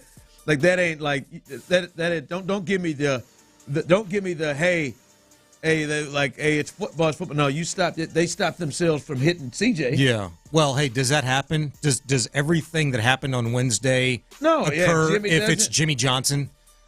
Oh well, yeah. You know what I'm saying? It was Stefon Diggs. It wasn't like Jimmy body. Johnson to kick Jimmy Ward off the field, or Johnny Johnson a third, whatever. Well, yeah, that's what I'm saying, man. If you want to search some dog here, man, there's some other fellas. There's some other numbers you could go hit. Mm-hmm. Go get 84. 84? 88. Go get 89. Don't do 84 like that. 84 was one of the first ones out when Dalton got dead. One of the first one. I'm just saying, but if you want to try to show your dog and hit some, like go hit some of them other numbers. We're trying to keep 84 on the field healthy for the first time. Stay your ass away from 1. Stay your ass away from 12. Stay your ass away from 3. We already know 7's got a big red on his. Stay away from him. Yeah. Like, I'm telling you what, I said the other day, I saw Damian Pierce come through the line. Boy, he got tattooed by somebody. They Pierce lit up. did? Oh God, yeah. But Jeff Okudah lit up Robert Woods. Wow. I don't hate that. I do not hate that. I feel much better about that. I think like if you're gonna try to show some dog, like to me, for me, I'm thinking I don't want nobody to lay that hit on Tank in practice. I'm not saying Tank may not have to take that hit in the game. I don't want a Texan to do it. Hey, that's one of my concerns, man, about Tank specifically going forward. That's the first thing that came to my mind when I saw Robert Woods take that. He caught like a wide receiver screen, and I mean Jeff Okudah, who's trying to take somebody's job, he went in there and just lit him up. Oh yeah.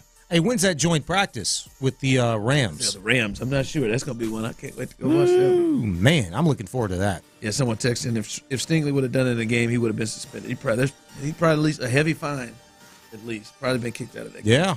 And you know what I've been noticing, and I know Clint yesterday did like a top, some of his list of things that he has noticed.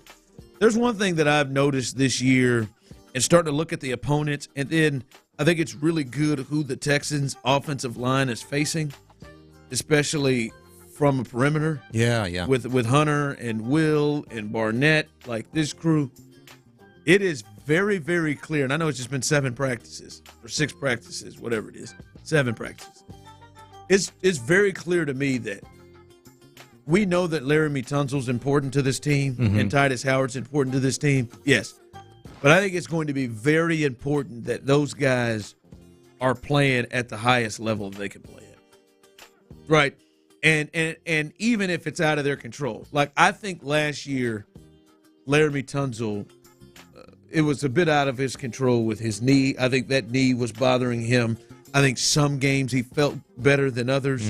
But I think that prevented him from being up and down more than normal. Sure. I think that knee was something. I don't know that a healthy Laramie Tunsil allows Josh Allen, whoever he's changed his name, but Josh Allen, he added hyphen. Yeah, that's right. Josh Allen go and be AFC Defensive Player of the Week. I mean, Tunsil was load managed since like the first month of the season last year. But just seeing the Texans ends, how they are collapsing, and I know Blake Fisher's a rookie, so with Titus, they need Laramie Tunsil to be healthy and be good Laramie Tunsil, and they need to get the best out of Titus Howard. That's going to be very, very, very important. Obviously is, but just noticing when you watch the Texans offense struggle, like CJ's been sacked at least 6 or 7 times the last 2 days. And I would say the majority of it is them jokers coming off the edge. Yeah. But you know what? Guys like Blake Fisher or Charlie Heck, Jalen Thomas, Killen Zier, David Sharp, all those guys on the depth chart behind Tunsil and Howard, they need those reps. This is valuable for them because you had to have Laramie Tunsil struggle and play through that knee injury last year. And when 2021 was an anomaly, Laramie Tunsil with the thumb thing, like, hey, man, tip of the cap to him because I wouldn't have played through none of that mess for that team in the stage that it was in either. I totally understand that. But by no indication has Laramie Tunsil ever told you that he was not willing to play through injury and stuff like that. So the fact that he did last year and played so well, and the Texans needed every bit of it and got what they did out of George Fant, like, you had no depth behind those guys until Charlie Heck came back in like week 14 or week 15, right? I mean, you had nothing to put back there with any realm of confidence in at right or left tackle. And so if you're getting these dudes, and we keep hearing good reports about Blake Fisher, and Charlie Heck is healthy, at least he's a veteran that's kind of been able to step up and, be a guy for a couple of games when you need him, that's huge for this team. Because you can't go into the regular season with the same situation and lack of depth this season that you did last year. Well, and you're just not playing the same teams either. 100%, man. Right, like this Look at the pass rushers you're going to face. The pass rushers that you got guys that come off the edge anyway, and then you got guys that can move up and down the line of scrimmage. Mm-hmm.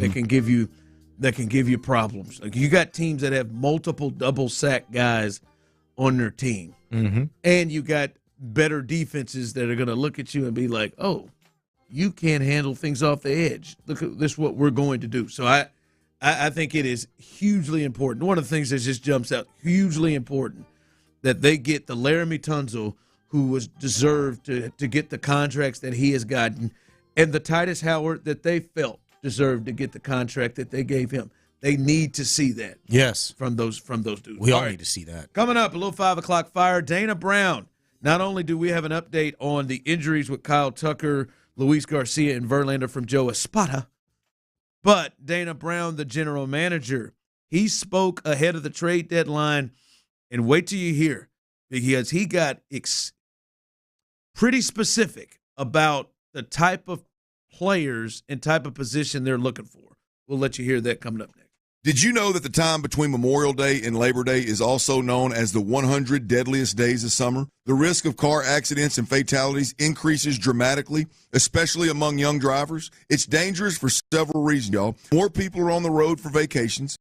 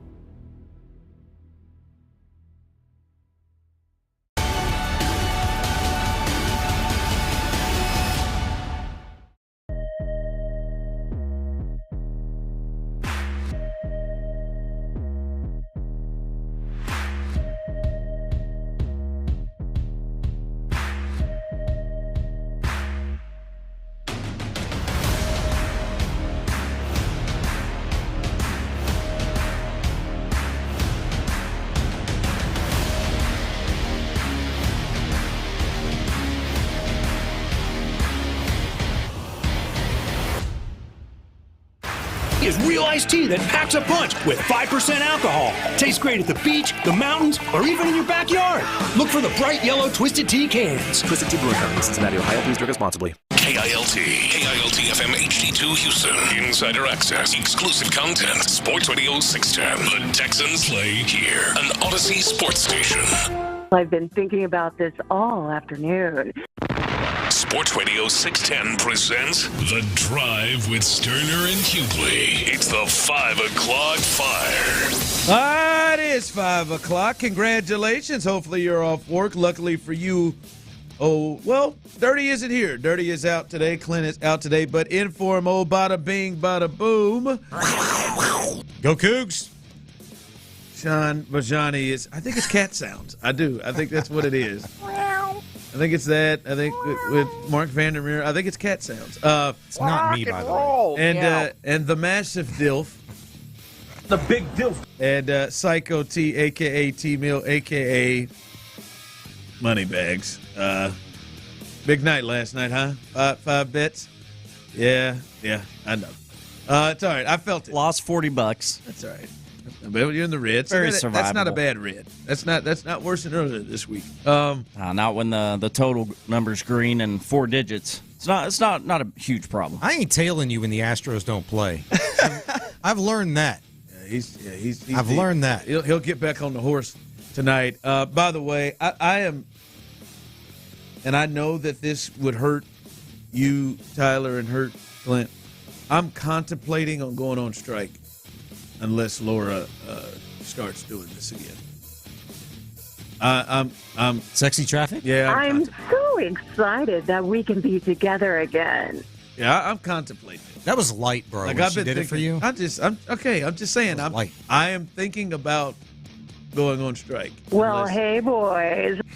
Right, I'm thinking about it, and so they're just throwing that out there to you to potentially get prepared for that, Tyler.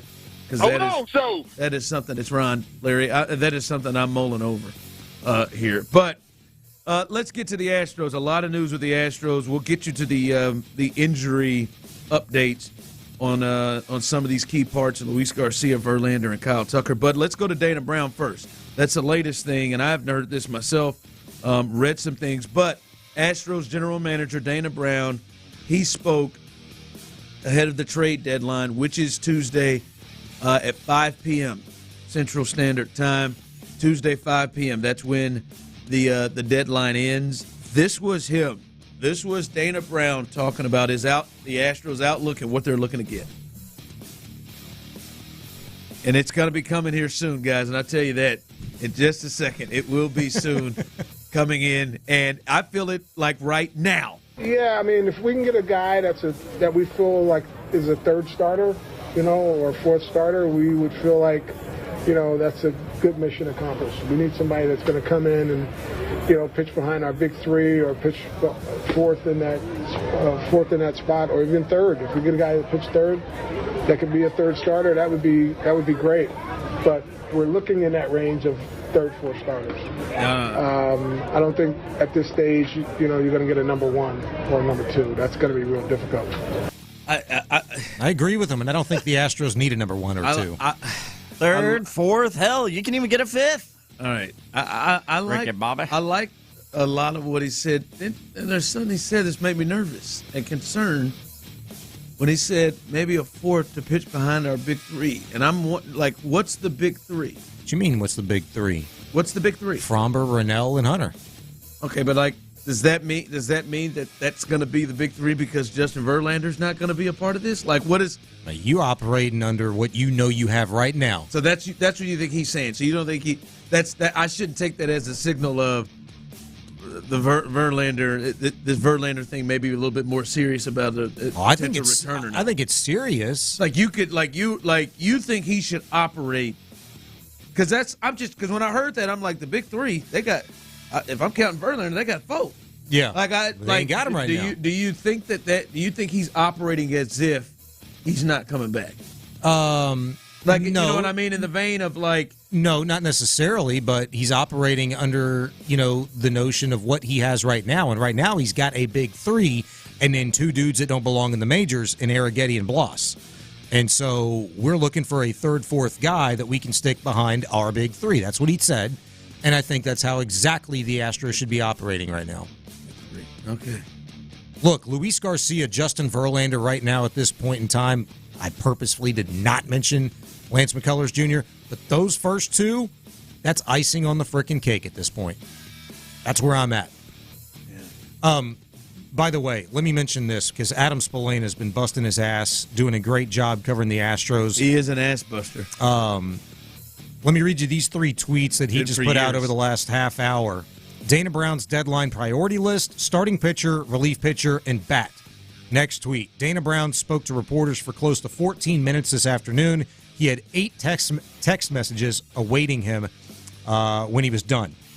And then the last one, are the Astros close to making a trade? This from Dana Brown. Quote, I wouldn't say we're close, but I think we're making progress.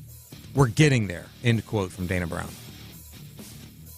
Big 3. Here we go. 3 or 4. Well, some of the names we've heard. Jamison Taillon, who we've heard him with the Cubs. There's been a connection that was talked about yesterday from Chandler Rome that there could be. I like that one. Could be, yeah, I mean, he fits it. ERA under 3. 100 innings. He's thrown innings, and that would make a lot of sense. Proven, durable guy. He's pitched on a big stage. Yep. Knows how to win. Next line coming in, Jake Odorizzi. That's a thought. Stop. Sucks to suck. We're not there anymore. I mean, just saying is what do you mean we're not there anymore? We're not there anymore. You're Jake Bloss. You're there. No, we talking Jamison Taillon. That's where we're at right now. We're talking Jack Flaherty. That's where we're at. You're at Jack. You got Jake Bloss. You can be in the business of Jake Odorizzi. You got Jake Bloss rolling out there. Hey, I don't know how many baseball games Jake Odorizzi's pitched in this year. Oh, I think I do. None. The Astros are not in that convo anymore. Well, he's letting it be known. Let me ask you this right here. When you hear what he is saying and you understand where the Astros are, what would be your reaction if they aren't able to get what he's saying they need to acquire? If they don't get if they're not able to get like what he's saying now, are you saying you hear what he is saying that they need and what they're looking to acquire? Like for you, are you like, all right, then you need to go get it, and if he doesn't get it, you're gonna have a problem? If the Astros don't get it, then the Astros are going to need to be in search of a general manager this offseason. Oh, hell damn. That's where I'm at. Wow. You hear that? I mean, he answered that thing. Seriously, you don't feel that way?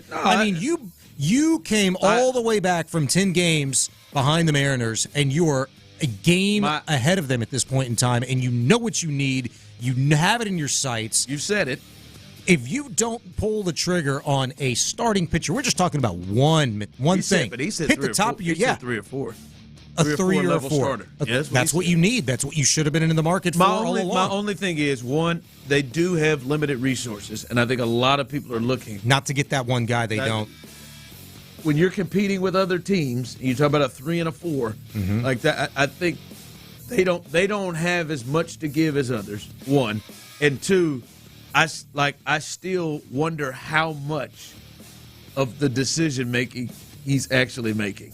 Understood. That's it. That's my thing. But to your point is, if whatever happens, something needs to shake up then if they're unable to get what they need to get. So I hear what you're saying. I like you stepping out on there, 10 toes down with that one. I think a lot of people would join me. Hey, do your thing, baby. I'll make room for you. 5 o'clock fire. All right, a little bit more injury-wise with the Astros. Joe Espada gave updates. We'll get them real quick here. Updates first on Luis Garcia and Justin Verlander. So Luis just threw a bullpen today, 35 pitches. He said he felt pretty good. JB will throw one tomorrow. I just finished talking to JB. He play catch. He said he feels really good. He said feels really, really good. All right, feels good. That sounds positive for those two. Now Kyle Tucker, who has been out since I believe the Trump administration. Here is Kyle. The update on Kyle Tucker. That was Lance. Tuck, he's just doing his outfield drills. He's improving, but not at the pace that we want him to. So we'll see how the next couple of days will go. No, God! Appropriate response. Yeah. Tough one there. That's terrible. That's tough. That doesn't sound as good. We'll see what happens here. Somebody got hot in their drawers here on the text line as somebody who does X-rays. Really hot. Oh, the doctor? Hot in their pants. Yeah. There. Sorry, Doc. Well, I'll stick by it. Is that George Clooney? 55 days feels excessive to me. I've never seen it. Never seen it. Tony, you got no background in healthcare. Tony Gwynn Jr. over a month ago felt it was long. Yeah, they coming in that hot. They coming in that hot. They better have been the one to. You've never used a stethoscope. Examine Kyle That's Tucker's fine. shin. You're right.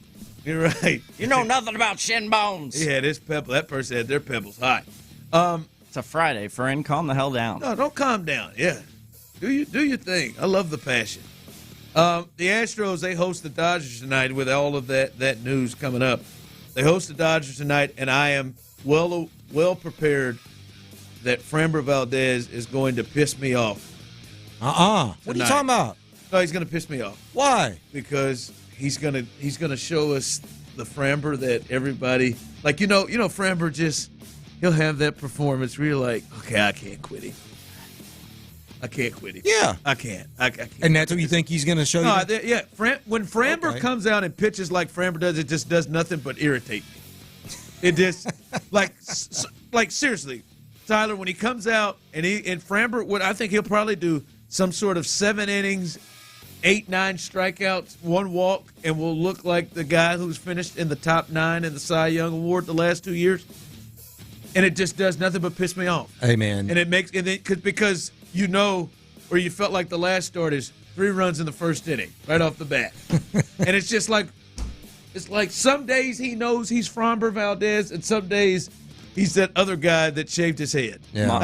It's just. My dad has gotten in this habit of texting me on days where Framber's starting a game, and I just get a text at some point from my father, and all it says is, "So which Framber do you think we get today?" And then usually after the first inning, he'll text me and be like, "Okay, this is the Framber we got." Like you get in there and he's got the fastball, the sinker working, and he's got that devastating curveball, and you see it, and got people off balance, and he's attacking people, and it's just like, where does that go? Hey, I hope he brings it tonight. I'm not serious. You saw the numbers, Framber versus Shohei? Yes, 4 for like 34, the most 4 at for bats. 34. Most at bats any pitcher that Shohei has against. 6 walks, 12 strikeouts, 1 homer for Shohei against Framber. That's the Framber I hope we get tonight. Minus he'll even do it. He'll even do it throughout a game. Yeah. What was the one game?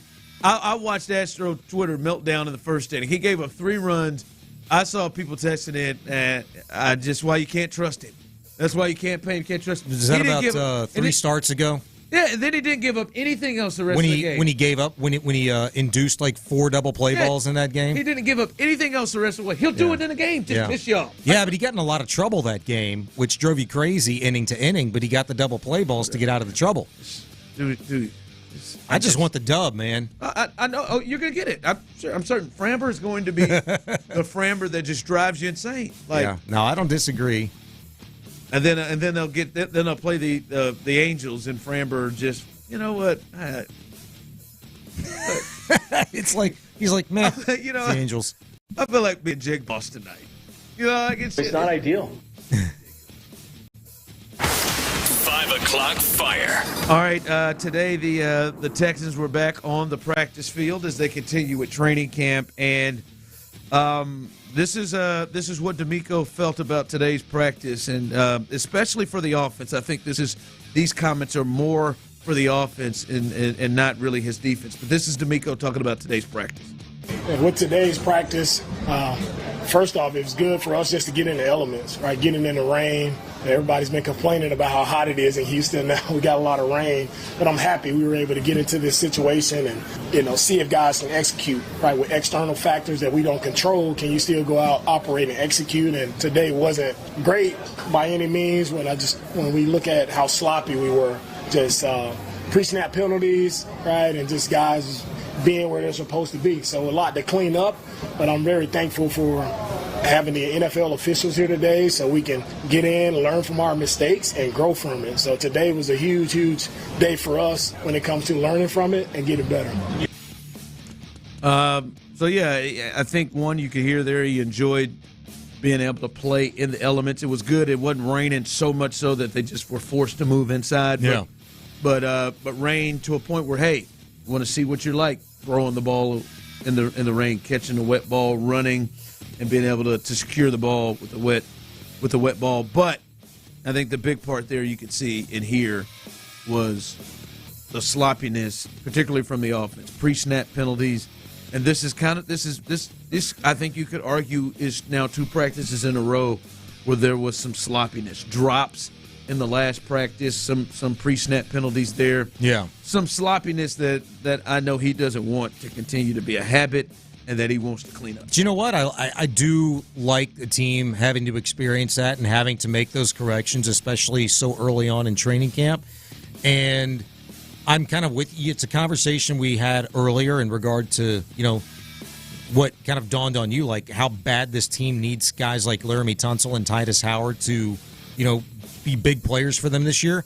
I think they need them right now.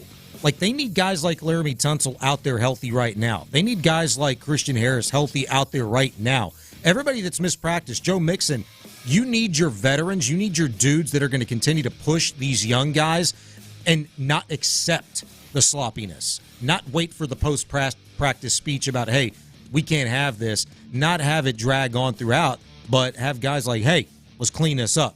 We know how to execute this, that, and the other thing. I'm glad you mentioned Joe Mixon, and I just want to go around the horn. People on YouTube and Twitch text line, you can answer this too. What's the line where you start getting concerned about Joe Mixon? Have you reached that line? What's the line? Joe Mixon this is his 5th consecutive practice he's missed today. What's the line where you start to get at least concerned? Because I feel like many people are where DeMeco said the other day, I'm not concerned about JoJo will be fine.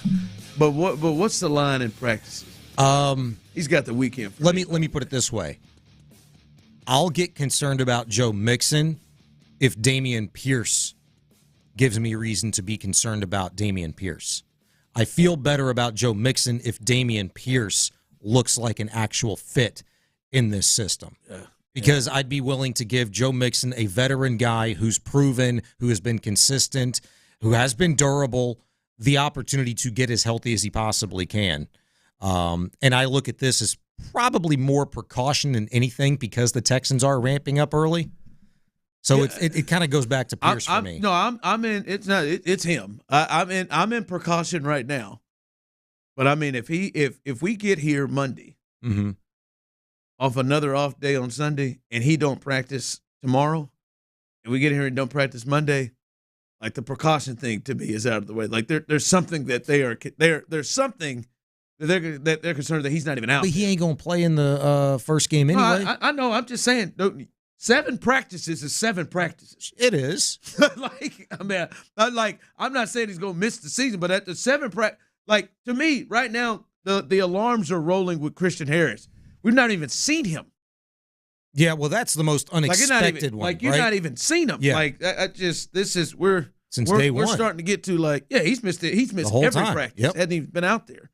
That one's been out. We've seen Laramie. I saw John Mechie working on the other field. We ain't seen those guys. That's an odd thing. All right, Will Anderson Jr.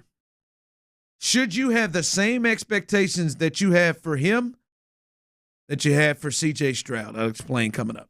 All right, hair loss problems, man, they're no fun. They steal your joy. They kill your confidence. The good thing is one, you need to be addressing that issue, and two, my friends over at Advanced Hair Restoration, they are the answer. They can reverse years and sometimes even decades of hair loss, and they can do it with a simple one-day treatment. I'm talking your own natural hair beginning to regrow the very next day.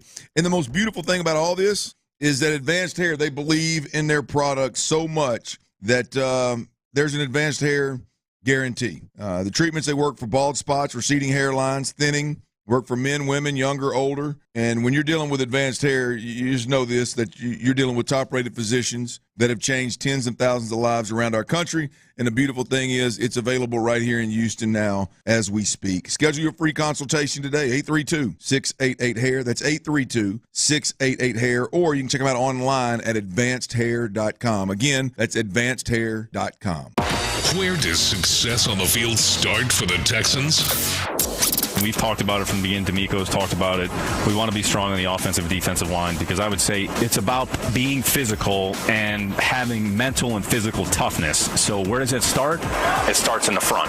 Hear the full conversation with Payne and Pendergast on the free Odyssey app. Insider access. Exclusive content. Sports Radio 610. The Texans play here.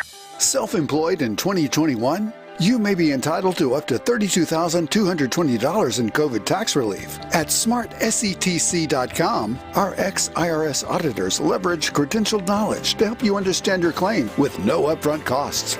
Don't miss out on this opportunity to maximize the claim you're entitled to. Take our short eligibility quiz at smartsetc.com now. That's smartsetc.com. John Lopez here. The Auto Awards are in, and Cars.com named D&M Auto Leasing the top leasing company in the U.S. for the 10th year in a row. But there's more. Cars.com also ranked D&M the top dealership in the Southwest region of the United States. Regardless of vehicle make, for the client experience, they are the best. They earn the top marks over all mainstream brands, luxury, new and used cars, all of it. Call today or visit online, dmautololeasing.com, and start saving. We make leasing easy at Hey, are you looking to mix up your breakfast routine without breaking the bank? Shipley Donuts' new breakfast kolaches have redefined breakfast sandwiches, and they're starting at just $2.99. Tasty combinations of buttery scrambled eggs, melty American cheese, and savory sausage. Put a little jalapeno in there if you want to spice it up. Made in that iconic Shipley kolache dough. They are awesome. It's a fresh take on breakfast that you will not want to miss. Get to your local Shipley today to get your breakfast kolache or order online at shipleydonuts.com. We get it. Attention spans just aren't what they used to be. Heads in social media and eyes on Netflix. But what do people do with their ears? Well, for one, they're listening to audio. Americans spend 4.4 hours with audio every day. Oh, and you want the proof? Well, you just sat through this ad that's now approaching 30 seconds. What could you say to a potential customer in 30 seconds? Let Odyssey put together a media plan tailor-made for your unique marketing needs. Advertise with Odyssey. Visit ads.odyssey.com. Mom, it's school shopping time. On it. Ooh, Target has select supplies like crayons and glue sticks for 25 cents, plus markers for 50 cents. Next, my new Rockstar vibe means new clothes. Ooh, totally. These graphic tees are $6 and made to last. And a strawberry lunch bag to match my sweet personality. Got it, and it's only $5. Let's get your favorite Good and Gather snacks. They're now at a new lower price. Best team ever. When it comes to low prices, Target has your back to school. I'm Bob Burke, founder and chairman of Burke America Parts Group, a family of brands that includes RepairClinic.com, an appliance and HVAC parts solution company that's grown into an international brand. Before AmericanEagle.com, we partially launched a new technology platform developed by another firm. American Eagle helped take our technology to a whole new level with digital marketing, software development, and business insights into our key markets, appliances, HVAC, and outdoor power equipment, and did so both on time and on budget. AmericanEagle.com has the resources, experience, and talent needed to produce solutions. Our new technology platform, developed by AmericanEagle.com, has produced tremendous results with higher traffic, conversion, engagement, and online revenue. If you have any home repairs you need to take care of, check us out at RepairClinic.com.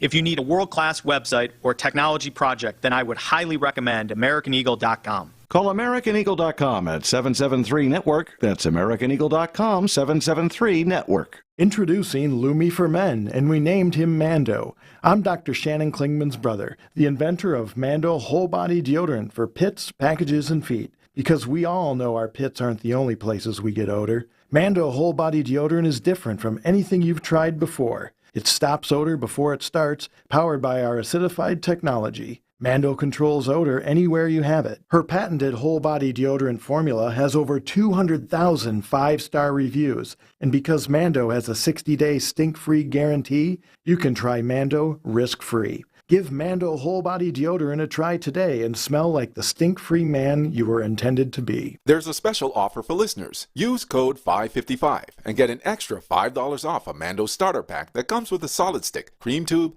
2 free products of your choice, and ships free with code 555. Go to shopmando.com, code 555, for an extra $5 off a Mando starter pack. That's shopmando.com, code 555.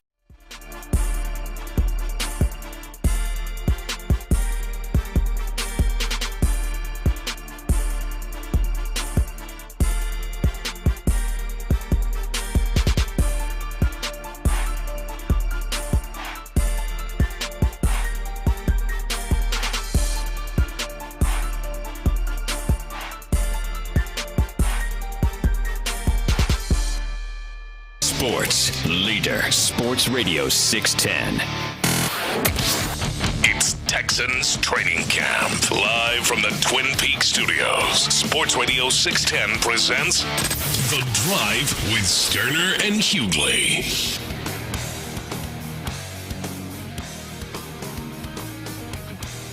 All right, welcome back in to The Drive. Clint is out today, but Bijani has stepped in his place. It's been fun, man. Appreciate you. Fun times, man. A lot of news, a lot to get to. We'll get to the Astros here in just a second because the general manager, Dana Brown, has spoken about their thoughts and mindset when it comes to the trade deadline. We'll let you hear that again. But I've been looking and watching Will Anderson, and Will, he's just been workmanlike, doing his business. You know, it's.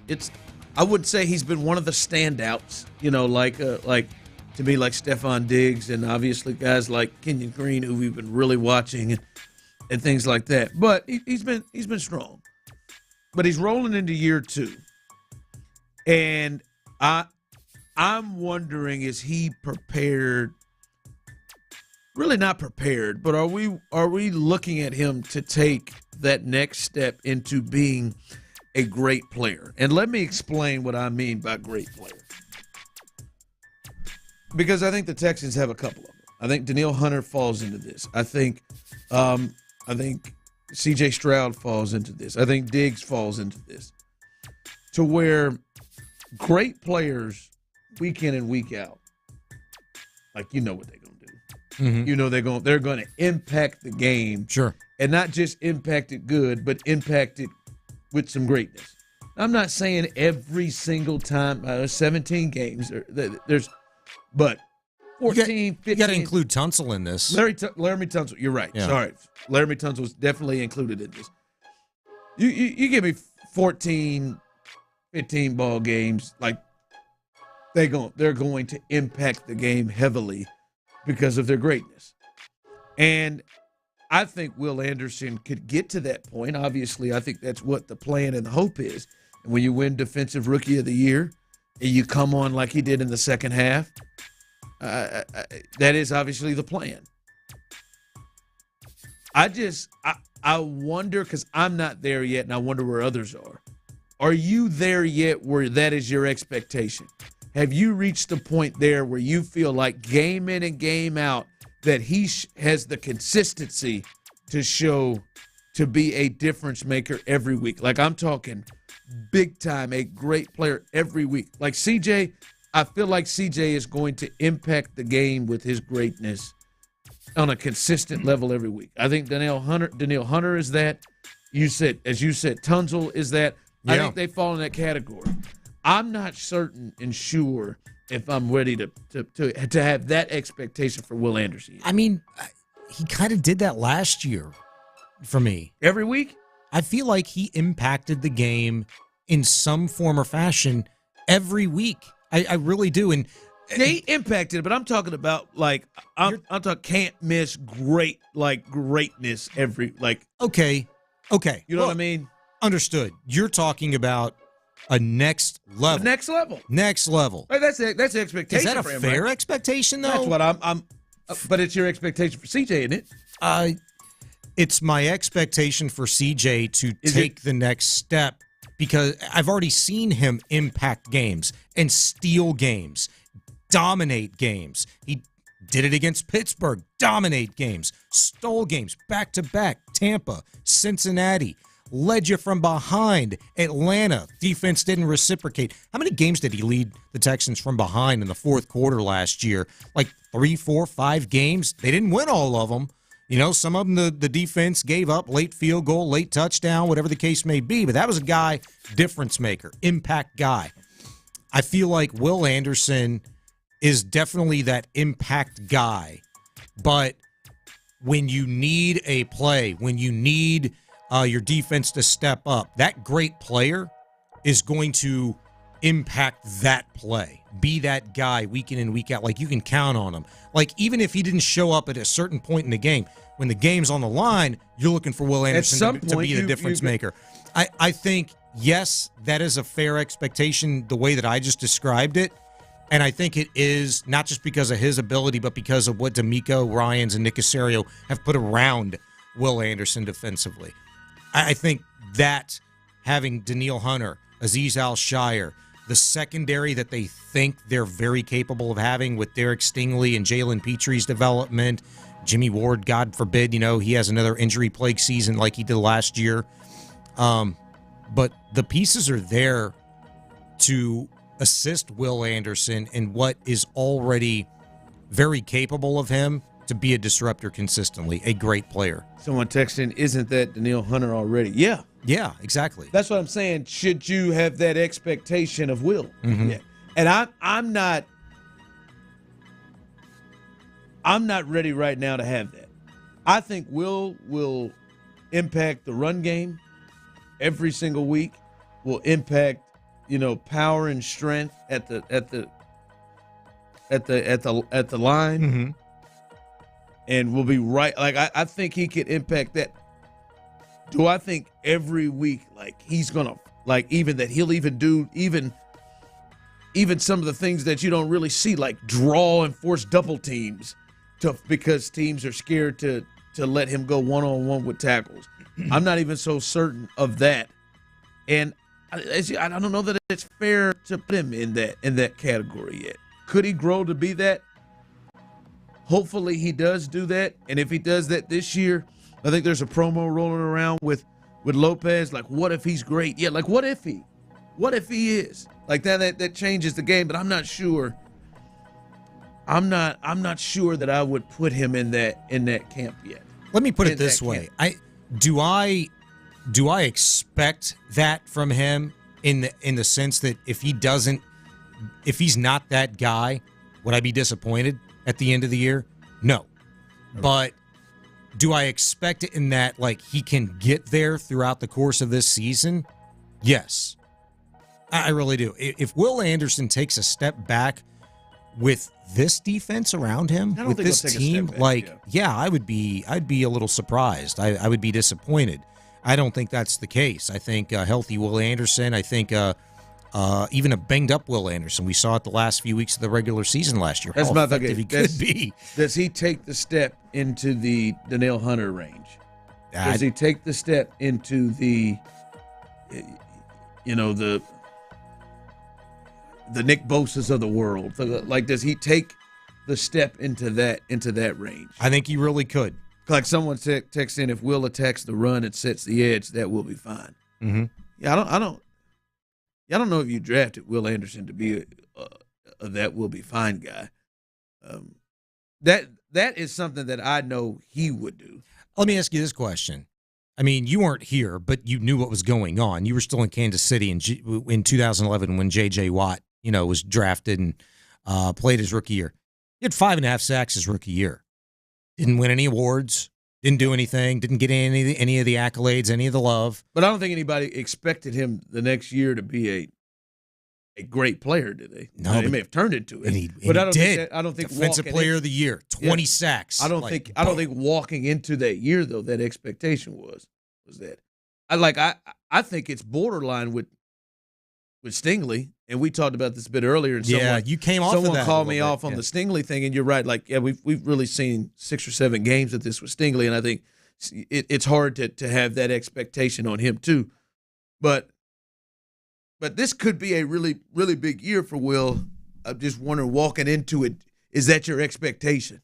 Is your expectations, man? We got a monster that is a great player in Daniil Hunter, and the same thing on the. I think it is. I mean, if you have the expectation for Stroud to take that next step, continue to be a great player, I think it's absolutely fair to have that expectation of Will Anderson. You're talking about offensive and defensive rookie of the year. I don't know why you wouldn't expect that. You don't feel a difference of your expectation from CJ to Will. I know they both won those awards. Not really, because a lot of what has made CJ great is certainly, yes, him. You could say the same thing for Will Anderson. They both have a lot of help, and they've both been given a lot of help to help them grow and become great this offseason. Look at what they did on both sides of the ball. They've got serious pieces, man.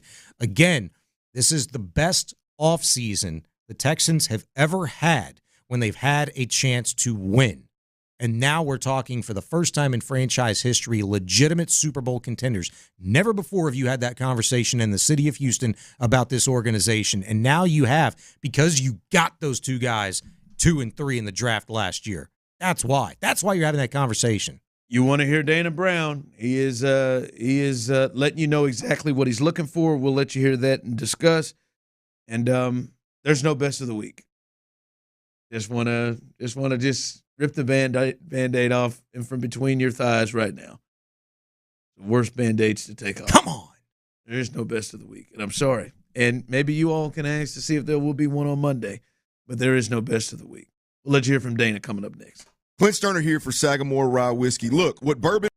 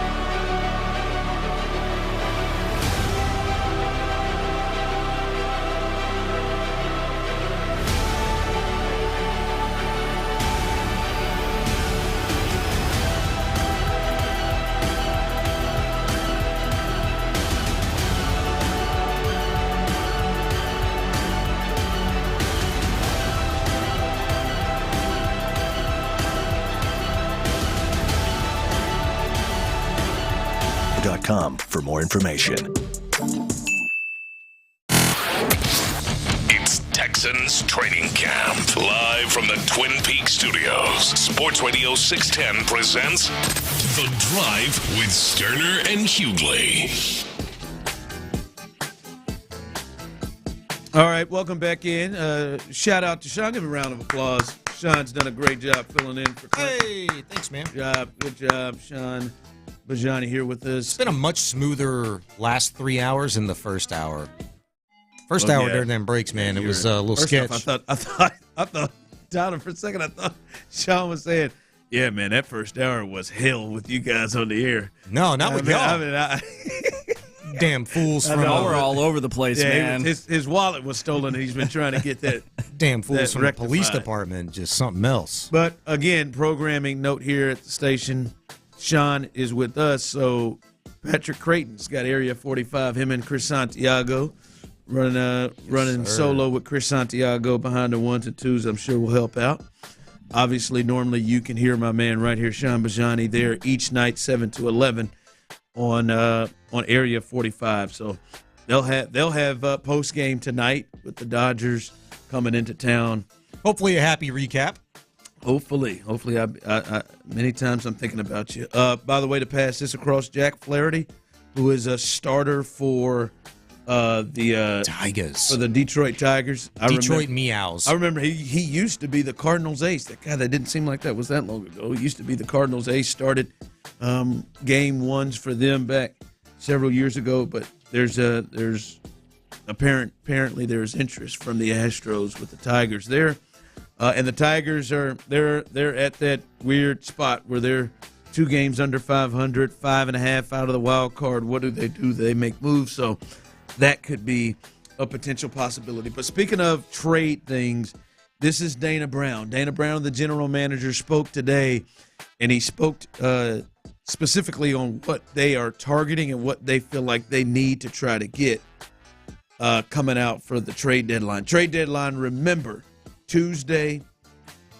at 5 o'clock, 5 p.m. So in the middle of the drive, when we get to 5 o'clock fire, we'll know exactly what the Astros, what the Mariners, what the Rangers, any big moves that have been made. But this is what Dana is saying they're looking at potentially doing for the Astros. Yeah, I mean, if we can get a guy that we feel like is a third starter, or fourth starter, we would feel like, that's a good mission accomplished. We need somebody that's going to come in and, pitch behind our big three or pitch fourth in that spot, or even third. If we get a guy that pitches third, that could be a third starter. That would be great. But we're looking in that range of third, fourth starters. I don't think at this stage, you're going to get a number one or a number two. That's going to be real difficult. I asked you this earlier without giving you my thoughts. Mm-hmm. And here's my thoughts. You are the general manager of the Houston Astros. This is the most successful franchise in all of Major League Baseball, almost the last decade. Multiple World Series appearances, 2 wins, 7 consecutive ALCSs. There's a standard here. You've come all the way back from the dead. Hell, I threw the towel in on you. When you identify what you need and you come and tell us what it is, what you need, your ass better come and find a way, come hell or high water, to get that done. And he said it himself. That was not in that clip, but he said himself that I read from folks that nobody is untouchable.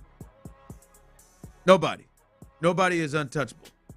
At least in the now, I would like to say that Yordan Alvarez is untouchable. Yeah, I'd say some of those. I think he was obvious. probably talking about the farm system. The farm system, nobody is untouchable. He said there's guys that he wouldn't necessarily want to part with, but nobody's untouchable. Yeah.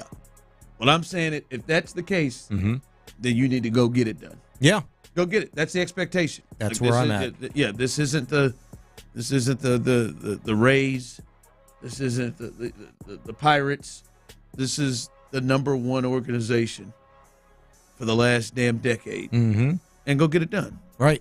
That's where I am. And if you don't get it done, and if you don't, I'll be here Tuesday at 5:05, Dana, expressing my displeasure. I don't think that's going to happen. I think that's over Jim Crane's dead body, that he won't do anything to add to this team. Maybe I should use that phrase with Jim, but I don't think he'll do anything to allow that to happen. So I think the Astros will be fine. We'll see when they make a move, but he hasn't really disappointed yet, right? I mean, in a season in which you'd felt like possibilities are absolute World Series contention. The COVID year, they didn't do anything at the break, but that wasn't a good baseball team, at the break. That was a team that made a run and went to an ALCS. Yeah. But that was a below 500 team at the end of the season, and that was a team that you never felt at any one point in time that shortened season. Yeah, these guys can do it. Every other year they've been very active, and they've made some really good difference-making type of decisions, and I wouldn't suspect this season would be otherwise. Yeah. So yeah, make it done, get it done. You've identified it, you've given it public, you've spoken it publicly. I need to see a 3 or 4 starter. It's what you said you need. Mm-hmm. That's what I need to see. Number one priority. All right, coming up, as we said, behind us, Texans All Access. The duo, we were just talking about Will Anderson, the duo of Will Anderson and Danielle Hunter. They'll be discussing those guys on Texans All Access. And, as we said, Area 45, Patrick Creighton, Chris Santiago, they have it for you tonight. All right, hey, this is one of the exciting days on the sports calendar, even though it comes every 4 years. Have you been seeing the opening ceremony stuff? You've been seeing it? I know you have, Sean. I saw a little snippet earlier when I was in here setting up, and Lopez and Spolane were talking crap about the ceremonies, how weird they were. Thank you, Tyler. It looked awesome. I'm disappointed I missed it, but it's coming on later tonight. I've got it recorded in prime time. 6:30, you said? Yeah. My favorite thing is I love to see all the stuff with opening ceremony. My kids will love it, but I like to see, when they bring out all the countries, and obviously they've made a great decision by giving the flag to an American hero, and LeBron James is going to be the flag bearer, him and Kokoff, for the United States team. Oh, I didn't know Coco was there. Yeah, man, she's the female. That's awesome. She's the female. They're male and female leading the way. The flag. I love that. Oh, I know. I'm trying not to get emotional when I watch it. Good God. Right? I know. So you do the same Is that thing. my boy Ron? Yeah, man. I'll be all right though. Let's play a quick game before we get out, because I'm an Olympics person. You an Olympics person? Yes. Do you? Does the Olympics suck you in? I wouldn't go Tyler. that far. Oh, get sucked No. in. Let it happen to you. The most I've ever been sucked in, was when Michael Phelps was swimming. Go get it in. All right, let's do this. I get very Give me that music. nostalgic. Bring me with that the damn Olympics. music back. We got a little bit of time. People, I'm sure will jump in there. I want to do a 3-round draft. I want to do a 3-round draft of Olympic events to watch. Right? You get the draft. Since Tyler didn't do best of the week, he's last. He's last. You're our guest. Damn, you get to go first, Sean. We're gonna go through 3 rounds. You get to pick any event, the best ones to watch. Go ahead. You got the first. I just pick one first, right? First one. First basketball. round. Basketball. Yep. I'm stealing this from you. I'll take swimming. Give me Rowdy Gaines and Dan Hicks, Hannah Storm's husband. They've done two. Rowdy Gaines, he will get you into it. That Michael Phelps, oh my God, Who's the American girl? Katie Ledecky. That's right. It was She's trying here. Yeah. I'll take swimming in round. Swimming is really round good. What you got? That's a solid one. I'll go. You know what? I'm gonna go gymnastics. Damn it! Because I got to support the H-Town product and Simone Biles, of course. I didn't think he was. God. Are we talking just this year or like generally Just speaking? Summer Olympics. Okay. Yeah. I got one in the holsters. Please don't get it. Please don't say it. Track and field. Damn it! Track and field's the next one. I mean, because it's so much, but I mean, It is. No, to it's me, great, man. track and field and gymnastics is very close, and I just feel like that's where you can really see the greatest athletes competing. Like, you don't get to see it in a calendar year. Yeah, Those are my top 4 right there: basketball, swimming, track, and gymnastics. Gymnastics, yeah. That '96 gymnastic team. Oh, in my Atlanta? God. Oh my, Kerry Strug, the limp. Who could forget dude. that? God. I feel like it was every 4 years. I was in love with Dominique Dawes. Dominic Dawes. Yeah. Like, I mean, dangerous. Yeah. All right, I got the second round. So what do you got? You got basketball and track and field. Mm-hmm. You're winning. Give me volleyball. And I'm talking. Oh, great choice. I'm talking. Can't beat that. Indoor volleyball. Oh yeah. I'm talking indoor. I love me some indoor volleyball. The announcer, he brings it too on that too. All right, you got basketball, track.